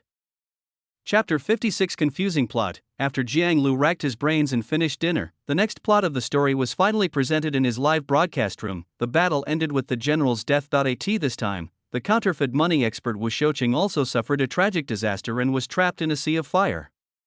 Li Wen, who had been hiding, looked at her and softened his heart. He summoned up the courage to save her from the fire. Then, for a whole year, they did nothing and stayed in present-day Triangle to recuperate. Wu Xiuqing, who was rescued by Li Wen, also had plastic surgery because of her burns. The painter also gave her a fake identity and let her join the team under the name Wanwen. When Li Wen saw the passport that the painter stuffed into Wu Xiuqing's hands, Li Wen was shocked. Hey, are you kidding me? But the painter walked out of the hospital without looking back. Wu Xiuqing gradually fell in love with Li Wen, her savior, but Li Wen's feedback to him didn't seem obvious until one day, Li Wen brought her to Ruan Wen's painting exhibition, and she finally understood why her love did not get the due return. I finally understand. Wu Xiuqing stared blankly at Ruan Wen's portrait in the center of the exhibition and said sadly, "Understand what? I understand why you don't even look at me." When Li Wen heard Xiuqing say this, he felt a little embarrassed and didn't dare to look into Xiuqing's eyes. "Hey, I bought all the paintings. When the exhibition is over, I will send them all to the resort hotel. When Miss Ruan sees them, she will definitely be very touched." The painter suddenly appeared and grabbed Li Wen's shoulders and spoke excitedly. "How touched can one be if it's bought by a thief?" Li Wen said this with some self-mockery. When the painter heard what Li Wen said, his face suddenly changed and he became very angry. At this time, in the corridor on the second floor, Ruan Wen and Luo Wen walked out surrounded by a group of reporters. When Li Wen saw Ruan Wen appear, he hurriedly pulled Xiuqing away from the exhibition. The painter heard a sound from the second floor and looked up at the corridor. "Have you set a date for your wedding?" One of the female reporters asked Nguyen Van, who was dressed up. "Getting married?" "Hey, they're getting married." The painter turned around and shouted to Li Wen, but found that Li Wen had already walked away. "What does this mean? You saved the counterfeit money expert and gave him the identity of Ruan Wen? And then you fell in love with Li Wen?" "No, I still don't understand it now." "What's the point of changing your name to Ruan Wen?" "I'm a little confused too." The painter is so awesome. Although Li Wen relies on his skills, he's not as awesome as the painter, right? I feel the same way. I feel that the painter is the protagonist, right? The plot once again contained confusing scenes, sparking much discussion in the audience. Ruan Wen was going to marry that art dealer? If I remember correctly, the art dealer died in the hotel? Yes, he was killed by the painter's team, but why did they kill the art dealer? Did the painter help Li Wen kill him? So Ruan Wen is here to bail out Li Wen now. Is it because he still has feelings for Li Wen? That's normal. Ruan Wen and Li Wen had such a good relationship before. Maybe their old love would rekindle when they met? And Luo Wen just happened to die again. Discussions have also begun online, but they are basically just speculations about the subsequent plot, because no matter what, so far, apart from the shocking environment for making counterfeit money, most of the plot is actually very ordinary. Some movie and TV fans can basically deduce most of it. I'm a little disappointed with Jiang Lu now. Chen Xiqing's face looked very bad. He was extremely disappointed with Jiang Lu's performance. I really can't understand it. Based on his ability, not to mention writing comedy, his basic logic and plot construction ability shouldn't be at this level, right? Chen Xiqing seemed to get angrier and angrier as he spoke, and he even slammed the table, because Jiang Lu actually had some influence on him. That he had always admired Jiang Lu's A Chinese Odyssey before, but now Jiang Lu's performance made him no longer patient and find various reasons to comfort himself. Ning Hao could only reach out and pat Chen Xiqing on the shoulder as a gesture of comfort, while also shaking his head helplessly. Don't think too much. Our expectations of him may be a little too high. After all, he is just a newcomer. Jiang Wen tried to comfort Chen Xiqing, but it also seemed like he was comforting himself, because his face also looked quite disappointed. On the judges' panel, the 4 judges began their inspection with disappointment in Jiang Lu. Previously, a team of painters committed a crime in Canada and robbed color-changing ink. This attracted the attention of Canada, so Canadian police were dispatched. Li Yongjia came to Hong Kong to investigate the painter's counterfeit money case. Because of this, he met an inspector named He Weilan. She is Inspector He, who has been interrogating Li Wen. During the break, Li Yongjia went shopping and came to an antique shop. He seemed to be scanning the antiques displayed in the window outside the antique shop with a purpose. When he saw an antique clock, his eyes fixed on it, and then he turned to look inside the store. Inside, Uncle Xian was introducing antiques to several foreign buyers. Uncle Xian happened to look up and saw Li Yongjia outside the store. The two looked at each other and Li Yongjia left quickly. What the hell? What is this? Why did a big policeman suddenly appear? Is this the Canadian policeman who died in the hotel before? Why do I feel like I have no expectations for this script anymore, because I have already guessed most of the plot later? Once again, some of the audience stopped paying attention to Jiang Lu's room and turned to look at the rooms of other contestants. The 4 judges were still patrolling at this time and had no time to see the plot, but their ears were filled with discussions from the audience. The 4 of them just looked at each other, shook their heads and sighed. I had guessed most of the new plot created by Jiang Lu the first day of competition passed quickly amid constant chaos and disappointment among some people. At this time, doubts arose within Berna Films because the plot of Jiang Lu's script had become bland. Fortunately, we haven't entered yet. Let's wait and see. Mr. Yu, why don't you call someone to come back? Yu Dong sat at his desk, hesitating at this moment. The process of making counterfeit money was indeed eye-catching and shocking enough, but the following plot was too bland. It was really difficult to deal with it now. In Chinese film and television. Let's not rush. Let's wait and see. After all, we are in Yanjing and can come and go quickly. Let's withdraw our people first. If something really happens, we can rush over now faster than them. Wang Zhongjuan looked at the computer screen, seemingly talking to himself or to the manager of the film and television department, but at this time, Wang Changtian, who was also in Yanjing, was staring at the computer screen in front of him with sharp eyes, his mind working fast. After a moment, he picked up the phone and called the manager of the film and television department. Chapter 57, Industry Rules or Industry Rules. 10 o'clock the next morning, after the usual opening remarks from Xiao and I, the round of 16 competition continued. After a night's rest, the contestants were all in high spirits, and their fingers were typing quickly on the keyboard. At this time, there were only more than 1 million people watching the live broadcast in Jiang Lu's room, and these people were all Jiang Lu's loyal fans. The remaining people were also evenly distributed to the rooms of other contestants, but number 16 Yang Feng had the largest number of people in his room at the moment, with nearly 5 million people watching at this time. After spending an hour, Jiang Lu entered his first scene of the day into the AI system. Li Yongzhe disguised himself as a bishop of Xie Christianity and, through an intermediary, came to a private yacht and met Zai and Bobby, hoping to get in touch with the painter through them, but the painter was not a pushover. He was in another yacht, observing Li Yongzhe from a distance. After contacting and talking with Li Yongzhe, Zai, Bobby, and the Chinese woman returned to the yacht. Is this Bishop Ma reliable? The painter sat on the sofa and asked Xiang Hua. Their bids are reasonable, and the bulk distribution point is in Jiangdong. I have asked several big circle gang bosses who have cooperated with them. Bishop Ma never shows up, so it is very safe. If he doesn't show up, it means no one has seen him. Who introduced him? Taiwan helped Lawson introduce him to Uncle Xian, and he's a regular customer. After hearing this, the painter frowned slightly, and his mind recalled the scene he had seen in the antique shop in Hong Kong before. It was Li Yongzhe who seemed to be looking for something through the window outside the antique shop. When he saw an antique clock, he stopped for a moment. That time, the painter was in a cubicle and saw Li Yongzhe through the door curtain. When the painter thought of this, he turned around and asked the people around him, "Did Uncle Xian buy that antique clock from Canada?" The scene then changes to the interrogation room.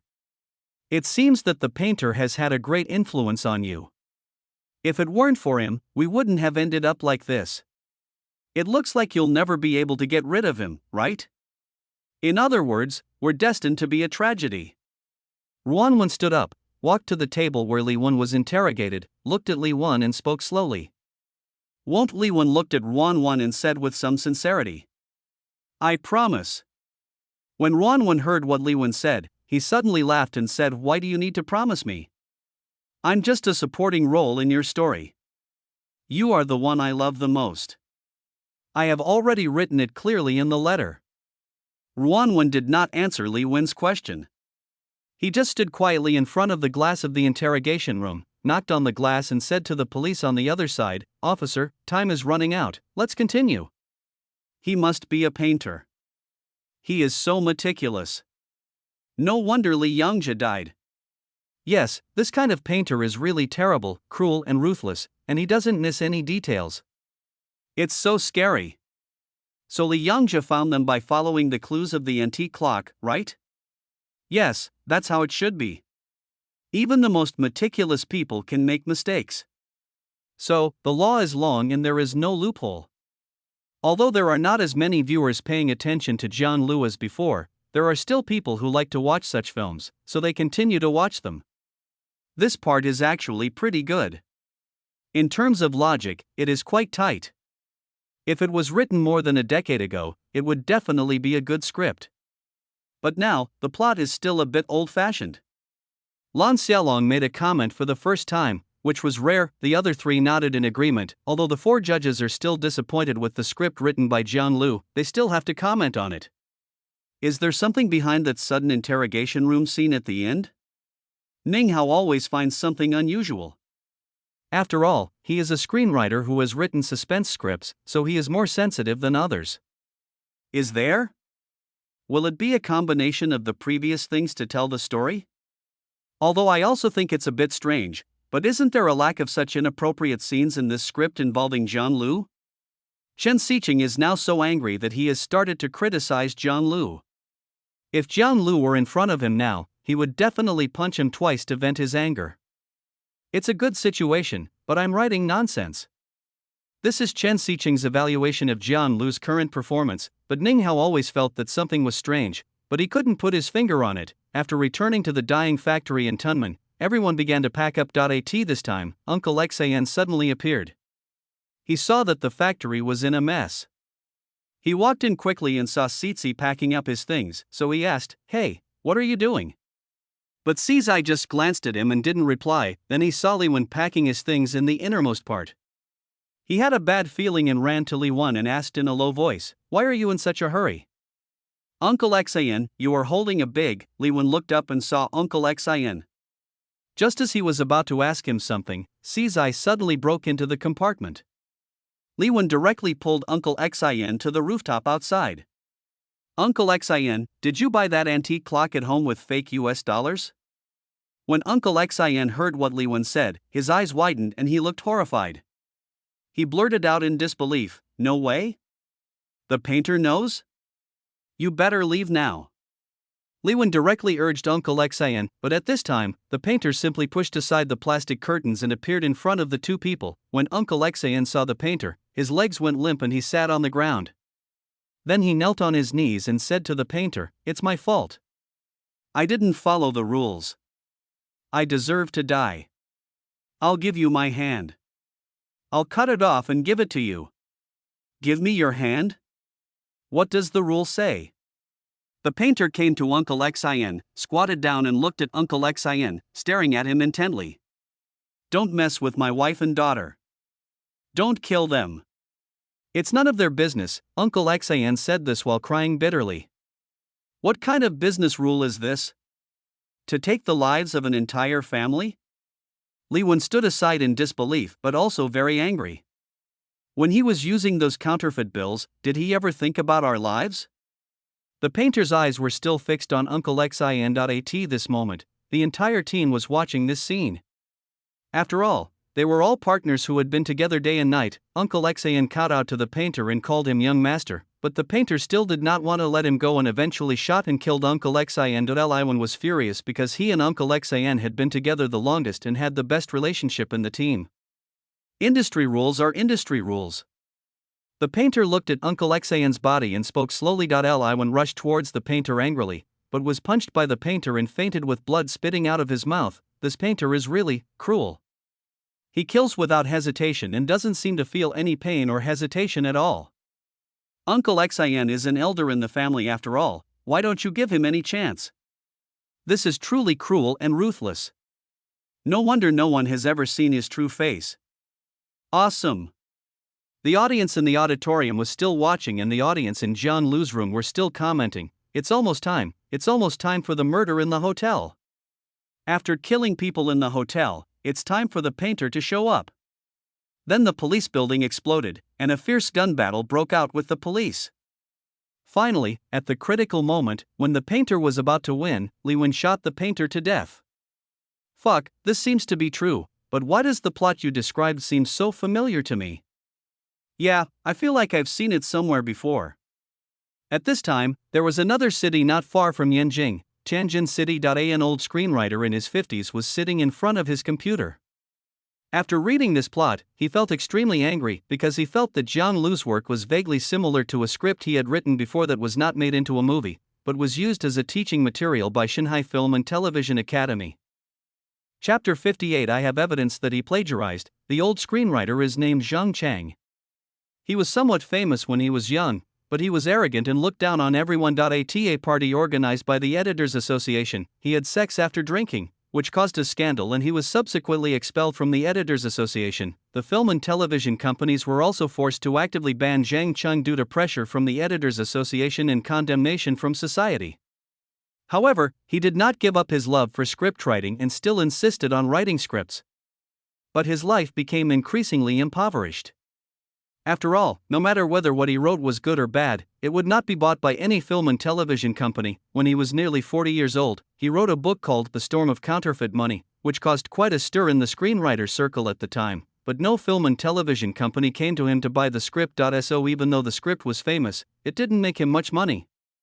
At this time, someone found him, who is now the vice president of Shanghai Film and Television Academy. He proposed to buy his scripts to use as teaching materials at Shanghai Film and Television Academy. At that time, he had no stable source of income, so in order to make a living, he had to sell the script to Shanghai Film and Television Academy and received a reward of several 100,000 yuan. In fact, more than a decade ago, hundreds of thousands were not a small number, but this incident always bothered Zhang Chang, and he regretted it a few years later, because he thought that his script would sell for at least 1 or 2 million at the time. However, it was bought by the vice president of Shanghai Film and Television Academy, who took advantage of the situation. But Zhang Chang also knew that he would not be able to win a lawsuit if the contract was signed in black and white, but the matter was like a thorn, which had been deeply piercing his heart because, since then, he has been lost in the world and has never created any decent scripts again. Therefore, he often recalled the time when he created a work that caused a sensation in the Chinese screenwriter circle. But now, when the veteran screenwriter saw Jiang Lu's script, apart from the authenticity of the plot about making counterfeit money, many other plot contents,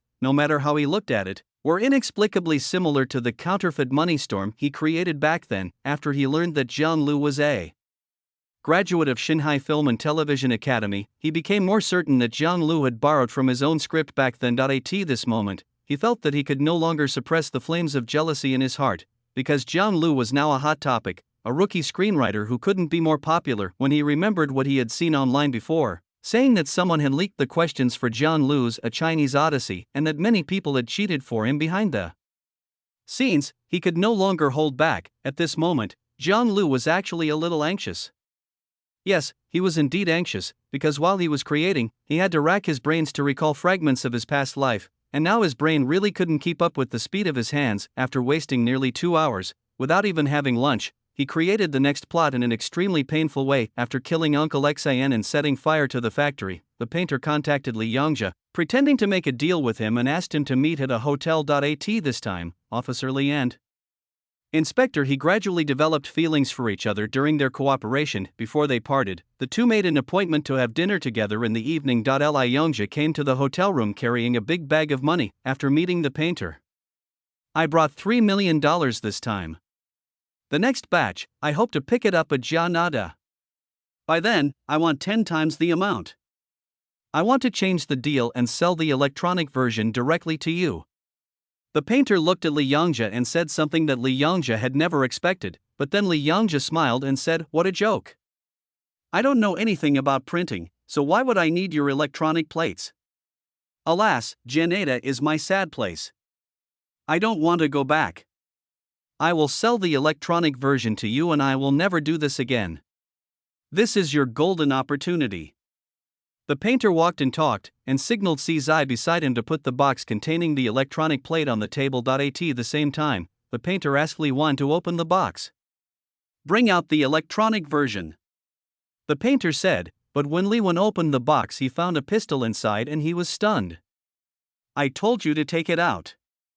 The painter called out to Li Wan loudly. Li Yongzhe also caught a glimpse of a pistol in the box. He looked around and realized something was wrong. So he stood up and tried to grab the pistol in the box, but Li Wan instinctively tried to snatch it from him. Puff, puff, puff, the painter took out a gun and shot Li Yongzhe in the back. Li Yongzhe screamed in pain and pushed Li Wan down on the sofa, where he died. Li Wan was trembling all over and just sat on the sofa, letting Li Yongzhe's body press on him. "I saved you once again. You were originally just an unknown painter who had been hiding in Chinatown and painting fake paintings all your life. I made you the protagonist and opened so many paths for you to choose from, but every time you had to make a decision, you chose to give up. The painter was very angry and shouted at Li Wen, saying that he was really disappointed with Li Wen. Fuck, they are so cruel. I thought there would be some twists and turns, but they just killed him directly. That's right, I really didn't expect this. It seems that Li Yangjia has no effect at all. No, it's because Li Yangjia died so quickly that it shows that the painter will kill without mercy. This is a true villain. The audience was a little surprised by this plot and started discussing it immediately, but the internet was in uproar because of one person's remarks. I hereby declare that Zhang Lu's script is plagiarized. I have evidence here. The evidence is on my microwave. My microwave is, I hereby declare that Zhang Lu's script is plagiarized. I have evidence here. The evidence is on my microwave. My microwave is, while this plot was being discussed online, a string of the same comments kept appearing on the public screen. Fuck, come and see the microwave in this barrage, it seems to be real. Really, I just took a quick look and it's really interesting. At this time, many people who were curious and had seen the evidence on microwave appeared in the barrage and responded to confirm microwave's words. More and more people are also running to the microwave to see what kind of evidence it is. At this time, someone in the audience also saw the barrage and immediately opened his mobile phone to search for microwave, followed by exclamations and discussions from the audience. The 4 judges on the jury naturally saw the barrage, but the exclamations and discussions of the audience behind them, as well as the constant appearance of barrages saying that Zhang Lu really plagiarized, made the 4 of them startled. It can't be true? Chen Xiqing said this and looked directly at the other 3 people. Jiang Wen frowned and said nothing, because they couldn't verify what the evidence in the microwave was talking about. Ning Hao and Lan Xiaolong also frowned. Don't worry, there may be some similarities. After all, as screenwriters, sometimes similar situations appear in the script. This is normal.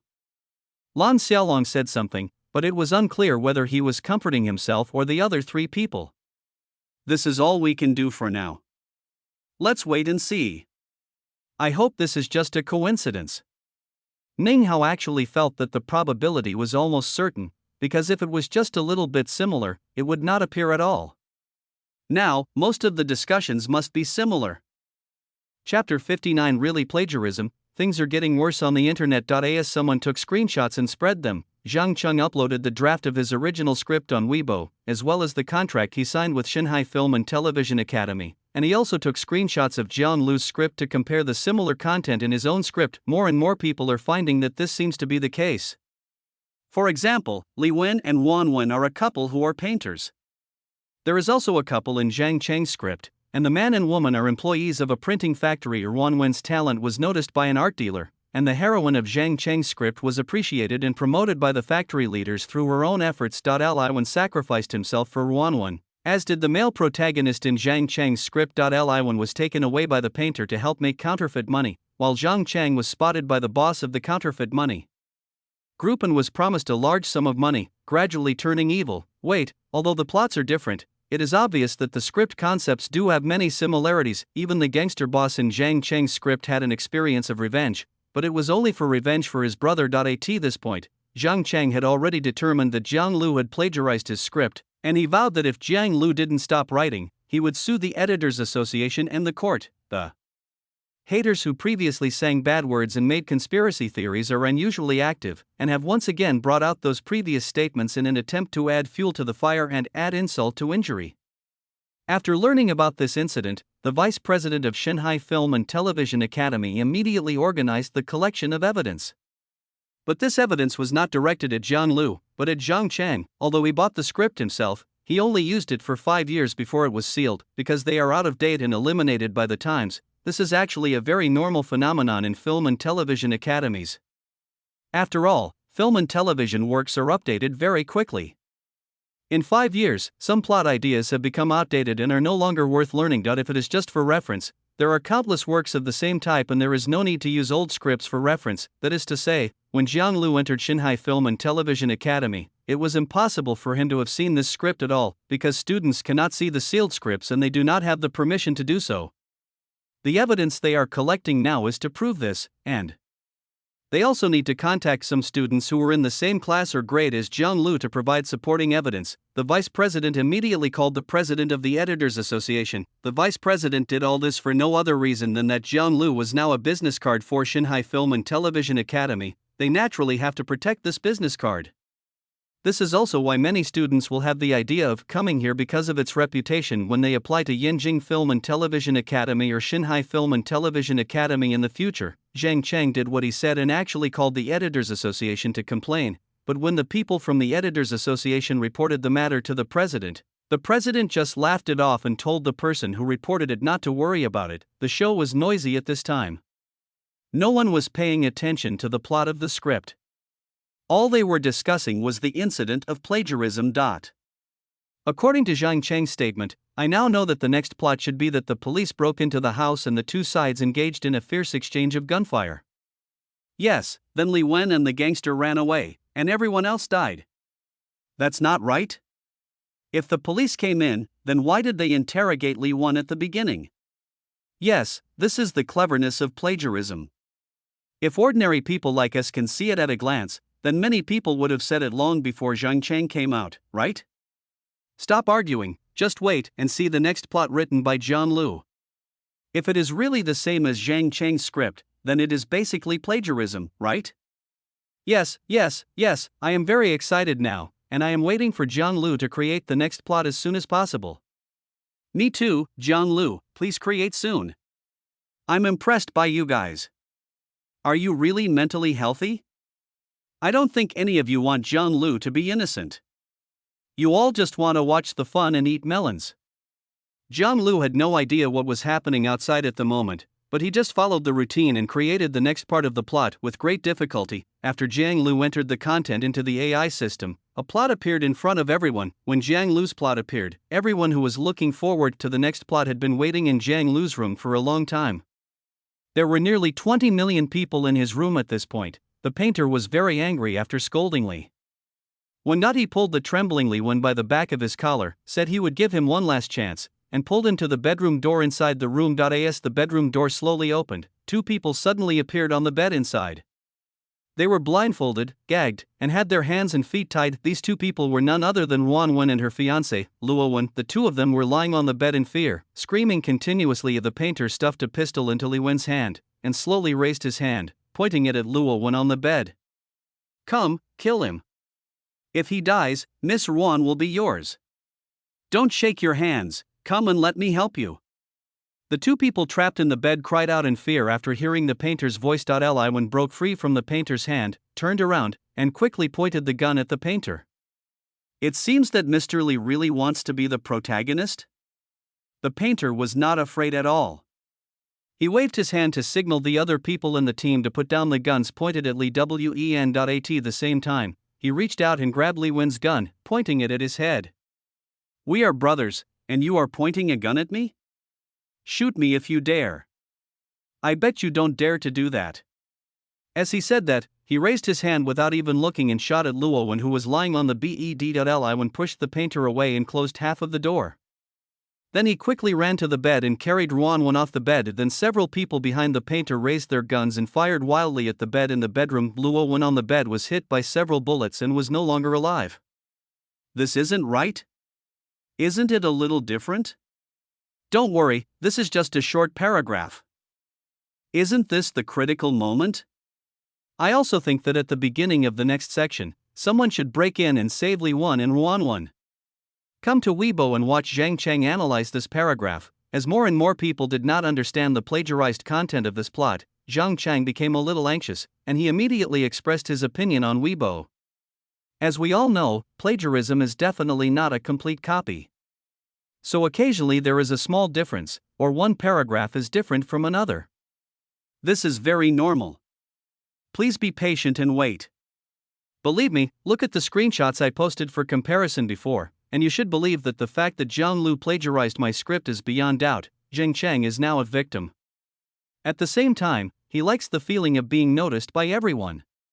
He himself doesn't even realize that he is gradually deviating from his original intention. Then, according to my script for counterfeit money, Jiang Lu will definitely talk about how he and Ruan Wen escaped from the hotel, and how their old love was rekindled. Otherwise, there is no way to explain the plot of Ruan when bailing Jiang Lu out. Zheng Cheng swore to send another message on the microwave. Chapter 60: The gradually expanding victims of plagiarism. When everyone was looking forward to whether Jiang Lu's next plot would be the same as Zheng Cheng said, Jiang Lu's next plot was released as expected. Li Wen held Ruan Wen and hid on the ground next to the bed, curling up his body to avoid bullets. At this moment, everyone's magazines were empty and they were changing magazines. Xiuqing appeared from behind the Chinese woman who was standing farthest away, holding a sharp knife, and stabbed her hard in the back of her waist. He then controlled the submachine gun in her hand, which had just been fully loaded, and started firing at the people in front of him. Si Zai and Bobby were hit by several bullets and died on the spot unwillingly, while the painter hid in the bedroom at the first moment, but he immediately remembered that Li Wen was in the bedroom.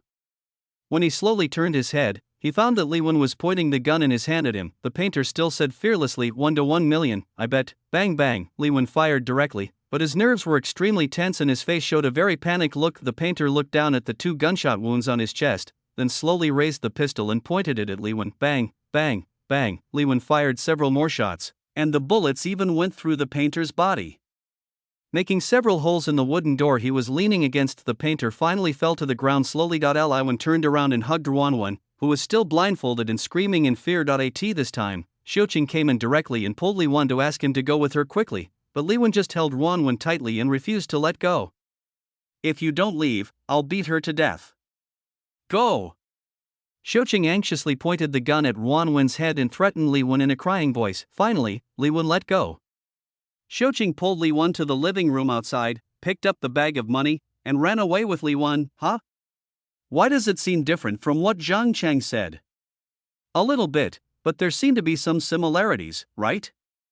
Yes, Zheng Cheng said someone would come to rescue us, and someone really did. But in the end, it was Xiuqing and Li Wen who left. Didn't they leave with Ruan Wen? As soon as this scene ended, the audience started discussing it as Zheng Cheng. Hello everyone, I am Zheng Cheng. I have been verified with my real name, and for the convenience of the general public, I will post comments directly on the barrage. Zheng Cheng, many people will wonder why this part of the story is different from what I said before. Do you remember what I said before? There are skills in plagiarism. It is normal to copy some parts and not others. If you copy everything, it will be too obvious. I see, there are so many things to pay attention to when it comes to plagiarism. Didn't you read Zheng Cheng's microblog?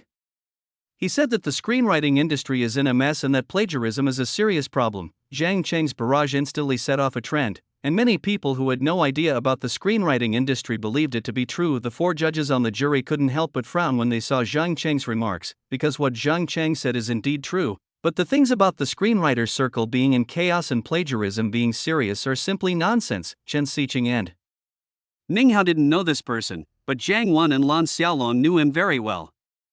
This Zheng Cheng is a screenwriter? Why haven't I heard of this person?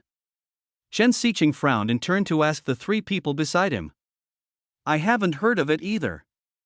Is he an old screenwriter from a long time ago? Ning Hao also turned his head to look at Jiang Wen and Lan Xiaolong. He was a fairly famous screenwriter about a dozen years ago, and then, Jiang Wen briefly recounted Zheng Cheng's experience. Chen Xiqing and Ning Hao both nodded after hearing this. So, this Zheng Cheng is actually the plagiarist? While listening to Jiang Wen's narration, Chen Xiqing occasionally glanced at the barrage of comments. After discovering the content of the discussion, he suddenly realized it should be him, but he was expelled from the Editors Association a long time ago. How could Jiang Lu copy his script? Jiang Wen was also a little confused, because the 4 judges were still in the dark about Zheng Cheng selling the script. When Lan Xiaolong was listening to Jiang Wen's story about Zheng Cheng's experience, he kept staring at the barrage of comments. When he saw someone in the barrage asking why Shanghai Film and Television Academy hadn't come out yet, he suddenly remembered something. I may know something, but it's just speculation. Lan Xiaolong's words instantly focused the attention of the 3 people on himself. Jiang Wen, do you still remember that a few years after Zheng Cheng was fired, he wrote a script that caused a sensation in the screenwriting circle at the time? Lan Xiaolong looked at Jiang Wen with a serious expression. Hearing Lan Xiaolong's words, Jiang Wen frowned and thought for a moment, then his eyes widened instantly and he slammed the table. Which book are you talking about? No film and television company bought it, but later I heard that it was bought by Shanghai Film and Television Academy as a textbook? When Lan Xiaolong saw that Jiang Wen remembered, his expression did not ease at all, and he still nodded seriously. Fuck, this is really troublesome. No wonder he was so confident. Didn't Jiang Lu graduate from Shanghai Film and Television Academy? When Jiang Wen thought of this, he shouted it out loud. What the two said made Chen Xiqing and Ning Hao confused, and they were extremely anxious. What? What? No one wants to buy the script? The Shanghai Film and Television Academy bought it? Explain it clearly. Chen Xiqing asked directly. It's like this. Wasn't Zhang Cheng fired from the editorial association because of that incident? And then, as Jiang Wen slowly explained the situation, Chen Xiqing and Ning Hao also understood the whole story. After hearing the whole story, the two of them realized the seriousness of the matter, just like Jiang Wen. This is probably true now. Something is going to happen to Jiang Lu. Ning Hao watched Zhang Cheng continue to set the pace on the barrage. More and more people were listening to him talking about what the screenwriter circle was like and how seniority is the basis for promotion. At the same time, he also truthfully recounted the grievances he had experienced back then. No, I think we can't just listen to one person when it comes to plagiarism. Why hasn't Shanghai Film and Television Academy spoken out yet? Lan Xiaolong suddenly realized why. As the inevitable second party in this incident, he had not spoken out until now. After all, if it is really plagiarism, Shanghai Film and Television Academy, as a party involved in the incident, cannot have no reaction at all. At this time, Shanghai Film and Television Academy contacted more than a dozen students who were in the same grade and class as Jiang Lu. They were asked to record an oral testimony video stating that they had never read or studied the script of Counterfeit Money since they entered the Shanghai Film and Television Academy. At the same time, the sealed script of Counterfeit Money was filmed, proving that the script has never been opened since it was sealed. Then, while mobilizing everyone in the college to collect evidence simultaneously and quickly, he also arranged for people to continuously summarize the large amount of collected evidence. After 3 hours, the evidence was basically ready, and it could be confirmed from all aspects that Jiang Lu had never watched The Storm of Counterfeit Money. After repeated confirmation, the evidence has been uploaded to the official website of Shanghai Film and Television Academy. After the evidence is uploaded, a message from the official Weibo account of Shanghai Film and Television Academy pushed the incident to another climax. Chapter 61. They are all birds of a feather. At least more than half of the people on the internet now have doubts about the evidence presented by Zhang Cheng and his extremely inflammatory remarks, but there are still many former fans of Big Talk and some fans of Jiang Lu who have doubts. After all, without Jiang Lu's personal admission, all of this is just Zhang Cheng's personal opinion. Fuck, Shanghai Film and Television Academy issued a statement to prove it. It says Jiang Lu did not plagiarize, and the official website has evidence. Several similar comments instantly attracted everyone's attention again. In an instant, the number of comments on the public screen decreased, and many people went to the official website of Shanghai Film and Television Academy to check the self-proving evidence. On the homepage of Shanghai Film and Television Academy's official website, a row of very eye-catching headlines occupies a quarter of the homepage. Whether Jiang Lu, a graduate student of our school, has read The Storm of Counterfeit Money. When I clicked on this news, the first thing I saw was that after verification by the college, Jiang Lu had not watched The Storm of Counterfeit Money. Then he listed the evidence one by one, including a sealed, dusty file bag with the words The Storm of Counterfeit Money written on it. It was also revealed that the script was discontinued after only 5 years because it could not keep up with the times and had become obsolete, plus videos of personal certification from some senior professors in the college. There are also students of the same grade and class as Jiang Lu who personally confirmed that they have never studied or seen the video Counterfeit Money since they entered school. When those netizens who thought that Jiang Lu was plagiarizing saw this series of evidence, they suddenly realized, at this time, the program's public screen barrage, it seems that Jiang Lu did not plagiarize, so it seems to be a coincidence. Coincidence? How can this be a coincidence? How can there be so many coincidences in the world? Have you not checked the official website of Shanghai Film and Television Academy? The evidences on it are all real, and those people have given their real names as guarantees. Although the evidence from Shanghai Film and Television Academy was released, those conspiracy theorists simply did not believe it. At the same time, the public opinion instantly enveloped Shanghai Film and Television Academy as Zhang Cheng. It's really ridiculous. I won't talk about how sensational my script was back then, but it was eliminated in just 5 years? Well, even if it was eliminated, it was just a few people from the Academy who proved it and took a photo. Who knows if it's true or not? Even if it was sealed, wouldn't Jiang Lu see the content from other channels? What if he saw the notes left by people who had studied before? After seeing the evidence from Shanghai Film and Television Academy, Zhang Chang was also shocked. He felt that the evidence was most likely true, but now that public opinion has been hyped to this extent, it is naturally impossible for him to admit that it is his sensitivity and suspicion that caused the current situation. It was even more impossible for him to admit his mistake, and he was even more reluctant to give up the feeling of raising his arms and having countless people follow him to charge into battle. There is a lot of commotion outside, with everyone discussing the plagiarism incident. Zhang Lu was in the room, pondering the plot of Wuxuang. He had no idea that there was a big quarrel outside at the moment. After Xiuqing and Li Wen escaped, they hid in the resort hotel that the painter bought for Li Wen. After some time, Li Wen saw a piece of news in the newspaper: Uncle Xayan's family of 5 were killed in Macau. At the same time, it was discovered in the newspaper that only 5 bodies and 1 injured person were found in a hotel in Sim Sha Sui. Police did not find the painter's body. It also means that the painter may not be dead, and Uncle Xayan's family of 5 was killed by the painter. I can't stay here. She will hold a memorial service for Mr. Luo next week. The painter will go back to find her. Li Wen knew that the painter would definitely take revenge, and if he couldn't find him, he would go looking for Ruanwen. If you stay here, the painter won't go looking for her. Xiuqing cried and begged Li Wen not to leave, but Li Wen said nothing. He just picked up his backpack and turned away. Li Wen booked a flight in Thailand and planned to transfer to Hong Kong, but he was reported for using counterfeit money and was caught by a group of police. Before being escorted into the police car, Li Wen saw a terrifying figure standing across the street. It's the painter. The painter had a smile on his face, holding a poster of Ruanwen in his hand. He raised the poster with one hand and shook it slightly towards Li Wen.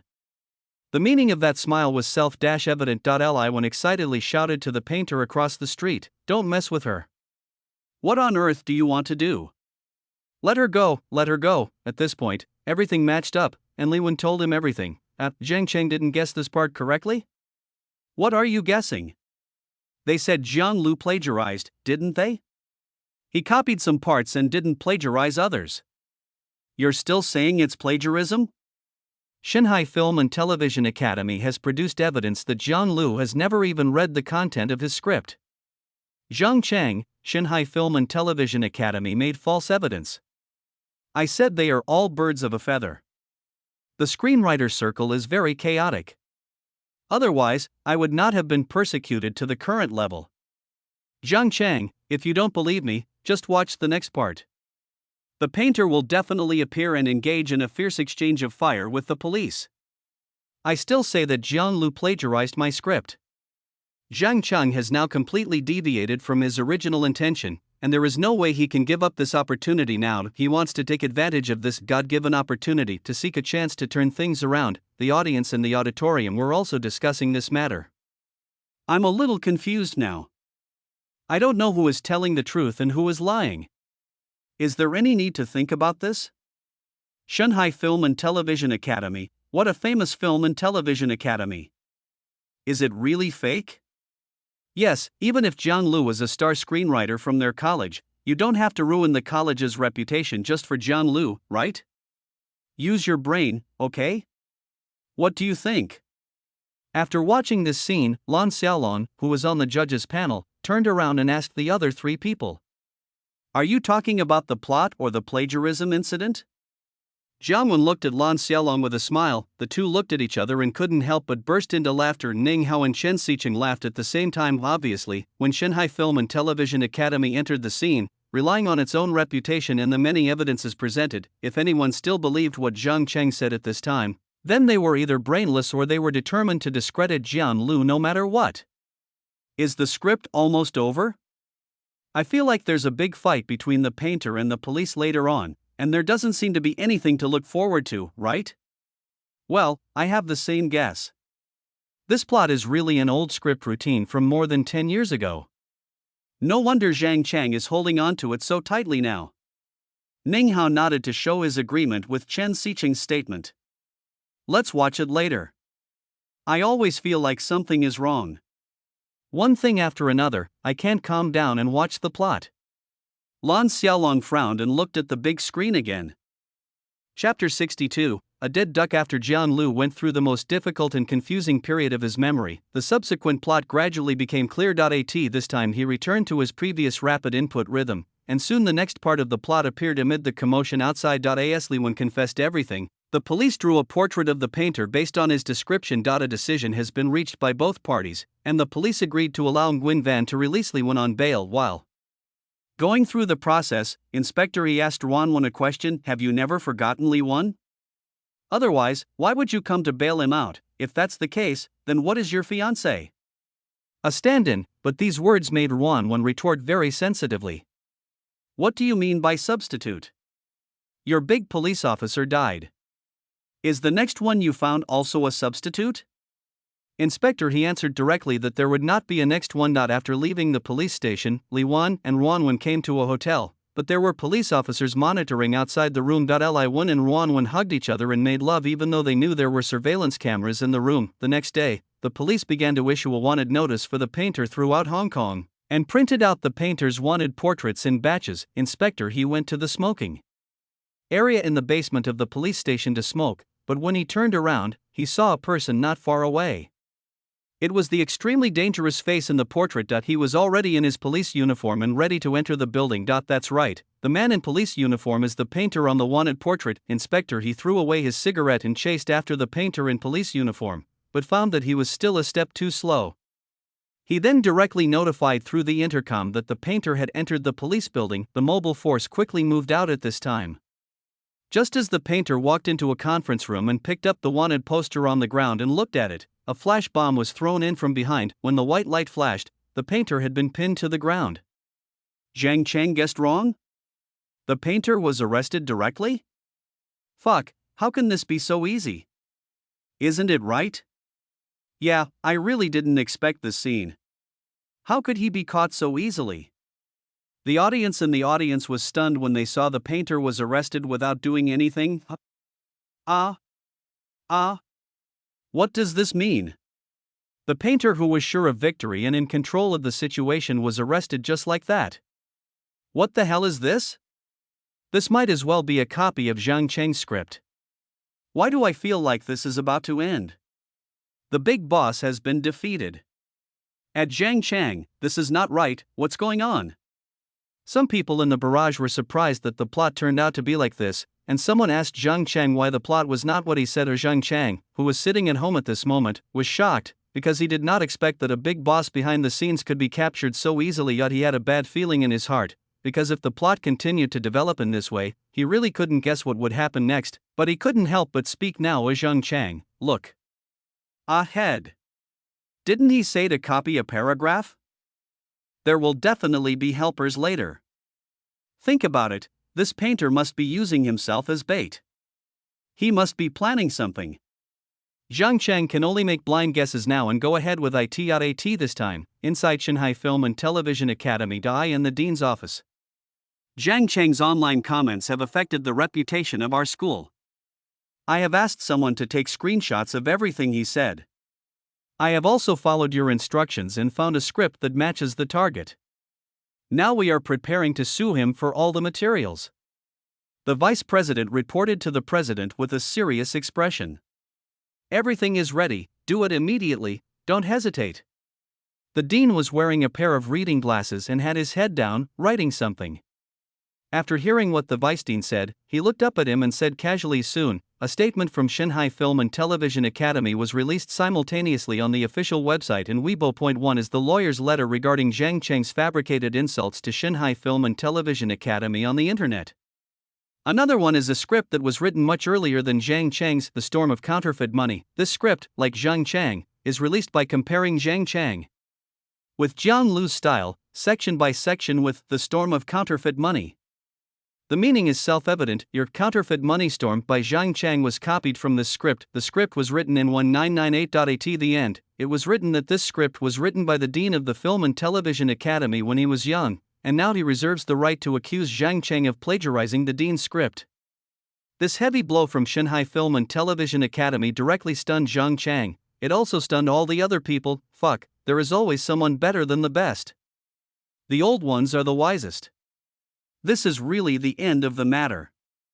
Zhang Lu didn't just copy one book, he copied two. Brother, you have a very strange way of thinking. I suggest you go to the hospital for a thorough checkup. Don't stop taking the medicine. Zhang Chang made a direct statement on Weibo. I haven't even read this script. Besides, I'm not a graduate of Shanghai Film and Television Academy. How could I have read this drama? Shanghai Film and Television Academy at Zhang Chang, you also said before, wouldn't you have seen the content from other channels? What if you read the notes left by people who had studied before? Please show us the evidence. Shanghai Film and Television Academy responded directly and positively. Zhang Chang was in tears at this point, but he still did not give up hope. His hope was that in the next plot, what Zhang Lu would create would be what he said. Up to this point, he still hasn't realized that even if Zhang Lu's content is really as he said, it doesn't seem to have much to do with him. At this time, the four judges on the jury had long stopped paying attention to Zhang Chang's affairs. After being notified by the on-site director, they were asked to bring the audience's attention back to the show. So the four judges on the jury joined forces to put on a good show. At this time, the four of them turned on the microphones in front of them so that the sound of their conversation could be heard clearly by everyone. Got caught? Is it over right away? What should I write next? Chen Xiqing Lu was a little surprised when she thought about this, but she also felt that it was impossible for it to end like this. No, there must be a twist. Maybe this painter is setting a trap on purpose. After thinking for a moment, Ning Hao shook his head to deny Chen Xiqing's words and expressed his own guess. Well, I think that should be the case. Either the painter has other helpers, or he has made some arrangements. Jiang Wen also agreed with Ning Hao's words. After all, the character of this painter was very cautious. If he didn't take action, it would be fine. Once he took action, he would definitely succeed. Moreover, his skills were also very impressive. It was unreasonable for him to be arrested so rashly. I agree. This painter has been in the Hong Kong Police Department for a long time. It must have been at least 10 years. He has been hiding himself by taking advantage of the darkness under the lamp. He must have known that Li Wen was arrested. He suddenly appeared now instead of running away. There must be some plan. Lan Xiaolong also nodded in agreement. The words of the four judges instantly drew most people's attention back to the plot of the show, but a part of Zhang Lu's plot was unexpected not only to the judges but to everyone. Chapter 63, Surprising Reversal. Zhang Lu was still typing quickly on the keyboard, but suddenly he stopped and looked at the plot on the computer desktop. Suddenly, the idea of playing a prank appeared in his mind. I will send it in small sections? Yes, that's it. I'm reborn, I can think ahead and behind, and do whatever I want. I wrote the story, and I can publish it however I like. Then he entered the short plot directly into the AI system and hit the enter key. While everyone was still discussing the continuation of the previous plot, his next plot appeared when everyone was caught off guard. At this moment, the painter, who was pinned to the ground, had his head dazed by the flash bomb and didn't know what was happening. The director covered his nose with a handkerchief, walked into the room and asked everyone, "What happened?" "Sir, he is the painter wanted in the counterfeit money case." "Wanted criminal? I'm a wanted criminal?" The painter, who was pressed to the ground, suddenly raised his head, looked around, and had an incredible expression on his face. "Brother, are you okay? What are you doing with the plane?" Number 28818, the driver of the New Territories branch, Wu Jiawei. The painter was pinned to the ground. He struggled hard, raised his head and tried to explain to everyone. Then a member of the mobile force came forward and took out his police ID from his pocket, and it was indeed him. "Your old subordinate, Xiao Zhong's father, Gao Laohui." The painter struggled to stand up and spoke at the same time. "Brother, are you okay? I just picked you up at the airport to bring the prisoner back 3 days ago. How come you don't recognize me so soon?" At this moment, Inspector He, who was standing outside the door, suddenly thought of the past. When Li Wen came back, Li Wen kept staring at the rearview mirror of the car. She noticed it and questioned Wen.at. This moment, the picture moved to the side, and a face suddenly appeared in the rearview mirror. It was Wu Zhuhui, who had just been pinned to the ground. When this scene ended, everyone at the scene opened their mouths and eyes wide, as if they had seen something incredible. The barrage on the public screen was directly cleared, there was not a single one left. This situation lasted for more than 10 seconds, and then suddenly there was a burst of discussion that could have blown the roof off the scene. What the hell? What the hell? What the hell? He's not a painter? I'm totally confused. He's not a painter? How could this be? How could this be? Some people were so shocked that they kept swearing, while others were so shocked that they seemed to be unable to survive and kept muttering to themselves, "This reversal is really amazing, so awesome, please forgive me for not knowing how to express my shock for a moment." Me too. Just now when I saw the scene of that person sitting in the car, I realized that there was actually a foreshadowing there. This is invincible. I was eating just now and suddenly I was stunned. My partner thought something was wrong with me and called me several times. Finally, he slapped me in the face and woke me up. At this time, Zhang Cheng was sitting at home in a daze. Not only was the plot twist unexpected to him, but also, since things had developed like this, the follow-up must be different from his script. When he thought of this, his body seemed to lose all strength and he slumped back in his chair. Hey, where's Zhang Cheng? Is this still copied from him? If you hadn't mentioned it, I would have forgotten about it. Could such an awesome plot be copied from him? That's the truth. If you can write such an awesome reversal, why do you need to copy others? At this moment, the direction of public opinion suddenly reversed. Someone had already started bombarding the comment section of Zhang Cheng's Weibo, but the matter did not end there. Within the next 3 days, Zhang Cheng received a subpoena from the School of Film and Television. He was tried as the defendant for spreading rumors on the internet and insulting the Shanghai Film and Television Academy. This is actually like this? He is not a painter? Then why is it that this face is always playing the role of a painter? What Chen Xiqing said was a bit low level, but the other 3 people could still understand the meaning of his words. This is such a huge twist. We've been playing out half the story, and now he's saying he's not a painter?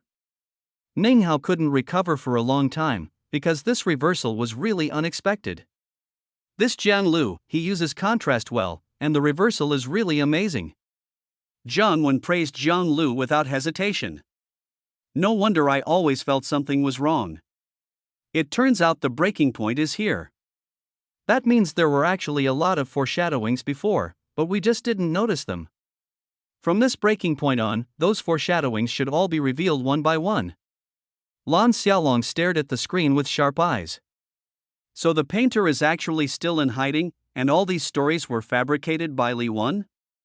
Chen Xiqing thought about this question and asked immediately.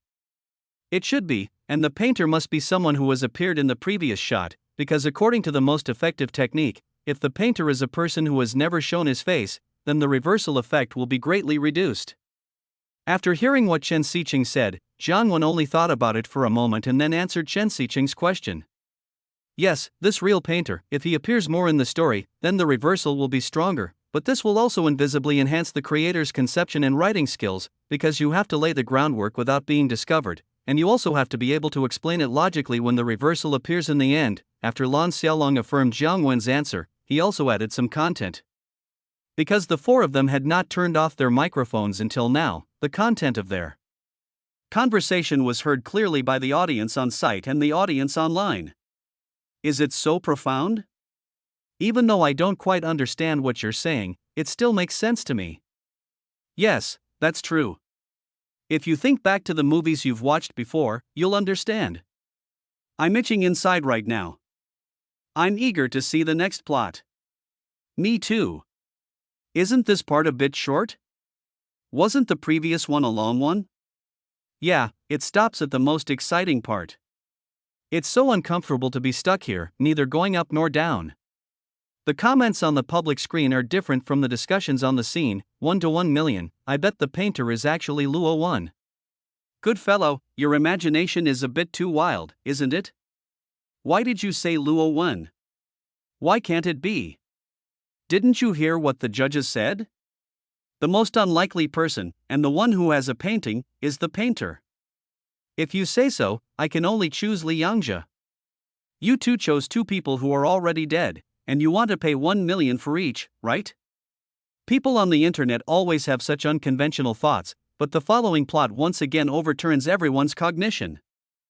Chapter 64. It turns out that the script has this function: just when everyone ignored the time and waited for Jiang Lu's next plot, no one noticed that it was already time for dinner. When the staff pushed open the door of Jiang Lu's room, a sumptuous dinner was placed on the coffee table in the room. Jiang Lu smelled the fragrance of food, and instantly pushed away the keyboard, stood up, walked to the coffee table, picked up the bowl and started eating. He was very hungry and hadn't eaten lunch yet.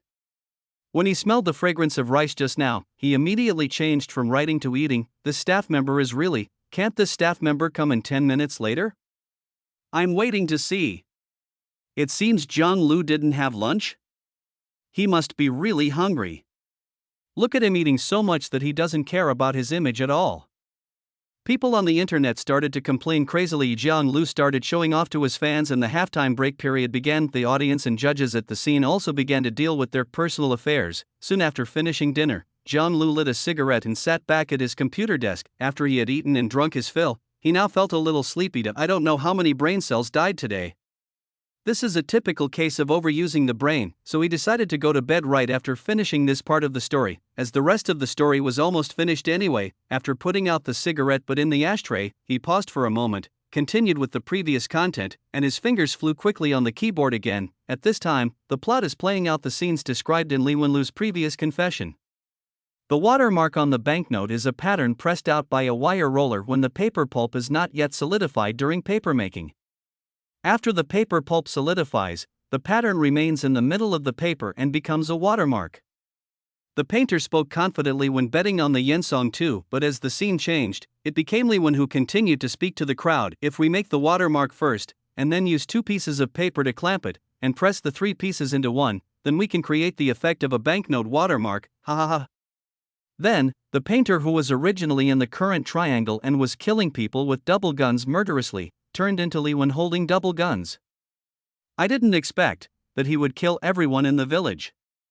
At this time, Li Wen's miserable and terrified voice during the interrogation appeared on the screen as narration. There are also scenes of transactions with many buyers, all of which were operated by Li Wen. Then, in the clamp, Li Wen, wearing a hood, released the detonator with his hand, and the truck transporting color-changing ink behind him exploded instantly. That was the first time I saw him kill someone. Li Wen's voice appeared again in the screen. The scene returned to the rooftop of the Tunman dyeing factory. Uncle Xian was kneeling on the ground and Li Wen was shouting excitedly. Industry rules are industry rules.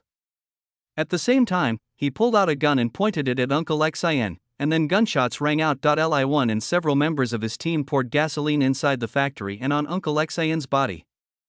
The last time I saw the painter was the day I was caught by the police. The scene showed again the last words Li Wen said in the interrogation room. Supervisor, he looked at Wu Zhehui, who had a confused look on his face. It connected all the previous things and seemed to understand something. She angrily threw the certificate in her hand to the ground, turned around and ran out, shouting, "Go to the hotel now." Now there was an eerie silence again, just like the last time. There was a reversal. A moment later, fuck, the painter is Li Wen? No, didn't you say the painter was someone else? What do you mean by someone else? Didn't you see that it's already been said? There is no such person at all. Li Wen made it all up himself. Yes, the painter is actually Li Wen. Li Wen is the painter. Oh my god, my brain is a little bit insufficient. This Li Wen is really good at deceiving people, isn't he?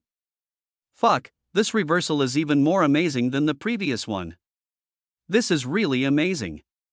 Damn, I really admire Jiang Lu's brain. Twists and turns again, amazing. Jiang Lu is amazing, and the character he portrayed, Li Wen, is also amazing. The internet exploded instantly. This part is really amazing. One twist after another. The shock on Chen Xiqing's face had not yet faded, and he muttered to himself.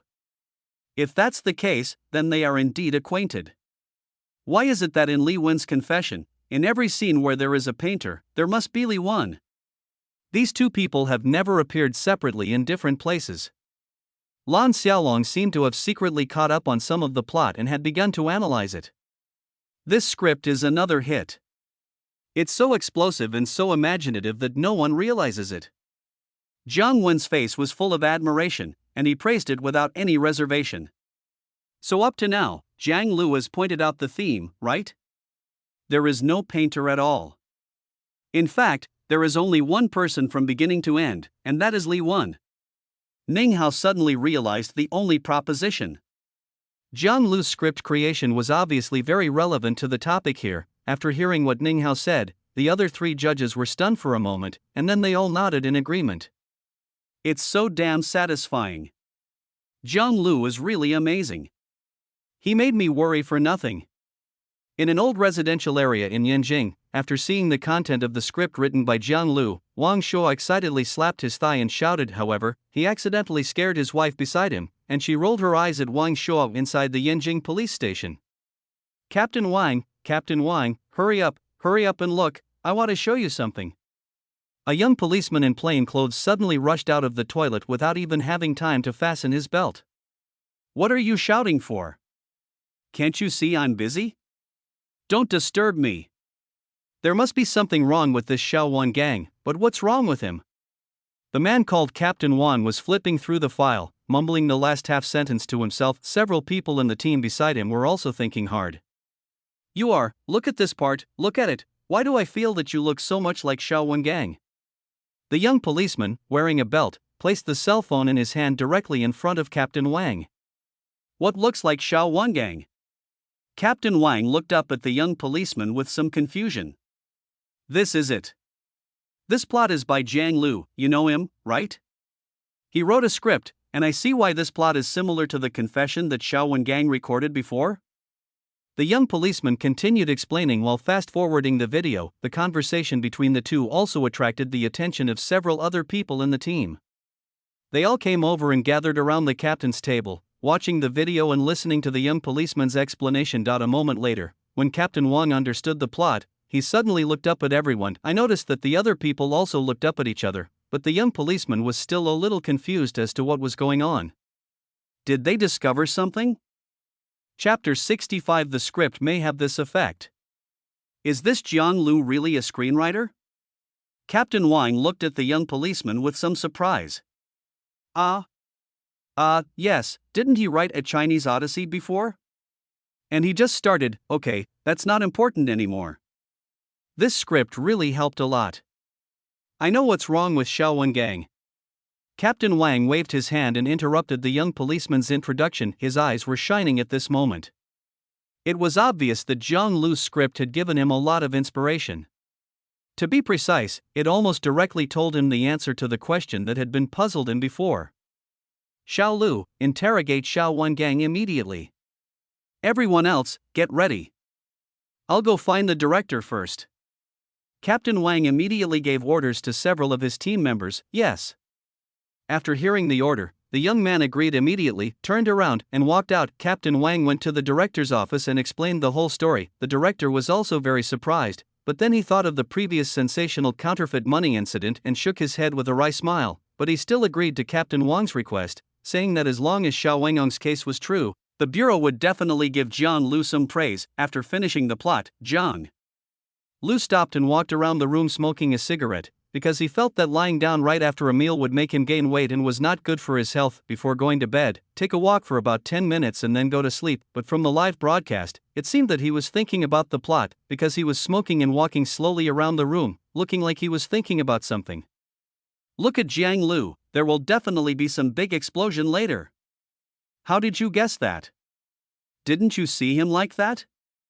It's obvious that he's thinking about some important plot, and he must have some ideas, but he doesn't know how to arrange them. Yes, I'll see it once I see it. I'm so looking forward to it now. People in the audience were discussing that whatever Jiang Lu was doing must be meaningful, because the previous two reversals were so explosive. It's not even 8 o'clock yet. I feel like I can still watch some more plot. I'm really looking forward to what's next. Jiang Lu must have thought of something good, but now he doesn't know how to make it more reasonable. I agree. Look at him frowning and lowering his head. I am really curious about what he is thinking right now. At this time, Jiang Lu was indeed frowning and lowering his head, because after he turned around again, he suddenly discovered a problem. The ash from his cigarette just now, wrapped in the unextinguished cigarette butt, fell to the floor, and it seemed that it had burned a very conspicuous scar on the floor. Forget it, never mind. At worst, I can just pay some money later. Thinking of this, Jiang Lu suddenly looked up, and the frown on his brows disappeared just when everyone was happily thinking that Jiang Lu was going to go to the computer to continue writing the script. Jiang Lu simply turned off the lights. What the hell? What does this mean? What do you mean? He went to sleep. I'm so terribly impressed. I was waiting for him to write a script like a fool. Ah?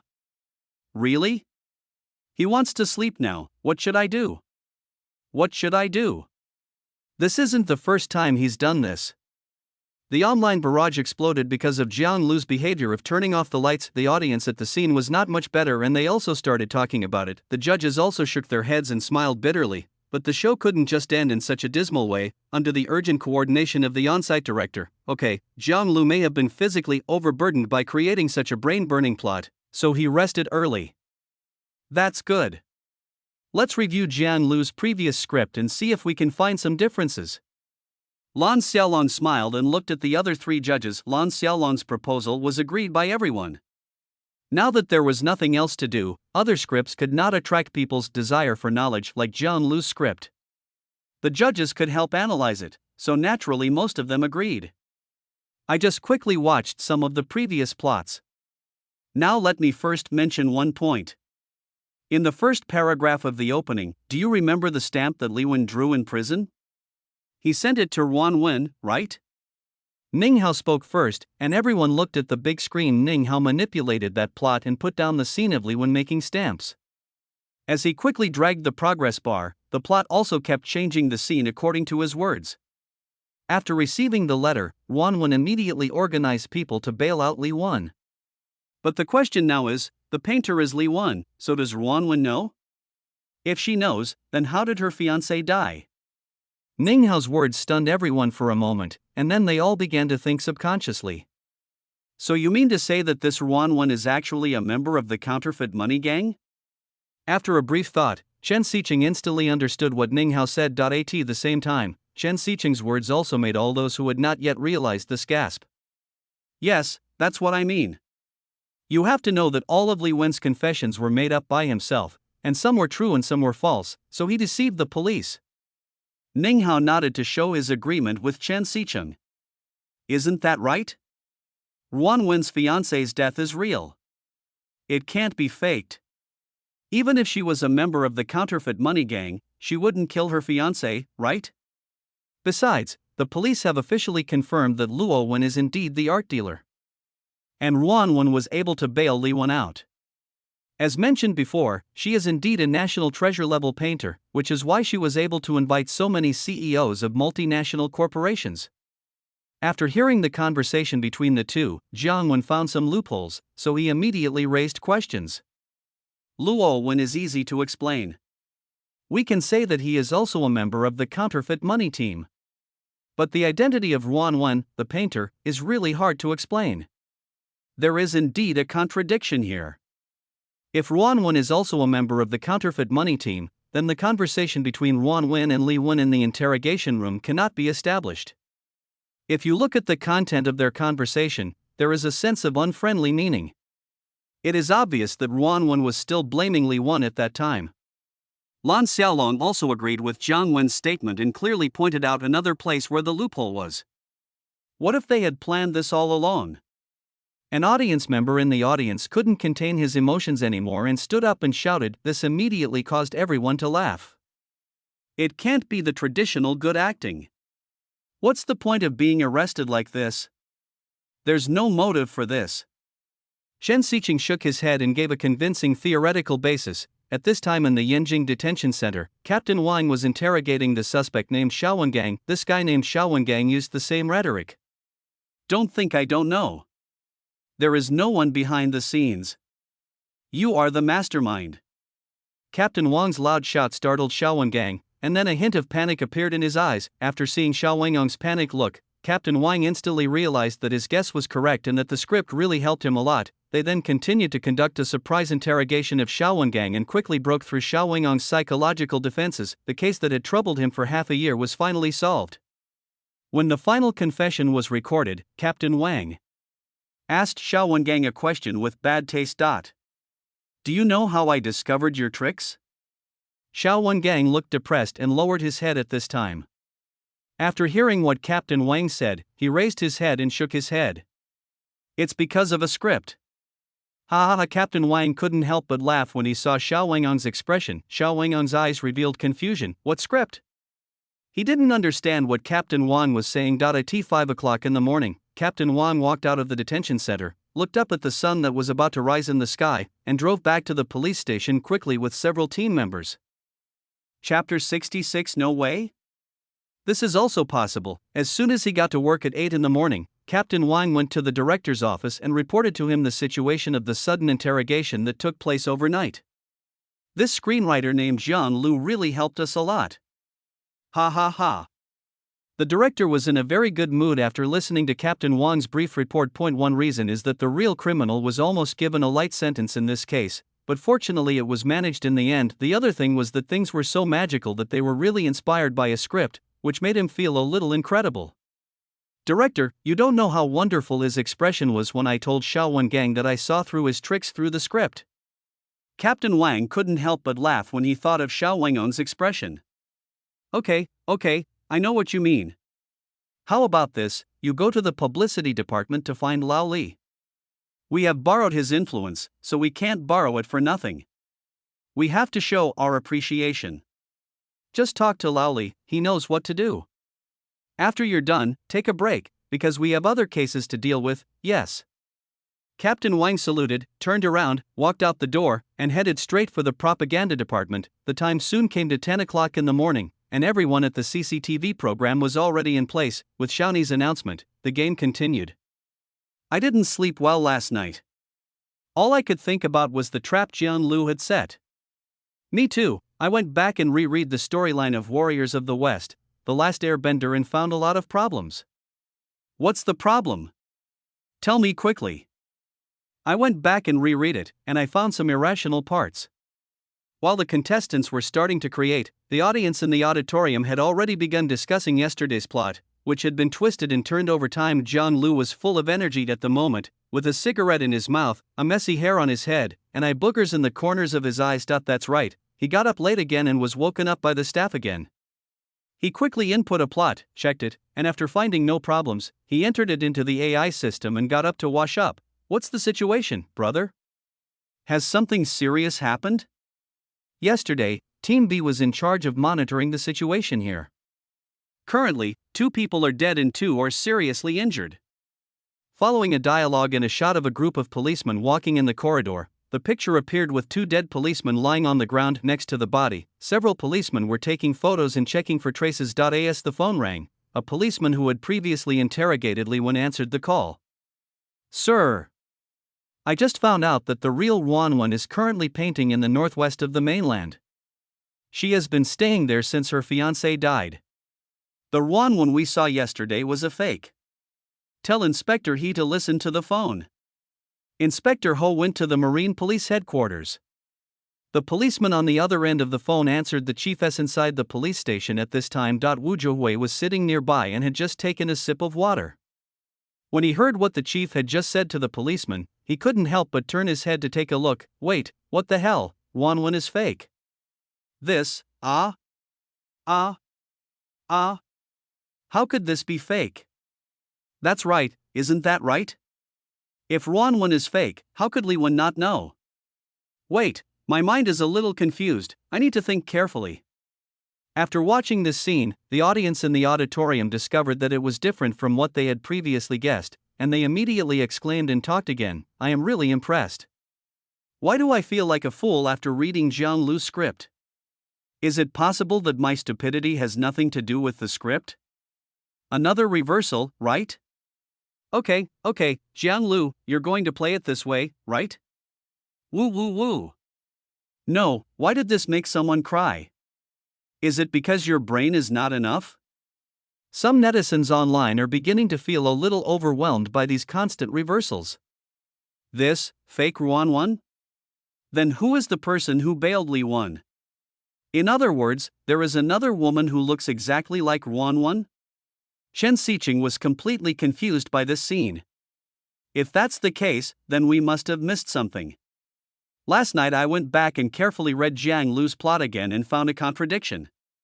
If the painter is really a counterfeit banknote maker for 3 generations, then what Li Wen said before about the time when he and Ruanwan were down and out is wrong. Ning Hao's words were nodded in agreement by the other 3. I also discovered this point. With 3 generations of counterfeiting money, it is impossible for them to fall to such a state. In other words, it is very likely that there is another hidden story between Li Wen and Ruanwan, because in the later plot, the scene where the painter slaughtered the people in Triangle was replaced by Li Wen. So the story that the painter's father was killed by the general is at least true. Jiang Wen also added his own point of view. This fake Ruanwan, you actually revealed it before, but we didn't notice it. There is a plot where Ruanwan talks to Li Wen in the interrogation room. From what we can see now, it is clear whether she is real or not. It also explains why she came to bail Li Wen out after her fiancé died. Also, in the conversation with Inspector He, she is obviously very sensitive to substitutes.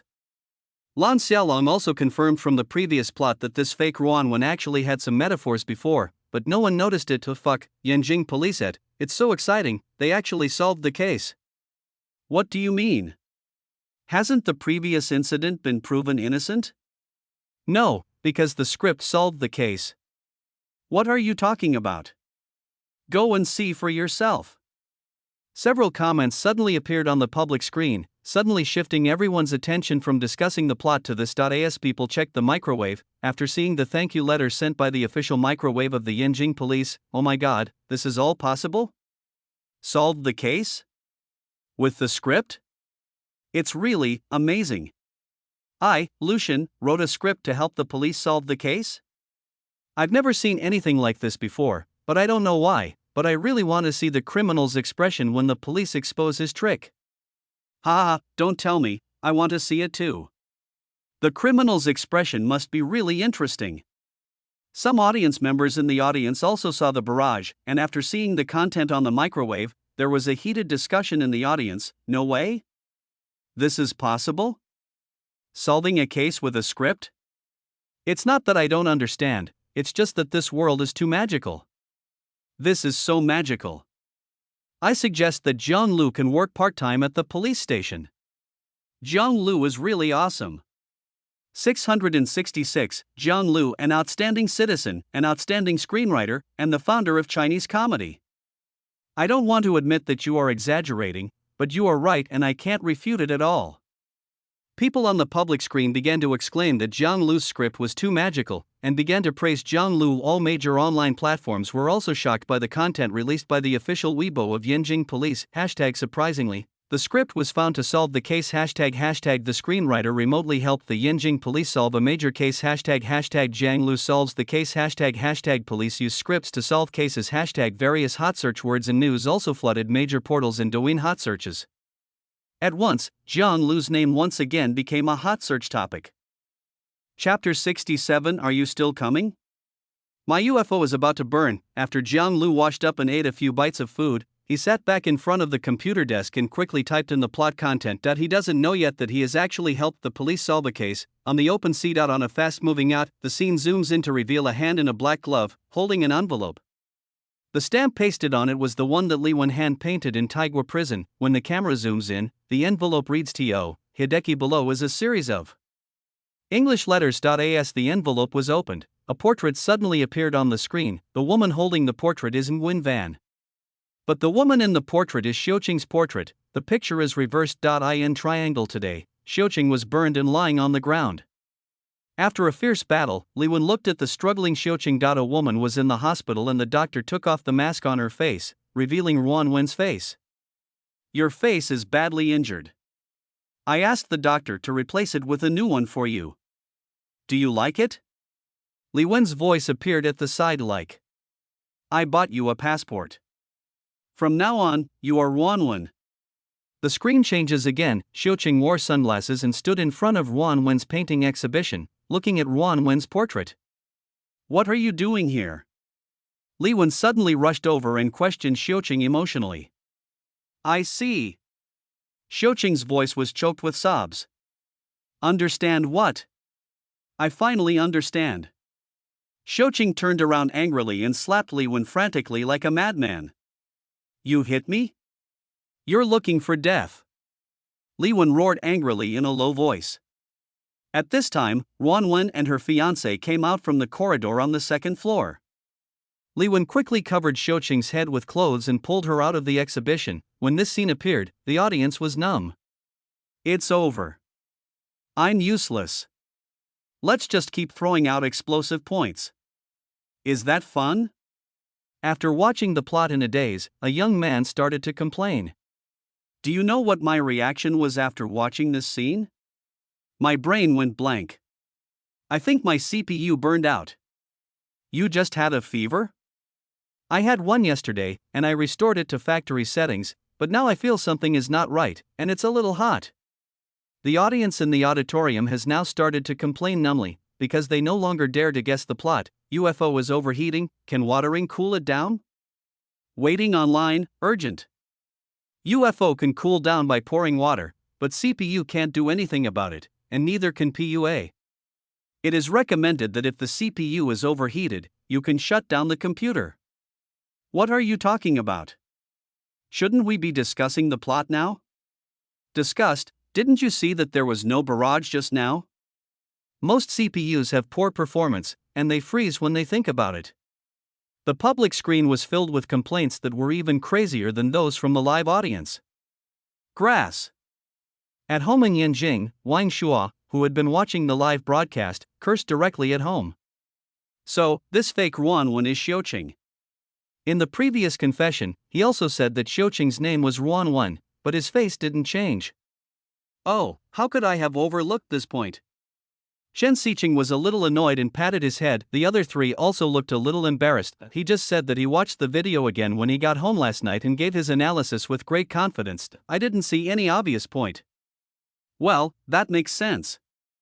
If the fake Ruan Wen is Xiuqing, then the previous series of conversations with Li Wen also makes sense. Ning Hao coughed to hide his embarrassment and spoke at the same time. Why do I feel like something is wrong? Jiang Wen frowned as he watched the plot. What's wrong? Isn't this all explained? Li Wen is a painter, the real Ruan Wen is in the northwest, and the fake one is Xiuqing who had plastic surgery. Ning Hao turned his head and looked at Jiang Wen. No, if that's the case, how could the fake Ruan Wen have invited the CEOs of those multinational corporations? And that justice of the peace lawyer? Lan Xiaolong suddenly said something that made the other three people turn their heads and look at him. Lan Xiaolong did not turn his head to look at the other three people, but just kept looking up at the big screen. At this time, Jiang Lu had already finished inputting the next part of the plot, and he breathed a long sigh of relief after checking. It is directly entered into the AI system. Today he will completely complete this brain-burning script and finally be relieved. Now he just had to wait until he got home, have a good sleep for a day, and then recall and record the contents of various movies from his previous life bit by bit. I don't want to suffer this kind of brain-racking torture anymore. You're looking for death. In the picture, in the hotel room. Li Wen said angrily after he shot Li Yongjia to death with a pistol, then he turned around and said, "Let's go." But Xiuqing suddenly walked to the bedroom door and opened it directly. There were two people tied up on the bed. What are you doing? After seeing this scene, Li Wen put his hands in his pockets and questioned Xiuqing. You want me to become her, so you take care of her first. Xiuqing pointed at Ruan Wen lying on the bed in the room. Li Wen directly took out his gun and pointed it at Xiuqing, but something unexpected happened in the team at this time. Si Zai and Bobby also pointed their guns at Li Wen. The Chinese woman pointed the gun at Si Zai and Bobby. You can solve it for me, too. Xiuqing looked at Li Wen and smiled. Li Wen turned the gun and pointed it at Si Zai and Bobby. We are brothers, why are you pointing a gun at me? Li Wen shouted angrily at the two of them. This moment, Xiuqing suddenly pulled out a gun and shot at the bed. Li Wen suddenly pushed his arm away. Gunshots rang out in the room and everyone opened fire. Li Wen was also shot several times, but fortunately he was wearing a bulletproof vest. The Chinese woman was not dead at this time. but the gun in her hand had no bullets. She shouted gossip and raised the gun in her hand to hit Xiuqing, but at this time Li Wen took out a dagger and stabbed Hua several times, killing her. The scene switches to the scene where Li Wen is arrested in Taigua. When he is being escorted to the car, the person he sees is Xiuqing standing on the street with Nguyen Van's face. Yes, they are right. Damn it, I didn't expect Xiuqing to be so cruel. Even the details like the Chinese woman was stabbed to death matched. It's really a lot of details. Now I finally understand. Thank God. Are you sure you understand? Excuse me, why are they fighting among themselves? The audience was extremely enthusiastic in discussing the previous plot, because this plot was the revealing part and was easy to understand. How could there be an internal conflict? This is not right, right? They are all his subordinates. Why would they point a gun at Li Wen just because he pointed a gun at Xiuqing? Yes, Li Wen is the painter and the boss. How could his subordinates rebel directly? Isn't this unreasonable? You guys please shut up, I just thought I understood it. How come there is another point that I don't understand? This internal conflict is too sudden, isn't it? I thought I understood it all, but after thinking about it, I think my UFO is still too backward. Jiang Lu, you're not done yet, are you? I'm here to read the script, not to turn the computer on and off, understand? Woo woo woo. There is a lot of discussion online, with all kinds of opinions. I see that the online and live audiences may be a little confused about this part of the plot. I can briefly explain it to you, but I can't guarantee that it's correct. Ning Hao suddenly turned on the microphone and spoke into it. Ning Hao's words instantly caused laughter from the other judges and the audience. I think one of the things that everyone is struggling with is why there was a sudden internal conflict, but in fact, this is not sudden. From my understanding, Uncle Xian's death had already caused a rift in the team, and when Xiuqing asked Li Wen to make a choice, Li Wen pointed a gun at Xiuqing. So from the perspective of the other team members, Li Wen, the boss, is ruthless and merciless, and has no regard for old friendships. And the real Ruan Wen in bed is of no use to the team at all. That's why Zai and Bobby, who already have a grudge against him, pointed their guns at Li Wen. After Ning Hao finished speaking, there was silence at the scene, and everyone was thinking about what Ning Hao said. However, Ning Hao had no idea that what he had just said would be the source of the subsequent dispute. Chapter 68, Is He Dead or Not? After a moment, the audience burst into applause, and it was obvious that Ning Hao's words were recognized by most people. However, Jiang Wen and Lan Xiaolong on the judges' panel frowned, as if they were thinking about something. It was obvious that they did not agree much with Ning Hao's words. Around 12 o'clock noon, Jiang Lu's next plot appears. I thought you weren't coming.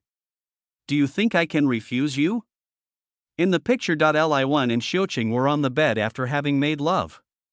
Come to think of it, you've only met me twice, how come you remember me so clearly? Xiuqing was wearing underwear, with large burn scars on her body. She was holding the hand-drawn portrait of Li Wen in her hand, and her voice revealed a deep sweetness. Talent, right? Otherwise, how can you do this? Li Wen answered while sitting on the bed and smoking. Is it just talent? What else is it? Li Wen turned his head slightly and said. So when you were hugging me just now, you saw her appearance. In your heart, were you thinking about me or her? I just hugged you. Li Wen put out his cigarette and patiently said something perfunctorily to Xiuqing. In fact, how can people like us possibly get the best? If we can find a replacement, God has been good to us. Everyone at least got some comfort. I tell you, sometimes fake things are better than real things. Isn't it enough if we just try to love each other more sincerely? Li Wen began to apply shaving foam in front of the mirror while answering Xiuqing's questions. Try your best? How can I try my best? Xiuqing sat on the bed, picked up a cigarette, turned her back to Li Wen who was shaving, and spoke in a cold voice. We've already shown our faces this time, so it's time to change them. When the time comes, I'll become whatever you want me to be, okay? Xiuqing listened to Li Wen's words, lit a cigarette, tears in her eyes, and her expression revealed a woman's disheartened look. His face was filled with a mixture of sarcasm, despair, and bitterness, but he still agreed to Li Wen. Good.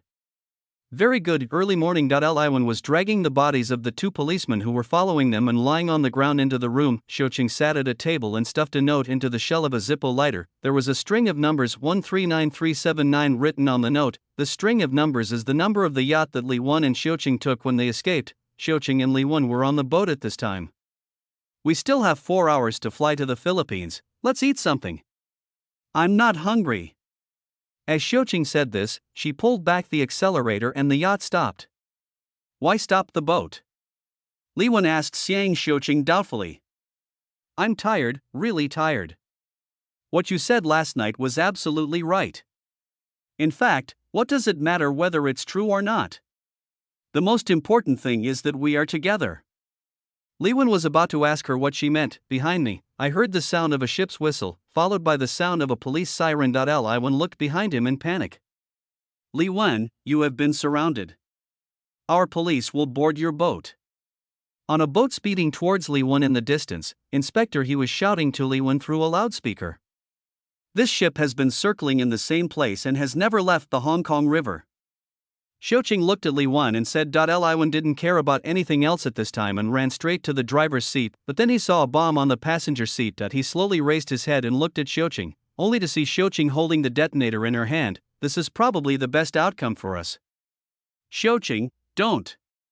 Li Wen looked at Xiuqing with fear. Xiuqing raised the corner of her mouth and said, Am I not Ruan? As soon as the words fell, the yacht exploded directly, and the fire from the explosion reflected on the glass of the cockpit of the ship that Inspector He was on. What does this mean? Xiuqing was hurt by love and deliberately left the yacht number to guide the police to catch her? Is this the end? It's over? Is it ending so hastily? No way? There should be a notice at the end, but that notice didn't appear at the end. There should be more, right? This scene confused the audience. They were all killed in the explosion? It seems like it should be. Isn't this a bit too hasty? I was ready to burn my brain, and he died just like that? I wasn't prepared at all. He died so suddenly. People on the internet were also confused by the sudden deaths of Li Wen and Xiuqing in this plot. Dead? Isn't this too hasty? Chen Xiqing was also stunned by this scene for a moment. Isn't this a bit contradictory? Since Xiuqing had already prepared a bomb and wanted to die with Li Wen, why did she leave a note for the police? Ning Hao frowned and whispered. I think he was blown to death. Look at this scene, the conversation between the two of them. Li Wen actually got it wrong 3 times. The first time was when Xiuqing asked Li Wen why he remembered her original face so clearly, and Li Wen replied that it was talent. The second time, I asked him who he was thinking about at the time, but Li Wen evasively answered, the one I was hugging was you. The third time was when Li Wen said too much. He was taking advantage of Xiuqing's love for him. He was very conceited and said that he wanted to find a replacement. Fake is better than real. That's why Xiuqing decided to die with him. Lan Xiaolong refuted Ning Hao's words at this time. Then how do you explain that she wanted to die with Li Wen and left a note to inform the police?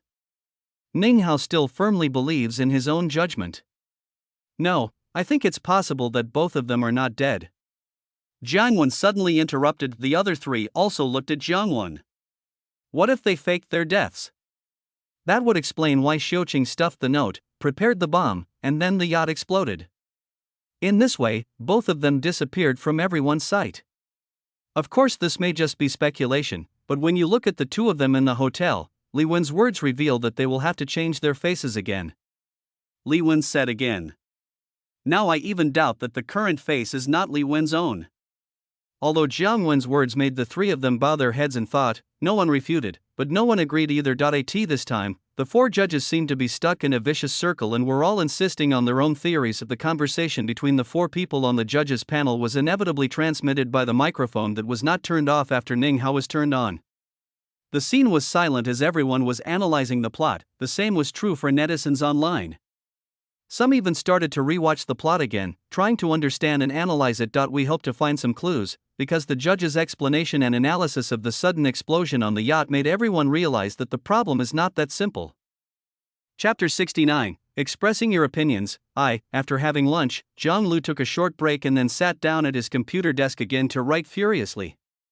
After an hour, he finally completed the final plot of Wushuang and entered it into the AI system. In the picture, a jeep car is driving on a mountain road. As the vehicle slowly stopped, the person who opened the door was Inspector He, and on a wooden platform halfway up the mountain. A woman is painting on a drawing board. The woman was Nguyen Van. When Inspector He approached Nguyen Van was painting a pink ink painting facing the mountains opposite.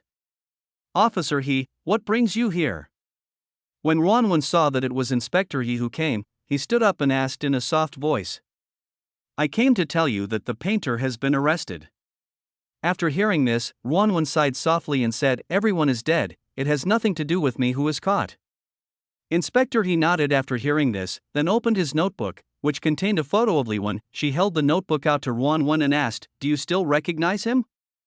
Ruanwen reached out to take the notebook, stared at it for a while, and nodded. "Yes, he used to live next door to me." The scene changed at this moment. When Ruanwen was still at home, she turned around, closed the door, and walked up the wooden steps, when she suddenly found that someone was looking at her from the bottom of the steps. This person is Li Wen. When Li Wen noticed that Ruanwen was looking at him, he threw away the garbage bag in his hand, turned around, opened the door and walked into his house. After Li Wen walked into the house, Uncle Xian was sitting there. No one knew what he was drawing, but he knew what Li Wen was going to do. Then he spoke, "Work hard to make money. Are you afraid of not having women after you make money?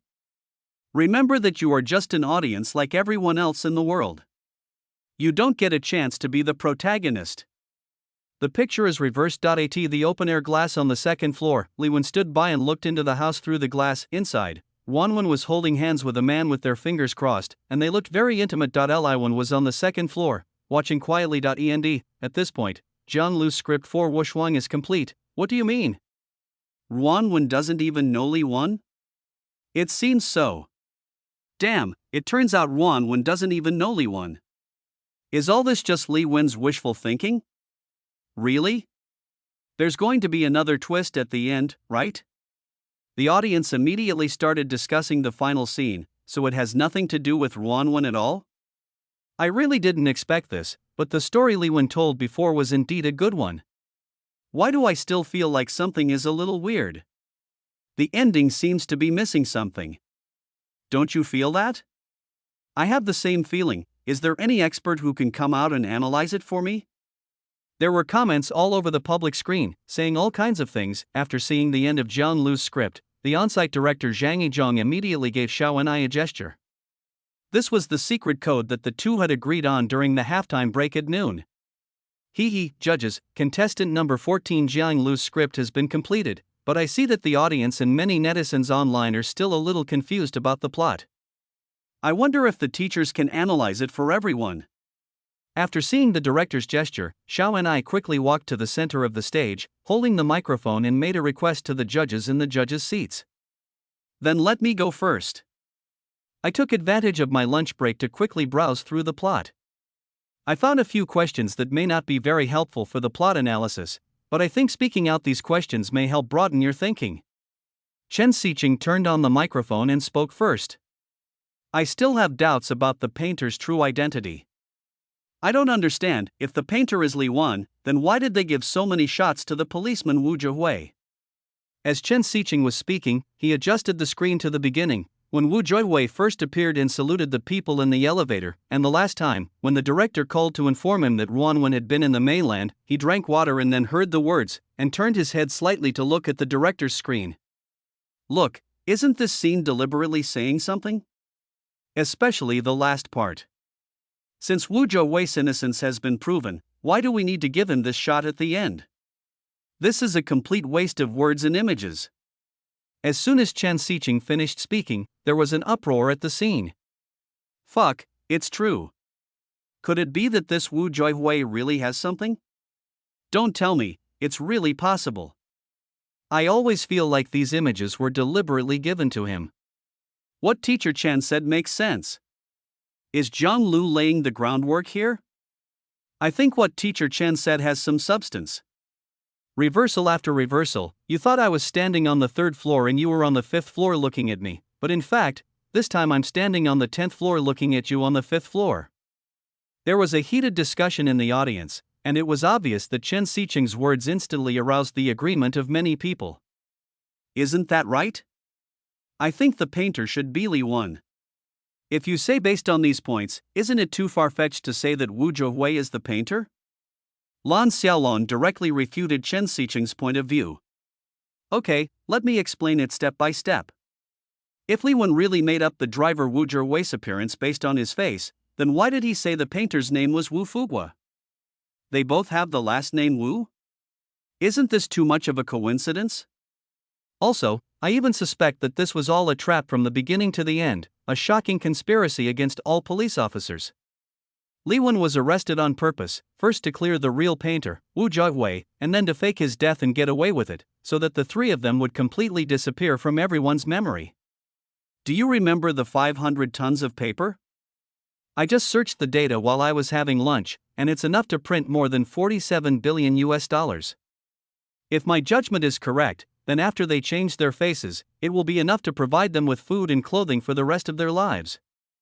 Chen Xiqing's words once again made the audience exclaim, but the other three judges frowned because Chen Xiqing's words did not convince them. No, I still think that Li Wen is the painter. In all the scenes mentioned in Li Wen's confession, as long as the painter appears, Li Wen is in the scene. I think this actually means that the painter is another potential personality of Li Wen. In fact, you can see it in the last part of the plot. After a brief thought, Lan Xiaolong refuted Chen Xiqing's point of view again, and at the same time began to operate, adjusting the screen to the last part of the plot. Chapter 70, Expressing Opinions, Part 2. In the scene, Uncle Xian told Li Wen that he, like everyone else, was not the protagonist. There is also the final freeze-frame ending scene, where Li Wen looks through the glass at the intimate behavior between Wan Wen and the man in the house. Look at the look in Li Wen's eyes at the end. He looked at Wan Wen and her respectable boyfriend. His eyes were filled with deep jealousy and dissatisfaction with the current situation. The reason why Uncle Xian's words could hurt him was because he agreed with Uncle Xian's values. This world only appreciates rich people and only embraces the protagonists with halos, so there are those things later. The painter bewitched Li Wen. In fact, those are Li Wen's true inner thoughts. All these things show that Li Wen actually wanted to become the protagonist and shine in the world, but his desire could not be satisfied through normal means. Constant frustration finally led him to a path of no return. Fuck, why do I feel like what both of them said makes sense? I'm a little confused now. I think what Mr. Chen said makes sense. If Li Wen is really a painter, it seems that many things cannot be explained, right? I think what Teacher Lan said is right, because this is the correct answer. Although the plot keeps reversing, it seems too far-fetched to say that Wu Zhehui is a painter. Isn't it a bit of an overinterpretation? How can this be an overinterpretation? The plot is so complicated. Although the yacht exploded at the end, it was a long shot and was deliberately seen from the perspective of the police. What did Xiuqing mean by the note she left? There was a huge uproar online, and the audience at the event was also talking about it. Well, I have an idea here, that the painter might be Xiuqing. As soon as Ning Hao finished speaking, the arguing at the scene quieted down. My point of view is this. If Li Wen is the person in charge of the counterfeit banknote team, then the position that Li Wen originally occupied is missing. That is, the master of counterfeiting. And Xiuqing happens to be the best candidate to fill the role of Li Wen. You know, Xiuqing was originally the counterfeit banknote expert of Triangle Today. So it can be understood that the color-changing ink found in Triangle Today was actually solved by Xiuqing. This also explains why Li Wen wanted to save Xiuqing. Then we can start to analyze it. Li Wen had lived such a hard life before, so it is impossible for him to be from a family that has been counterfeiting money for 3 generations. Since he is not from a family that has been counterfeiting money for 3 generations, then his father would not have been killed by the general. Then what is his purpose in going to Triangle? There is only one answer, and that is to snatch Wu Xiuqing. In this case, it makes sense why Li Wen saved Xiuqing. And in the hotel infighting scene, why did CZai and Bobby point guns at Li Wen when Li Wen pointed a gun at Xiuqing? Although Li Wen is the person in charge within the team, in fact, all the methods of making counterfeit money are operated by Xiuqing, so Xiuqing is the key and Xiuqing is the painter. There is one more thing I want to remind everyone. Li Wen's confession is true and false, including the painter's surname. Xiuqing's surname is also Wu. After Ning Hao finished speaking, the scene fell into silence again. After a while, discussions broke out. Fuck, my brain is running out now. Why do I feel like what these three people said makes some sense? Me too, who is the painter of this script? I have to say, I feel that Ning Hao's analysis is more reliable than Wu Zhouwei's. Really? I still think Mr. Lan's is more reliable. Is it a bit far-fetched to say that Xiuqing is a painter? I always feel that Xiuqing is not qualified enough. I also think it's a little weird, but what Ning Hao said makes sense. Is that right? I feel the same way, as if something is missing, but I can't put my finger on it. Online viewers also started discussing Ning Hao's analysis. Jiang Wen was flipping through the tablet in his hand, checking it bit by bit, until he came to the last scene where Ruan Wen met Inspector He. His eyes widened instantly. So he repeatedly checked the contrast between the color of Ruan Wen's drawing board and the green mountains in the picture. Since the three judges have expressed their opinions, I'll say a few words as well. Jiang Wen's sudden speech made the scene quiet again. Everyone wanted to see if Jiang Wen could say something different. I just discovered and sorted out my views. My previous views were actually somewhat similar to Ning Hao's. I think Nguyen Van is the painter. As soon as Jiang Wen's words came out, there was an exclamation at the scene. Let's talk slowly. In the last scene, it's clear that Ruan Wen, Li Wen, and Uncle Xian are living together, but not in the same room. And Uncle Xian said that we are always the audience, not the protagonists. This sentence actually points out that he and Li Wen are just working for the painter. In the plot, a very important point is, if you want to make counterfeit money, then where does the startup capital come from? Li Wen definitely doesn't have it, but Ruan Wen has the ability to do it. Whether it's her boyfriend who was a dealer, or the paintings she made, or even that her ancestors have been making counterfeit money for 3 generations, it all makes sense. As for going to Jin Sanjiao, my understanding is the same as Ning Hao, a counterfeiting master and a printing plate master, but the counterfeit banknote expert is not something that the two masters can compare. You can even think of it as really seeking revenge for his father. Of course, everything here was actually achieved through Li Wen. Ruan Wen manipulated Li Wen through love, making Li Wen a painter for the outside world. Then he used Xiuqing to have plastic surgery and turned himself into himself, giving himself a double layer of protection. This can also explain why the fake Ruan Wen was able to ask so many celebrities to bail out Li Wen. These celebrities should be the ones who are willing to come forward to rescue this fake painter for the benefit of everyone, regardless of the buyer. The internal strife in the hotel actually illustrates this point. The housekeeper is in charge of money, so Huanu should know that Ruan Wen is the painter.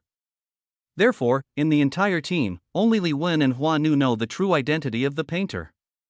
This explains why Huanu shouted gossip and threw at Xiuqing. Obviously, Huanu knew something. Xiuqing and Li Wen escaped. Ruan Wen saw that Li Wen was out of control, so he reported it and had Li Wen arrested. Later, he found out that he was taken away by the Hong Kong police, so he found a way to bail Li Wen out. The next piece of evidence I have is the scene where Inspector He met Ruan Wen. Everyone, take a look. Zhang Wenjiang adjusted the image on the big screen to a scene where the camera was very far away. Ruan Wen's painting is made of pink ink, but the green mountains in the background are dark blue. Does this mean something? I think it's a metaphor for color-changing ink. After Jiang Wen finished speaking, there was an uproar at the scene again. Fuck, I kind of agree with this analysis. That seems to be the case, it really is, damn, I'm obsessed with it. Jiang Wen's analysis is truly amazing. Awesome. This is all fine. I think this view is the most reasonable. Most of the audience were instantly shocked by Jiang Wen's analysis, it makes sense. Now I think it makes sense. Otherwise, the ending was too hasty. Yes, I think this makes a lot more sense. Otherwise, I always feel like something is wrong. No way? I feel like this is a forced explanation, right? A lot of things still don't make sense, right? Damn it, John Liu, please come out. He is the screenwriter, he must know what it means, let him explain it. Yes, yes, yes, let Jiang Lu speak out. I am really impressed. I have been turning my phone on and off all day long to protect myself. Who can stand this? Chapter 71, What's Wrong with the Topic? The title tells you, the atmosphere on the scene became more and more intense, and the four judges began to raise questions to each other from their own perspectives. As time passed, it soon came to 4 o'clock in the afternoon. All the contestants' scripts have also been completed. As Xiaowen stepped onto the center of the stage, he temporarily suppressed the atmosphere of dispute with a few simple opening remarks.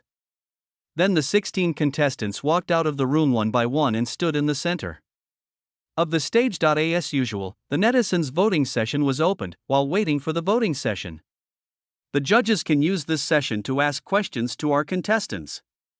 Xiaowen is very skilled in controlling the situation and doesn't let the atmosphere get cold. The four judges began to comment on the contestants' works one by one. When it was Jiang Lu's turn, the four of them were silent for a moment and no one spoke. The scene seemed extremely awkward because the four people didn't know what to say. They couldn't just ask people who was the painter in the script. This made me seem a bit too low level. I didn't understand the script, but the four of us couldn't help but want to ask.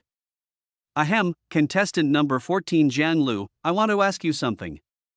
The theme of this episode is The Only One, but the name of your script is Wushuang. So, up to now, have you decided that your subject matter is the only one you have written?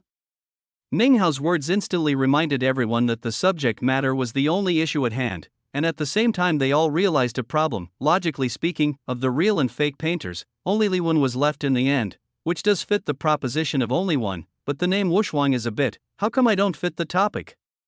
The name of my script fits the topic very well. Jiang Lu said something in confusion, but then the audience started to complain. What? It's not like we can't read. What does this have to do with Wei? That's right. Are you going to say that in this triangle, there will be a ragtag killing spree, and in the end, only Li Wen will be left? Jiang Lu listened to the discussions in the audience and looked at the puzzled expressions on the judges' panel. Wushuang, doesn't it mean there are not two, but only one? Don't only one and only fit together? Doesn't Wu mean nothing? Is that wrong? Jiang Lu looked even more puzzled than them and said something. The discussions at the scene came to an abrupt end. Well, Ninghao was stunned after hearing Jiang Lu's words, and the expression on his face was extremely wonderful. Then tell me, who is the protagonist in your story? Ninghao decided to ask Jiang Lu in a different way who the painter is. Ninghao's words instantly attracted everyone's attention, and everyone turned their eyes to Jiang Lu, wanting to hear what the protagonist in the mind of this original creator was. Li Wen, isn't he the protagonist? Didn't you see that? The female lead is Wu Xiuqing, but it's just Wan Wen's face all along. As soon as Jiang Lu finished speaking, there was an uproar at the scene. So what Mr. Lan said is right. It doesn't have that much meaning. Are the others' analysis wrong? No way? Is it that simple? I don't think it's right. What's wrong with that? The creator said Jiang Lu is the protagonist. The other three judges couldn't help but frown when they heard Jiang Lu's words, because in their opinion, based on their understanding of the plot, it seemed that Li Wen was not a real painter. So the painter is Li Wen? Chen Xiqing couldn't help it, blurted out and asked Jiang Lu. Chen Xiqing's words stunned Jiang Lu. Jiang Lu instantly recalled the dispute that had arisen online in his previous life over who the painter was. To be honest, in this case, it would be wrong for him to say who is the painter. I didn't say the painter was Li Wen. After all, there are 1,000 Hamlets in the hearts of 1,000 people. Jiang Lu's words instantly confused everyone. What do you mean? The author himself doesn't know who the painter is? No, I think Jiang Lu definitely knew, but he deliberately didn't say it. He just wanted people to argue. Such arguments would invisibly make his script a hot topic. I think Jiang Lu is a smart guy. He doesn't say anything, which is not only good for his script, but also for others, because if you have a fixed answer, it is not necessarily a good thing. I agree. Sometimes the charm of suspense movies like this lies in this. They cause widespread discussion, just like some academic disputes. This is a good thing.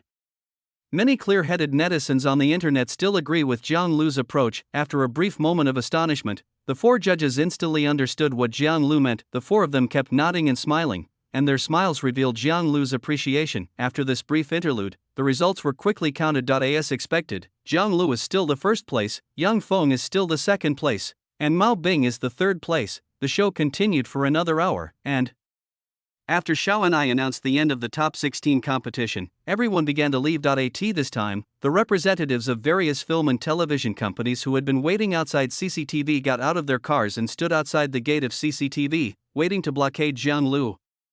When Jiang Lu and the four judges walked out of the door of CCTV while communicating with each other amid the jealous eyes of many contestants, representatives from the film and television companies, who had been waiting for a long time, rushed forward.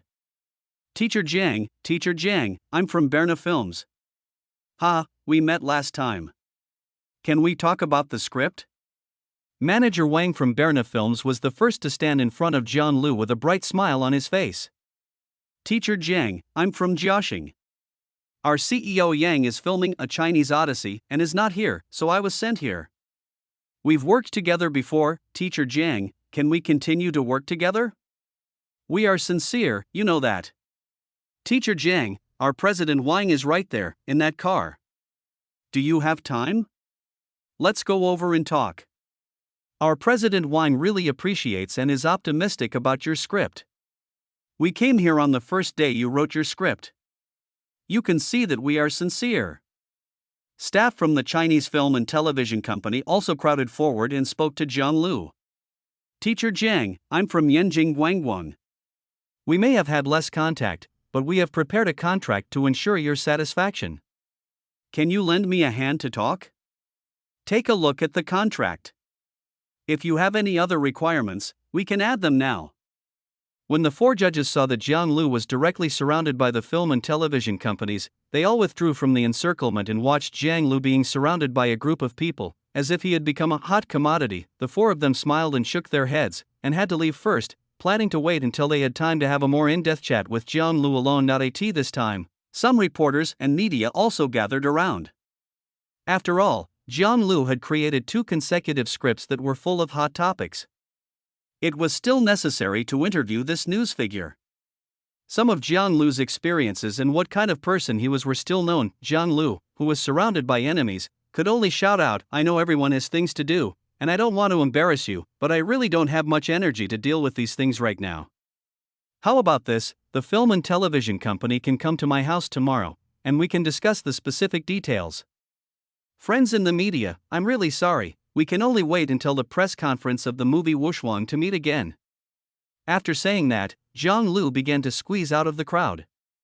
Seeing Jiang Lu say this, the representatives of the film and television companies had no choice but to give up and wait until tomorrow to go to his house, but the media didn't listen at all and kept putting the microphone to Jiang Lu's mouth, wanting Jiang Lu to say something, but Jiang Lu just kept walking out with a cold face, not saying a word, until he walked out of the crowd and left the CCTV. Chapter 72 Request from a Big Boss. It was already past 10 o'clock in the evening when Jiang Lu returned home. After eating a few bites of the food he bought outside, he fell on the bed and fell into a deep sleep, but the internet did not calm down. Today, the four judges expressed their different opinions on the spot, which invisibly pushed Wuxuang to a hot topic. I never watched such shows, but this script is really awesome. I watched it from beginning to end, and then I realized that Jiang Lu is not only good at writing comedies, but also good at writing scripts like this. To be honest, I was really confused by this script, especially the dispute among the four judges at the end. I think everyone has a point, but who is the painter? Please tell me. If this script is filmed, it will be a blast. I wonder which film and television company will be able to get the script. Don't worry about this. I suggest that we have a vote to see the identities of the four painters and see which one gets the most votes. The internet is now full of discussions about the plot of Wuxuang, but I didn't expect that someone would actually come up with a voting system based on a joke. After a night of fermentation, it was obvious that Ruan Wen and Li Wen had the highest number of votes, with the difference between the two being almost the same, with just a few tenths of a percentage point more. On the second day, Jiang Lu started to meet with different film and television companies from noon. The quotes from each company were much higher than before, but when Jiang Lu put forward the conditions for selecting actors, he was still rejected. Right now, only Jiaxing agreed to allow Jiang Lu to select and appoint actors, but since Jiaxing paid too much in the previous wave, the remuneration he gave was indeed too little. This made Jiang Lu hesitate. Just in the evening, a man came to visit Jiang Lu's home. After Jiang Lu opened the door, he was stunned and stood there in a daze. "Hello, are you Jiang Lu? I am Yu Dong from Bernardo." The man extended his hand to shake Jiang Lu's hand. After seeing it, Jiang Lu belatedly reached out his hand after letting Yu Dong ran into the house. Jiang Lu, I came here to talk to you about the script. Although manager Wang came here today, I feel that he may not have explained it clearly. I came here in person. If you have any plans, we can discuss it. Yu Dong came straight to the point and didn't beat around the bush. Actually, I'm satisfied with the cost of the script. I just want the right to choose the actors. Jiang Lu, you know that as a film and television company, sometimes it's not just a good script that can make a hit, the actors are also very important.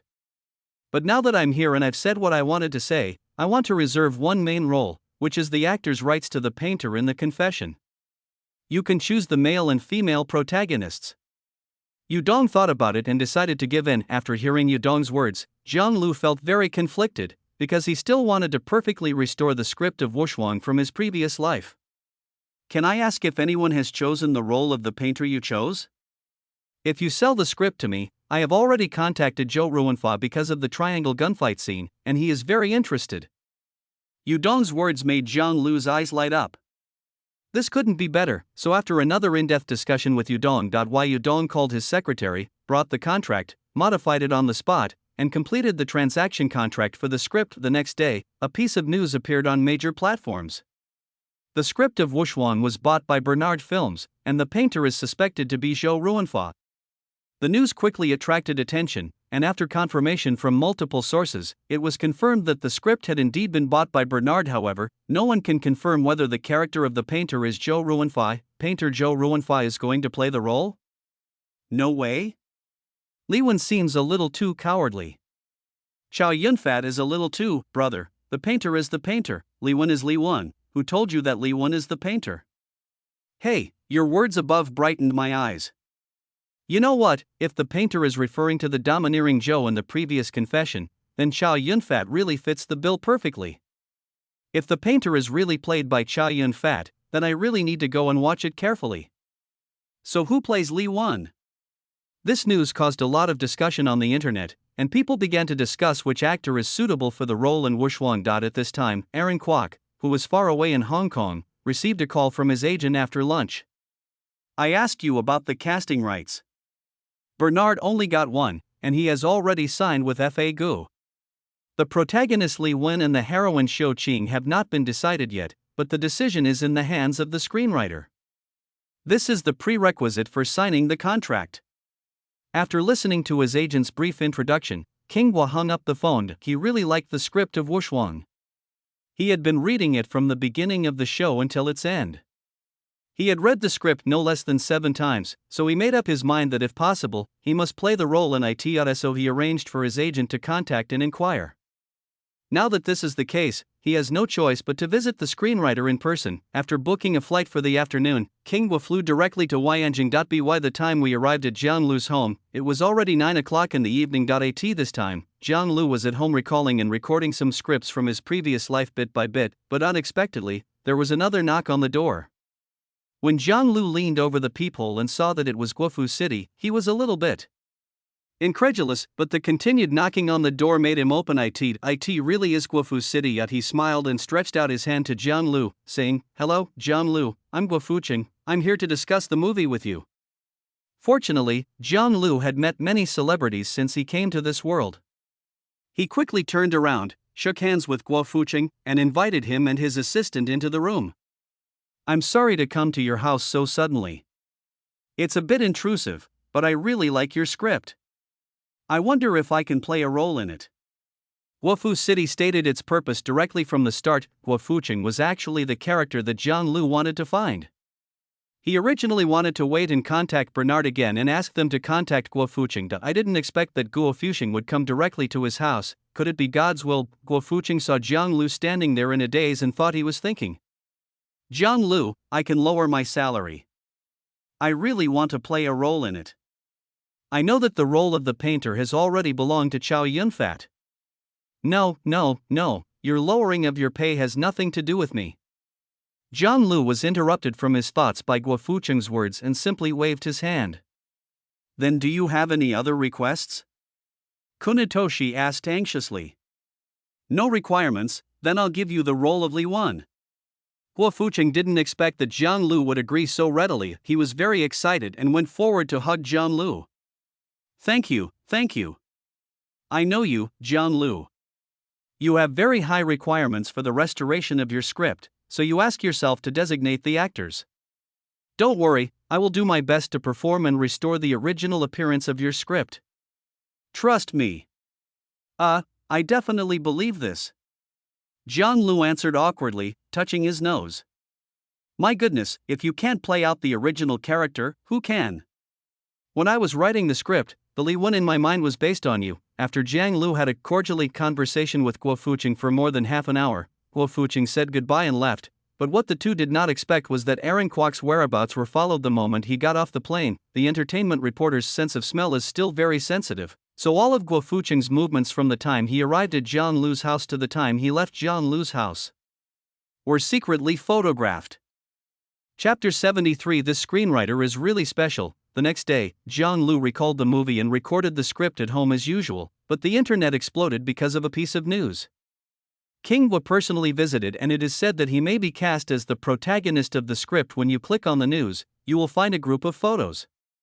In the photos, Guo Fucheng walked into a slightly old community.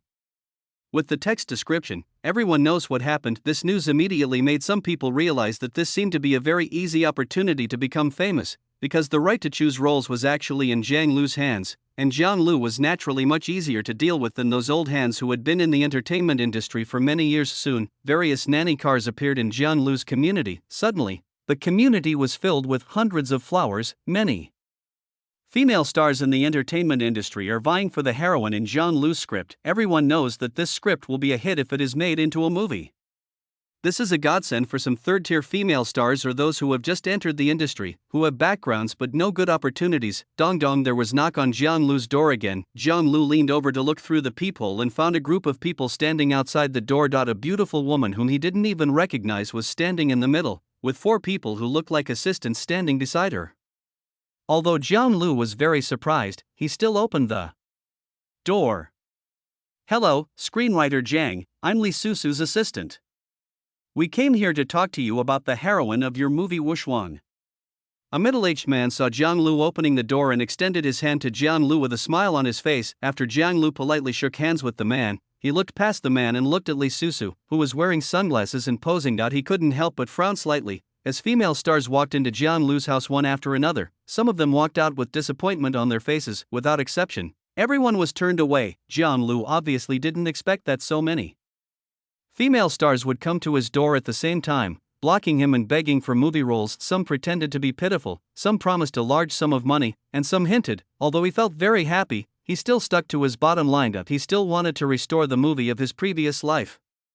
Although it might be better if he changed someone, who could tell the probability? What if it was worse?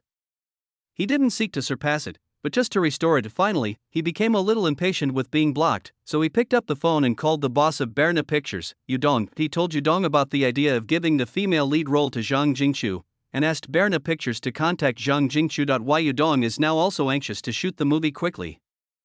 After all, the other actors have basically been found, leaving only the female lead. I was overjoyed when I received Zhang Lu's call. Someone was sent to contact Zhang Jingchu immediately, and the two parties quickly reached a verbal agreement. The emergence of a piece of news quickly dominated the headlines. The Wuxuang crew is officially established, and the press conference will be held in 3 days. When this news came out, it quickly attracted the attention of a large number of movie fans.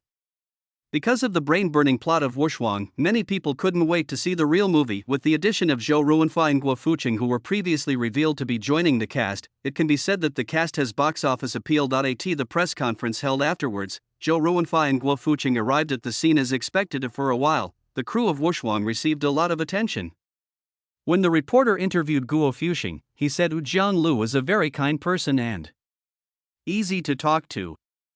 I actually went to his house because I really liked the script. I wanted a chance to act, and Jean-Luc only thought about it for a moment before giving me the role of Li Wan. He was also very friendly and talked to me for a long time, telling me a lot about what Li Wan, as a creator, is like. Now I am very confident that I can play this role well. Guo Fuqing's words invisibly elevated Jiang Lu's status, and now some people seem to have figured out Jiang Lu's routine. As long as Jiang Lu signs a contract with a film and television company for his own script, he will definitely be required to select the actors himself. In other words, if Jiang Lu writes another hit script next time, Jiang Lu will still have the final say on who will be the actors. After all, the film and television company is begging people to buy the script, so it's normal for them to put forward conditions. As a result, some actors with a little more brains have started paying attention to Jiang Lu, because the screenwriter Jiang Lu is a bit unusual. After attending the press conference, Jiang Lu finally finished working on the script of Wuxuang. His first goal now is to move to another place, because the community where he currently rents a house is open to everyone, and his address has been exposed. There is no secrecy at all, and there is no security. Nowadays, there is an endless stream of people looking for actors or other things, not to mention being able to peacefully recall the plots of movies that record past lives. Just being quiet for a while is a problem. Anyway, I already have a lot of money in my hands, so why not spend it? It's time to improve my quality of life, so I spent another week and finally found a community with pretty good property standards in all aspects. I bought a 150 square meter finished and decorated house. This almost spent all of Jiang Lu's money, but when Jiang Lu moved into the new house on the first day, he felt that it was worth it. The security guards at the community are very strict. If you are not a community staff member, you have to call the owner and register your identity, etc. Otherwise, you will definitely not be able to enter the community, including the elevators, which all use facial recognition based on the floor number. This means that even if you enter the community, you may not be able to get on the elevator without the owner's consent. Jiang Lu even bought a high-rise apartment for this purpose. Increased difficulty in climbing stairs. At this point, everything finally quieted down. Jiang Lu can finally rest assured at home and recall and record the plot. Time flies. When CCTV announced again that the competition for the top 8 of the writing contest would begin at the weekend, all the fans who couldn't wait any longer cheered. I wonder what the topic is for this episode? The topics for the first 2 episodes were really difficult. Fortunately, there is Jiang Lu, otherwise there would be nothing to watch. Yeah, we've already reached the quarterfinals, but I feel like the questions will be harder, right? After all, the competition is getting more intense. Intense? How do you know how intense it is? It's obviously Jiang Lu who's the only one showing off, right? Basically everyone is looking at him. Who can be blamed? He is a monster. Even a top-notch screenwriter today would not be able to write those 2 scripts. He wrote 2 in a row, and he wrote them on the spot. Everyone's emotions were aroused by the announcement from CCTV. Soon, it was the day when the show started broadcasting again. Chapter 74. This time the question is quite simple. When Jiang Lu came to the show, I found that the huge stage was really different from before. The originally crowded rows of small rooms have now become 8 large rooms. Apparently, the program crew has not been idle during this period, working overtime to transform the competition scene. As time passed, it soon arrived at 10 o'clock in the morning. The audience had already taken their seats and were waiting for the show to begin. Xiao and I was now standing in the center of the stage. Dear audience members and friends online, welcome to the Miaobi Shanghua Youth Entrepreneurship Competition. This round is our quarterfinals. Some of you may have noticed that our production team has upgraded all the rooms where the contestants will compete. Here, Xiao and I was giving some opening remarks as usual to warm up the audience. Oh, you always talk a lot of nonsense every time. We are not blind. Can't we see this? You have to allow people to speak. What is the purpose of this host? I don't know what the topic is today, but I'm getting a little excited. Although it hasn't started yet, I'm already looking forward to Lucian's script. No one in the audience was paying attention to what was going on in contestant Shawnee's room. They were all discussing the upcoming competition. After Xiao and I finished the introduction, the contestants were still allowed to go on stage first, then let the contestants draw their own number plates. No surprise, Jiang Lu drew number 4 again.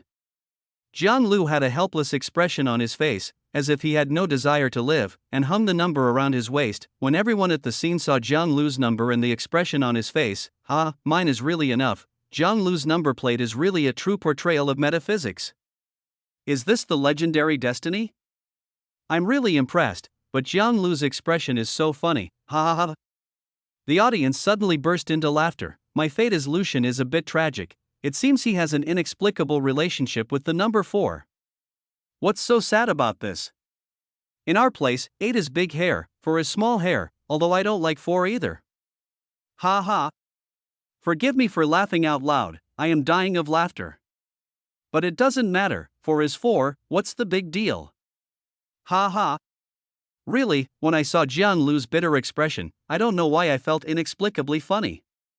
But I still want to say, Lucian, don't care about the number. It's just a 4. It's not the first time. The 2 times before were also 4. Think positively. Ha ha ha. The online audience also noticed Jiang Lu's expression, and they all started posting comments to comfort Jiang Lu. The contestants are all ready, and then it's the judges' turn. The judges did not change this time and were still the same 4 judges as before. They took their seats amid applause from the contestants and the audience. Well, according to our usual practice, let's invite the judges. Before Xiao and I finished speaking, Chen Xiqing was the first to stand up and walk down from the judge's seat. The whole audience burst into laughter again. Chen Xiqing came to the cylinder for drawing questions, reached out and took one out at random. At this time, the camera was focused on Chen Xiqing's action of slowly opening the scroll. 2 big words suddenly appeared in front of the camera, hero. When Chen Xiqing saw these 2 words, a look of surprise appeared on his face, but he still turned the scroll over, raised his head high, and shouted loudly, hero. As Chen Xiqing held the scroll above his head, 2 big words appeared in front of the contestants, and the words he shouted out loudly. The contestants at the scene were all excited, because this proposition is too simple. The topic of hero is so easy to write about because there is too much material. The audience at the scene also exclaimed in surprise. Is this question too easy? Why do I feel like it's the same as the questions in the regional competition? Really? I think so too. Aren't heroes too easy to write about? Yeah, there's so much to write about. I think the production team did it on purpose. When it comes to the top 8, they made the topic easy to write to make the competition more intense. Yes, I agree. I suspect they are afraid that the championship will not seem to be a foregone conclusion. After all, Jiang Lu was too strong in the first 2 games, and he simply crushed them. Not really. This is actually fairer to other contestants. After all, sometimes, real writing skills are still the most important. What a joke. Is my writing skill bad? There was a lot of debate on the internet because of this proposition. Judges, can you please say something to the contestants? Or ask some questions? Xiao and I has now figured out the style of this year's judges. This topic seems simple and there are a lot of materials, but I hope that when you create, there won't be too many homogeneous works in content. Chen Xiqing was the first to speak, which also served as a reminder to all the contestants. I hope you can write more about our own country, and not write about foreign countries. Well, that's all I have to say. Ning Hao said it concisely. Everyone needs to think of a good topic. It's still what Teacher Chen said, to avoid serious homogeneity, so everyone must use their brains. This is the quarterfinals, don't write those old-fashioned things. Jiang Wen emphasized it again with a serious expression. When the 3 judges finished speaking, the contestants on the stage instantly understood what they meant. Although it seems that there is a lot of material, there are still some restrictions on you, and it cannot be some cliched routines. Some people couldn't help but start thinking about it. I'll do the same as always. Each contestant should talk about your definition of the concept of hero. Lan Xiaolong continued to ask questions in the same way as before. Well, I think a hero is someone who can save ordinary people from danger at a critical moment. The answers of the top 3 contestants are actually similar, they are all high-profile figures, but when it was Jiang Lu's turn, I think a hero can be anyone. As long as someone can stand up when others need help and has his or her own bottom line and persistence in distinguishing between good and evil, then that person is a hero. After Jiang Lu said this in a neither humble nor arrogant manner, he passed the microphone to the next contestant, but Jiang Lu's words made the 4 judges look at him with new eyes. After all, Jiang Lu always said some unconventional things before, which sounded plausible, but in the end they were all right. Although what I said today is not what most people think, at least it is to my taste, I think what Jiang Lu said is correct. No one said that a hero must be a tall and noble person. I also think Zhang Lu is right. A hero can be any ordinary person, as long as they dare to stand up in times of crisis. But what others say doesn't seem to be wrong, right? After all, the image of a hero in the traditional sense is that of a great and glorious person.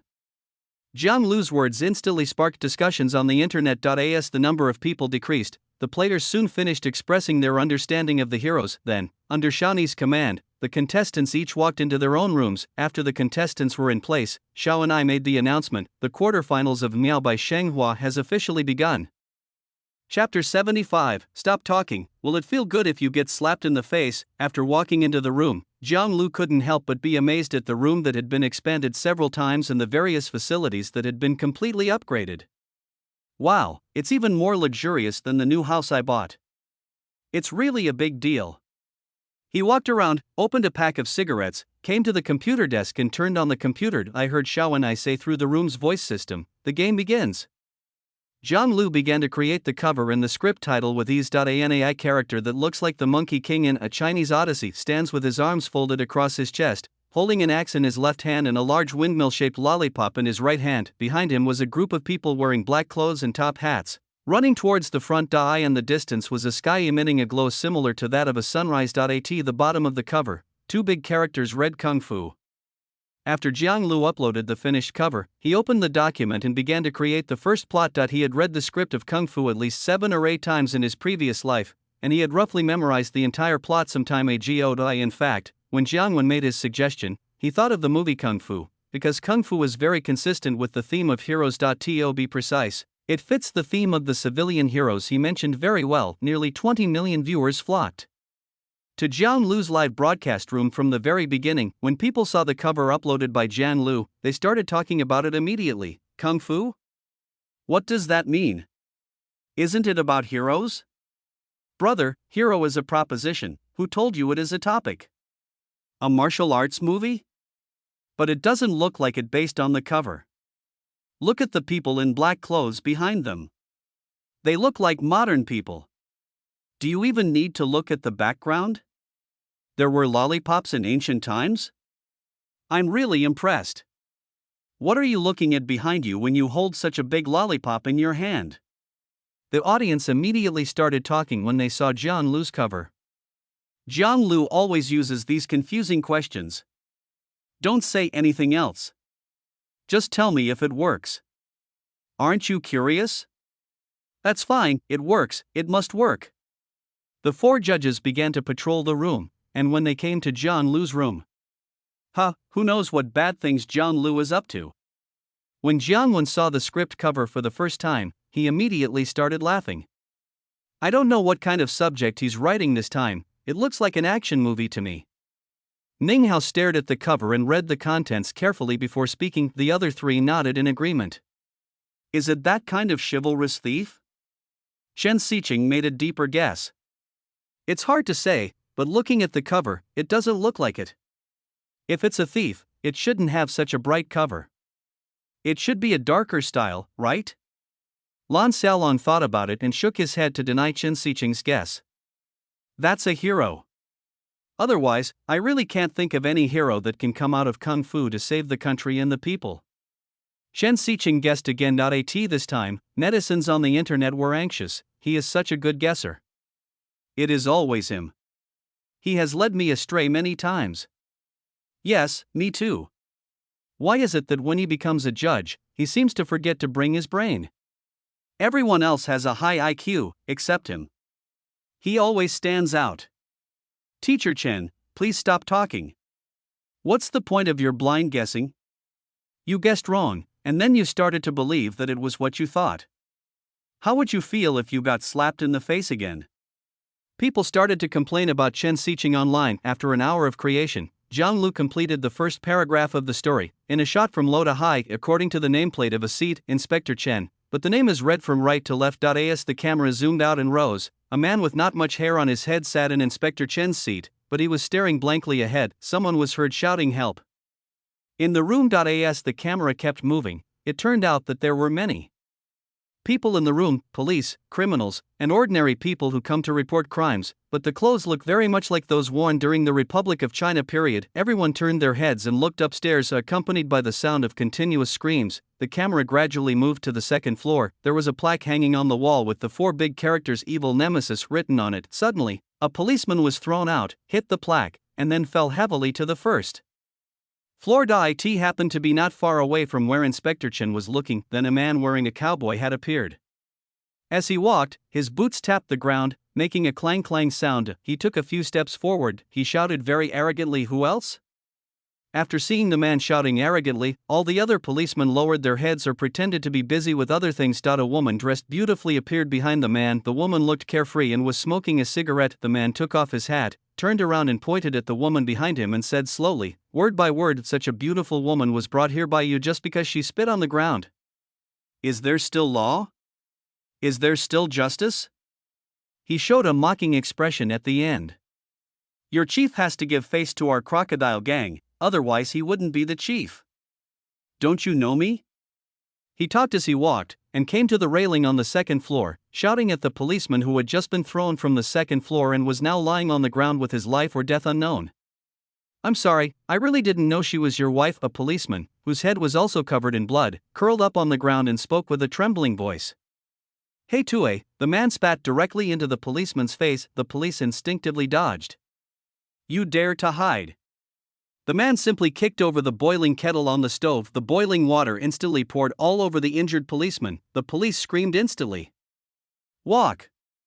The man had a grim expression on his face. He left the police station with his younger brother and his wife without even looking at them. Fuck, is this a gangster? Is he so chaotic? The police can beat him up at will. This was during the Republic of China period, right? It seems like it was really chaotic like that, and no one was in charge. Didn't you see that even the director had the final say from the crocodile gang? I think it's the environment in Shanghai. There was a warlord every now and then, and the people were living in misery. Don't people in this era have guns? Is Kung Fu still useful? The audience had a brief discussion about this plot. Let me ask you a question. What does the term Chang Tan Shen mean? What kind of position is this? Pfft, what diploma do you have? Read from right to left. I laughed so hard. At this time, the 4 judges started to exchange views on this plot. Is this paragraph explaining the historical background? Chen Xiqing looked at the other 3 and said, "Yes, it is obviously from the Republic of China period. It is obvious from the clothing, language, and the background of the room." Zhang Wen responded to Chen Xiqing's words. This segment is of a very high standard. With a one-word introduction, the audience can understand the meaning directly, without any narration.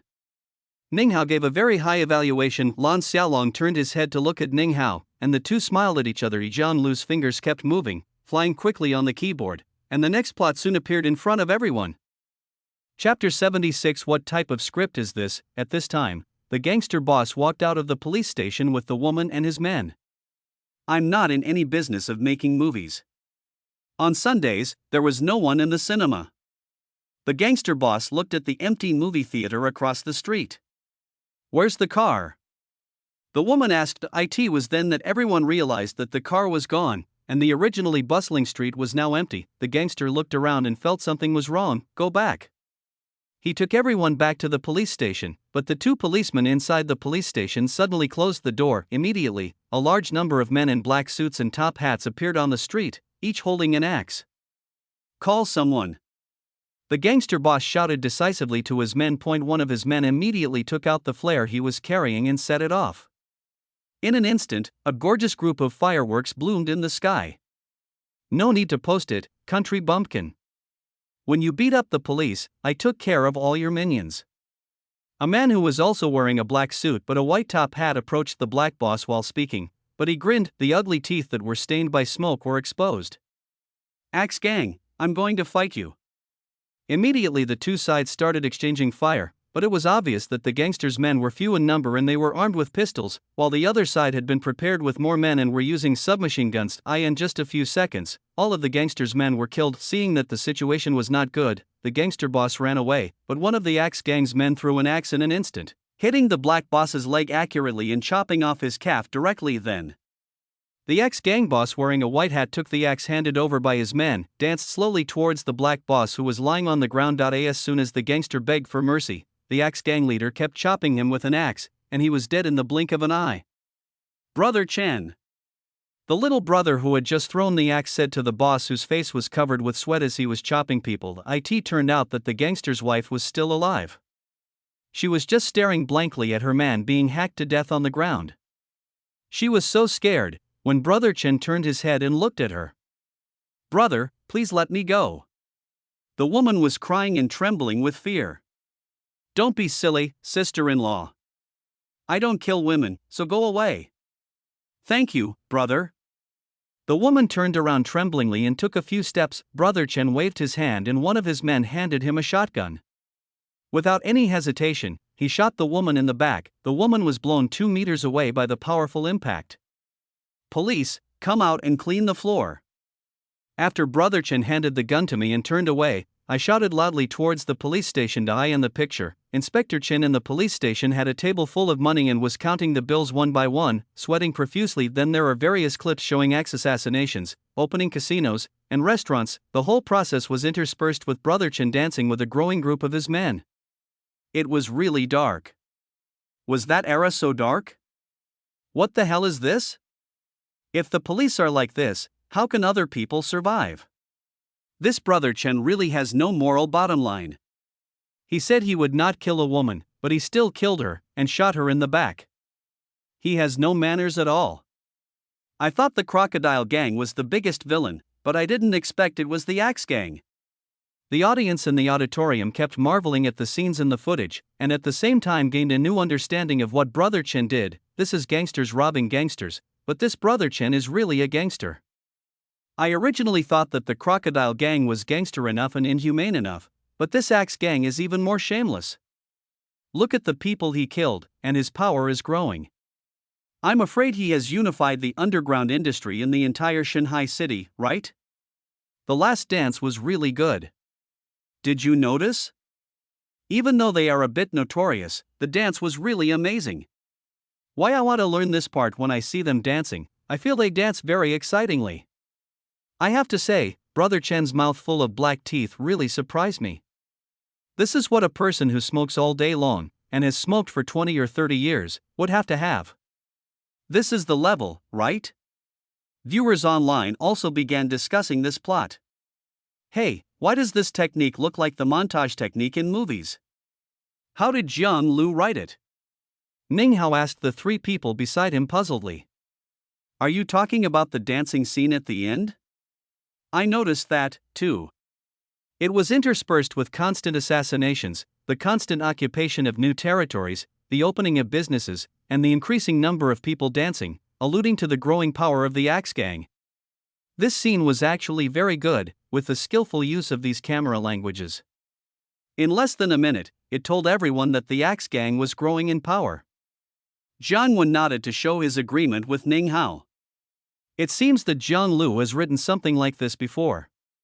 He wrote something like this in A Chinese Odyssey and showed things in the movie, but no one said anything at the time. In fact, this is also good. It makes people feel more advanced, but it will be extra laborious and you won't get much benefit. It's better if you can understand it. If you don't understand it, you will feel confused. Chen Xiqing recalled some previous clips and added a sentence. But he expressed it in the form of dancing. Did you notice? Even if you don't understand it, to be honest, this dance is pretty good. At least I feel it's much better than other expressions. Ha ha ha ha. Ning Hao's words were instantly agreed by the other 3, and they burst into laughter. Have you noticed the style of this script? After laughing, Lan Xiaolong suddenly asked the other 3 people a question. It looks like a gangster movie to me, right? After all, the first 2 sections are all about gangsters. Chen Xiqing was the first to answer. I think so too. Combined with the elements on Jiang Lu's script cover, it does look like a gangster movie. Ning Hao also expressed his agreement with Chen Xiqing's point of view. But the name of the script is Kung Fu, which doesn't match up with a gangster movie. I don't understand, let's just read on and don't define it yet. Jiang Lu doesn't play by the rules. Jiang Wen decided to play it safe and not jump to conclusions blindly. Although the question was raised by Lan Xiaolong, he did not say anything because he found something interesting. It's the face of the protagonist on the cover. It's exactly the same face as Zizunbo in A Chinese Odyssey. He thought about how Zizunbo's face had never appeared in the previous script of Wuxuang. This means that Jiang Lu did this on purpose, so he now suspects that Jiang Lu is going to write another comedy. But judging from the opening plot, it doesn't seem that funny. This made him a little confused for a moment, so he asked the other three people about their understanding of Jiang Lu's script, but the answers of the three people obviously missed the point. Lan Xiaolong picked up the tablet and checked the plot, hoping to find some clues from it, but he read it 3 or 4 times and still didn't notice anything he had missed. Chapter 77 exclaims, comedy reappears. After finishing the previous plot, Jiang Lu's fingers did not stop at all. Just as the judges began to inspect the contestants' second plots, his third plot had already been completed. As he fed the content into the AI system, the picture shows an iron gate for employees. It says Pig Cage City. The scene zooms in, showing many early risers living in a dirty and messy place. The people here are from the lowest class of society, as can be seen from there. Clothes. This time, a man was hunched over, carrying 2 sacks on his back. 2 people behind him lifted up 2 more sacks full of things and put them on the hunchbacked man. Is it okay? Coolie is strong. Okay. The man called Coolie Chang answered, and saw a sack on the ground next to him.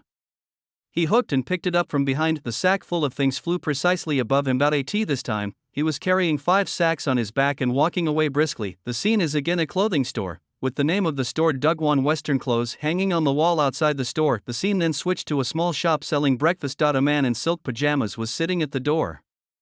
After finishing his breakfast early in the morning, he picked up a bottle of white wine on the table, took a sip, rinsed his mouth, and swallowed it. Ah, ghost, let's settle the score. The man in pajamas was drunk and his face was red. He shouted at the boss, who was using a thick bamboo pole as a rolling pin in the house. How much? Hey, it's delivered, it's delivered. Ague came to the table, reached out and took a piece of paper, took out a fried dough stick from the side and placed it on the paper, then handed it directly to the man in pajamas. Oh, you are so sensible.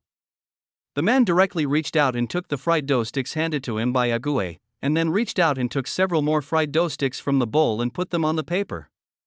Ague, I'm going back to talk to my wife about reducing your rent. Thank you. Ague bowed and thanked him. Morning, landlord. At this time, a young girl passed the landlord and greeted him. Xiao Zhu, have you grown taller again? Come here quickly, uncle will help you check your body. Then the landlord strolled to the door of the clothing store just when he was teasing the owner of the clothing store. Brother Shang, I want the slit of this Chongsam to be hire. A beauty with a charming figure but slightly bucked teeth walked out of the fitting room. No problem. Tailor Shinga replied with a smile on his face. The landlord also looked at the beauty with a smile on his face. Suddenly, he pointed his finger above and behind the beauty and said, "Oh, there's a shooting star." The beauty didn't understand what was going on and instinctively turned her head to look upwards, and behind her, the landlord took the opportunity to move closer and put his face closer to the beauty. The beauty just turned around at this time and kissed the landlord on the face accurately. Hey, Jin, are you serious? The landlord looked surprised and covered the side of his face that was kissed by Ajin with his hand. Ajin immediately ran out of the store shyly, and the landlord ran after her. Ha, damn, this landlord is too good, isn't he? This is LSP. I never thought there was such a species during the Republic of China. Did the guy selling fried dough sticks speak English at the end? I didn't expect him to say a word in English at the end. The audience burst into laughter at this part of the plot. Comedy? Chen Xiqing stared at the plot on the big screen in amazement. Well, it seems like a real comedy. I really didn't expect it. Ning Hao admitted it a little embarrassedly. After all, they both said just now that Jiang Lu's script seemed to be about gangsters. Ah, this Jiang Lu is always so unexpected. Jiang Wen smiled, and at the same time secretly felt lucky that he had not expressed any opinions just now. In fact, when Lan Xiaolong saw the ghost speaking English, he heard a little laughter from the audience behind him. His eyes lit up immediately, because his previous guess seemed to be correct. When the part about the landlord appeared, He was really sure that Jiang Lu's script was a comedy. For sure. Fuck, this is a comedy? Is it? Is it? Who can tell me? Yes, didn't you see Teacher Chen exclaim just now? He was surprised that this was a comedy. Is comedy bad? I miss Jiang Lu's comedy so much. You can give me any topic. I can show it to you through comedy, right? Yes, I still like comedies. My brain is not good, so please don't write suspense dramas anymore. Although they are attractive, it is easy to fall into a vicious cycle of turning on and off the computer repeatedly. Everyone on the internet was very happy when they found out that Jiang Lu's script was a comedy, because after all, the comedy market is so scarce. The only movie worth watching, A Chinese Odyssey, has not been released yet. It's not wrong to watch something else, but happiness is something that you will become addicted to once you experience it. But now there is no movie that can comfort you. Did you guys pay attention to that coolie just now? He seems to be quite skilled. Ning still discovered something a little unusual. Indeed, he is very strong, and those two moves should indicate that he knows Kung Fu. This pig cage village seems to be a bit unusual. Even if he knows Kung Fu, he wouldn't do such hard labor. So there must be something inside. Jiang Wen seemed to have realized something, so he spoke out his speculation. So everyone Jiang Lu mentioned at the beginning is a hero, so could it be that heroes appear among those at the bottom of society? Lan Xiaolong said this and turned to look at the three people beside him. In other words, the protagonist is one of these people? Chen Xiqing instantly understood the meaning of Lan Xiaolong's words. But I have a question. If we portray a heroic character in a comedic way, wouldn't it be a bit? Ning Hao has a very keen perspective on things. The other three people also instantly understood the meaning of Ning Hao's words. Before, everyone only considered the form in which Jiang Lu's script would be presented. When comedy appears, there is no consideration as to whether it fits the theme. When Ning Hao raised the question, the three of them couldn't help but frown slightly, because no matter whether you are really writing about a lofty hero or a great and glorious hero, the creation of the character must be a very serious process. You can't become a hero just by laughing, right? The reason why a hero becomes a hero is that he or she must have some positive qualities, and these qualities are not something that can be joked about. Thinking of this, the four of them began to worry again. Although we know that Jiang Lu's ability to create comedy should be no problem, this topic does not seem to be suitable for presentation in a comedy way. Chapter 78. The audience's recognition is the most important. The judges were still worried about whether Jiang Lu's comedic performance was suitable for the title of hero. Jiang Lu was creating at a very fast speed. The next plot has been entered and recorded into the AI system. In the picture, a shirtless man, with foam all over his head, rubbed the foam on his hair with one hand, brushed his teeth with a toothbrush in the other hand, and squatted under a faucet to wash. There was a large group of people queuing behind me waiting to get water. The man was about to take off his pants and take a shower early in the morning, not caring at all about the people behind him. Just as he leaned towards the faucet, the water flow gradually decreased until there was no drop of water left. The man reached out and turned the faucet, only to find that the water seemed to be out of water, so the man looked up at the building and shouted, "Landlady, landlady!" As the picture zoomed out, the man's pants were still not pulled up, and half of his buttocks were exposed. On the second floor, a fierce-looking woman with a head full of curly hair and a cigarette dangling from the corner of her mouth suddenly pushed open the window. "Why is there no water all of a sudden?"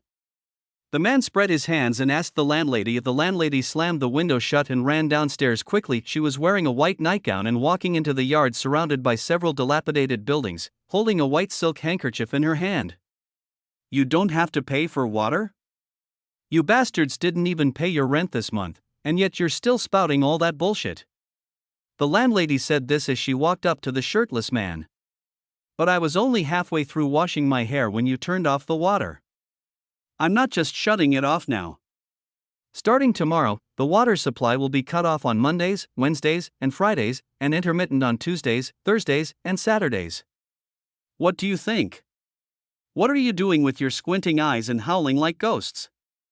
Are you looking for death? I think you're all tired of living, right?" The landlady was scolding the crowd waiting for water, but when she turned around she saw Ah Gue, who was making breakfast. "Good morning, landlady." Ah Gue bowed and greeted the landlady. "Fuck you. If you don't pay the rent today, I'm going to burn your shop down." Ague kept nodding his head to apologize with a smile on his face. After scolding Ague, the landlady turned around and saw the tailor Shango standing beside her like a quail. Laugh? What are you laughing at? If you laugh, you don't have to pay the rent? You old fool. The tailor covered his face with his hands and ran back to his shop shyly. You're so strong, you deserve to be a hard laborer for the rest of your life. You owe me several months' rent, and you didn't even say hello in the morning. I'm tired to death, you bastard. Coming towards them was another coolie carrying several heavy sacks. After walking around for a while, the landlady came behind the man whose half buttocks were exposed and slapped him, sending him flying. Don't think I won't beat you just because you're handsome. At this time, the landlord was standing at the bathroom door, looking inside. Unexpectedly, the landlady suddenly appeared in front of him, asked him why he hasn't returned yet after buying breakfast. The landlord showed her the breakfast in his hand and said that he had already bought it. When asked what he was doing standing there, the landlord explained that he wanted to see if there were any perverts peeping at people taking a bath. At this moment, a middle-aged woman happened to appear and walked out. Hey, Aunt Six, is there any pervert peeking at you taking a bath? Aunt Six pointed her finger directly at the landlord. Hey, Aunt Six, there's no evidence, don't point fingers at me. The landlord yelled at Sixth Aunt in great anger, but when he turned around, there was a huge lipstick mark on his face. This time, the man with half of his buttocks exposed could only use the water remaining in the drainage ditch of the pool to scoop water with his hands and pour it on his head. Suddenly, there was a loud banging noise coming from upstairs. It turned out that the landlord was in the house, and was beaten up by the landlady, and then thrown down from the upstairs. He fell face first into the yard. A pot of flowers hit him on the head. Everyone in the courtyard stared at this scene in a daze. The man with half his buttocks exposed picked up a small stick and poked the landlord twice. Stop it. The landlord remained in the falling posture, but raised his hand and waved it. When everyone saw that the landlord was fine, they turned around and left. The audience burst into laughter even before the show ended. Ha, my Lucien is so awesome. When it comes to comedy, who in China can compare to me, Lucien? People greeted her and she responded with a gunema. Ha, I am dying of laughter. That guy showing his butt, is he serious? Luckily it's AI. When it's made into a movie, I will definitely watch it over and over again. I really admire John Liu. I'm so curious, how did he come up with so many comedic scenes? Hana, did you laugh at the pitiful scene at the end where he scooped water with his hands? I am really impressed by the landlord. He is a typical example of LSP. He is really not picky about food, anything is fine with him. Then, this thing has to be compared, right? Look at the landlady's burly figure. If she were normal, wouldn't she be a beauty? No wonder he couldn't stand the landlord's happy life, ha ha. No, I still like the tailor Shang. He's gay, and I like him. Fuck, big brother, tell me your story. I want to hear it. This rich plot has sparked heated discussions online, with all kinds of comments. Ha, this plot is absolutely perfect. It's full of laughs, the plot is tight, and it reveals a lot of information. Ning Hao praised Jiang Lu without any concealment. After all, this was his first time watching Jiang Lu create a comedy live, and he laughed a lot just now. I still prefer watching Jiang Lu's comedies. Chen Xiqing wiped the corners of his eyes that were filled with tears from laughing and said, Indeed, Jiang Lu's talent for comedy is so high that he would be able to take it easy when writing comedy scripts. Jiang Wen also praised Jiang Lu. So, let's not get hung up on whether comedy is suitable for writing heroes. After all, Jiang Lu is the creator, and he may have thought of the perfect solution a long time ago. Lan Xiaolong also nodded and agreed with the other three people. Why hasn't the protagonist appeared yet? Isn't this a bit too late? After Chen Xiqing calmed down, he raised the question again.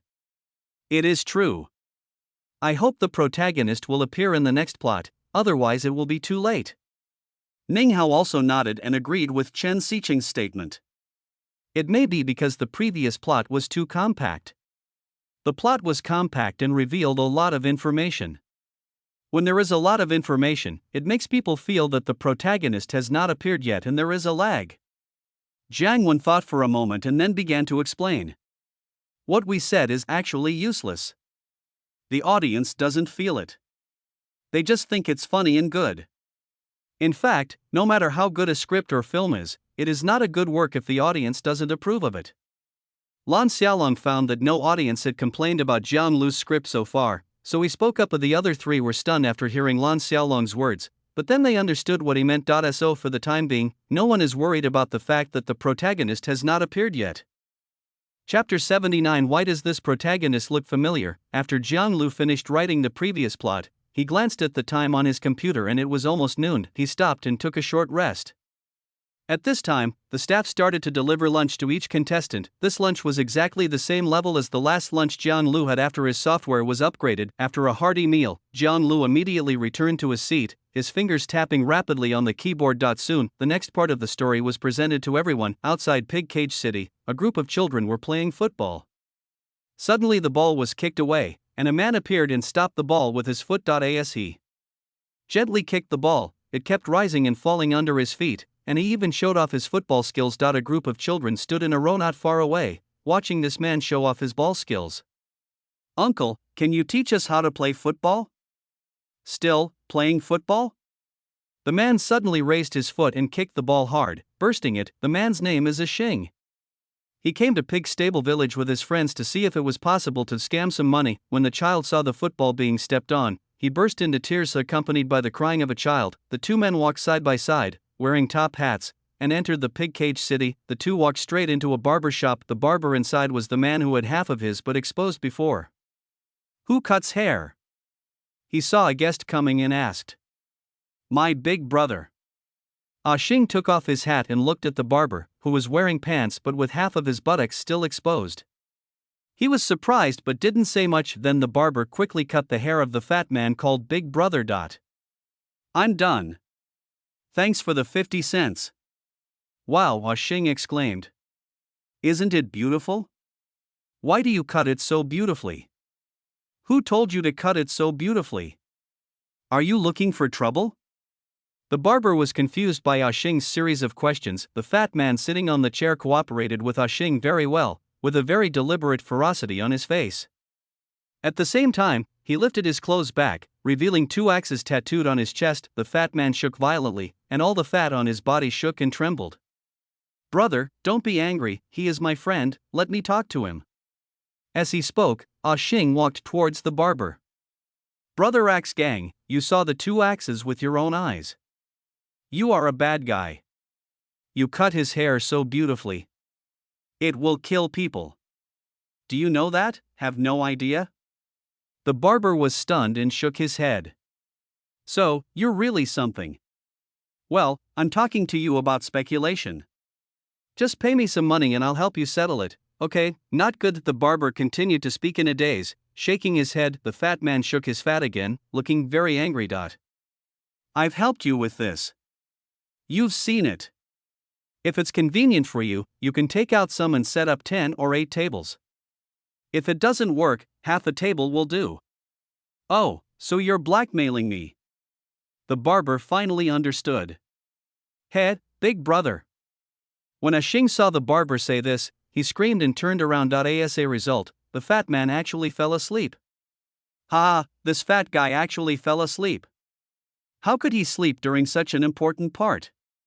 "Fatty, that shock, the 2 axes going duong, duong, duong, it made me laugh to death. I've had enough of this barber. What is he doing? Why is he exposing half of his butt?" The audience burst into laughter and started to complain. This part is interesting. This Ashing looks like Zizunbo, right? When Lan Xiaolong saw Chen Xicheng raising questions, he directly expressed his doubts. "Really? You guys noticed that too? It's the image of Zizunbo. I noticed it from the cover at the beginning, so I suspected that Jiang Lu was going to write a comedy." Lan Xiaolong expressed his inner guess at the beginning. After hearing what Lan Xiaolong said, the other 3 picked up their tablets, turned to the cover of the script, and looked carefully at the characters on the cover. It really is. "Ha, it's Teacher Lan, we didn't even notice this." It turns out that Jiang Lu actually had some metaphors when he was on the cover. The other 3 people realized it belatedly after carefully observing the person on the cover. So, this Ashing is the protagonist? But his behavior doesn't seem to match the positive image at all, right? Chen Xiqing raised the question directly. Indeed, bullying children, extorting money. Ning Hao nodded in agreement with Chen Xiqing, but also frowned. You're dead. My brother will kill people as soon as he wakes up. Wow, he's about to wake up.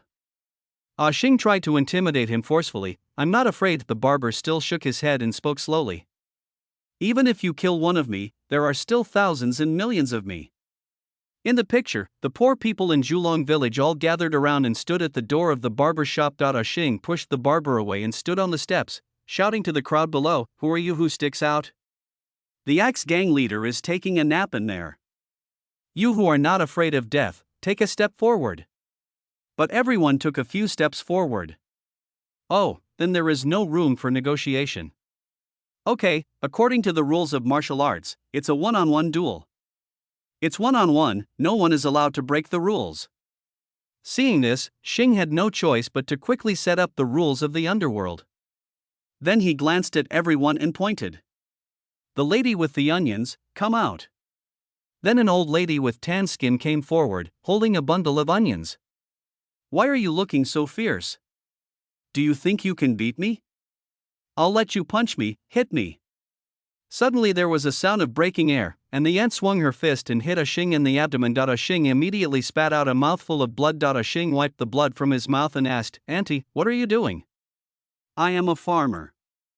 The ant's face was splattered with the man's blood, but she still answered Xing's question very simply. Just work on the fields, go back to the fields. Hairy disease. The auntie spoke with a thick dialect accent, turned around and walked away into the crowd. You did something wrong and you still talk back. If I didn't think you were sick, I would have beaten you up a long time ago. The audience burst into laughter after watching this scene. Ha, damn, this auntie is really going to make me die of laughter. I thought I picked the easiest guy to bully, but I ended up getting beaten up and bleeding. It's unbelievable, haha. I was so amused by the accent of the person who said there's something wrong with you. What kind of accent is this? I'm really impressed, huh? Hey, did you guys notice something? Why does this Xing look familiar to me? Look familiar? Are you okay? These are all AI-generated people. Are you seeing real people? Don't tell me, it looks familiar to me. Wait, let me think about it. Oh my god, isn't this Zizunbo? Fuck, it's really the supreme treasure. When people on the internet found Xing's face familiar, and then recognized him as Zizunbo, after seeing the barrage, the audience at the scene had the same reaction as everyone else online. It exploded directly. Chapter 80, isn't the setting of this protagonist a bit too bad? Did you see the comments? Damn, I was wondering why this Xing looked familiar to me. It turns out he's the Zizunbo from A Chinese Odyssey. It's worth watching. Just based on this face, I think I can vote first. I agree, this face is so attractive. I have an idea. If someone in real life looks like this and plays a big talker, damn, that would be absolutely amazing, right? The audience began a heated discussion about the characters in the script, but the drama continues. As Xing scanned the crowd, he found a dwarf looking up at the crowd. That shorty. The one who is 5 feet and a half inch short is you. You have to admit that you are short, and you have to stand firm when you are beaten. Come out. As the dwarf stood up, he became a giant over 2 meters tall. At the same time, a bench appeared behind him. It turns out that the shorty had been sitting on the bench all along. Hey, I despise dishonest people the most in my life. Sit down. Xing pretended to yell angrily. The shorty didn't say anything, but returned to his original position and actually sat down. Then Xing saw an old man wearing glasses. The old man with glasses, so cool, come out. Xing waved to the old man very confidently. When the old man pushed the 2 people in front of him away, I saw that the old man had a very strong and muscular body. Hey! I'm not calling you old man, I'm calling that kid. Xing scanned the crowd and found another child with his head sticking out in the crowd. Little devil, I have tolerated you for a long time, come out. The child squeezed through the crowd and came out. He also has strong and explosive muscles, and he also stretched his muscles. Oh, that's enough, it's big enough. Ah Xing simply waved his hand to dissuade them. Hey, none of you look like humans. Well, it's your own fault. Today's duel is cancelled. Xingzi tried hard to save his face and turned around to leave, but as he turned around, he saw the barber and the landlady appear in front of him. He blackmailed me. The barber pointed at Xing and continued speaking word by word. Xing looked at the fat landlady in front of him, but he didn't notice that the landlady had already taken the slippers from his feet.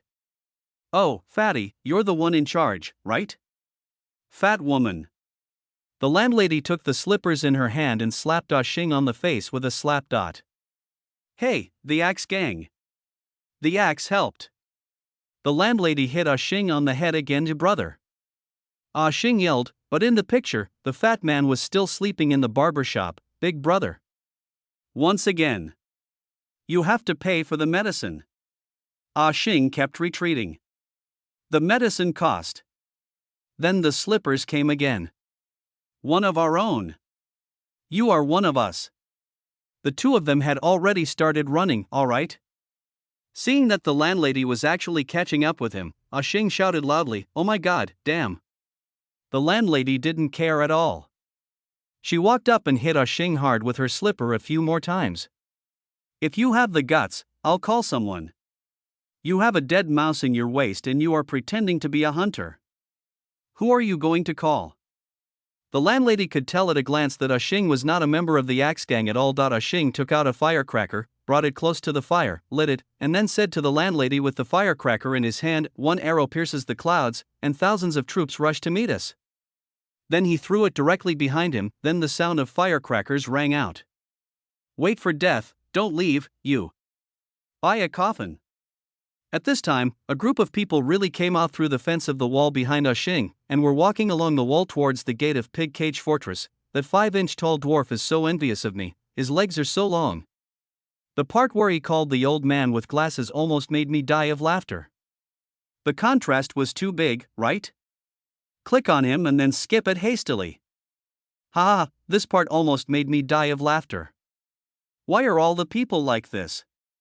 This pig cage village is really full of crouching tigers, hidden dragons. If I were Xing, I would just stop playing and go home. There is no such thing as a normal person, okay? That line is good.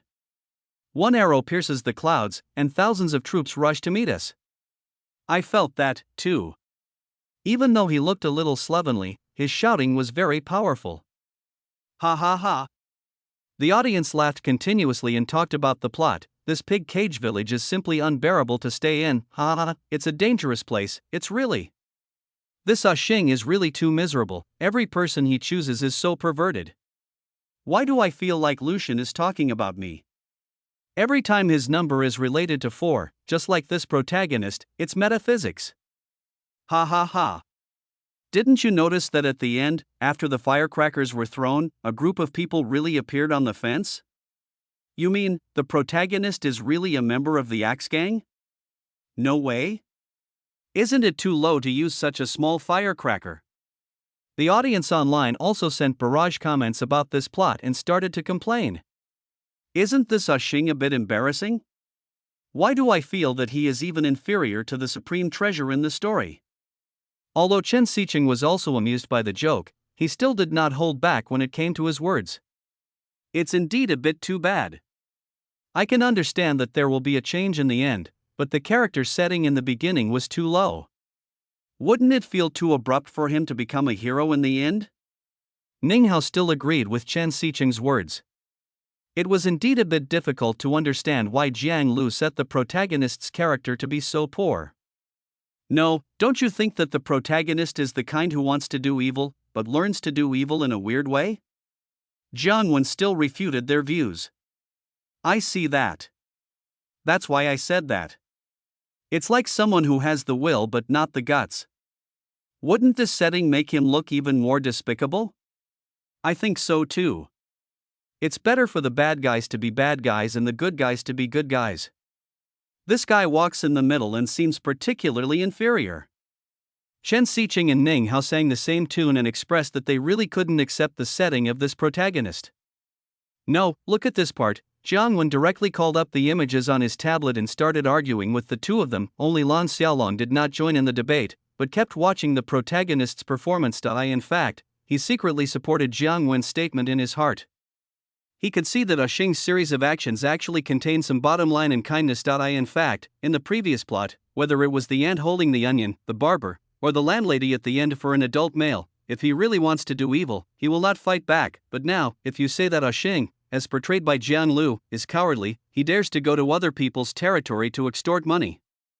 You could say he had a strong personality, but he never really did anything for these ordinary people except start stomping on the kid's soccer ball. So Lan Xiaolong is still not sure whether this Xing is who he guessed. After all, this Xing just appeared directly, and there was no introduction to the character's experience, so it is impossible to judge. Chapter 81, Professional Card Point caused complaints. Jiang Lu had a cigarette in his mouth at this time, but his fingers never stopped. After the judges ended their argument and had just finished inspecting the contestants' creations, Jiang Lu's next plot happened to appear. However, when the plot was being entered into the AI system, a smile inexplicably appeared on Jiang Lu's lips. At this time, a fat man in a suit appeared, with smoke coming out of his hat and his hair like a chicken coop. It was obviously blown up by the firecrackers just now. Following the fat man in black was a large group of men in black suits. Even Xing was surprised at this moment, because he was just bluffing. Who threw the firecracker? The fat man in black was none other than the second in command of the Axe Gang, who had thrown the axe and chopped off the Crocodile Gang's big boss. Xing walked up to the fat man in black, looked him up and down, and said, "One of us, big brother."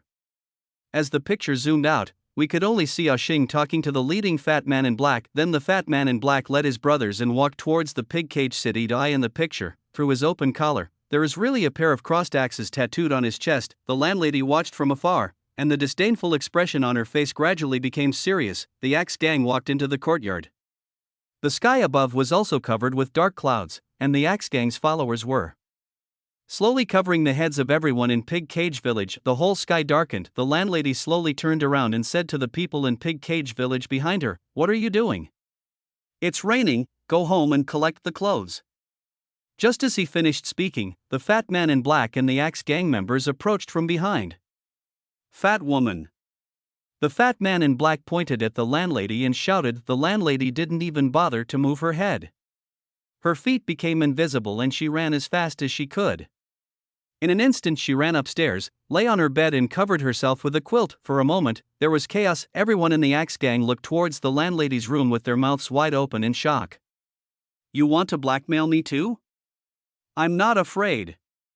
The barber suddenly said something that brought the fat man in black back to his senses. The fat man in black reached out and took out an axe from his waist. Holding it in one hand, he walked a few steps forward, approached the barber, stretched one side of his face in front of the barber as if listening, and said, "Oh." The barber glanced down at the axe in the fat man's hand and hesitated. As soon as I uttered the word, the fat man raised his axe and chopped it down. Then the picture suddenly became chaotic. "What the hell? What's going on? Why is it gone here? What's going on? I'm really convinced.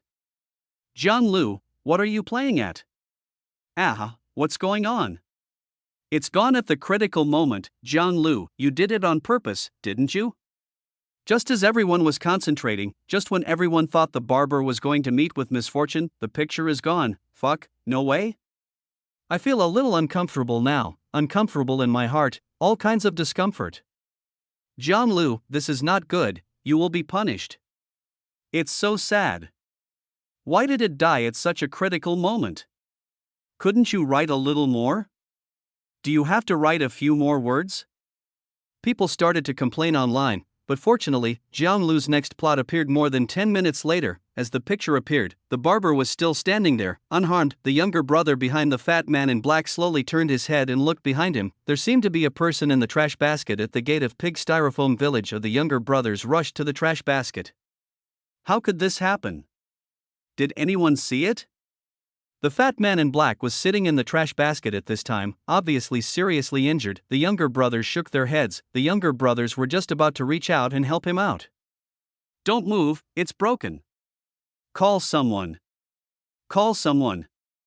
The fat man in black sat in the trash basket and shouted with all his remaining strength. One of the guys pulled out a flare and set it off. A ball of fire shot straight up into the dark sky, and then after the fireworks exploded, they turned into the shape of an axe. A moment later, all the members of the Axe Gang arrived. Everyone in Pig Cage Village was captured from their homes by the Axe Gang and driven into the yard. Everyone was put under guard. Brother Cohen, the boss of the Axe Gang, also came here at this time. After seeing the fat man in black foaming at the mouth in the trash basket, he did not show much anger, but he still ordered one of his younger brothers to pick out a woman from the crowd. The woman struggled, but to no avail. The woman hugged the little boy in her arms tightly in fear. A younger brother picked up an iron barrel full of kerosene and poured all the kerosene in the barrel directly onto the mother and child. Brother Chen walked up to the shivering crowd and asked lazily, "Who did it?" But everyone was curled up on the ground and no one answered. "I'll count to 3. Brother Chen took out his lighter and lit it. 1, 2. Still no one answered. Brother Chen casually threw the lighter in his hand at the mother and child who were soaked in kerosene. "Fuck, you're coming again? It's time for this again. I really can't stand it anymore. Is there anyone who will come with me? I'm going to rush into Jiang Lu's room and beat him up. Oh my god, he's really such a bitch. Did he do that on purpose? Is there any need to ask? He did it on purpose." The audience in the auditorium was so overwhelmed by the 2 consecutive and punctuated plot segments that they started to complain like crazy. "Jiang Lu, if you continue to play like this, we will be enemies forever." I don't know if you noticed before, but I started to notice that when Jiang Lu posted the last plot, he smiled for no apparent reason. Really? Then he did it on purpose. It's confirmed. Damn, Jiang Lu was such a jerk. His intentions are so sinister, so vicious. Aha, I really can't stand this anymore. Why does the plot have to be stuck at such a critical moment? Why? The audience online also broke down one by one and started to complain about Jiang Lu crazily. The 4 judges on the jury also had helpless expressions on their faces, because this behavior that interferes with the plot is really annoying. Although this method is shameful, the plot has already entered the main topic. Jiang Wen still took the initiative to speak.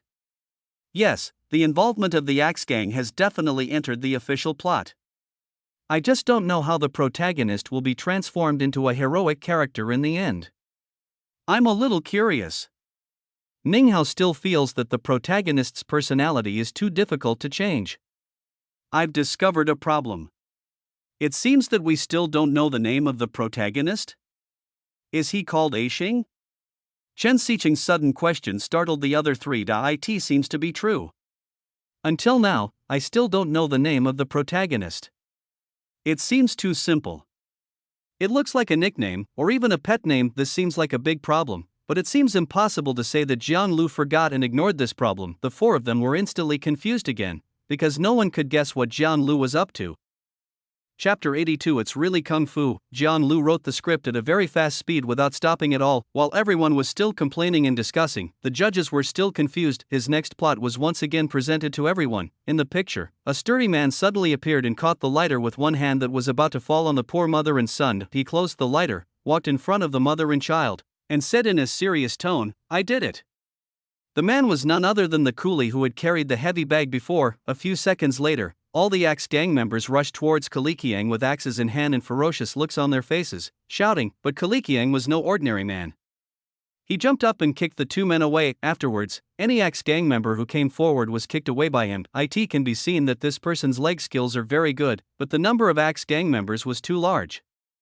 As more and more people gathered around, Kalikiang was surrounded and had almost no space to move. A younger brother who was kicked by Kuli Chang and flew into the garment shop had just gotten up and saw Brother Shang waving his hands to beg for mercy. The little brother still looked at Brother Shang with the axe in his hand. In the picture, the young man flew out of the store window in an instant.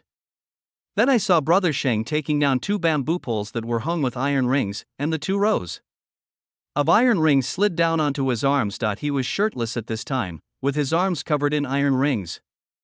He walked out of the store and knocked several people away with just one punch. Brother Shang quickly entered the center of the battlefield and worked back to back with Kuli Chang to beat up the Axe Gang brothers who swarmed over him. Seeing how ferocious the 2 men were, the Axe Gang sent out several of their men to take guns from the trunk of the car, preparing to beat the 2 men to death. After seeing the actions of the Axe Gang, Agoy, who was making breakfast, finally couldn't stand it.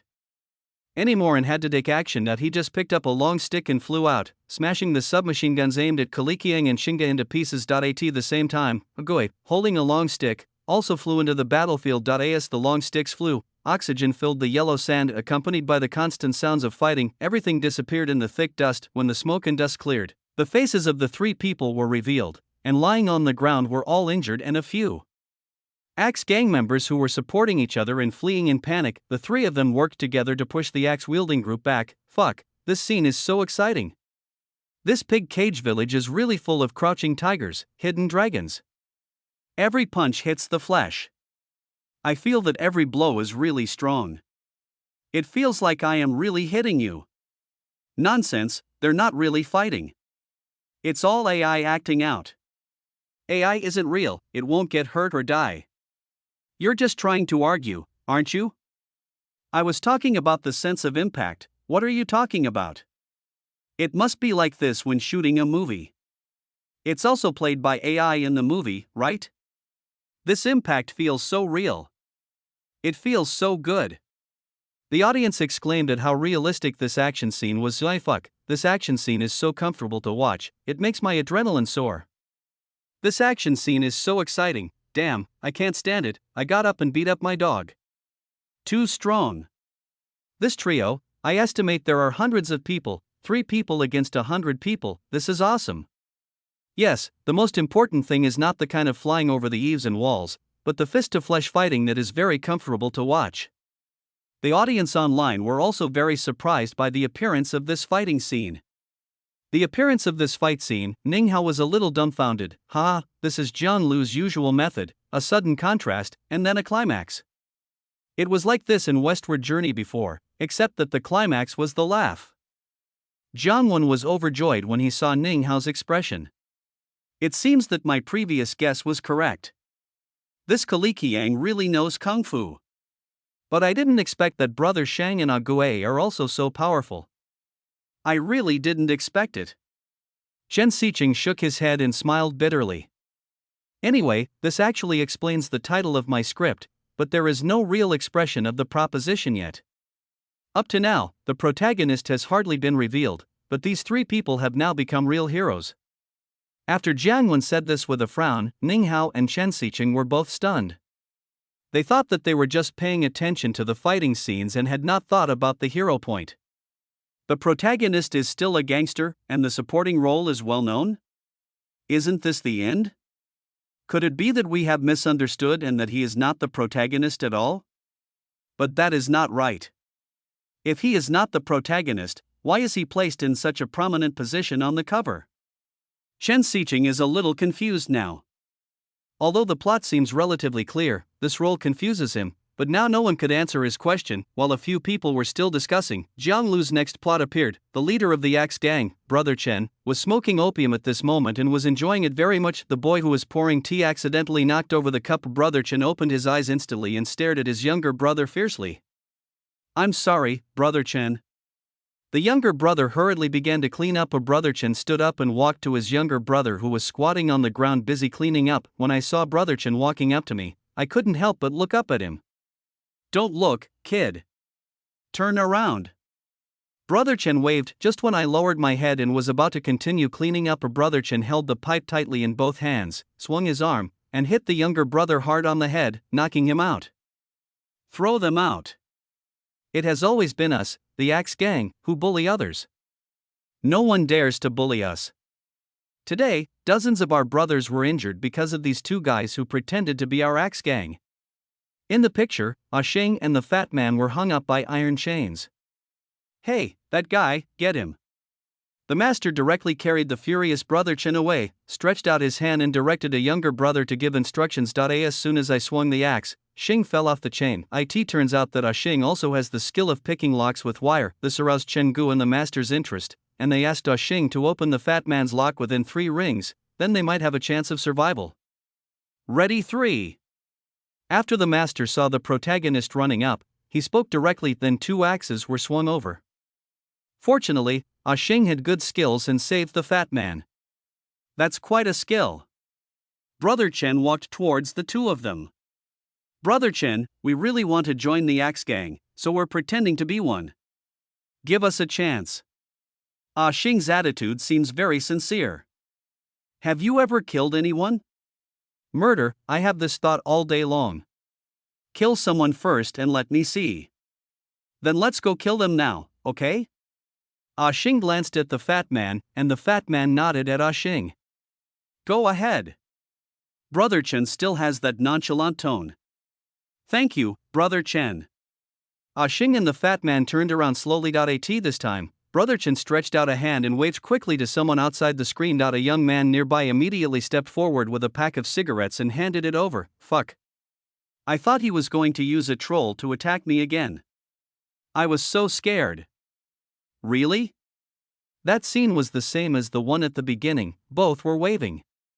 I thought he was going to take a gun, but it turned out to be a cigarette. I can only say that Brother Chen's image is deeply rooted in people's hearts. He is a little too cruel and moody. Why follow a boss like this? You might end up dying in his hands. The audience at the scene began to complain about Brother Chen. It's better not to join such a gang.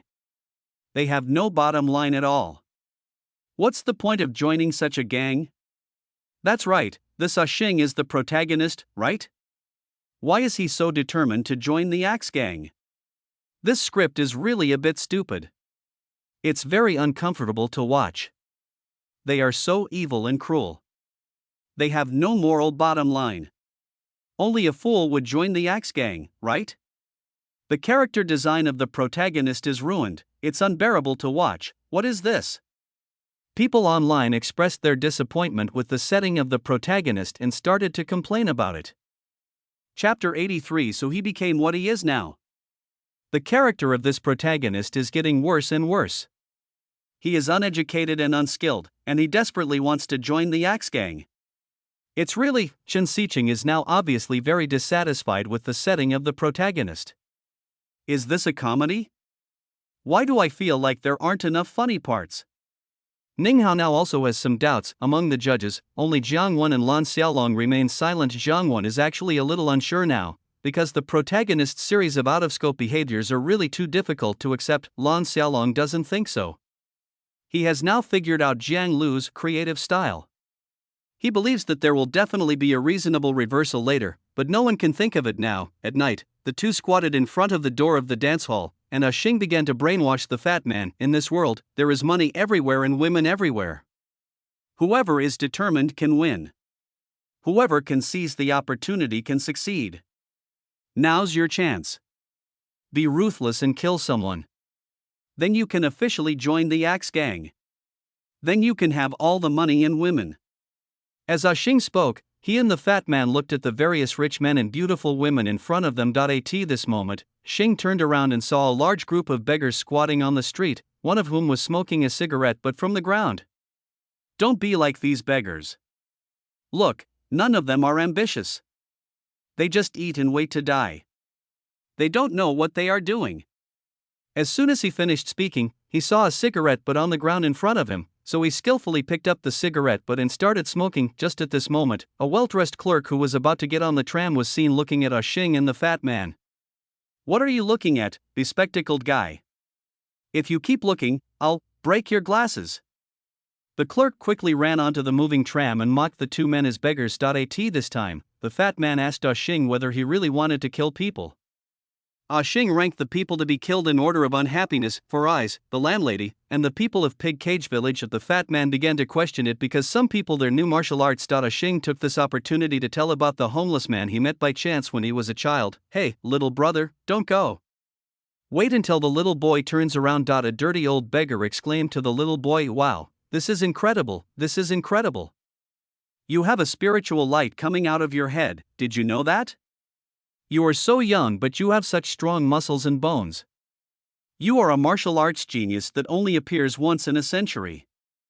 If one day, I can open up your Rin and Do meridians, wouldn't you be able to fly to the sky like a dragon? As the saying goes, if I don't go to hell, then who will? Today, the task of building the city and maintaining world peace is left to you, okay? The little boy nodded happily after hearing this. The old beggar took out a small book that looked like it was hand-painted and said this copy of the Tathagata Poem Secret Manual is a priceless treasure. I think it is destined for you, so I will charge you $10 and pass it on to you. The child ran home, broke the storage jar into pieces, and took out all the money. This child is Xing, and he was planning to send him to school so that he could become a doctor or lawyer in the future. However, in order to maintain world peace, the child studied the secret books seriously and achieved some small success. Then, let go of that girl. The child, seeing a group of older kids bullying a little girl and snatching her lollipop, stepped in to help. However, he didn't expect that his martial arts, which he thought was perfect, didn't react at all when he slapped the bad boy. Instead, he was knocked to the ground, and then the book Tathagata Poem was found from his body. Wow, Tathagata Poem. As the bad boy turned to the first page, it was written in the corner, printed and distributed by the Stone Printing Company. Each copy is sold for 2 cents. Then he threw the book at the child's face. A group of bad kids surrounded the child and urinated on his head. A fool, a mute, both of them should die. After saying that, he walked away. The memory ends and the scene returns to reality. From then on, I realized that good people don't get good rewards. I want to be a bad person and kill people. Xing was squatting on the side of the street. It was already getting light. I see. It's true. If it were me, I would probably become a demon as well. I would probably be even more demonized than the protagonist. How pitiful. That beggar is really a bastard. It's okay if he just cheated a little kid, but the key is that he ruined his life. I suddenly felt a little sorry for Xing. Just because he was deceived when he was young, he has fallen to such a state now. The audience at the scene still sympathized with the protagonist at this moment. He said beggars don't make progress, but he turned around and picked up cigarette butts himself. It's really amazing. There was a spiritual light gushing out from the top of my head. I was shocked. What kind of spiritual light could come out from the top of my head? I want to see it for myself. This old beggar deceived the protagonist so badly. The protagonist was so pitiful when he was a child. As for those kids, they could have just beaten them, but why did they have to humiliate them like that? It was really too much. I was really angry when I saw that part. Will Jiang Lu's script end in tragedy again? Damn, why is it so frustrating to watch? There are a large number of viewers online, and discussions range from all aspects. This plot is really amazing, so amazing. If Chen Xiqing hadn't been concerned about his identity as a judge, he would probably have shouted 666 on the spot. The protagonist's bad image was instantly wiped out by a plot. It's really amazing. Jiang Lu really makes me admire him. Ning Hao was also amazed and kept praising Jiang Lu. Jiang Lu is really capable. This guy has a sharp brain. This plot allows the protagonist to make a comeback, and the previous character settings are still preserved. It makes sense in the future and he won't be annoying anymore. He's really good. After Wang Shua left, Jiang Wen swore again. Different from Jiang Wen, who laughed happily, Lan Xiaolong had an appreciative smile on his face, because he knew from the beginning that Jiang Lu would definitely be able to handle it. Given that Jiang Lu was able to create the 2 previous hit scripts, apart from anything else, such a basic problem as the protagonist's failed image and personality should definitely not appear. Since it has appeared, there must be some reversal or other use, so it was deliberately set up in the early stage. If we follow the line of thought that Jiang Lu used when answering Teacher Lan's question, then there is nothing wrong with the protagonist's identity. Could it be that he finally infiltrated the Axe Gang, killed Brother Chen, and became the boss? Chen Xiqing guessed what would happen to Jiang Lu later. Maybe. After all, Brother Chen is really unpopular now, and as the boss of the Axe Gang, he should be the biggest villain. So the protagonist kills him and leads the Axe Gang to transform. This is an idea. I don't know when Ning Hao and Chen Xiqing have become more and more in tune with each other. Chapter 84. Hey, there's one more knife. Where's the handle? Time passed quickly as I continued to create without stopping, and soon it was 6 o'clock in the evening. At this time, everyone is in the halftime time. Some people are eating, some are dealing with personal affairs. Jiang Lu also used this time to rest for more than half an hour. As the time approached 7 o'clock, the audience and judges all took their seats early, and all the contestants began to continue their creations. Jiang Lu actually started creating earlier than anyone before him. At about 7:30, while the other contestants were still creating, his next plot appeared. Xing still swore solemnly that he would kill someone, but with the fat man's word ice cream in an instant, the two of them ran after the ice cream truck. A young girl was pushing a cart. When she heard Xing and Fatty wanted to buy ice cream, she stopped the cart, opened the lid, and gave one to each of them. Xing took the ice cream and just took a bite. He found that the girl was staring at him in a daze. What are you looking at? Haven't you ever seen people eating without paying? With that, the two men turned and ran, and the girl hurriedly chased after them. But Xing and his friend ran directly onto the moving tram and laughed arrogantly at the girl who was desperately chasing them from behind. This time in Pig Cage Village, the landlady scolded the three masters who had taken action yesterday, blaming them for offending the Axe Gang. She also expressed her fear of retaliation, so she wanted to drive the three away. This time, the three women who were rescued by the three men yesterday knelt at the door, thanking them for their bravery, and cooked a bowl of eggs for the three men to express their gratitude. This is the best thing they can give. This moment, the tailor covered his mouth with his hands and burst into tears. Wait until you visit the grave before crying. Why are you acting here? The landlady came out of the house and said sarcastically. Why are you so hard-hearted? The tailor couldn't stand the landlady's words anymore, so he spoke up. Yo who? You dare to talk back? Do you think you are not a rabbit just because you know a little kung fu? The landlady immediately turned on her poisonous tongue mode. The tailor ran to the steps in a very seductive manner and burst into tears. It's not a crime to know kung fu. But the landlady was not relenting and followed him again, saying, if you are a rabbit for one day, you will be a rabbit for the rest of your life. Look at you, wearing these red pants, your white skin is rosy, are they tight? Be careful not to let them leak out. The landlady's remarks made everyone around her very angry. They began to speak up for her and accused her of being unsympathetic. The landlady shouted at this moment, shocking everyone instantly. This part is so funny. The landlady is really good at provoking people with her words. The trousers this tailor is wearing are really a bit weird. Why are the outer shorts transparent white and the inner part red? They are too revealing. This reminds me of the barber. Ha ha ha. Poor these three people, this landlady is really a little too cruel. Alas, they are just petty people. Look at how she usually scolds these people, and how the landlord takes advantage of them.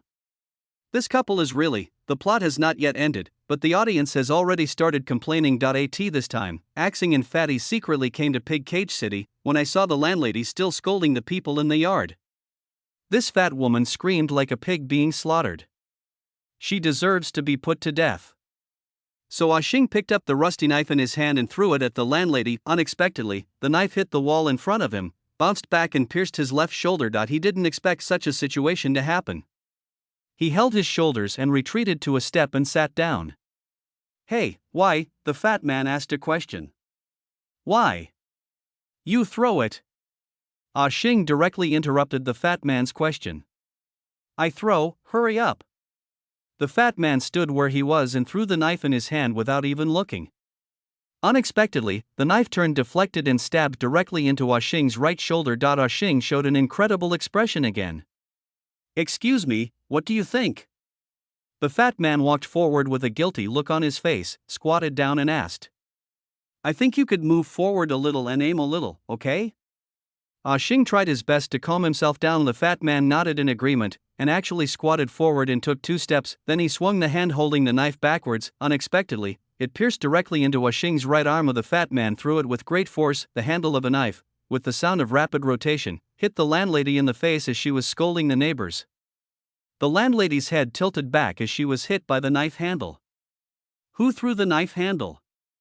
The landlady took the knife handle away from her face and shouted angrily. Handle? After hearing what the landlady said, the fat man frowned slightly and became puzzled. I turned around to ask Xing, but when I looked at Xing, I found that there was a knife stuck in his arm, but there was no handle. Hey, there's one more. Where's the handle? Xing said while enduring the pain. How do I know where I threw you? Is it the same one? There's no reason for that? As he said that, the fat man reached out and pulled out the knife without handle from Xing's arm. Hey, Don't. Oh, sorry. The fat man stabbed the knife back into the wound again. The pain almost made Ah Xing pass out. Do you have anything to say? The fat man looked at Ah Xing's painful expression and asked curiously. Yes, I have something important to do first. I'll contact you later.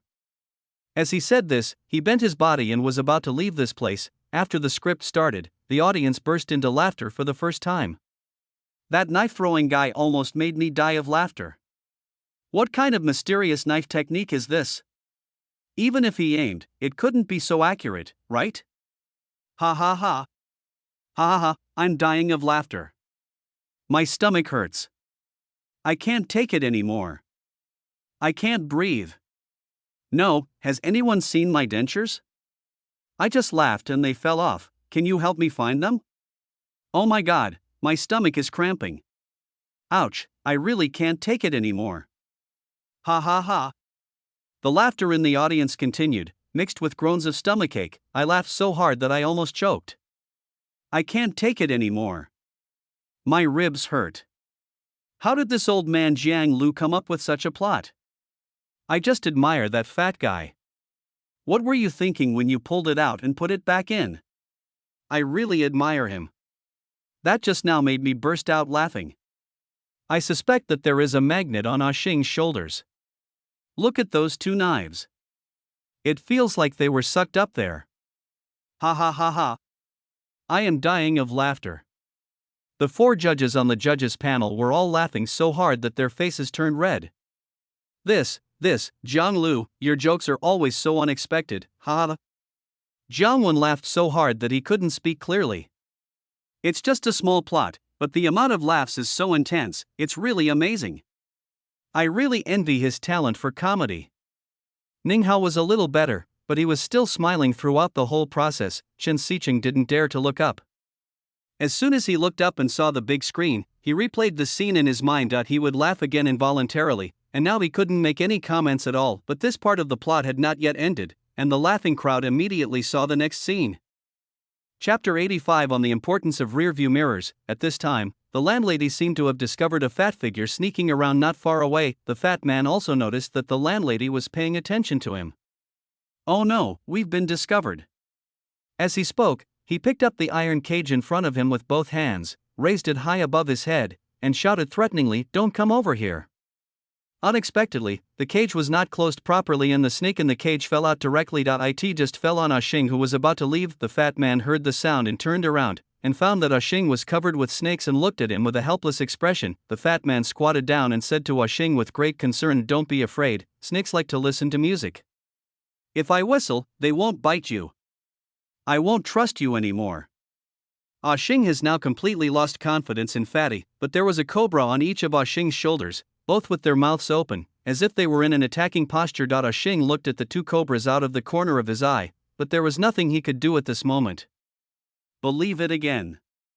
He pouted and just whistled. The 2 snakes attacked from both sides at the same time and bit Ah Xing's mouth together. Ah Xing was in so much pain that he stood up and pulled the 2 snakes out, but at this time, he was also seen by the landlady.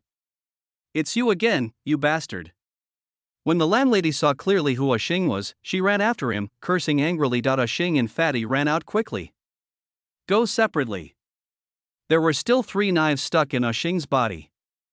He said something to the fat man and ran to the side. The landlady's feet instantly turned into phantoms and chased after Ah Xing. When Ah Xing heard the sound, he turned around and saw the landlady catching up with him.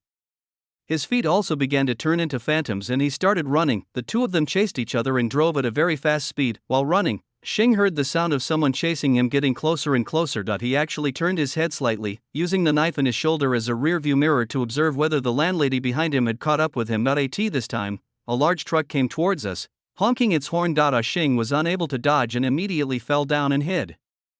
Under the car, the landlady jumped high into the air, flew over the car, and made an elegant somersault in the air, but unexpectedly, it hit a huge billboard and slowly slid down. Slippers, cosmetics, and underwear were flying everywhere. Seeing this, Xing quickly staggered away. Ha, why do you still believe him? I'm also convinced, he's really a stupid teammate. The fat guy is knowledgeable and even knows the techniques of printing and reading to train snakes. Ha. The fat guy was talking about him blowing the trumpet, not you blowing the trumpet yourself. Ha. Ha ha ha. Being bitten by two cobras at the same time is incredible. The key is that he still pouts. The audience's laughter livened up the atmosphere of the show again. You know, when the rearview mirror image appeared, I really didn't expect it, and it just made me laugh. The blade can also have this function. Is it reminding us of the importance of rearview mirrors when we are speeding?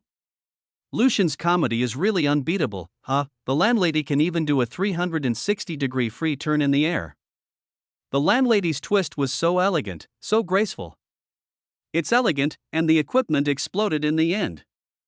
Ha, what a blast of equipment. The comments on the public screen were suddenly densely packed with all kinds of complaints and comments, almost filling up half of the screen. I really didn't expect the chase scene between the two of them. The way it was presented was really eye-opening. Ning Hao looked shocked. How did Jiang Lu come up with the idea of using the blades on the shoulders as rearview mirrors? Ah, that's really amazing. If you say he had planned this before, then the comedy effect when the two knives were inserted into the shoulders was there then. Now it's equivalent to the same object, creating two laughs. Moreover, the laughs are all unexpected. This is really amazing. Jiang Wen smiled and gave a very high evaluation. How did Jiang Lu come up with these plots? It's amazing. The most important thing is that he didn't seem to think at all.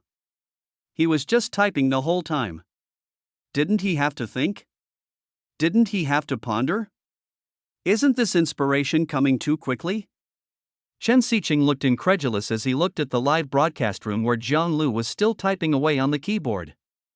Now we can only say that this is really God's gift to me, or a golden rice bowl. Otherwise, what other reasonable explanation is there? The results of the first two scripts show how long it takes to create a hit script.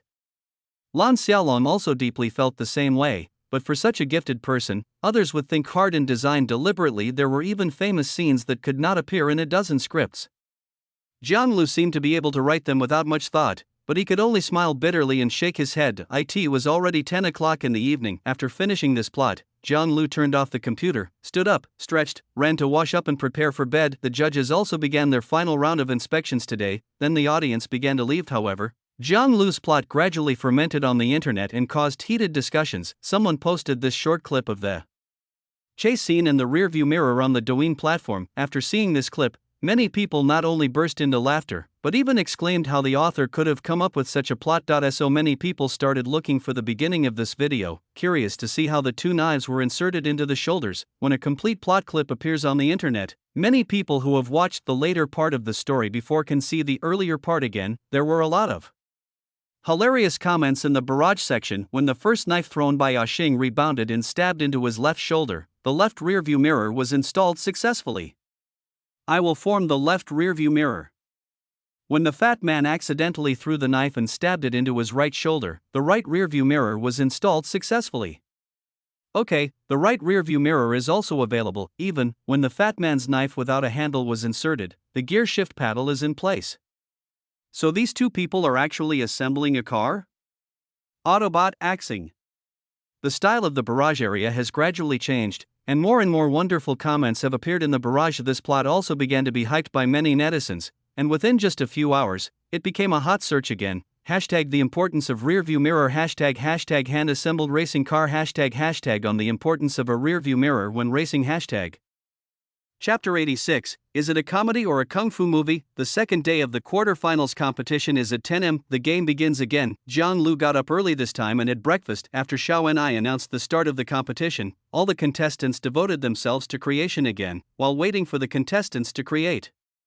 Did you watch Jiang Lu's episode on Douyin last night when you got home? I saw it. I was sleepy when I got home, but after reading the comments, I laughed so hard that I woke up early in the morning and rushed over. Rearview mirror theory, right? I watched it too. The comments made me laugh so hard. Someone in the audience raised a topic, and then many people started a heated discussion. After quickly creating the plot, Jiang Lu entered it into the AI system. In the picture, I in the lamp barrel in the middle of the road, Xing punched the lamp barrel, and his lips were swollen to an unrecognizable size. As he continued to punch with his fists, now he is a little confused.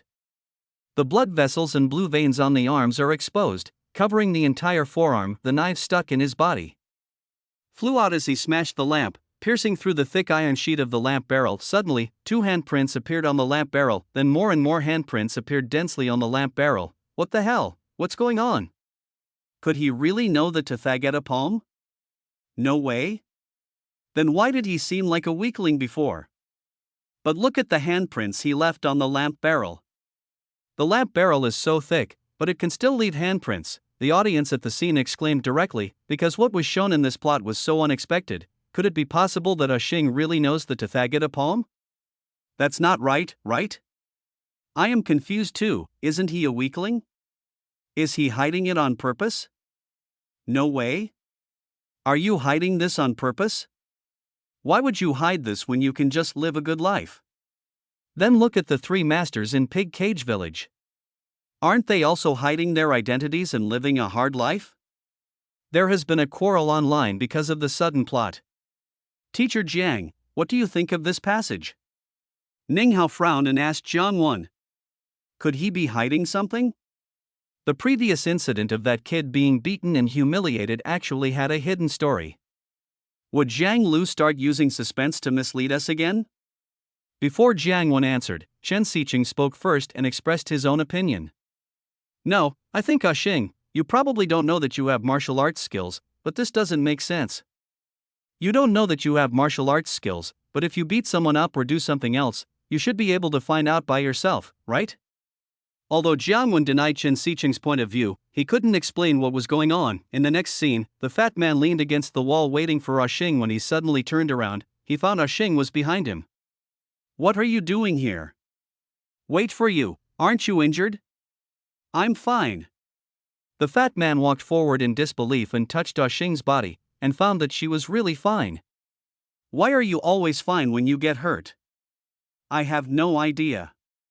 Which doctor are you seeing? I don't remember it at all. Ah. Okay. The fat man suddenly became serious. Memory is the root of pain. It is a blessing if you can forget it. Hearing you say that, I'm deeply touched. Alas, how much sorrow can one have? The fat man reached out and patted Xing's shoulder, sighing, and suddenly he turned his head to look to the side. Xing also turned his head and looked to the side. A woman with a charming figure appeared in the picture, and the 2 men stared at the woman's back. Like a river of spring water flowing eastward, the fat man slowly recited the poem he had not finished just now. Then 2 blind men appeared, carrying a long bag on their backs.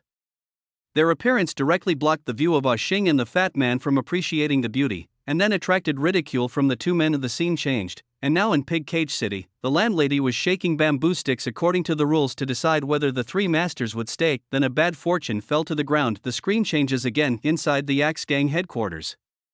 The 2 people who were scolded by Axing and the fat man before sat on the sofa. Thank you for bringing 2 professionals here this time, Brother Chen spoke to the 2 of them, but he hadn't finished his words. We all understand this. The Hong family's Iron Wire Fist, Wulong Bagua Stick, and 12-Way Tan Leg are all here. It's quite tricky. One of them spoke up and interrupted what Brother Chen was about to say. They were all top-notch masters before, but they retired from the martial arts world because they were tired of fighting in the martial arts world. This job is very challenging for us. The other person continued speaking. Well, this is called professionalism. Brother Chen looked at the master beside him. Of course, it's number 1 on the killer rankings, so it's worth the money, even if it's a little more expensive. The master hurriedly followed up with a sentence. Wrong, the first one is the ultimate killer, Fire Cloud Evil God. He was so obsessed with martial arts that he became obsessed with it. I heard that he is now in a mental hospital. The 2 blind men denied it. The number 1 on the list is still 2 people. The master continued to flatter the 2 of them. Strictly speaking, we are just singing for money. This song breaks my heart. Where in the world can I find a soulmate? Hey, that's a nice poem, isn't it? The master made full use of his expertise and constantly praised the 2 masters, Hong family Iron Wire Fist, 12-Way Tan Leg, Wulong Bagua Stick. Are they so awesome? Damn it, I have to search for them.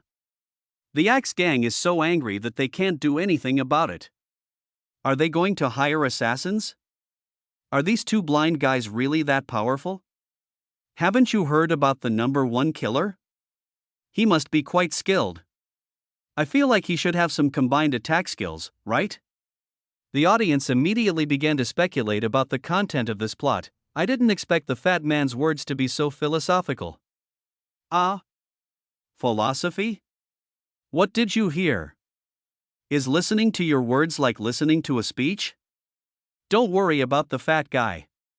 Just now, Xing and the fat guy saw that beautiful girl. Really, I feel like I can dribble with one hand. What ball are you talking about? Is that a proper one-handed ball? Pa. No, is that a proper ball? When LSPs on the internet see beautiful women, they expose their true nature directly. This plot contains a lot of information. Jiang Wen sighed directly. It directly reveals that Xing is indeed not simple. The fat guy said that he was fine every time he was injured, which is enough to explain the problem. Yes, and the Axe Gang not only invited these two blind men, but also hinted at the character of Fire Cloud Evil God. Ning Hao and Jiang Wen asked and answered questions, and almost all the information hidden in the plot was revealed. So is this script considered a comedy or a kung fu film? Chen Xiqing frowned and asked another question that silenced everyone.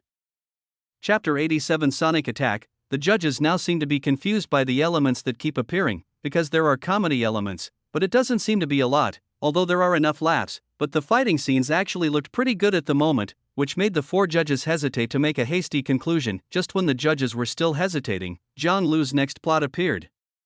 Since the lot drawn by the landlady was a bad lot, no one could say anything. The three masters had no choice but to say goodbye to each other, but they still respected each other. So the three of them had a brief fight on the staircase platform, then the three of them stood at each stair railing, they clasped their fists to each other and said goodbye. At the background is a sunset scene with the sun setting. The picture at this moment makes people feel full of beauty, but in such a serious and beautiful scene, the tailor lost his balance and fell down. Instantly the audience burst into laughter.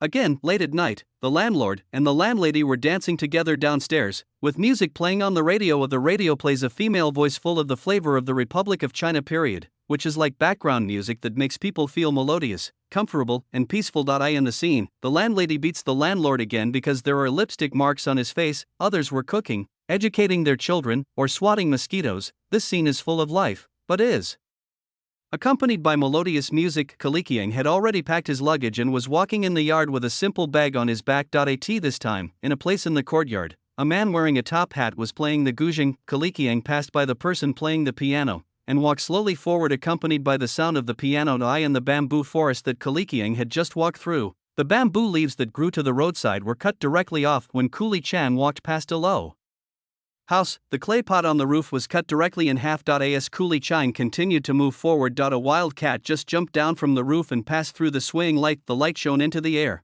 and the wild cat's shadow was split into two, and a stream of blood splashed directly onto the wall. Finally, Kalikiang noticed the danger behind him. When he turned around, the chandelier on the upper left suddenly fell. Kalikiang's eyes were fixed on the person playing the piano not far away, followed by a rapid piano sound. Kalikiang's head was cut off and separated from his body. Fuck, this guy playing the piano is so awesome, isn't he? Kalikiang didn't do anything, he just died. How can we play this? There's no way to play it. That's right, this is like cheating. How can we dodge the sonic attack? When the audience saw this scene, they immediately started to complain, because this piano attack seemed to have no solution. Oh my goodness, this is totally unsolvable, right? Fuck, he is worthy of being the number one killer. No one can beat him just based on this skill. I think his death was a bit unfair. If he had attacked head-on, he might not have won, but he certainly wouldn't have died so quickly. Right, this blind man succeeded by sneaking up on the opponent before he could react. The comments on the public screen also started a heated discussion about the plot. The story continues. In the picture, the tailor was also packing up his things, and a customer came into the shop. It's the other one of the two blind men. The tailor told him that he was moving and would no longer be doing business, but the blind man still picked up a piece of cloth, touched it with his hand, and said casually, "This piece of fabric is of top quality." The tailor heard this and came up to him and said, "You are quite connoisseur of goods. This piece of fabric has a high artistic value." "How high?" It's as high as the third or fourth floor. Just as the tailor picked up the cloth, the blind man took the opportunity to attack him. Fortunately, the tailor dodged and fought with the man in the store. The tailor suffered a loss. The blind man's nails were like claws and scratched the tailor's chest. Fortunately, the tailor's punches were powerful, and in the subsequent fight, he did not suffer any loss and even had a slight advantage. But as the two of them held on, they jumped out of the shop and came into the yard. The tailor kicked the blind man away and was about to attack. A burst of rapid piano music rang out. The tailor slowly turned his head and saw a blind man sitting cross-legged not far away, with nothing under his buttocks. The piano was held steadily in this way, and the sound of playing the piano slowly began to sound, but after playing it a few times, he swept his hand across the strings. The tailor suddenly sensed something was wrong, and he first tilted his head and then rolled over to avoid it. A gap suddenly appeared on the handrail of the stairs behind me. The tailor touched his ear and found it bleeding, so he stepped forward to attack. But just after running a few steps forward, the blind man swept the strings again, and a sound wave turned into a long knife and chopped straight forward. The tailor couldn't dodge in time, so he had to raise his hands high and use the iron rings on his arms to block. All the iron rings shattered in an instant, and the tailor was knocked to the ground by the powerful impact. Fuck, why is it gone? By the way, why did the sound wave turn into a knife? Is it because of the image? No, I feel it must be related to the level of kung fu. The coolie who is strong obviously has poor kung fu, and his own strength is also the lowest. I also think that being able to use sound waves must involve internal strength. The coolie couldn't see it, so that must mean he doesn't have enough internal strength. The tailor could see it, so he must have some internal strength. Let's not talk about that. I think this tailor is in a bad state. The iron ring was chopped into pieces by the long knife. The audience felt heartbroken when they saw this and couldn't help but worry about the tailor again. It's over, it's over. There's always someone better than you. Now it seems like they were right to retire from society. What a pity. Yeah, it would have been better if they left earlier. Alas, I feel like there is no hope for the tailor. Why hasn't that ghost come out despite all the noise? If you two go together, maybe you can escape with your lives. I feel like even if the three of them attack together, it will be tough. Even a tailor would have a hard time resisting a random bounce. The audience online also began to get anxious. Are these two blind men blind? Why do I feel like the fat one can see? Chen Xiqing is quite observant, yes, from pushing the teacup to the skinny blind man, and from the fight with the tailor. Ning Hao recalled the plot and answered Chen Xiqing's question. These two people cooperated with each other. Obviously, one was responsible for playing the piano, and the other was responsible for close combat. I feel that the blind man who played the piano was more powerful. Jiang Wen also nodded in agreement with Ning Hao's statement and gave some of his own speculations. When everyone was talking about this part of the plot, Zhang Lu's next plot soon appeared. Chapter 88. Isn't this sonic attack too powerful? The tailor's hands were injured, but as he stood up, the blind man swept the strings again. The tailor quickly rolled over and dodged, and there happened to be a huge stone mill in front of him. He hid behind a millstone and dodged several sonic attacks. Then he shouted loudly, lifted the stone mill weighing hundreds of pounds, spun it around, and used the force to throw the stone mill directly at the blind man. The blind man stood up and held the guzheng upright. With the support of another person, he pulled the strings hard and controlled the stone mill firmly. Then, the stone mill exploded. Then the blind man played a few times. Suddenly, 3 sound waves turned into fists and attacked the tailor directly. The tailor was hit hard by these 3 attacks and was directly knocked away. This time, Brother Chan and the master were hiding in a car nearby, observing the battle situation. After seeing the tailor being defeated, the two of them cheered loudly. All the residents in Pig Stygium village also closed their doors and windows tightly. Damn it! Tell those 3 guys to leave quickly. They are here to fight again. No, yes. The landlady and the landlord also closed the windows tightly, but they lay down beside the windows and looked at the situation outside through the gaps. In the yard, the blind man put the guzheng flat again, sat cross-legged, and swept the strings again. A sound wave turned into a long knife, spinning towards the tailor. It's over. The tailor is finished too. He will end up like Coolie Chang. Alas, what a pity. They are all close-range experts, but we just can't get close enough. The next one should be Ague, right? Oh. The audience at the scene began to complain about this part of the plot, mainly because they felt sorry for these three good people to end up with such a miserable end. This is really unsolvable. When I threw the stone mill just now, I thought I should at least interrupt the casting. I didn't expect it. Let's not talk about the two blind guys. The guy playing the piano is amazing. I can't even get close to him. How can we play this game? So terrifying. This is like being kited. I can't get close to him, and I can't hit him from a distance. There is no solution. Viewers online also started discussing the issue, and they all felt indignant. Just when the rotating long knife was about to chop the tailor, suddenly Ague appeared, carrying a long bag on his back and holding a long spear with a red tassel in his hand. He directly knocked the long sword away. The blind man listened attentively, and instantly the two of them understood each other tacitly. They both sat down with one leg crossed, and placed the guzheng on their legs. At this time, the landlady suddenly opened the window and scolded a few words, but was then pulled back to the room by the landlord. As the music of the piano began to play, several long swords flew towards Ague. Ague was holding a spear, and after knocking away several long swords, the spear tip was actually cut off. Then Ague took off the long bag behind him and threw it into the air, and several long spears flew. In the air, Ague jumped high, grabbed one of the spears, and approached quickly, but just like before, after knocking away several long swords, the spear tip was cut off. He grabbed the two poles in the air again, and waved his left and right hands continuously. While picking up the long sword, he was also able to continuously knock away the long spears falling from the air, and at the same time he was closing the distance between him and the two blind men, but the opposite happened. As the sound of the piano continued, the two spears were cut off one after another. Fortunately, the distance is about the same now. After dodging several sonic attacks, Ague jumped high again and kicked the three spears in the air towards the two blind men. At the same time, he grabbed another pole and rushed straight towards the two blind men, but at this time, the two blind players played the guzheng faster and faster. Accompanied by rapid piano sounds, the three spears were shattered.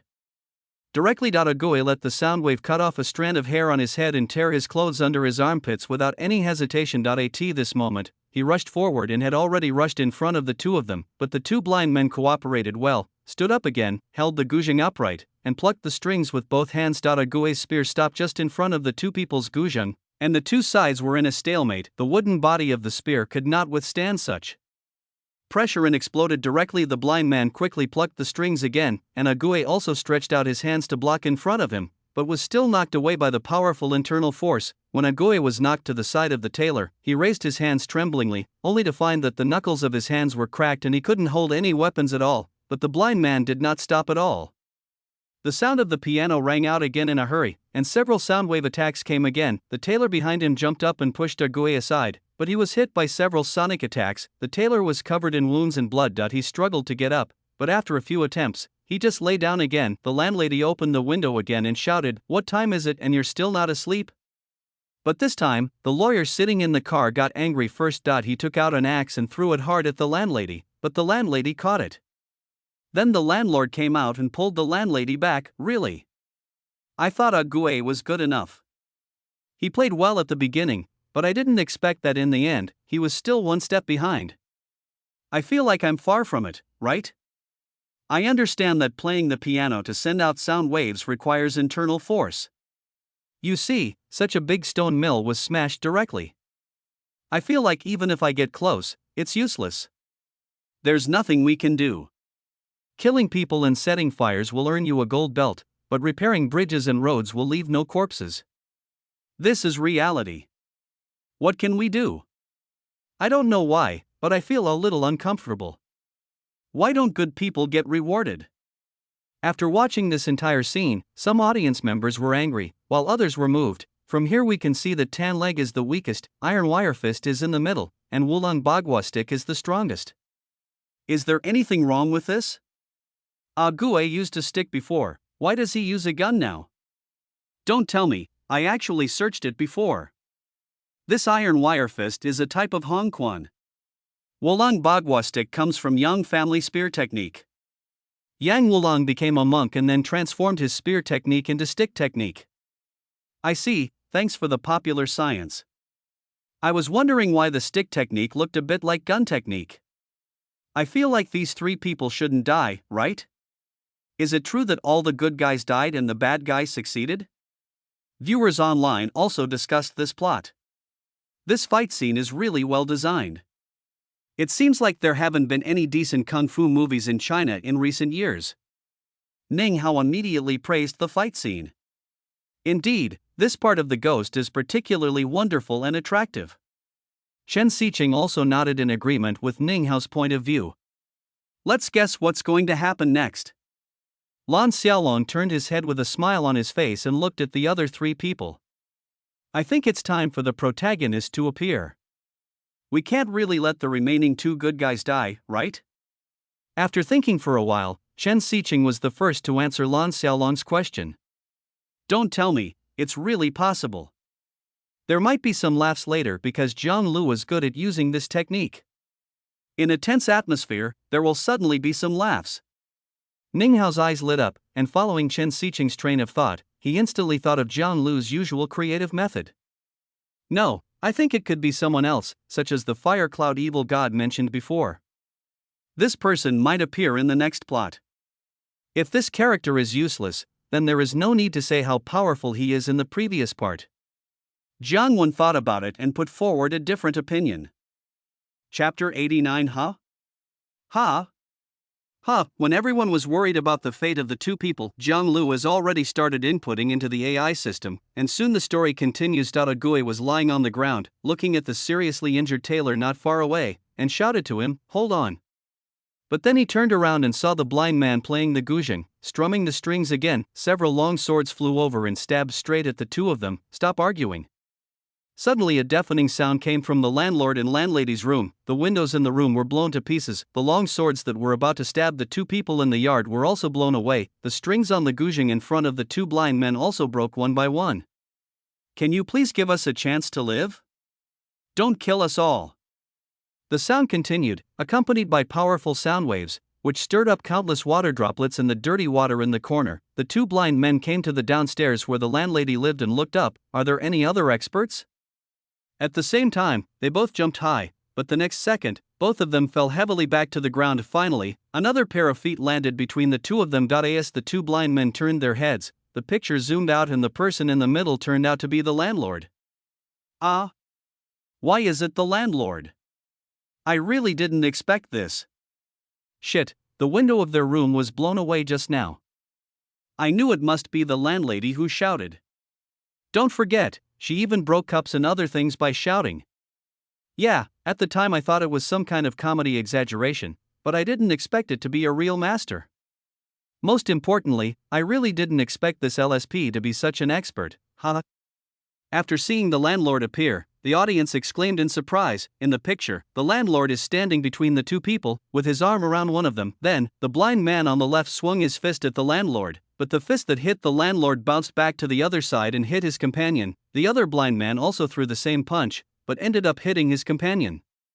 The two blind men kept attacking with punches from the left and right, but the landlord's body seemed very flexible and he always dodged the attacks just right. From time to time, the two would hit each other because the landlord diverted their attacks. The landlord was playing tricks on the two blind men outside. Inside the room, the tailor and Gui had been moved by the landlady to the hall on the first floor. The landlady had a cigarette between her lips and just quietly looked at the two people lying on the ground in pain.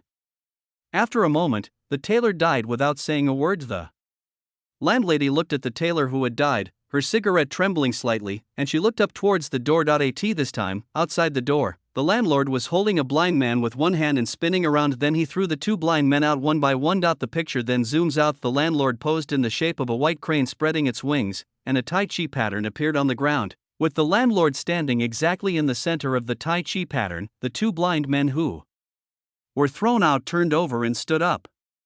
One of them quickly picked up the broken zither and tightened the strings with his hands. The other person practiced his chi, then plucked the strings quickly and violently, and the sound of the piano rang out. The sonic attack turned into a dozen armored skeleton soldiers, attacking the landlord and the landlady.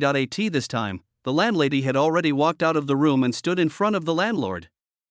Just as the skeleton soldier came in front of the two of them and raised his knife to chop them, the landlady took a deep breath, and the cigarette that had been in her mouth burned down instantly. Then a deafening roar was heard. The powerful sonic impact blew all the skeleton soldiers into ashes. The clothes of the two blind men were blown to pieces. At the same time, both of them were pushed by the powerful impact force, hitting the courtyard wall. bouncing back and falling heavily to the ground. Brother Chen and Master, who were hiding in the car and observing from a distance, had their car windows shattered. Is this the lion's roar technique? Who is doing Tai Chi? Lion's roar? Tai Chi? The two blind men were struggling and crawling on the ground, screaming in fear from time to time. The landlord and the landlady came closer. It's a waste of medicine even if it's cured, forget it. The landlord looked at the two poor people on the ground, turned his head and said to the landlady who lit another cigarette. The landlady looked at the two people crawling away on the ground and nodded. Fuck, that's awesome, that's awesome. It just exploded. Fuck, that's so cool. Lion's roar kung fu, using magic to defeat magic. Watching this makes me feel as refreshed as if I had drunk a bottle of iced drink in the dog days of summer. All the pores on my body are stretched out. This part is so awesome. Holy shit, I didn't expect the landlady to be so amazing. This couple are real masters. No wonder the landlady said that the tailor's skills were mediocre. This is the real hidden boss. It's a pity that the tailor is dead. Sigh. The audience burst into exclamations again, because no one expected that the landlady's lion roar could be so powerful. This is a true master of 3 or 4 story buildings. They really live that high up. Ha. It's really cool to watch. Landlord, I will use a 5-whip combo: loose, active, elastic, and lightning quivering. Have you learned it? But that's enough. The comments are all filled with talented people. The scene where the landlady inhales is what I would consider an epic lung-breaking experience for smokers. The lion's roar with a smoke fragrance. These two blind men are really blessed. Most people may not be able to enjoy this treatment. The online audience immediately started to make fun of the situation, with all kinds of funny sentences popping up one after another. This fight is even more exciting than the previous one. The choreography of this fight is truly unparalleled. Ning Hao widened his eyes, stared at the big screen, and muttered to himself.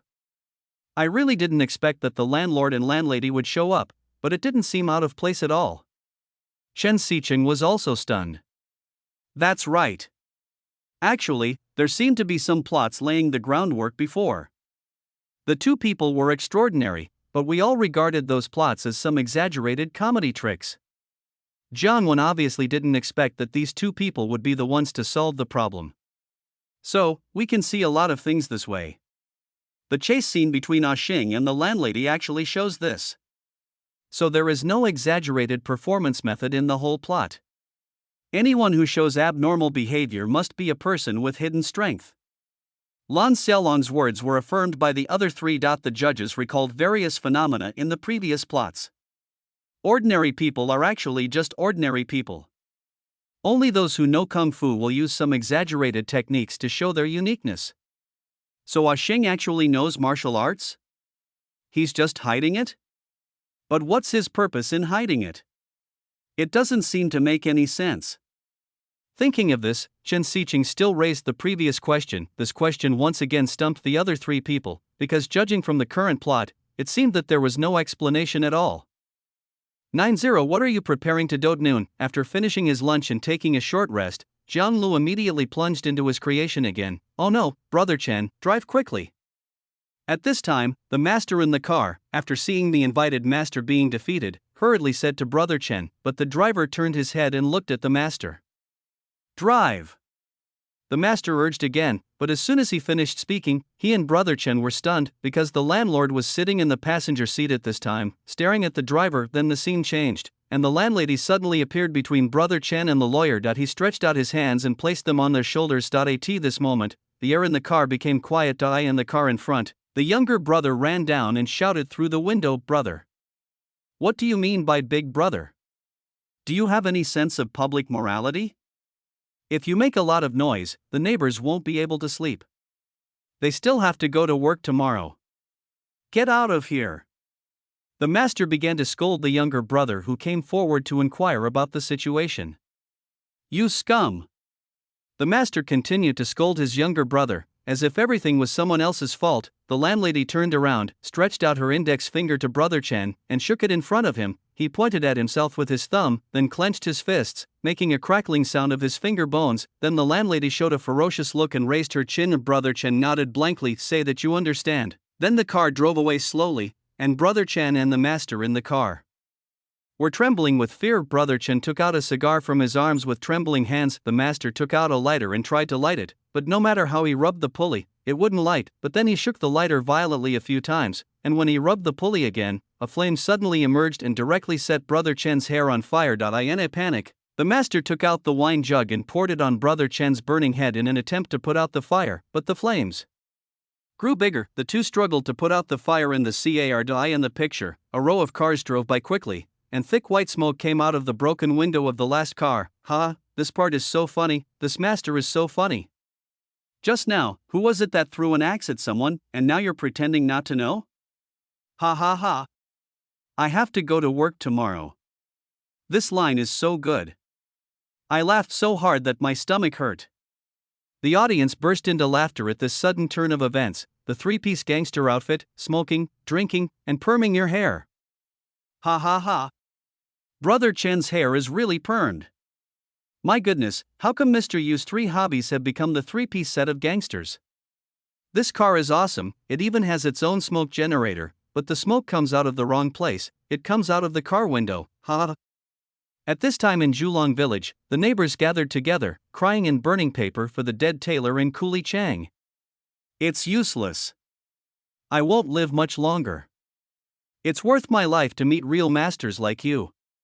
Ague was lying on a recliner and spoke to the landlord and landlady, who were shaking their heads and sighing. Don't say that, Ague. We are just ordinary people who want to enjoy our old age. Being ordinary is a blessing. I really don't want to be burdened with the word expert anymore. At this time, Bucktooth Jane stood up and criticized the two for not taking action earlier, otherwise the tailor in Kalikiang would not have died. But the landlady started crying, and told the story of how when they were young, her son was beaten to death in a martial arts competition. She said that the cycle of revenge would never end, and she hoped that everyone could understand the couple. In that case, you should pass on your kung fu to me, so that I can become a peerless master and avenge them. The barber stood out from the crowd. The landlady told him that becoming a peerless master is not something that can be achieved overnight, unless one is a natural martial arts genius, but such people are rare. After hearing this, the barber actually performed a set of boxing skills, but was then knocked to the ground by the landlady with one punch just when the landlord was persuading everyone to leave here quickly. The ghost grabbed the landlord's sleeve and said to him, "With great power comes great responsibility. You can't avoid it. Ague, you are so badly injured. Don't get angry." The landlady noticed that there was something wrong with Ague's words and hurried to try to persuade him to stop. "What are you preparing to do?" Gue suddenly became emotional. "Ague, you should speak Chinese, right?" Just as the landlord said this, Gue died, and everyone rushed over in sorrow. Even though this is a sad scene, why do I feel like the last line from Ague's English is really, ha. It's already come to such a life and death situation, and the last sentence was actually in English. No wonder he was called a ghost. The landlord and landlady are actually quite pitiful. Alas, it's not their fault. Everyone has their own difficulties. They are all good people. Does anyone understand what the last sentence Ague said just now means? Based on my level of English proficiency, I understand that the ghost finally asked the landlord what he was going to do in the end. With great power comes great responsibility. Why does this sentence sound so familiar to me? Do you think so too? It seems to be a line from that movie, right? Damn it, why can't I remember it? Spider-Man? Is that line Ghost said the same as Spider-Man's? Chen Xiqing looked at the three people beside him in surprise. Yes, it's a line from Spider-Man. Is Jiang Lu paying homage to the classic? Ning Hao also said this with some confusion. It seems to be true. Which movie is the landlady's silent performance in the car from? Did you figure it out? When Jiang Wen heard the two of them say this, he also expressed another confusing point that he saw, Way of the Dragon? Ning Hao and Chen Xiqing shouted at the same time. Also, the landlady's image is a tribute to 72 tenants, The Axe Gang song and dance segment at the beginning comes from West Side Story, the barber's half-buttocks exposed look comes from 7 captures and 7 releases, Shing and Fatty's appearance comes from Fortune and Fortune, and the last English sentence Agu is said is a line from The Untouchables. There may be others, but I didn't pay much attention. Lan Xiaolong named 5 places in one breath, which the other 3 did not notice. The other 3 were stunned when they heard Lan Xiaolong's words. The conversation between the judges could not be heard by the audience because there were no microphones turned on, but the audience online could hear it very clearly. Wow, so many classic movies? Zhang Lu is amazing. He was able to weave so many movie plots into this film, and it doesn't look out of place at all. It's really amazing. No wonder I always feel that some places are weird and familiar. This is the reason. It has to be my Lucian. If someone else could pay tribute to the same feeling, it would be great. After all, one's own script cannot be changed simply to pay tribute to the classics. It is actually very difficult to integrate them. After hearing the judges' comments, the online audience suddenly realized that Ruth John's script was so amazing and paid tribute to so many classic movies. Chapter 91. Do you still remember me? I asked you to borrow fire. While the discussion outside was in full swing, Zhang Lu was still quickly creating the plot in the room. He added notes through his previous memories, now almost like a ruthless typewriter. Xing and Fatty were sitting in a tram running on the street. For eyes, I recognize you. Xing said arrogantly to the clerk opposite him. It seems that this gentleman has a deep prejudice against people who wear glasses. Yes, especially the gold-rimmed glasses. As Xing spoke, he stretched out his hand and made a snake-like gesture towards Four-Eyed Boy, making a hissing sound with his mouth. Unexpectedly, Four-Eyes stood up, walked forward and slapped Xing in the face, then he reached out and pressed Xing's head, causing it to hit the seat repeatedly. As a clerk, it is reasonable and logical for me to wear gold-rimmed glasses. They look good on me. Why do you have to target me? Help! Xing said to the fat man who was staring blankly beside him. Woof. The fat man pretended to be vicious again, but the clerk stretched out his other hand and pressed both of their heads down at the same time, continuing to knock them against the seats. Help, huh? A thug, huh? In dragon form, huh? In tiger form, huh? It's too miserable to be bullied by a clerk like this. He is really a hopeless case. He is kind-hearted? He is still thinking of doing bad things. He is a bad person, but he is incapable of anything. Alas, what kind of protagonist is this? Anyone can beat him up. Although this part seems to be a funny point, I don't know why I can't laugh at all. When the online audience saw this short clip, they couldn't help but start complaining about Xing. The two escaped from the tram, still hurling harsh words at the bespectacled GUI.as. The tram went away, the two walked on the street. Do you believe me? I'll blow his glasses apart? Xing always tried to save face afterwards and asked the fat man next to him. The fat man nodded, but the expression on his face was very unnatural.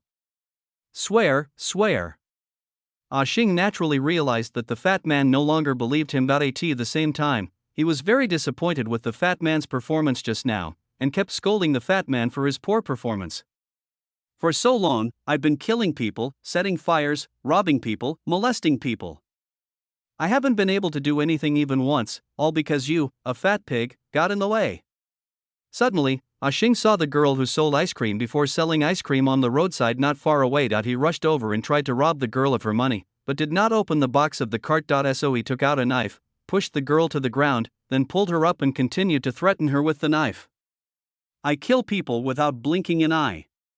Where is the money? Tell me. Xing had a ferocious look on his face and he held the knife in his hand very tightly, but the girl didn't say anything. She just looked at Xing quietly, tears rolling down her eyes. This time, the picture pulls away, and the postures of the two people are exactly the same as those on the poster on the wall. The fat man opened the box of the cart. Xing stepped forward and grabbed a handful of money from the iron box. When he stood up and turned around, he saw the girl actually signing to him. Do you remember me? You helped me. Do you remember? Xing looked at the girl, took out the long-treasured lollipop from the iron box, and thought of the little girl he had saved when he was young. The scene at this moment seems to overlap with the scene of the little girl back then. Let go of that girl, the bad boy let go of the hand that was trying to grab the lollipop and walked towards the young Xing. The bad boys who snatched the lollipops are gone and the young boy Xing was lying on the ground. Feeling extremely humiliated, the little girl walked up to the young Xing and stretched out her hand to make a sign language, "Thank you," and handed the lollipop to the boy Xing, but the young boy Xing just stood up and ran away. The scene returns, and the mute girl also takes out a lollipop and hands it to Xing, but at this moment, Xing is no longer the simple and sincere boy he used to be. Even the ugly side of him was repeatedly shown to the girl. At this moment, Xing's disgust towards himself reached its peak. This made him feel so ashamed and extremely painful that he didn't even dare to recognize the girl. He slapped the lollipop out of the girl's hand and knocked it into the corner, breaking it into pieces. Xing turned around and ran away. The fat man followed closely behind him. After Xing escaped, he punched and kicked the fat man behind him, took out all the money in his pocket and gave it to him, then drove him away. Before leaving, the fat man handed Xing a bottle of soda. Xing held the bottle of soda and sat alone on the side of the road, gasping for breath, looking extremely depressed. Wow, that scene where Xing is holding the mute girl, it's so amazing. Is that the poster for the movie Top Hat? That movie is a classic and the image fits the poster perfectly. It turns out that this girl recognized Xing the first time she pursued him. The story of Xing and this girl is so beautiful, and the pictures are beautiful too. I can't resist such a story. The audience was moved by the drama unfolding in the plot. That sign language is so heavy and sad to watch. So touching. My eyes are filled with tears. The girl has been holding on to the lollipop. I really can't stand it. How could she be moved by the sudden plot? Xing knew everything, but he didn't dare to admit it. Fuck, I really couldn't help it. I'm a grown man in his 30s, but I shed tears. Excuse me, did the little girl's sign language mean borrow a light to the young Xing? God, lend me a light. I was about to cry just now, but when I saw your comments, I burst into laughter. 6. I have to say it, brother, the little girl's gesture really looks like asking for a light. Ha ha ha. The online audience was originally in a state of empathy, but one of the comments went awry, and instantly all the comments following it went awry. Alas, the past that is too painful to recall, the reality that cannot be faced, the child that has been sealed away for a long time, the ambition that has been rusted, all kinds of emotions are mixed together. Chen Xiqing's eyes were filled with tears and he was unable to get over his emotions for a long time, but he still spoke out his feelings. This part of the plot is really excellent. The ability of empathy is really strong, and it appears very suddenly. You know, things that require empathy are usually slowly laid out to gradually guide people's emotions. Jiang Lu was really amazing. Ning Hao once again openly praised Jiang Lu's abilities. Did you see the ad behind Xing when he was sitting on the side of the road? It said, "Coffee, superior," but Xing was sitting on the side of the road with a bottle of soda in his hand. It was really ironic. Yes, the little people living at the bottom of society have no chance or power to choose. All that awaits them is to be chosen. Jiang Wen and Lan Xiaolong simply exchanged a few words in low voices. The plot is not over yet. Two men in black suddenly appeared on the street and called Xing up. Chapter 92 The Ultimate Number 1 Killer. 2 men in black appeared on the street and took Xing to a magnificent nightclub. Hey, that's so-and-so, that's so-and-so. The master called Xing, put some money in his pocket, and told him that he had officially joined the Axe Gang. Seeing Xing's surprised expression, he directly pulled him and said he wanted to take him to meet an old friend. The master took Xing to a very dimly lit box. Brother Chen? Xing looked at the person in front of him in surprise again. As soon as I saw you, I knew you were capable of doing anything except good things, yes. You just owe me a chance, yes. I need your help with something. Go through fire and water, Brother Chen. Then the scene changed, and through the barbed wire and the constantly sweeping searchlights, you can see a few large words written on the sign Abnormal Human Research Center.at. This time, the master brought Xing here and told him to use the 5-minute time when the army changed shifts to let him go in and steal someone out, and gave him a map. As Xing just stepped into the mental hospital, a strong wind suddenly blew up and he looked up at the building of the mental hospital. I saw dark clouds covering the sky above the building, and there were lightning and thunder. When he stumbled to the last floor, he ran a few quick steps inside and stopped. At the iron gate at the end, it seemed as if a huge amount of blood was gushing out, but when the picture spun around, there was no blood.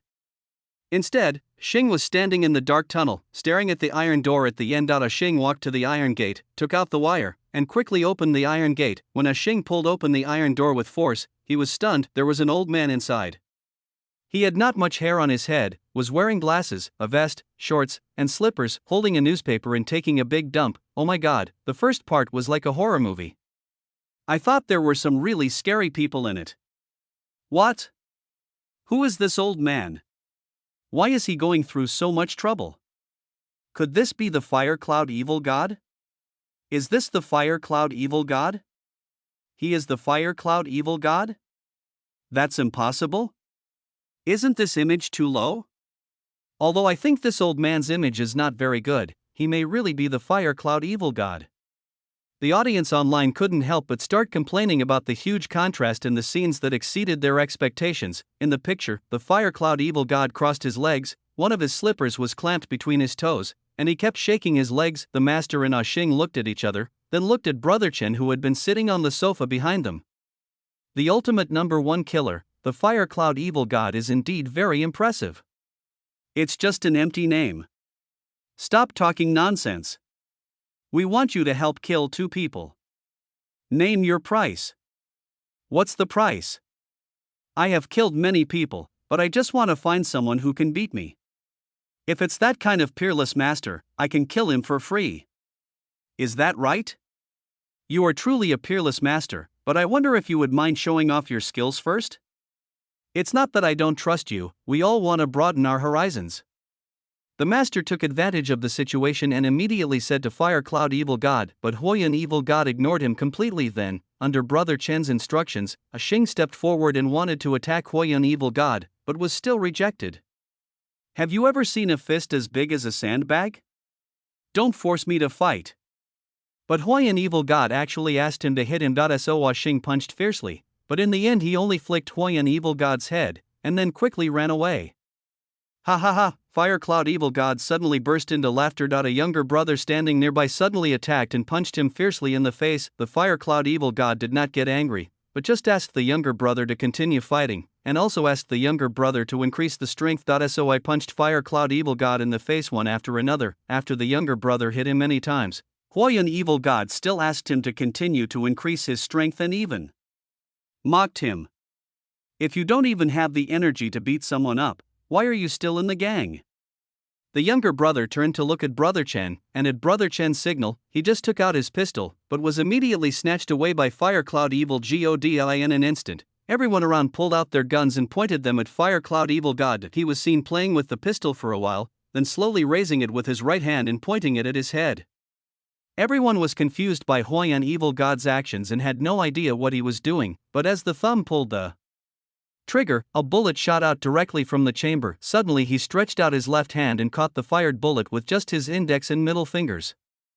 There is nothing in the world of martial arts that is unbreakable except speed.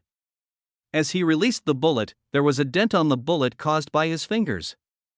Fuck, holding bullets in your hands, that's awesome, right? This Fire Cloud Evil God may not look impressive, but with this hand holding a bullet, he is instantly invincible. So terrifying. He is worthy of being the ultimate #1 killer. Even if they can't kill me with hot weapons, what else can this be but invincibility? The audience at the scene couldn't help but exclaimed, shocked by this scene. Did you notice? The bullet head has a dent. Holy shit, isn't this too powerful? It's over. I feel like the landlord and landlady are in trouble. Not necessarily. The landlord and the landlady easily beat the second place on the list. I feel they should be on par with the Fire Cloud Evil God, right? The line, "There is nothing in the martial arts world that is invincible except speed," is so well said. Coupled with the bullet in his hand, the picture is simply amazing. Viewers online also began to discuss the matter. How did Jiang Lu come up with the idea of the hand holding the bullet? Combined with the line spoken by the Fire Cloud Evil God, this plot is perfect. Chen Xiqing's face showed shock again. Jiang Lu's script has a high level of artistic value. Did you notice that? Ning Hao was also stunned for a long time, and only came to his senses after hearing Chen Xiqing's words. Indeed, the fighting kung fu design, some actions and lines, and the shots that pay homage to classic movies. Jiang Wen nodded in agreement with Ning Hao's views and opinions, and also gave several examples. If we look at the time, most of the plot has already passed, right? Up to now, the protagonist has just officially joined the Axe Gang, and he is still a nobody. The protagonist is not in any of the high-energy parts of the plot. The protagonist seems to only take on a part of the funny plot. What is Jiang Lu thinking? When the other three were praising Jiang Lu, Lan Xiaolong raised a question that made everyone think, yes, the protagonist's presence is too low, and the truly glorious and positive moments seem to have little to do with the protagonist. Now not only the judges, but also the audience online have started thinking because of Lan Xiaolong's words.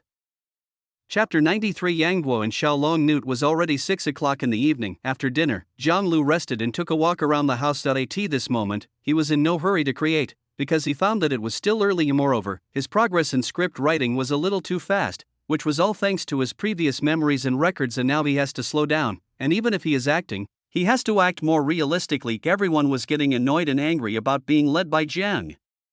Luan was about to explode. Xiao and I was also under pressure to remind him. Jiang Lu finally sat down in front of the computer around 8 o'clock, but he did not input as quickly as before, but slowed down a lot. Even so, he still produced the next part of the plot at nearly 10 o'clock, after seeing Huoyan Evil God holding a bullet between his fingers. Brother Chen stood up and led all the Axe Gang brothers to bow to Huoyan Evil God, but after Fire Cloud Evil God stood up, he just glanced at Brother Chen, turned and walked to the side, suddenly raised 1 foot high, and chopped down on the ground, shattered in an instant, and a straight crack penetrated the wall. The glass window in the middle shattered directly, and the fragments flew into the casino outside. The guests in the casino then screamed and ran away. The Fire Cloud Evil God leaped up and landed in front of a gambling table.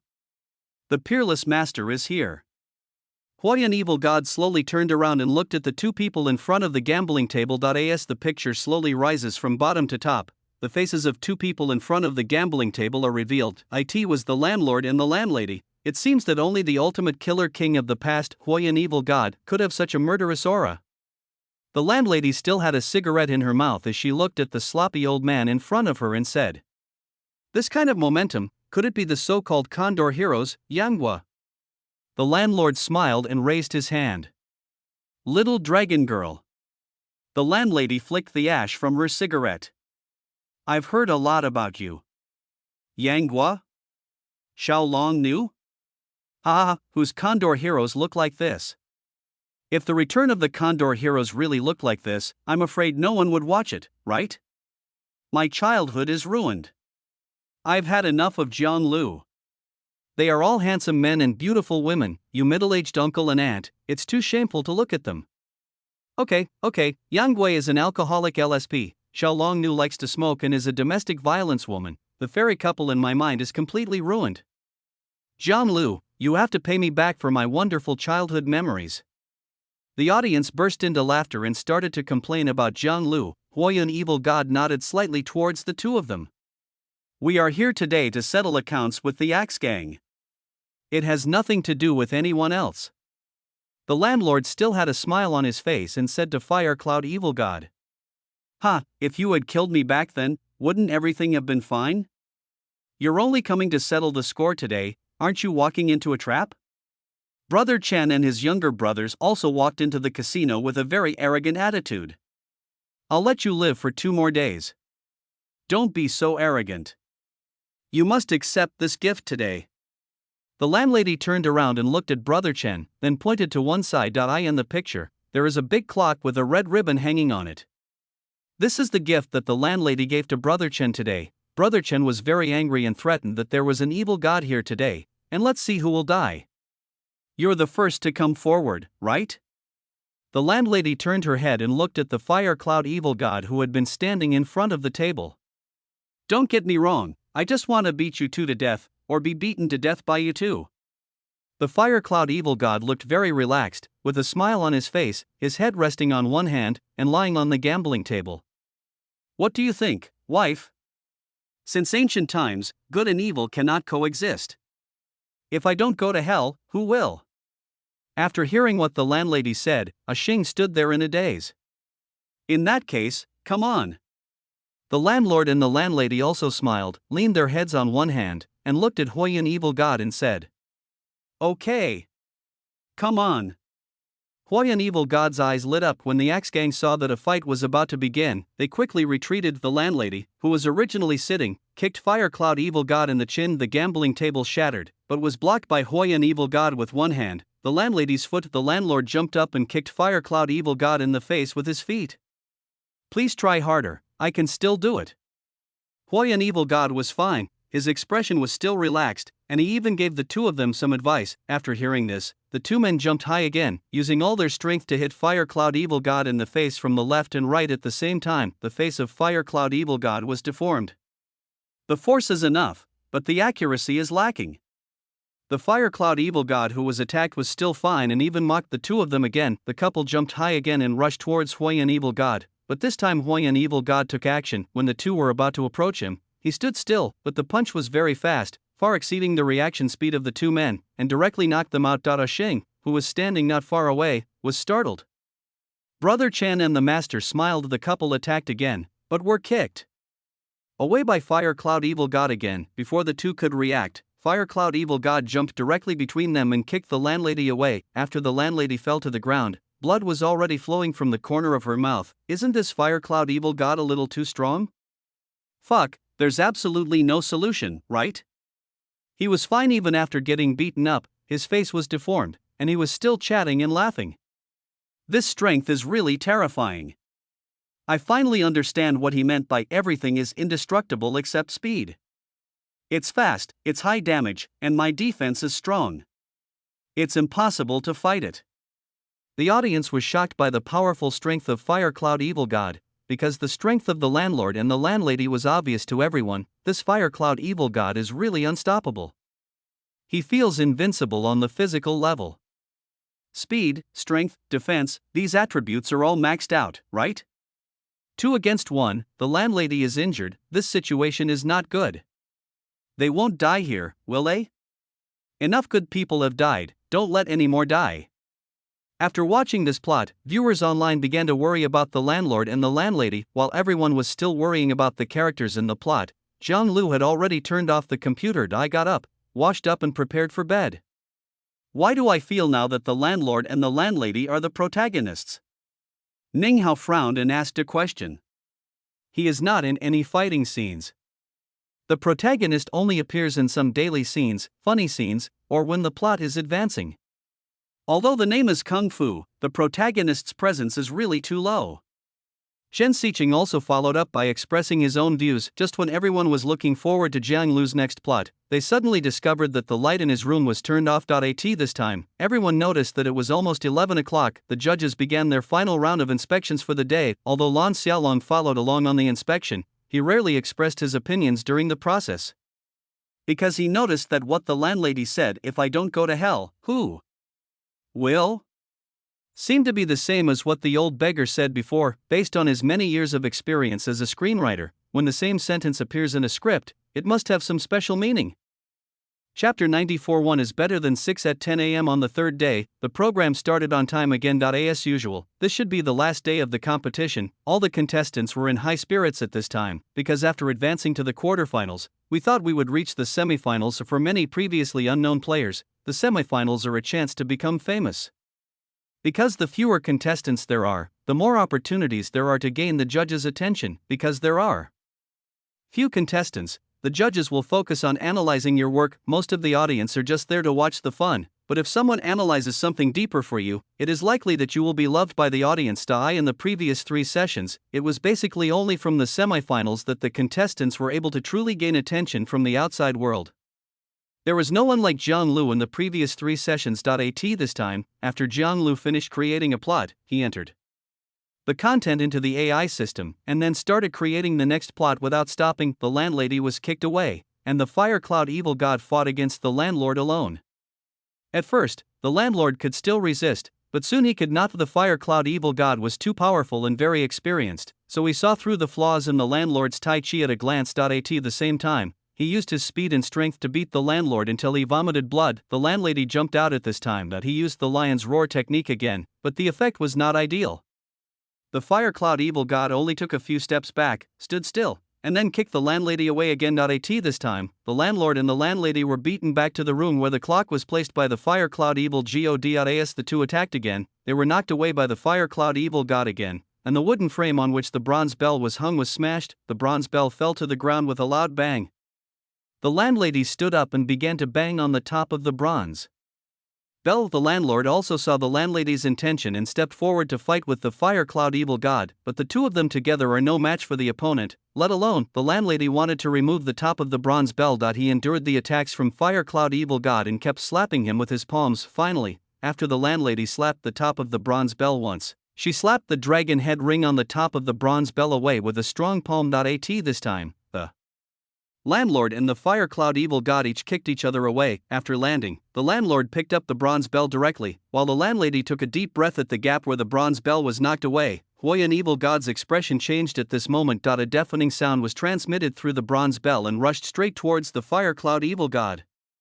The fire cloud evil god instantly used his internal energy to stand still and resist the attack of the sound waves. The floor was instantly blown up by the sound waves. As the lion's roar was condensed and compressed by the bronze bell, the sound made by the bronze bell was like a cannonball. The fire cloud evil god was directly blown away by the sound waves, and everything in the room was swept up and flew away along the corridor. At this moment, the room and the corridor seemed to have experienced a tornado. It was in a dilapidated and messy state. As the power of the lion's roar dissipated, lying on the ground, covered with broken glass, Huoyan evil god was seriously injured and was trying hard to get up, but just as he raised his head, the landlord and the landlady appeared in front of him again with the bronze bell. This time the bronze bell was very close to him, almost touching his face, just as the landlady took a deep breath and prepared to use the lion roar skill again. Wait, I didn't expect the lion roar kung fu as a loudspeaker move. I admit defeat. Huoyan evil god lowered his head and knelt on the ground. Ha, big trumpet, you're killing me with laughter. But you're right, big trumpet. Traditional martial arts and natural science form a perfect closed loop here.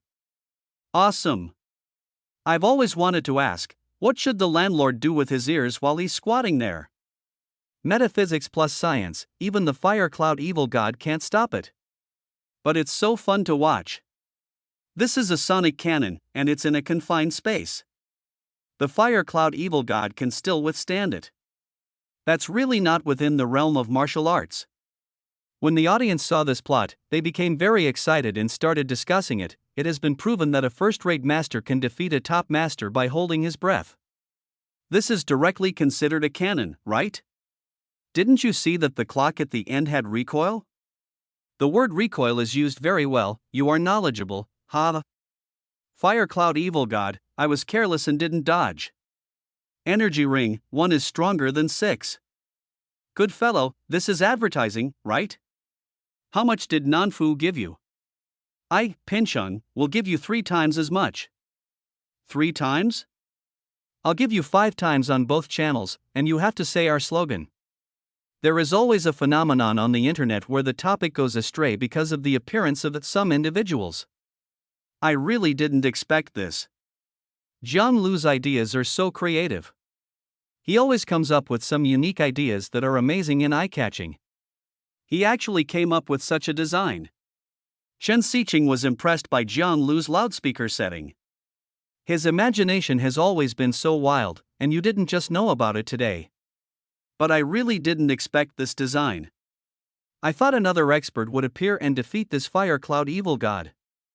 Jiang Wen said with a smile. Everyone was still praising Jiang Lu for his creative thinking. At this time, a daily chemical company in Zhongshan City was preparing to enter the dishwashing liquid market, but after contacting many advertising companies, I was not very satisfied with the results.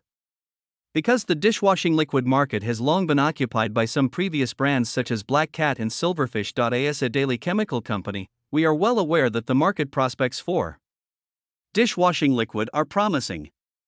As long as you eat, you can't do without dishwashing liquid, and China has such a large population. At this time, the company boss was furious and threw a pile of advertising plans directly to the ground in front of the marketing manager. You can't even do such a small thing? I don't believe that with so many advertising companies in China, they can't even solve the problem of a dishwashing liquid advertisement? Look again, and make sure you come up with an advertisement that will leave a deep impression on people and reflect the advantages of our product. Boom, boom, boom. Come in. Boss Luo, a team leader from the marketing department wants to see you for something. Mr. Luo looked at the secretary and then at the marketing manager. Let him in. After a while, the secretary brought a team leader from the marketing department into Mr. Luo's office. Boss Luo, I'm Li Shuangyan. I know you're worried about the advertising for our dishwashing liquid. I have an idea. Can you take a look at it? Li Shuangyan walked into Mr. Luo's office with neither humility nor arrogance, and looked at Mr. Luo with a surprised expression. What do you think? Boss Luo, look, team leader Li took out his cell phone and walked over to play a video from Kung Fu to Mr. Luo, while slowly describing the advertisement he had conceived. As team leader Li talked about how popular Kung Fu is and added the advertisement he had conceived. Mr. Luo's eyes lit up. Chapter 95. Who do you want me to hit? If Jiang Lu knew that the Kung Fu script he created was noticed and wanted to be advertised, he would definitely think of a dishwashing liquid advertisement from his previous life, but he doesn't know what is happening outside now. Jiang Lu maintained his hand speed at this time, typing quickly on the keyboard. So the next plot is presented to everyone again. When the landlady saw that Huoyan Evil God admitted defeat, she dropped the bronze bell heavily to the ground. Hu Yongxi, who was kneeling on the ground, suddenly attacked, took over and stabbed the two men with two weapons. Fortunately, the couple grabbed the weapons, but when Huoyan Evil God twisted his weapon, a lotus flower bloomed from the weapon, and then a hidden weapon was fired directly from the center of the lotus. The couple bit the hidden weapon that was fired out with their mouths, but unexpectedly, Fire Cloud Evil God had a trick up his sleeve. He rotated his weapon, retracted the lotus, and quickly stabbed the couple in the abdomen. The landlord and the landlady directly locked up the Fire Cloud Evil God. At this time, the three of them were stuck on the ground. Fuck, this Fire Cloud Evil God is really despicable. Yes, with such high level of Kung Fu, he can use such methods. I am really impressed. It seems that the level of Kung Fu has nothing to do with a person's character. After seeing this scene, the audience exclaimed again, because no one expected that Fire Cloud Evil God would be kneeling on the ground begging for mercy 1 second and then launch a sneak attack the next second. Is this really the top killer? Does he have the demeanor of a master? Alas, the couple is too soft-hearted. They are also like this to Brother Chen. Good people don't get good rewards. This is the result of being soft-hearted. It's not easy to be a glorious and righteous person. So, in reality, villains live longer, and heroes with glorious images are usually added after death. Will Jiang Lu's script end in tragedy? Damn! Are all the good guys going to die? The audience online were dissatisfied with the phenomena in real society because of the plot reversal and began to complain. The three of them were in a stalemate. Brother Chen picked up a huge table leg and wanted to go forward to help. It seems like they can't move. But when he thought of the three people's ability to destroy the world, he was too timid to step forward. Absolutely. Kill him while he's weak. Come here. Brother Chen handed the table leg to the master. I want to vomit, I need to see a doctor. Brother Chen was so angry that he kicked the master to the ground. Coincidentally, Ah Xing stood up in the ruins. You! Come here. K him good. Brother Chen handed the table leg to Axing, and Axing took it. Ah Xing watched the landlord and the landlady trying hard to lock up the Fire Cloud Evil God. They had already tried their best and were exhausted. Hit the head, of course. Hit him on the head, good. Become famous, come on. Hit him, hit him. Beat him. Hit him. Hit him. Hit him. Ah Xing kept answering Brother Chen's questions, but never took any action. Brother Chen lost his patience and pushed Ah Xing hard. Beat him. Ah Xing turned around and hit Brother Chen hard on the head with the table leg. What are you doing? Brother Chen had an expression of disbelief on his face, covering half of his forehead. Do you want me to hit him or his mother? You've made me so confused. As Ah Xing said this, he jumped up, gripped the table legs with both hands, and hit Brother Chen hard on the top of his head. Brother Chen immediately covered his head with his hands, blood flowed out from between his fingers, and he screamed. Ah Xing didn't hesitate at all. He turned around, twisted his waist, and used the force of the table leg to hit Huoyan Evil God on the head. After Huoyan Evil God suffered a severe blow from Ah Xing, his anger caused him to burst out with super strong power. and he directly threw the landlord and the landlady away. He broke free from the two people's restraints in an instant. He stood up and walked to Xing, holding Xing's shoulder with one hand and raising the other hand in a fist. Wow, how did you train your fists to be this big? Xing was even in the mood to make a joke at this moment, but then there was a heavy punch, hitting him directly in the chest. Xing vomited blood from his mouth and the clothes on his back were torn, but the Fire Cloud Evil God did not let Xing go. Instead, he threw him high into the air and then chopped him down to the ground. Then he punched Xing's head to the ground. Why did you hit me?